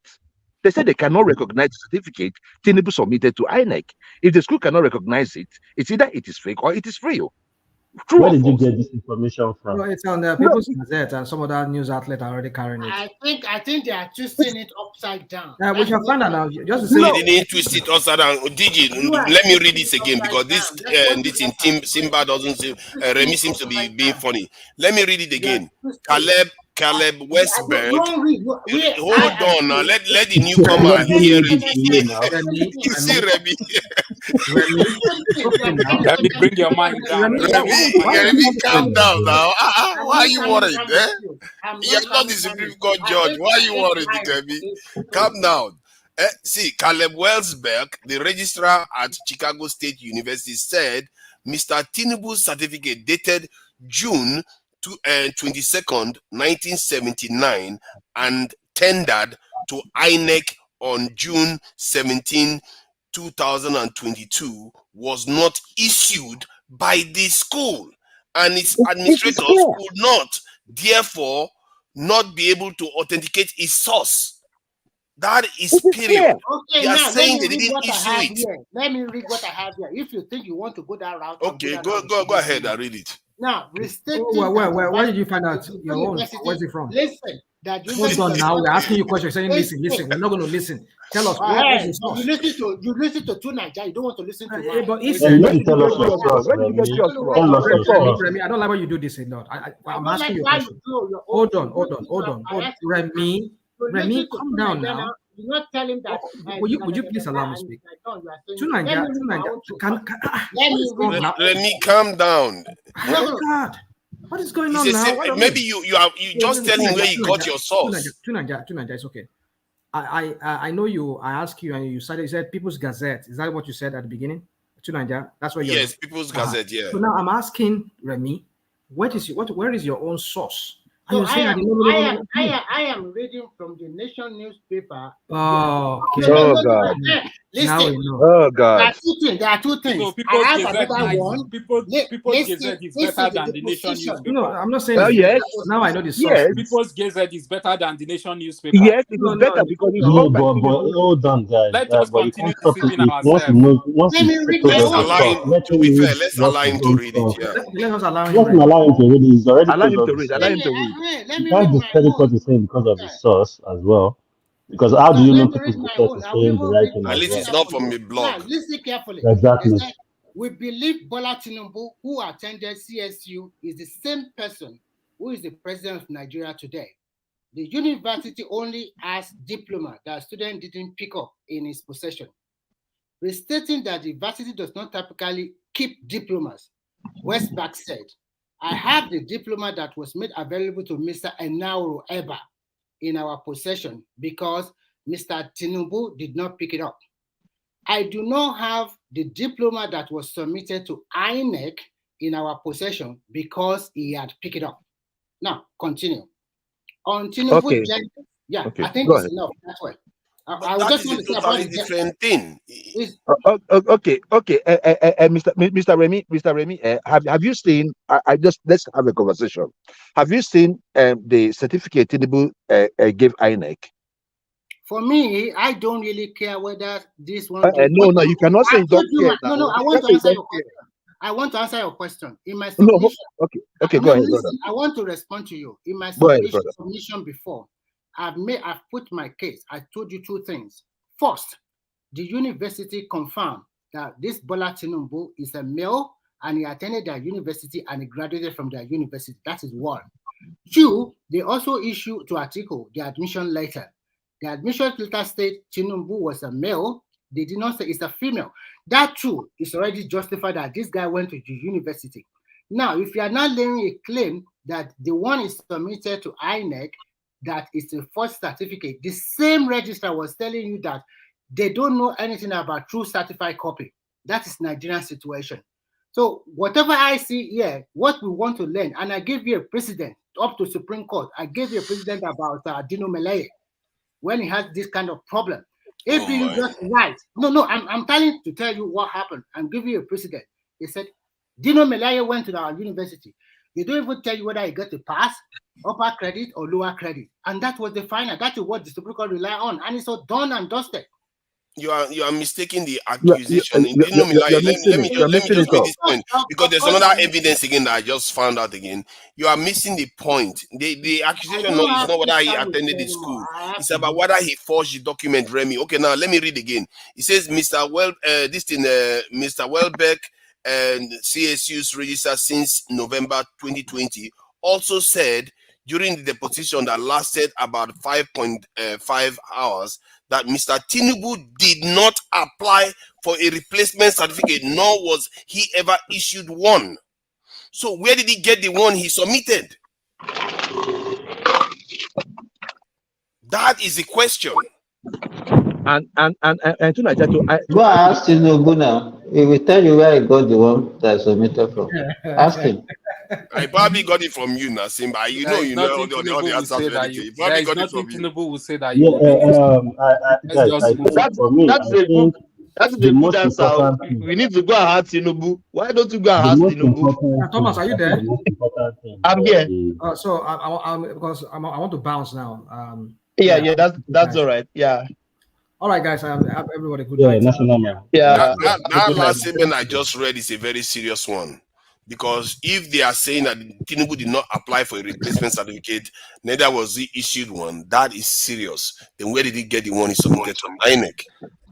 All those Twitter things that you are reading for us, to Niger, you have to be careful. All those Twitter It could be a lie. People's Gazette. It could be a lie. I don't know until it starts showing up as credible. Yes. So Niger, with what you are reading now, does it not tell you that it suits into the narrative of what is going on in Nigeria ordinarily?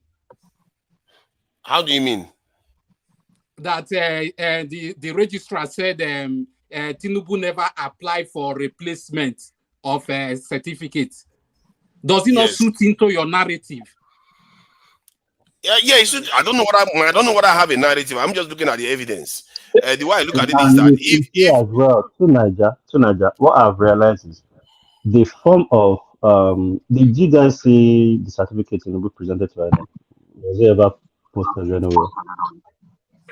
Sorry, I didn't catch the last part of the question. I mean, did anybody or was it pasted anywhere? The one Tinubu submitted to INEC? Yes, it's out everywhere. It's out. It's out. It is in a proper certificate or like a written certificate? Because if he doesn't have certificate, he can as well write something and tell them what certificate he has without presenting the original certificate from the school. No, he recreated his certificate and gave it to INEC. That's the problem. That's what I'm saying.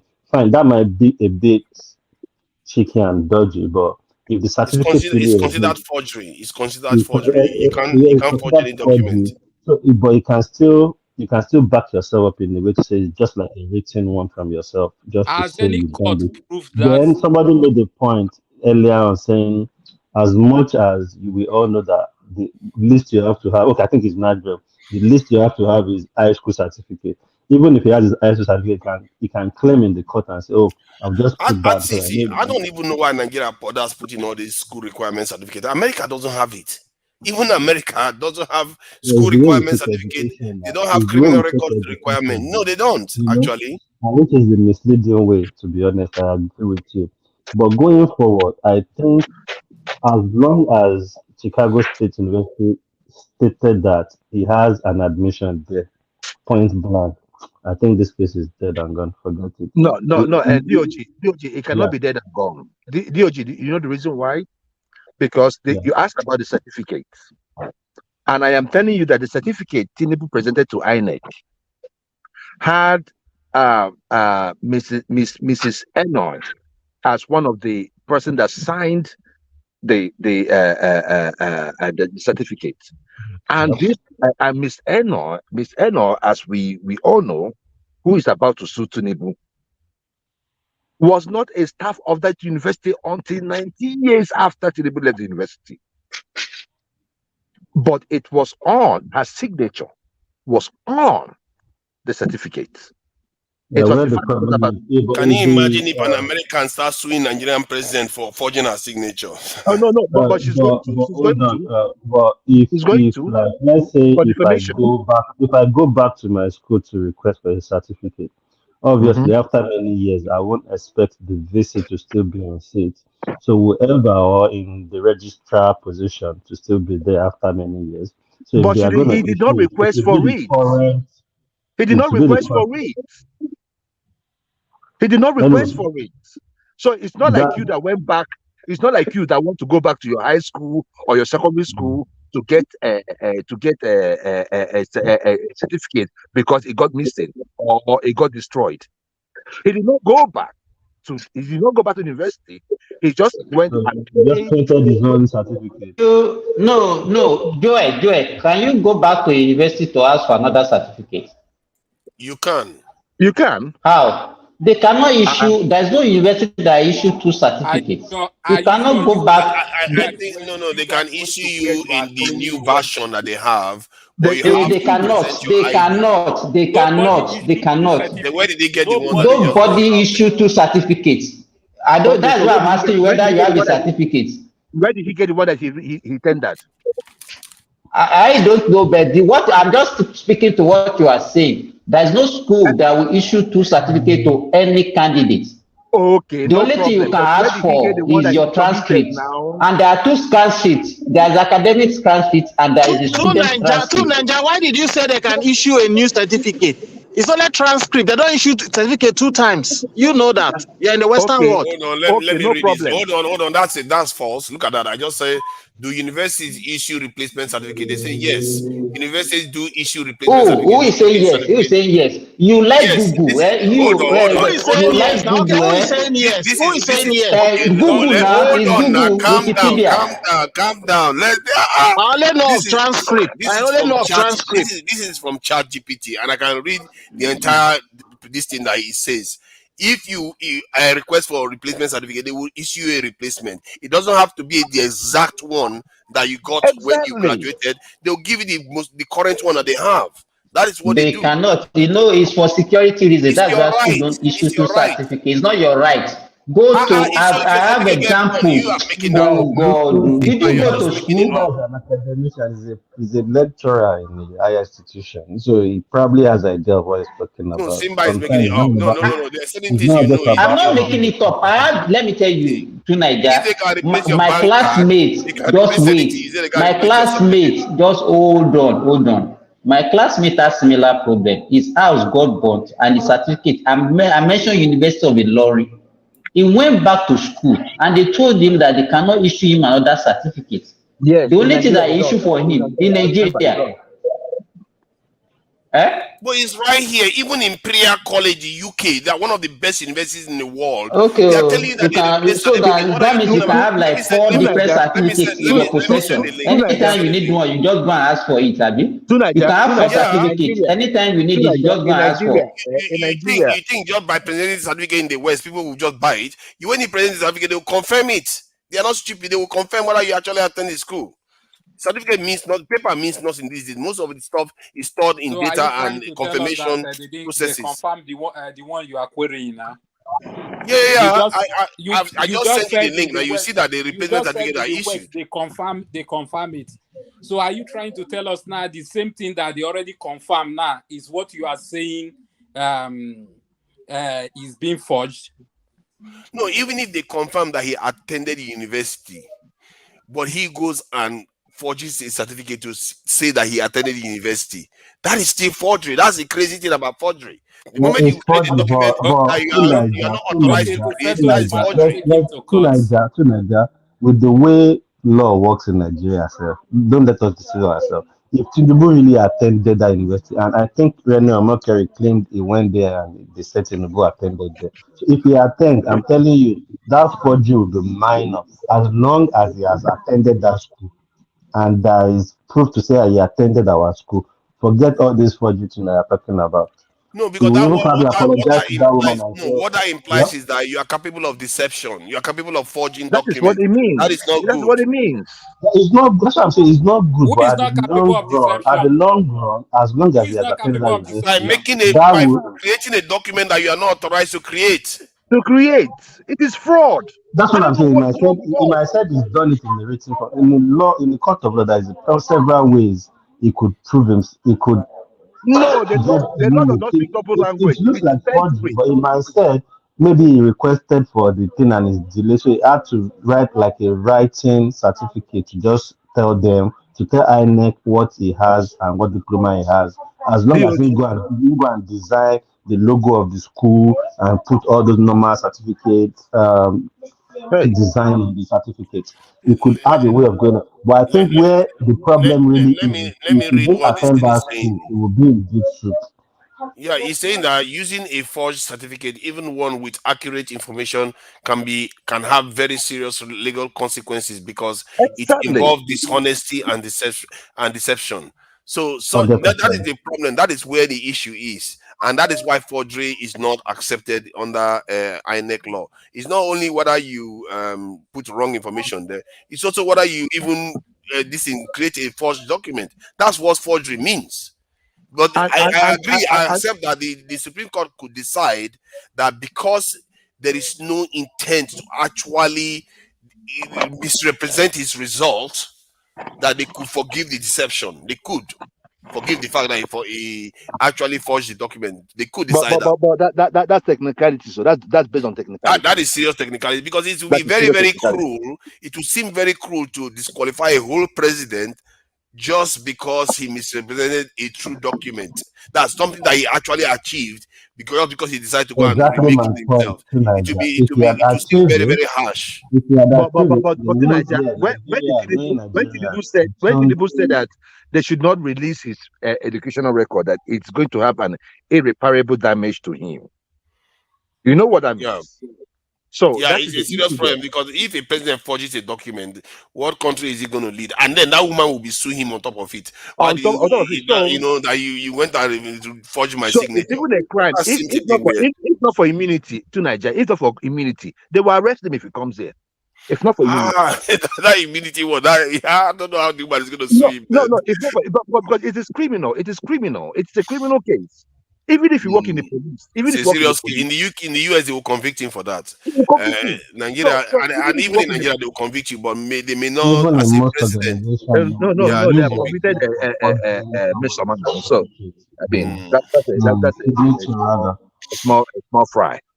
So they can do anything. It's like saying because you are a Nigerian citizen, you have a right to go and forge a Nigerian passport. Even if the information is accurate, you are not allowed to. You're not to. Or even if you're in the police and you have a new ID card. Excuse me, everyone. Joe, if what is presented to INEC is not a copy of how the university certificate looks, it is something like he just typed out his name, what qualification he got from the school, what department, and all those things. You could just say, oh, it's a backup, but when the signature now comes in, it now looks like fraud as well, because it shouldn't have signed the signature if it's a written. Yeah, all those things. Yeah. If it was only typing, yeah. Oh my God, What my own point now is, for Nigeria, I think once that university can say, oh, he attended that school, forget all this signature that we are talking about. Nigeria is not that, because I know even in other organizations in the UK, like they are GMP compliant. If you change anything or you sign other people's signature for where they should check and they should sign, that's fraud and you will lose your job. Immediately. You will lose your job. So 100%. I just think with Nigeria, once they can prove it goes to I think that would be too much of a drag on Tinubu for a very long time. If he especially if it is found that he forged it, but the Supreme Court let him through, it's going to be a big drag on him. No, we're going to drag him. We're going to drag him. They will drag him, and the poor guy is already tired of ruling. Look at how tired he was in the US. This in the 1st of October announcement. Now they will start dragging him over this one again. It's going to be one difficult period for him. If this is true, I'm not accepting it as fact for yet until other media channels confirm it. Mr. Tunaja, can I say something, please? We don't care. Go ahead. Okay, thank you very much. Okay, thank you very much, Mr. Joel. Go ahead, brother. Did you voted in the last election? Just to know. For which one? In Nigeria. Do you have the No, right I to did vote? not. Okay. No. Who was the first person according to INEC? Is Tinubu? Second, Atiku. Third. Okay, thank you very much. Okay, you know that many of us in Nigeria are based on sentimentals. You understand? Because of when your candidate did not win. Like I can read many comments of Mr. Pansat. He was complaining that they give us back our mandate. And if the person is supported is Obi is the third position according to INEC by law. That means if now Tinubu is being impeached, let's just put it that way. That means Atiku will be the president. And if Atiku is the president, you will still see some people still complaining. It's going to be a rerun, though. It's going to be a rerun. But I'm not even talking because it's OB. That is the mistake you're making. We're talking about a clear case of rule of law. Hold on. Don't pretend, Joel. Don't pretend. Why are you pretending? Say it is because of Obi. Why are you pretending? I have my lineage. Hold on. I have my lineage. But the issue there is that we're talking about issue of rule of law and fraud. They just have nothing to do with Obi or Atiku. We are talking about the president of the Federal Republic of Nigeria who committed forgery. That is what we are talking about. That is becoming Why should messy. you If say this is that? true, it Nobody has has become a already bit messy now. convicted him of It's a any mess. Can I, Mr. That is Joel, a lie. Why should you talk can I this finish way? my Oh, sorry, please, Mr. mister. Joel. Why should you talk this way? Has any court convicted you of forgery in anywhere in the The world? reasonable Why should you court, the talk this way? reasonable That is court, the very court But that we guys, have let seen Tayon has said finish. it Let Let clear. me let me Tayon, let finish, Mr. Tayon Joel. finish his submission before we Mr. Joel, interject. be a man of logic Tayon, because I've been hearing you, and let's just analyze some stuff. I'll be quick this time around. You know that in Nigeria, if you people are complaining according to what you say by law, by law, by law, by law. The last court case he got in Nigeria, they made him free. That he has nothing bad in it. Yes or no, Mr. Joel? You said what now? Please reply me, Mr. Joel. The last court case he got in Nigeria, what did the court case said? Is that be acquitted? Is free? Yes or no? Which one? Which one now? The last one that you people stayed almost 12 hours on the net and start looking. That when you people are complaining in Nigeria, all eyes on the judiciary.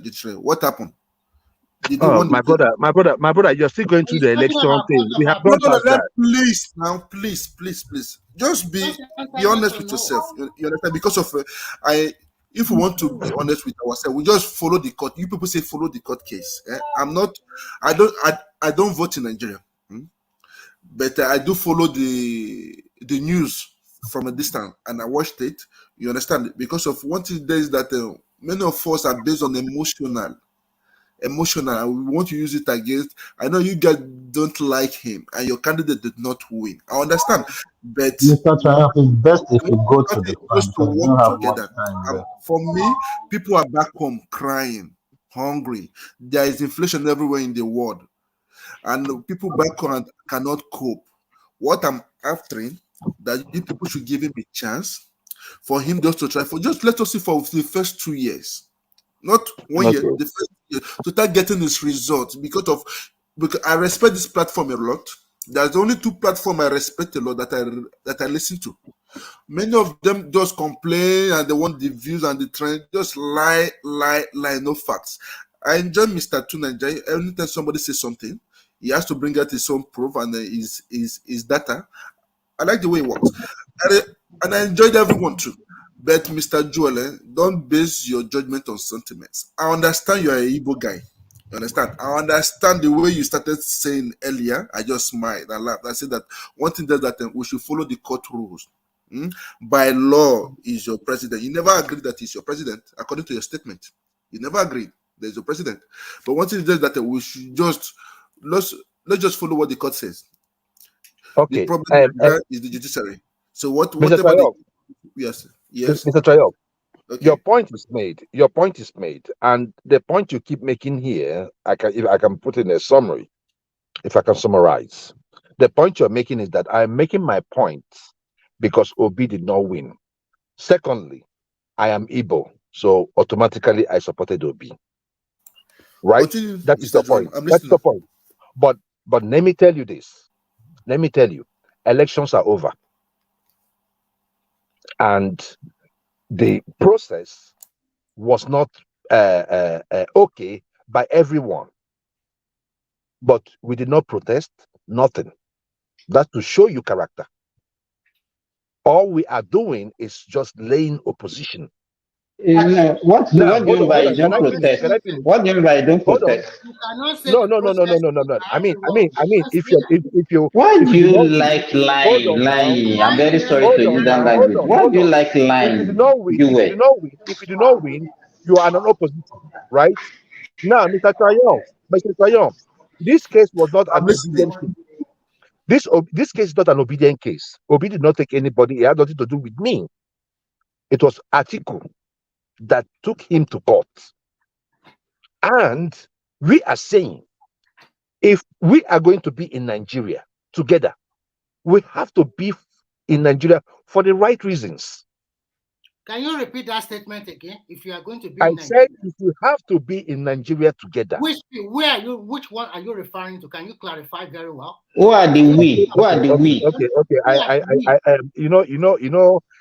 don't go Clarify about. to us. Who are the I we? have made my point. If you do not understand, then probably you go meet a teacher to teach you where Nigeria But is. you are denying But it not earlier on that you are not a tribal bigot. I made my point, and I said, and I'm addressing to Mr. Triumph. And Mr. Triumph, what I'm trying to make you understand is this. It is simple. It is a case. Elections are over. We have a president. It does not matter what my feeling is about the president. He is the president, right? Thank Good and you very fine. much. But that is fine, right? Is he your president? Is he your president? Is he your He's not president? my look, hold on. I told you that he is not my president, right? So I But think we I should take him cannot. out from Can I say That means something, that please? that Can I are say you in something, Nigeria? please? Hold on. Can I say Okay. something? Okay, Let me finish, please. He is not my president, and I stand by it. Even I said it even Who is after your the president then? Who is when I your came on this president? panel, Joe, who because is I your believe president? that the process that brought him to power is flawed, Who and is I your believe that president and Nigeria. which nationality are you? Can I just Rebi, take I take don't a let chill people talk pill. this way, both of their mouth. Take Tell a them chill to be pill. straightforward. So that is the issue right there. Now elections are over. It does not matter what I feel. The issue there is that we have someone that is the president, and it is the right And of if this every person is Nigerian. not your president, It right? is the right of every Nigerian to question whatever thing we see that is fishing around him or within him. And in this particular situation brought up by Atiku, it is very valid. The points are there. It is very clear. So it has nothing to do with Obi. It has nothing to do with obedience. But what we are saying is that because we uphold, It has nothing to do with you, but you want to gain from it. Look at you. the issue there is this: nobody is stealing from anything. If Obi is qualified as Tinubu, as me, as anybody here, so it's had nothing to do with Obi. So the moment you just stop masturbating on Obi, the better for you. The issue here is this: Obi is no more it's not the issue. The man at the helm of affairs, the That president of the should Federal be your Republic own of concern, Joel, because Nigeria, it's not the directed by president INEC, you approve of. has a false It's not your certificate president. that Stop talking this nobody. way with both of your We have mouth. people that went to school that will just lie and make Thank it look like it's you. And nothing. people like And you these will are continue people to that would not employ someone that has a false certificate into their own conglomerate or into their own companies, but they will support a person that has questionable character or questionable past to be the president of Nigeria. Now, let me just tell you the irony. Let me tell you the irony of all this nonsense. In a place like Nigeria, to work in the private sector, you need to be vetted. They will vet you so well.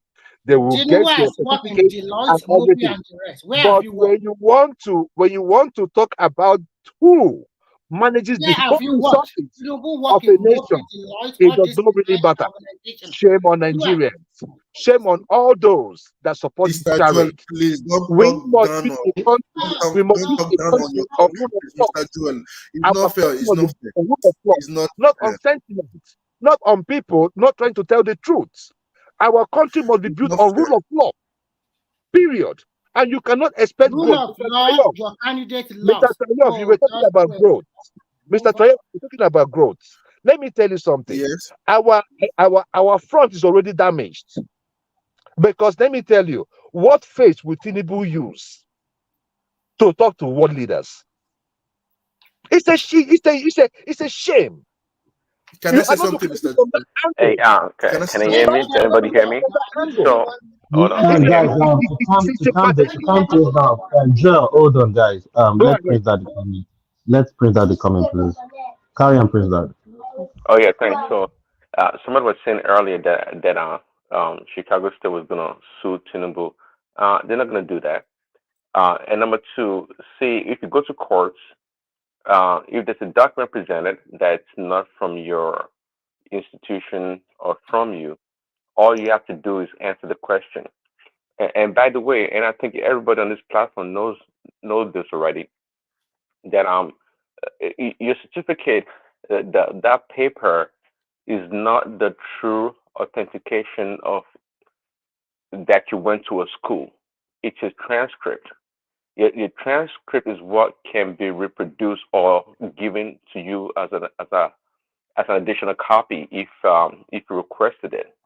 But people like Ola and some other people, they said on this platform that if you want a copy of your certificate, usually this many institutions they partner with third party printing companies that you can request those Yes, you are copies right. for You you. are right. Okay, Daddy, yeah. if that being the case, some people want to hit their head on the wall because of a certificate that means nothing.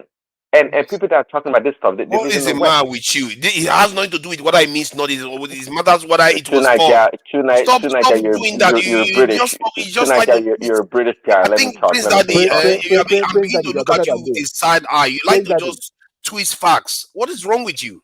Stop What twisting fact am I? facts. What fact am I? Let me finish. You are twisting the fact that they are saying that he didn't the certificate that he presented that they didn't issue it from Can we let Chicago him University. finish, please? Stop Let twisting him facts, land his man. point. Can we let him It's talking speak? as if we are all stupid here. Come on, don't do that.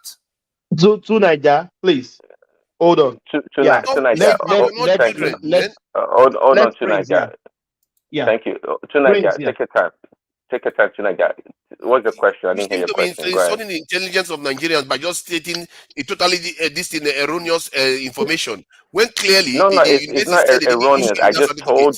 I just told you that it's your transcript that verifies that you actually went to an institution, because that's what matters. See, It's about the forgery. ceremony. It has nothing to do This with cer- transcript. hold It's on. about The forgery, not ceremonial. why he attended the university. Don't you But get it? tonight, he has not landed his point, so you can misquote him. Let him land his point in The totality. No, but ceremonial he's certificate. trying to shift it to transcript issues or whether he No, attended the hold on a university. minute. Let him finish. You can still have chance to interject and say what you want to say. Carry on, Prince Dad, please. Thanks. This ceremonial certificate that we all get when we graduate on that day, it means nothing. It's for you to have to be proud of yourself and your family members when you put it on the wall in the living room in your office. That's what it means. And people have said it numerous times on this platform that you can actually go to print a larger copy if you want to. If you want the biggest certificate in the world, go ahead and do it. Now, allow me. So if I can reprint my certificate in a larger size, as big as the size of the car, is the institution going to come after me for doing it? Yeah, you don't know. Well, no, the answer is no, because you guys major in uselessness. You major in the I don't want to use the university may word I not want to come. use. The university may not come at you for it, but you can't use that same Okay, certificate that you replicated the same for reason this why official the purposes. same reason why the university, Chicago State, is not going to just jump up. I'm going to go sue Tinubu because he produced a certificate. No, No, tell us he you produced. are making a mistake. He created No. something that is not theirs, and it's like creating a Nigerian passport because you're a Nigerian citizen. Okay, Because you have a Nigerian so the question to Nigeria that you never answered. By the way, you're reading an article Ask from me now. the National Gazette or some trashy outlet like that. The question you should be answering is there a law that persecutes or that punishes anyone for producing a certificate, ordinary certificate? Is there a law? Yes, that's forgery. I've checked it. It's Hold forgery. on. Don't you get it? No. Hold on. You guys are just talking. I don't think you know what you're talking about. See, if you're telling me that I don't know about Nigeria, but if you say in America, there's a law. I know you like to use ChatGPT. You should do that right now. You can find if there's a law that say, hey, you cannot reproduce a certificate because it's criminal. I don't know who's going to put you in jail, by the way, but if there's a law that punish somebody for doing that, I'd like to know that law. I really like to know. Law of forgery. If you can't replicate any No. document that you are See, not authorized to no. replicate, You just talking. You don't know. Does that law apply? I know you're trying to define is such. there in our applies because there is signature on that document. There is signature of the university Hold on on. the document. You can't go and replicate it. So no. See, you have to distinguish between forgery and reproduction. Please, Oh my God! Tonight, you get it. You're not a lawyer. Let me ask you one question. Let me ask you one question. Let me ask you one question. The Please, Daddy. point, I think the point is that just like what I said, Joe. If that guy goes to that school, if he had attended that school, and he confirmed he's gone to Hold on, please. Everybody, please hold on. Yeah, Joel. Yeah. one question, after please. the other. Please, Daddy. Yeah, One question. go ahead, Joe. Go ahead. Do you know one Buhari that used to be our speaker that claimed to have gone to Toronto University? Okay. Do you remember him? I've heard about that story, right? But yeah, was it removed or something? Why do you think he was pushed out? Under what law? I can't remember in details, but what was his crime? What was his crime? His crime was this, right? His crime, right, was that he claimed that he went to Toronto University and he did not, right? Okay, but Tinubu claimed that he went to Chicago State and he did. So what's your point? No. No. The issue there is this. This is the problem now. The problem is this, right? In that law of perjury, right? You cannot forge a certificate and present it to the government. It's like no, you're not a lawyer. No, it's not the same. It convoluted. It's not the same. It's not the same. No. If you can show me the law, and I will listen to you. If you can tell me that if you reproduce an ordinary certificate, it's ordinary. It means nothing. By the way, no. Certificate is not ordinary. It means nothing. It means nothing. Certificate is ordinary. No, it's not ordinary. It is ordinary. Well, what is wrong with How can you call a certificate that they can present to INEC ordinary? Now, wow. It is ordinary. It is ordinary. It's just a piece of paper. Run for presidency, you say it's because ordinary. I can go print a certificate and also put my name on it that I went to MIT. If you go and do that, it is Tinubu should have presented his transcript now. If you know that you had a fake. Okay, so very good. So now the question is, does INEC requires a transcript submission? It does not matter. Just a proof. They don't need a transcript. They don't need a certificate. They just need a proof. They need a proof that. Well, and he produced a proof. And he produced a proof. And the proof. That is what you well, because you guys are majoring in the mundane. That's not separate. As one man would say, it means nothing. If you want to say it's mundane, maybe I will listen to you. But to start arguing the other way around, that if somebody it doesn't matter. Hold on a second. I can do the same thing. If I lost my certificate, I can just go. If I find something close or whatever online, I can go print it and go use a nice quality paper and go give it to the employer. If the employer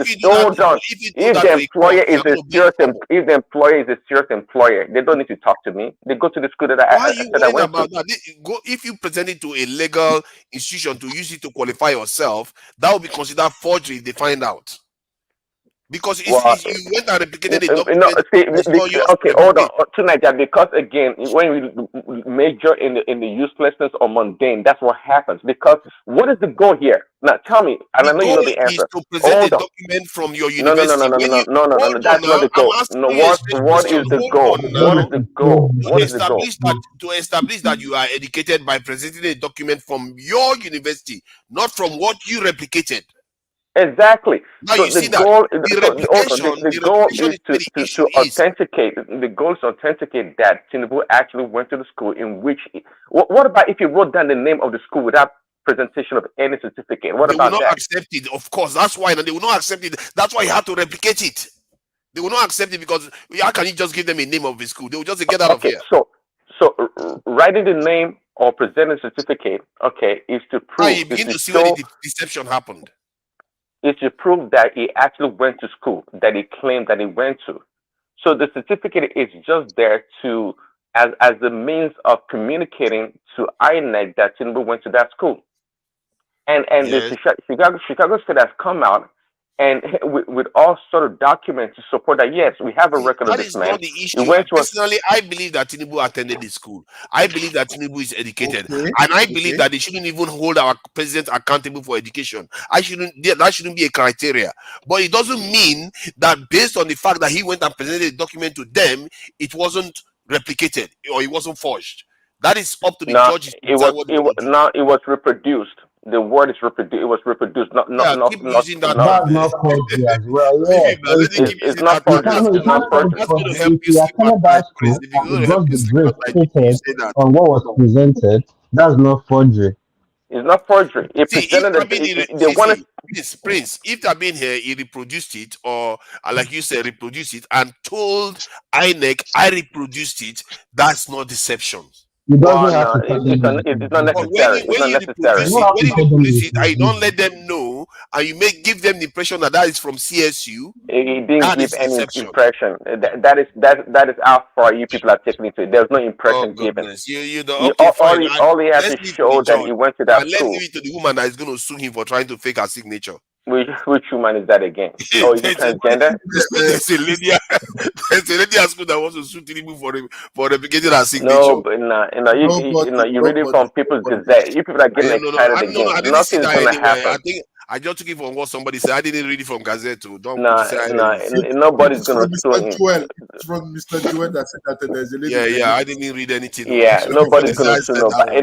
one. You guys just want to get yourself excited. Somebody will sue Nobody's suing Tinubu. nobody. That's not nonsensical. Just you guys. Let's forget And Tinubu you is know your what? president. Let's just forget And it. you know what? Praise that. People are You guys talking don't care about about rule of law at all. You don't just care about Tinubu being president. You people. don't care about rule of law. A lot of What is it people with Forget people don't my these days? brother. know, but Nobody's to going to start Niger, Tinubu is your president for 4 years.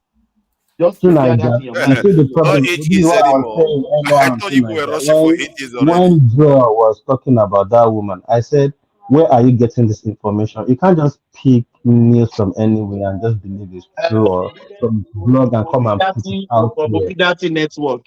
From You Obidati know, Network. you can't just come and Yeah. put it out here. Some of these things, and this thing you are talking about is serious, but we bring news from outside that are foreign that doesn't even exist to come and put on people's head here, like other people. I think These people are just merchants.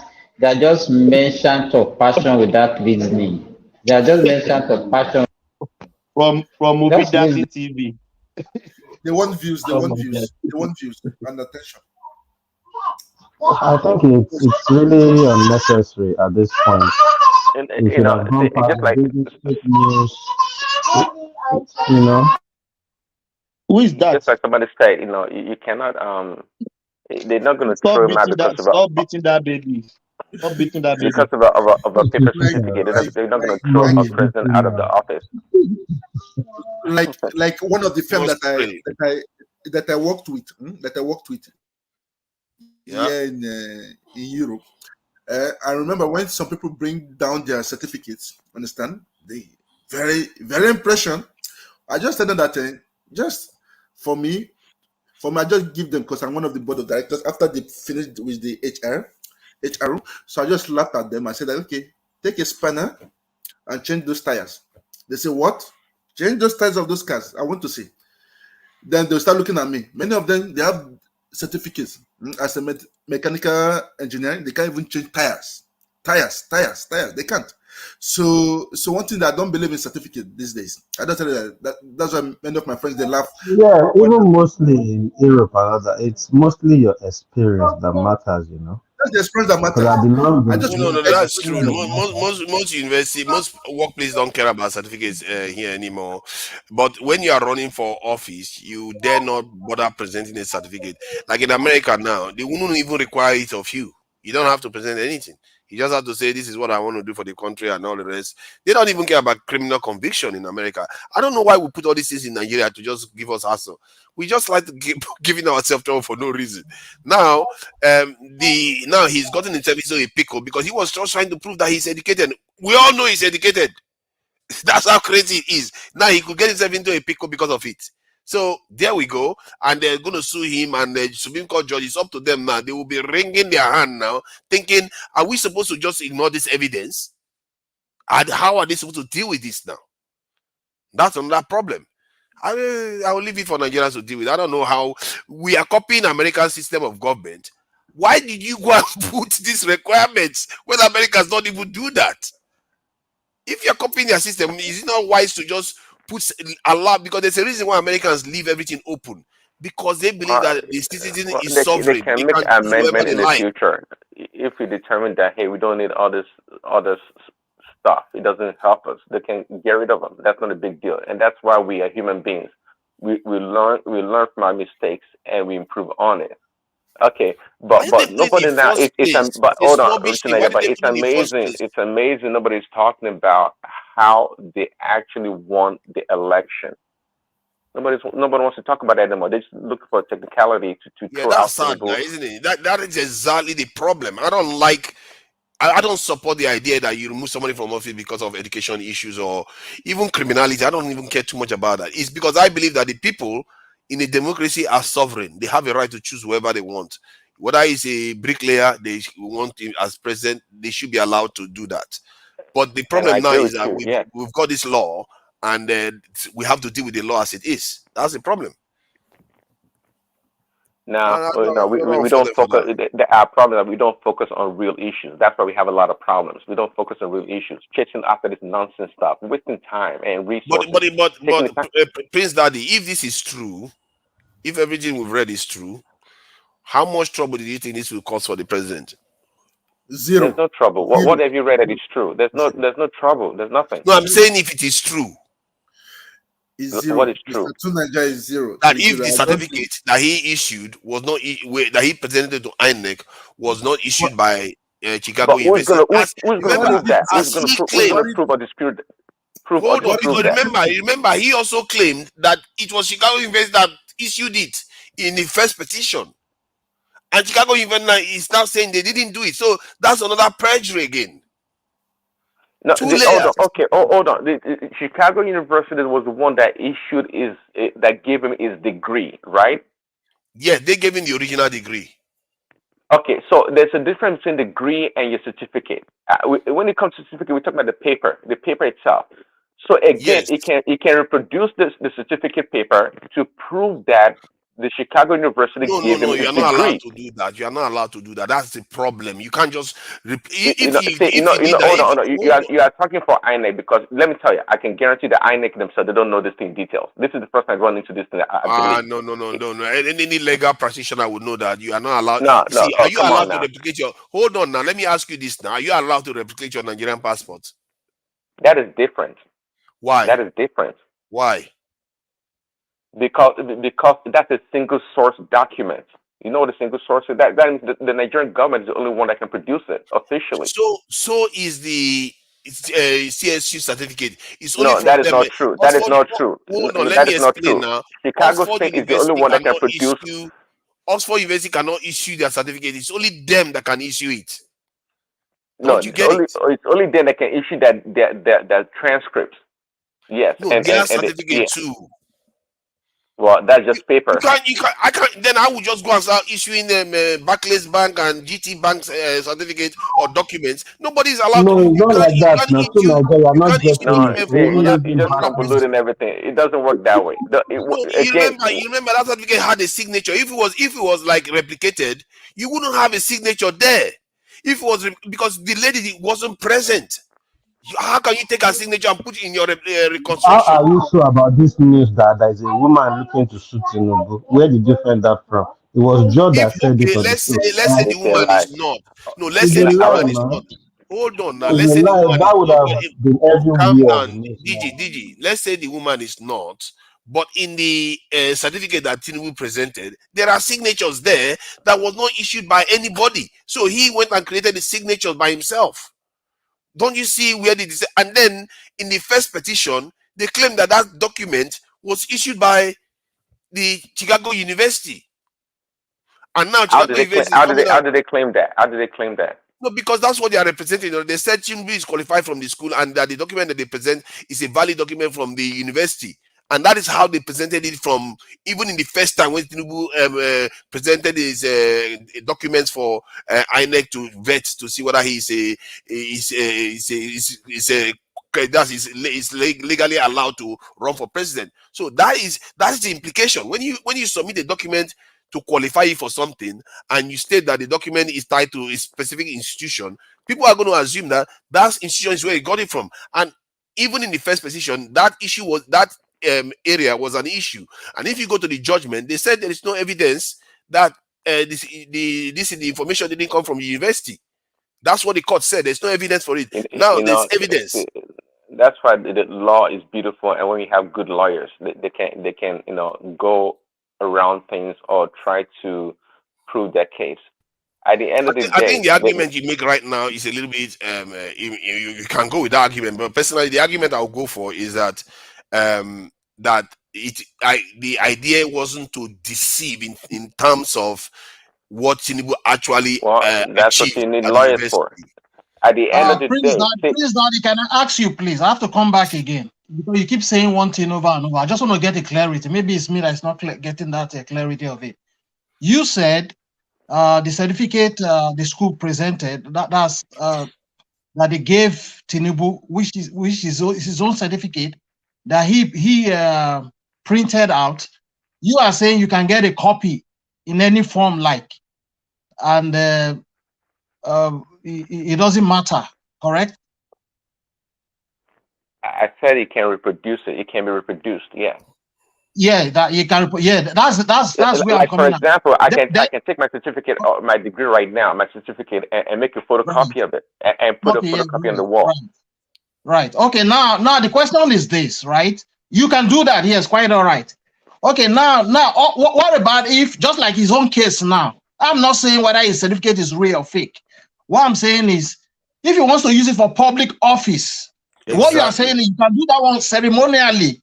Do it, but if you want to use it for public office, are you allowed to do that just to take any kind of reproduce your own certificate yourself and tender it to like a legal tender to a public office? Are you allowed to do that? They will not accept it. The question is, what is the purpose of you producing the certificate in the first place? Is it not to prove that you went to a college or university or a school? Is that no, it's two different things now. That's why, because Tunaja is saying different, you are saying different thing. That's why I came back. And it's like what Tunaja is saying is understanding the logic behind this whole thing. The logic is, okay, I've presented you a certificate, and that states I went to, let's say, Lagos State University. As long as you can confirm from Lagos State University that I went to that school, that certificate holds no issue at all. But when I present you a transcript that comes with my results and things are changed, no, we are not going to that transcript side first. Hold on. We are dealing on something you first. Understand what he's saying. That's why I'm trying to break it down again. No, I do understand what he's saying. What he's saying is somebody that have listened. Hold on. I was the one that brought this question. What he's saying is somebody that have misplaced his own certificate. That person can as well produce his own certificate, even without you going to the school. You can reproduce your own certificate. If it's just to tender to show, it's just like submitting a CV. I can give you a CV and lie in my CV, but what my CV is trying to tell you is the experience and where I've worked and all those things to show you, and whatever qualification I've had. Then if you now go and confirm it, when you can't confirm it is when you will see it as fraud. Then I've lied about I've gone to this school, but that school say you didn't attend this school. But if you that's why I said earlier, now I said that's what I'm saying. What I'm saying is wrong. That what's his name is wrong. You can't replicate a document. Exactly. You can't even replicate. If you go and issue use some other person's some other company's letterhead to write, that's considered forgery too. You can't just that's why I came back again. Even a company's letterhead, hold on, 1 minute to Nigeria. To be frank, I don't even know why Tinubu went to even give them that certificate, because I think the lowest, if I can recall, the lowest that you need to be a Nigerian president is primary school certificate. The lowest, if I can recall, that's what the law says. They said he tried that earlier on and it backfired. He stopped using that when he was governor. And I think the reason why he didn't go to this university is because he would have found it difficult to prove his identity. Maybe he thought he was going to waste too much time. That's why he didn't do that. I think that government, all the information that came out this past couple of days about Tinubu being a male, that he went to the school and all these things, you don't believe in that. Please, Daddy, you have to ask yourself, why would Tinubu not apply for the certificate again? And I'm thinking the reason why is because on the school record, it is showing that his date of birth is 1954. But while forget about that. What is Chicago State saying right now? Based on the information that just came out, what are they saying? Did they authenticate Tinubu, or they say he's a fake person? Oh no, they authenticated him, all right. They are not. So what are you talking about? So what's your debate? What's your argument? The argument is that he forged the document. Don't you get it? Prince Daddy and Tonaja, if I can understand you guys and if I can chime in, because we cannot say anything again. Everybody is just complaining and complaining. Let's try to listen to everybody's angle and we take it from there. What Prince Daddy is saying is making sense.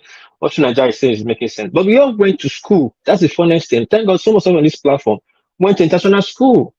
We have our transcript and have our certificate. There's nowhere in the world you can forge, you can create your own document. Yes, I agree. There are affiliation, like affiliated companies that you can pay to, like $20 or $30, give the information of your school. They're gonna use that to match what the school have. Then they will give you a certificate, and it will be there. They have authorization to create a different stuff for you, a logo or whatever that will match what you were looking for. We are agreeing on that. And for me, what I'm saying, what Atiku is asking for is discrepancies. It's not it attended or not. He attended, but there's some things is not right. Why can't we face that, argue that, and see if we can have a meaningful headway? Rather than say, did the school say he went or not? He went. We agree. Me, I agree. Anybody that come to that, tell me about going to school. I'll tell him to forget about that. But what about all this clause that is there? What are we going to say about this? If we, there are too many problems. There are too many problems. Prince Daddy, if you want me to listen to that, he went to school. They said he went to school. CSU has come out to say he went to their schools. But since CSU came back, they cannot authenticate that result. Not even now, not even the position of CSU said that. During the subpoena of the court process, they said they cannot show under oath on that. So that brings conflict of interest. And that is fine. That's not a big deal. That is fine. Yeah.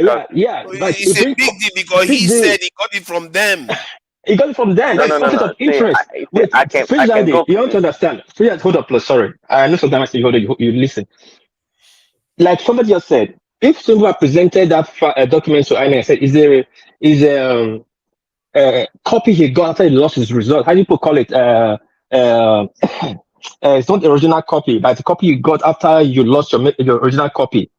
This will be a problem. But you submitted this as an original copy to INEC. But anyway, you can argue that that's not my problem. I don't know the requirement, but does INEC ask for original copies of documents?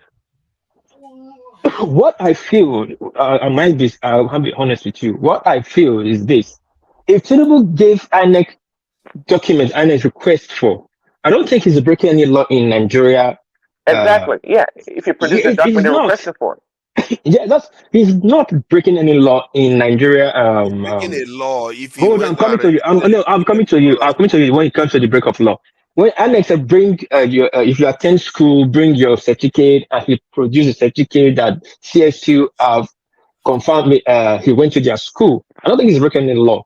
But the law he's breaking that if the result he gave them, he just forged it on his own. When he gave to INEC, he just wrote it up on his own. That is forgery anywhere.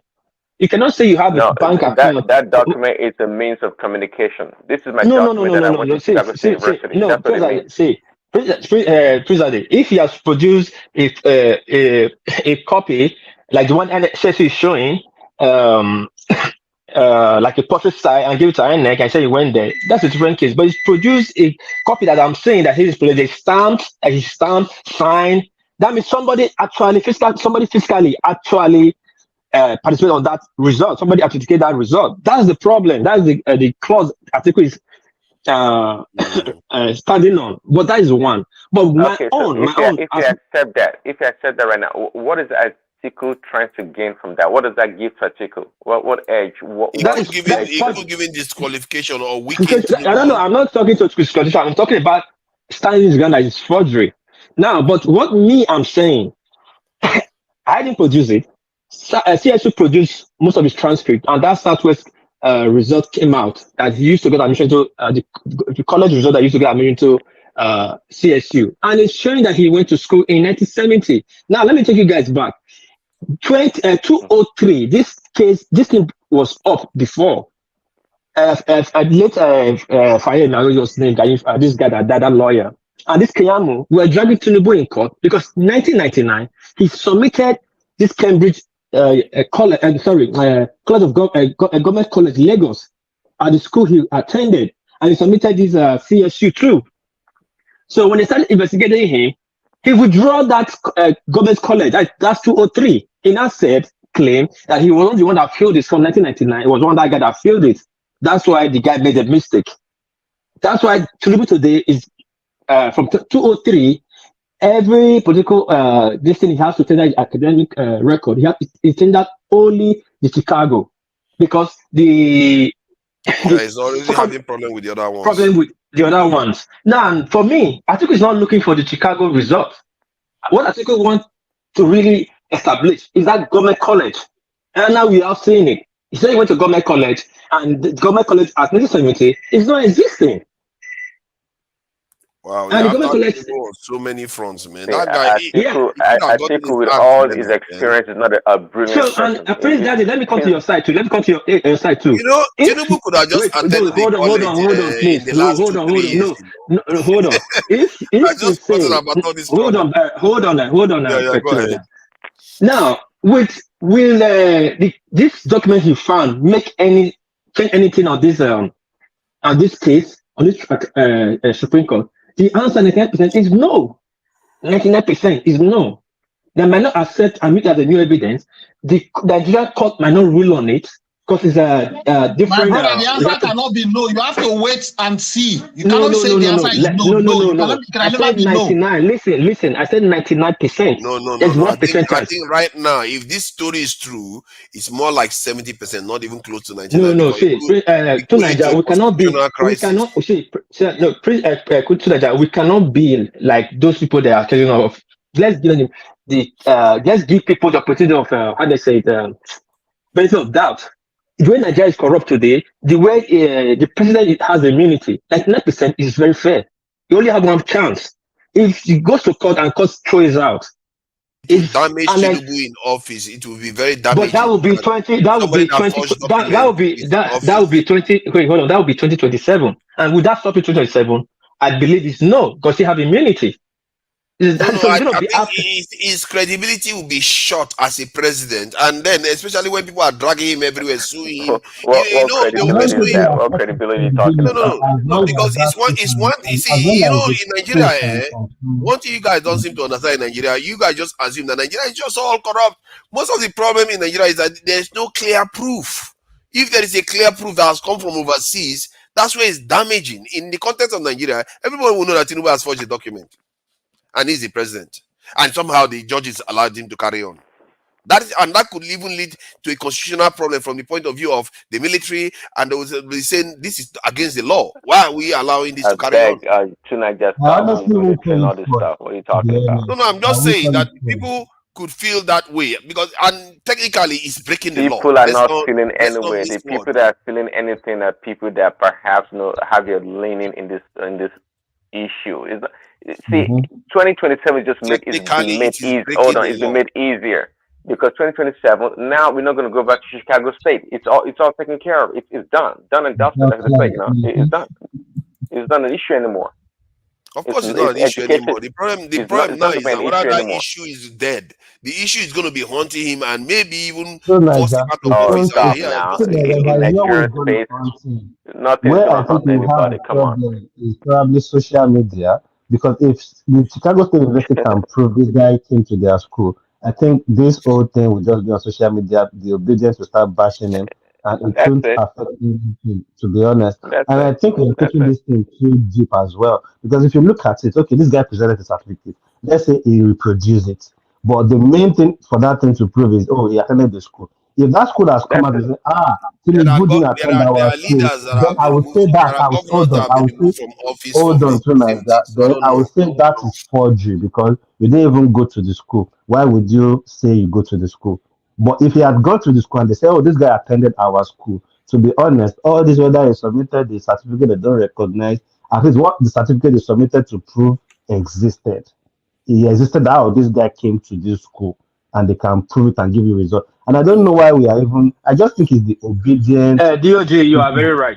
you make Why a are you solid people blaming point. Obidient? Obidient, I think could have No, I told him think to they are come. the What's one wrong with you? really. I think they are the ones that are really about to GOJ, just to get his image, and that's what GOJ. they bring What together. is wrong? Yeah, You see, you people enjoy but attacking people. Oh, it's You people not attack. enjoy Okay, attacking. And I think what let's is see what happening here. Hold on, hold on, is. hold on, hold on. I think what is happening here is that you people enjoy attacking people that you consider to be from the southeast, because clearly this matter has nothing to do with You see now, obedience. I've already No, because mentioned the that's Obi what is going on supporters. here. No, There no, are Yoruba no, Obi supporters. no. I have I a think friend that's that what is you are really doing. on I this think thing, that's what you are doing. and is Because this Yoruba has and nothing is to Obi do with them supporter. at all. The people that did this stuff are all I don't is like when you all take all these Atiku. things to And you are tribe. blaming if I'm I not mean, even can mentioning. you I just imagine if mentioned this was the Peter Obi? a lot Can of you Yoruba imagine? supporters. Let Hold him speak on now, now. please.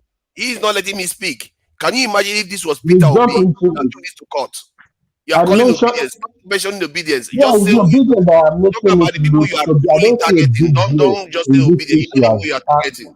That is my opinion. I don't see a big deal in whatever is going on with this certificate. If that school says, "Oh, this guy came to our school," whether he has reproduced a certificate, but what he has reproduced is to just prove, "Oh, I went to this school." And if that school confirm, "Oh, he came to this school," I think that is it. We shouldn't. And I think it's the obedient Yeah, that yeah, we critique it, yeah. that Hold on. is GOJ. So if hammering you ask the me youth. that whether I was a Nigerian, I tell you that I'm a Anyway, what Nigerian. You took go was and the check that I was a question too. Nigerian, but you Yeah, find out that yeah. I Yes, repeated. I what went and is copied my what is passport. That would be make it all right. Okay, because I'm a Oh, Nigerian, it's I'm free to different go and replicate now. my passport. It's not Your different. It's the analogies same Tonight, thing. are not. stop using this passport business. I wait, just wait, told you this is a wait, single wait, Yeah, source it is wait, true document. because wait. okay, you want me to use another one? Oh, just because I say that I'm working in this in GT Bank, that makes it all right for me to use this in what they call it Zenith Banks and letterheader to send emails or stuff to some other person. It doesn't make it legal. It really doesn't. That is now 4G. What you are talking about is 4G and fraud. But we are Okay. saying whatever this guy produced and sent that to prove he went to that school, if that school can confirm he came to that school, that is it. Forget Okay. anything. Let me give you the example that matters See, then. that Let's say certificate because is I like worked at GT Bank. hold on, it's like filling out an application. It's like filling out an application and writing down that you went to that school. Tunaja, in how much you want you to agree or see reasons with you from your own perspective. At the same time, you have to see reason from JJ, see No, reason I've from already seen from perspective. his own But perspective. I've even hold on, said that some I people hold. believe that a president should be removed Yeah, from office based on wait, this, but he hold on. refused to accept it. Okay, I agree. But according to GOG, what he narrated just now, it's just a common sense. Regardless of whatever we accuse Tinubu he produced to INEC, the school has come out and said he went to their school. Now, if you want to start on that argument of the result they get to him, is it actually the result? That would be a different case.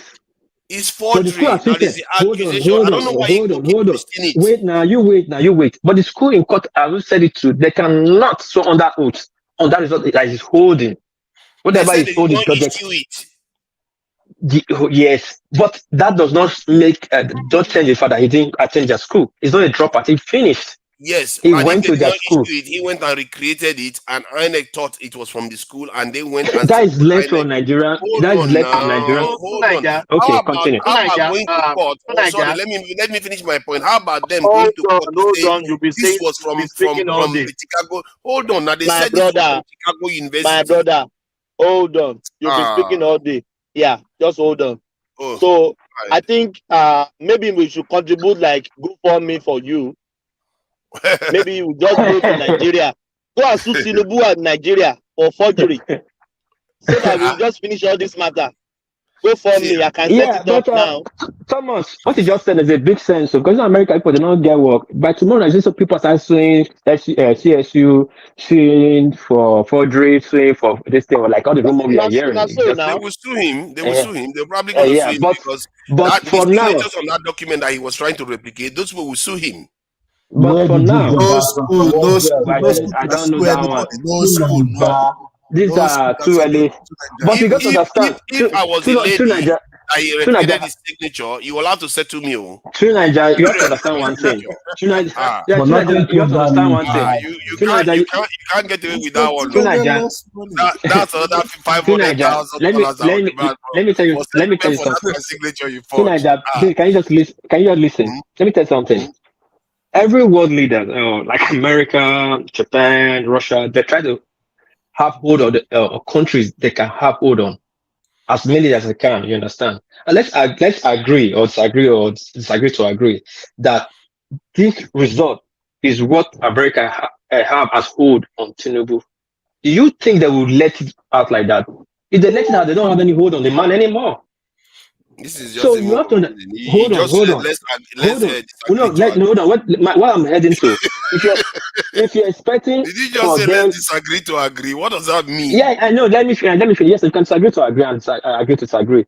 Then, but if you're expecting not anybody to sue Tinubu for forgery, that person will be daydreaming because nobody will come out to sue him. He's a president. He has all the funds and resources. He has all the tools to negotiate international politics. Geopolitics, it's interest. You have to give something for something. So right now, this result now might be giving America a greater edge to get something from Nigeria. So no. All right, guys. 1 minute, please. 1 minute. We've all agreed now that Tinubu went to the school quite all right. He went to Chicago State University. We've all established that. We've agreed on that. Now the second question is, what did the school say about that copy that he presented to INEC? Did the school agree that they were the one that gave him? Yes or no? That's the second question. They said no. They didn't issue it. So there we go. They said no. They didn't issue it. And the third question is, what about that Southwest College? Where did that one come from? College. It was the school that he attended before he joined. Hold on. Did they say they did not issue that certificate or they could not authenticate that certificate? Two different things. They said they did not issue it, and they even went further to say Tinubu did not apply for it. Neither did they issue anything. So they even categorically say they did not apply for it. Certificate at all. Please, do you have the it's on the People's Gazette now. It's on the People's Gazette. They're even talking about it on. They're already talking about it on mainstream channels. All this I don't know, man. I don't know. I'm not doing opinion. I'm just gathering evidence. But this Tinubu talk, that is a narrative this Tinubu talk has been too much. I used to know. That brings facts every time. I always use evidence that I see. Yeah. And the evidence I'm looking at right now. I just see. Hold on now. I'm reading the information from. No. Don't read to People's Gazette or whatever that is. See, 2 days ago, whenever that woman was reading the court document, I didn't hear all the stories. So what you're talking about is just a narrative from the Gazette. They're just making up their own stories. I don't think that is true. It's not true. It's not true. That's just their own narrative. It's not true. Forget about me. The funny thing is, all these Nigerian, all these truths, they all have a way of phrasing what has been said that now makes it look has a different meaning to other people. I give it to them, man. I give it to those people, man. Those guys are really good. They're really good. They usually get people like Nigeria. They are good at making up their stories. They are not getting me. All I am doing is presenting the information that they presented, and I always no. You're not presenting information. You are simply relating their narrative. You're not presenting any information. One man presented the information. Hold on now. I am stating that if it is true, I keep saying it all the time. If it is true, even if they are the ones that presented it, I'm saying if it is true. Yes. But you put your wait now. 8 hours. Hold on, please. One man. Yeah. One man. Sorry. Pay attention to the comment section, because the People's Gazette guy, the owner of that space, he's an obedient, and he said so himself. So I just typed that, and just as I'm typing that, another Samuel that tells you the same thing. So yeah, okay. Let's say it's an OB guy. Is he a credible source of information before today? If that was a credible source of information, you know, he's one of those platforms that refuses to call Tinubu president. They will call him Mr. Tinubu, and that is the political stance of that platform. Yes, you saw the guy on Rudolph's now. It's a guy called Ogundipe. He brought him on, and he said there that he's an OB guy. You were there when he said it. You see, such a categorical claim, if untrue, will be very damaging to their this in sight, isn't it? So let's see. They don't have any No, hold credibility. on, They don't have any credibility. hold on. I can go and bring the clip from Rudolph's if you want to see it. When that guy was on Rudolph's, he told us categorically that sometimes they make up stories. I asked him that question and he gave. Remember when I said I was aghast? That was that guy, and that was that statement. When he said, we are going to find out now. This is not going to be before the end of today. The truth will come out whether this was actually true. And if it's false, then I would never use them as a source anymore. Why would I do that? Thank you, That would be Mr. crazy. Thank you, I Mr. would never use them as a source if it's true. I'm not believing it. I keep qualifying it.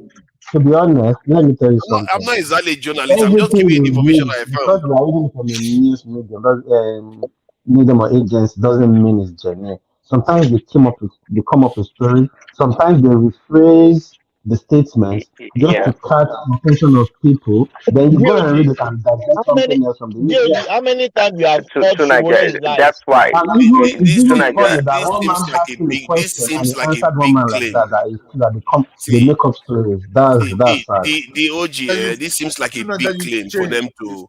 This seems like a big claim for any news report to make. It's very, very important because they are not one. They are not a news media. If it turns out to be false, it's going to be very damaging to them. Even their own people will not. It's not going to. Trust me, it's not going to be. They're going to even do much better. It's not going to be. They're going to even succeed more. Maybe you are right. Maybe you are right. I don't know, but I personally, they are going to lose me for sure if it turns out that this is completely false. Tonight, let me tell you something. There's something that happened to my cousin. He came to Japan. Now he has his papers, so he's good. So he's using my other cousin's papers, and he was stopped by the police. And they saw the document he has. It's clearly different from his face is different from what on the document he has. You understand? I can't even defend the document. And he put a phone call to his cousin. Police don't hold me. And the wife of his cousin took the phone from his cousin and said, and told the guy to give it to the police. And the guy spoke Japanese to the police like, "That is my husband. What's the problem?" And they said, "Oh, sorry, we are checking the document. It does not look alike. This is." I said, "How is it your problem? That's my husband. That when he was younger, before we got married. Or do you want me to come to your station with my marriage certificate and all that?" They said, "Oh, no. They gave even the documents back and let him go." But what was the moral of the story is that since the school have claimed that Tinubu went to CSU, that diploma result is real or fake. Will not really hold water in any way. That's just my point to you. Thank you. Yeah, we'll see anyway. Because if this is true, then there's no way anybody can cover it. So because the university deposition will be out there in public for everybody to see. And if it is false, as I say, make the Gazette people ever hold their head down in shame if it is false, because that is a terrible thing to come out and publicize when there is no credible evidence for it. They are basically falsifying something they've done worse things. They've written worse things. Why do you think it's a big deal? Give me an example of what worse thing they've said. I've listened to one man talk about it. Please, Daddy, how many times we've caught Shore in lies, fake news? Yeah, so many times. Let's keep fingers crossed that this is fake, because that seems too categorical. Let's keep fingers crossed that it's fake. If it's not fake, even if it's true, it's not the end, because there are arguments that can be made, because as long as it's accepted that Tinubu attended the university or the college, it doesn't matter, because he actually got those he actually got the certificate from the university. It's just that he went and replicated it. Yeah, so why we've been arguing since 9 hours now? The point I'm making is that there could be an argument that they can make that they didn't intend to deceive in terms of his qualification, but in the end, it's still a deception to go and replicate a document that is not yours. My brother, it's a form of we deception. have to go. We had enough. 10 hours. Yeah, that's true. That's true. Yeah, thank you, everyone. Yeah, Mr. Trumpet, Prince Daddy. Thank you. Ejiro, thank you. DOG, thank you. Everyone, thank you. We've come to the end of the session again. Yeah. 1 month, what we say, $1 day, $1. So this is another session has gone. Where are we here from? To make our country better. I think and I hope one day Nigeria will be better. Carry the conversation in the comment section. I said, peace. Thank you, guys. Thank you.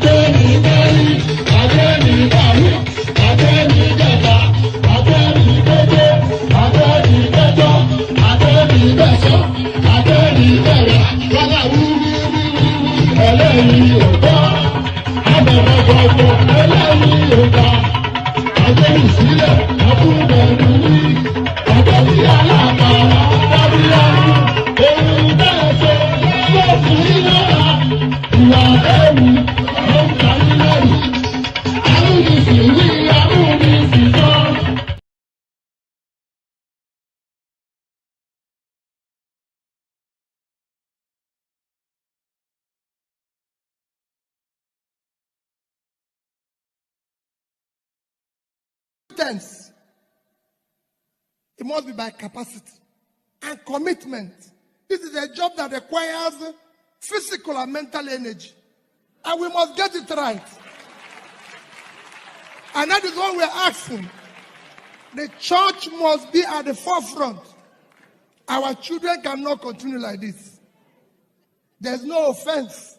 They're committed by being Nigerians. Nigerians are the best you can get in the world. And we have the energy to change this world.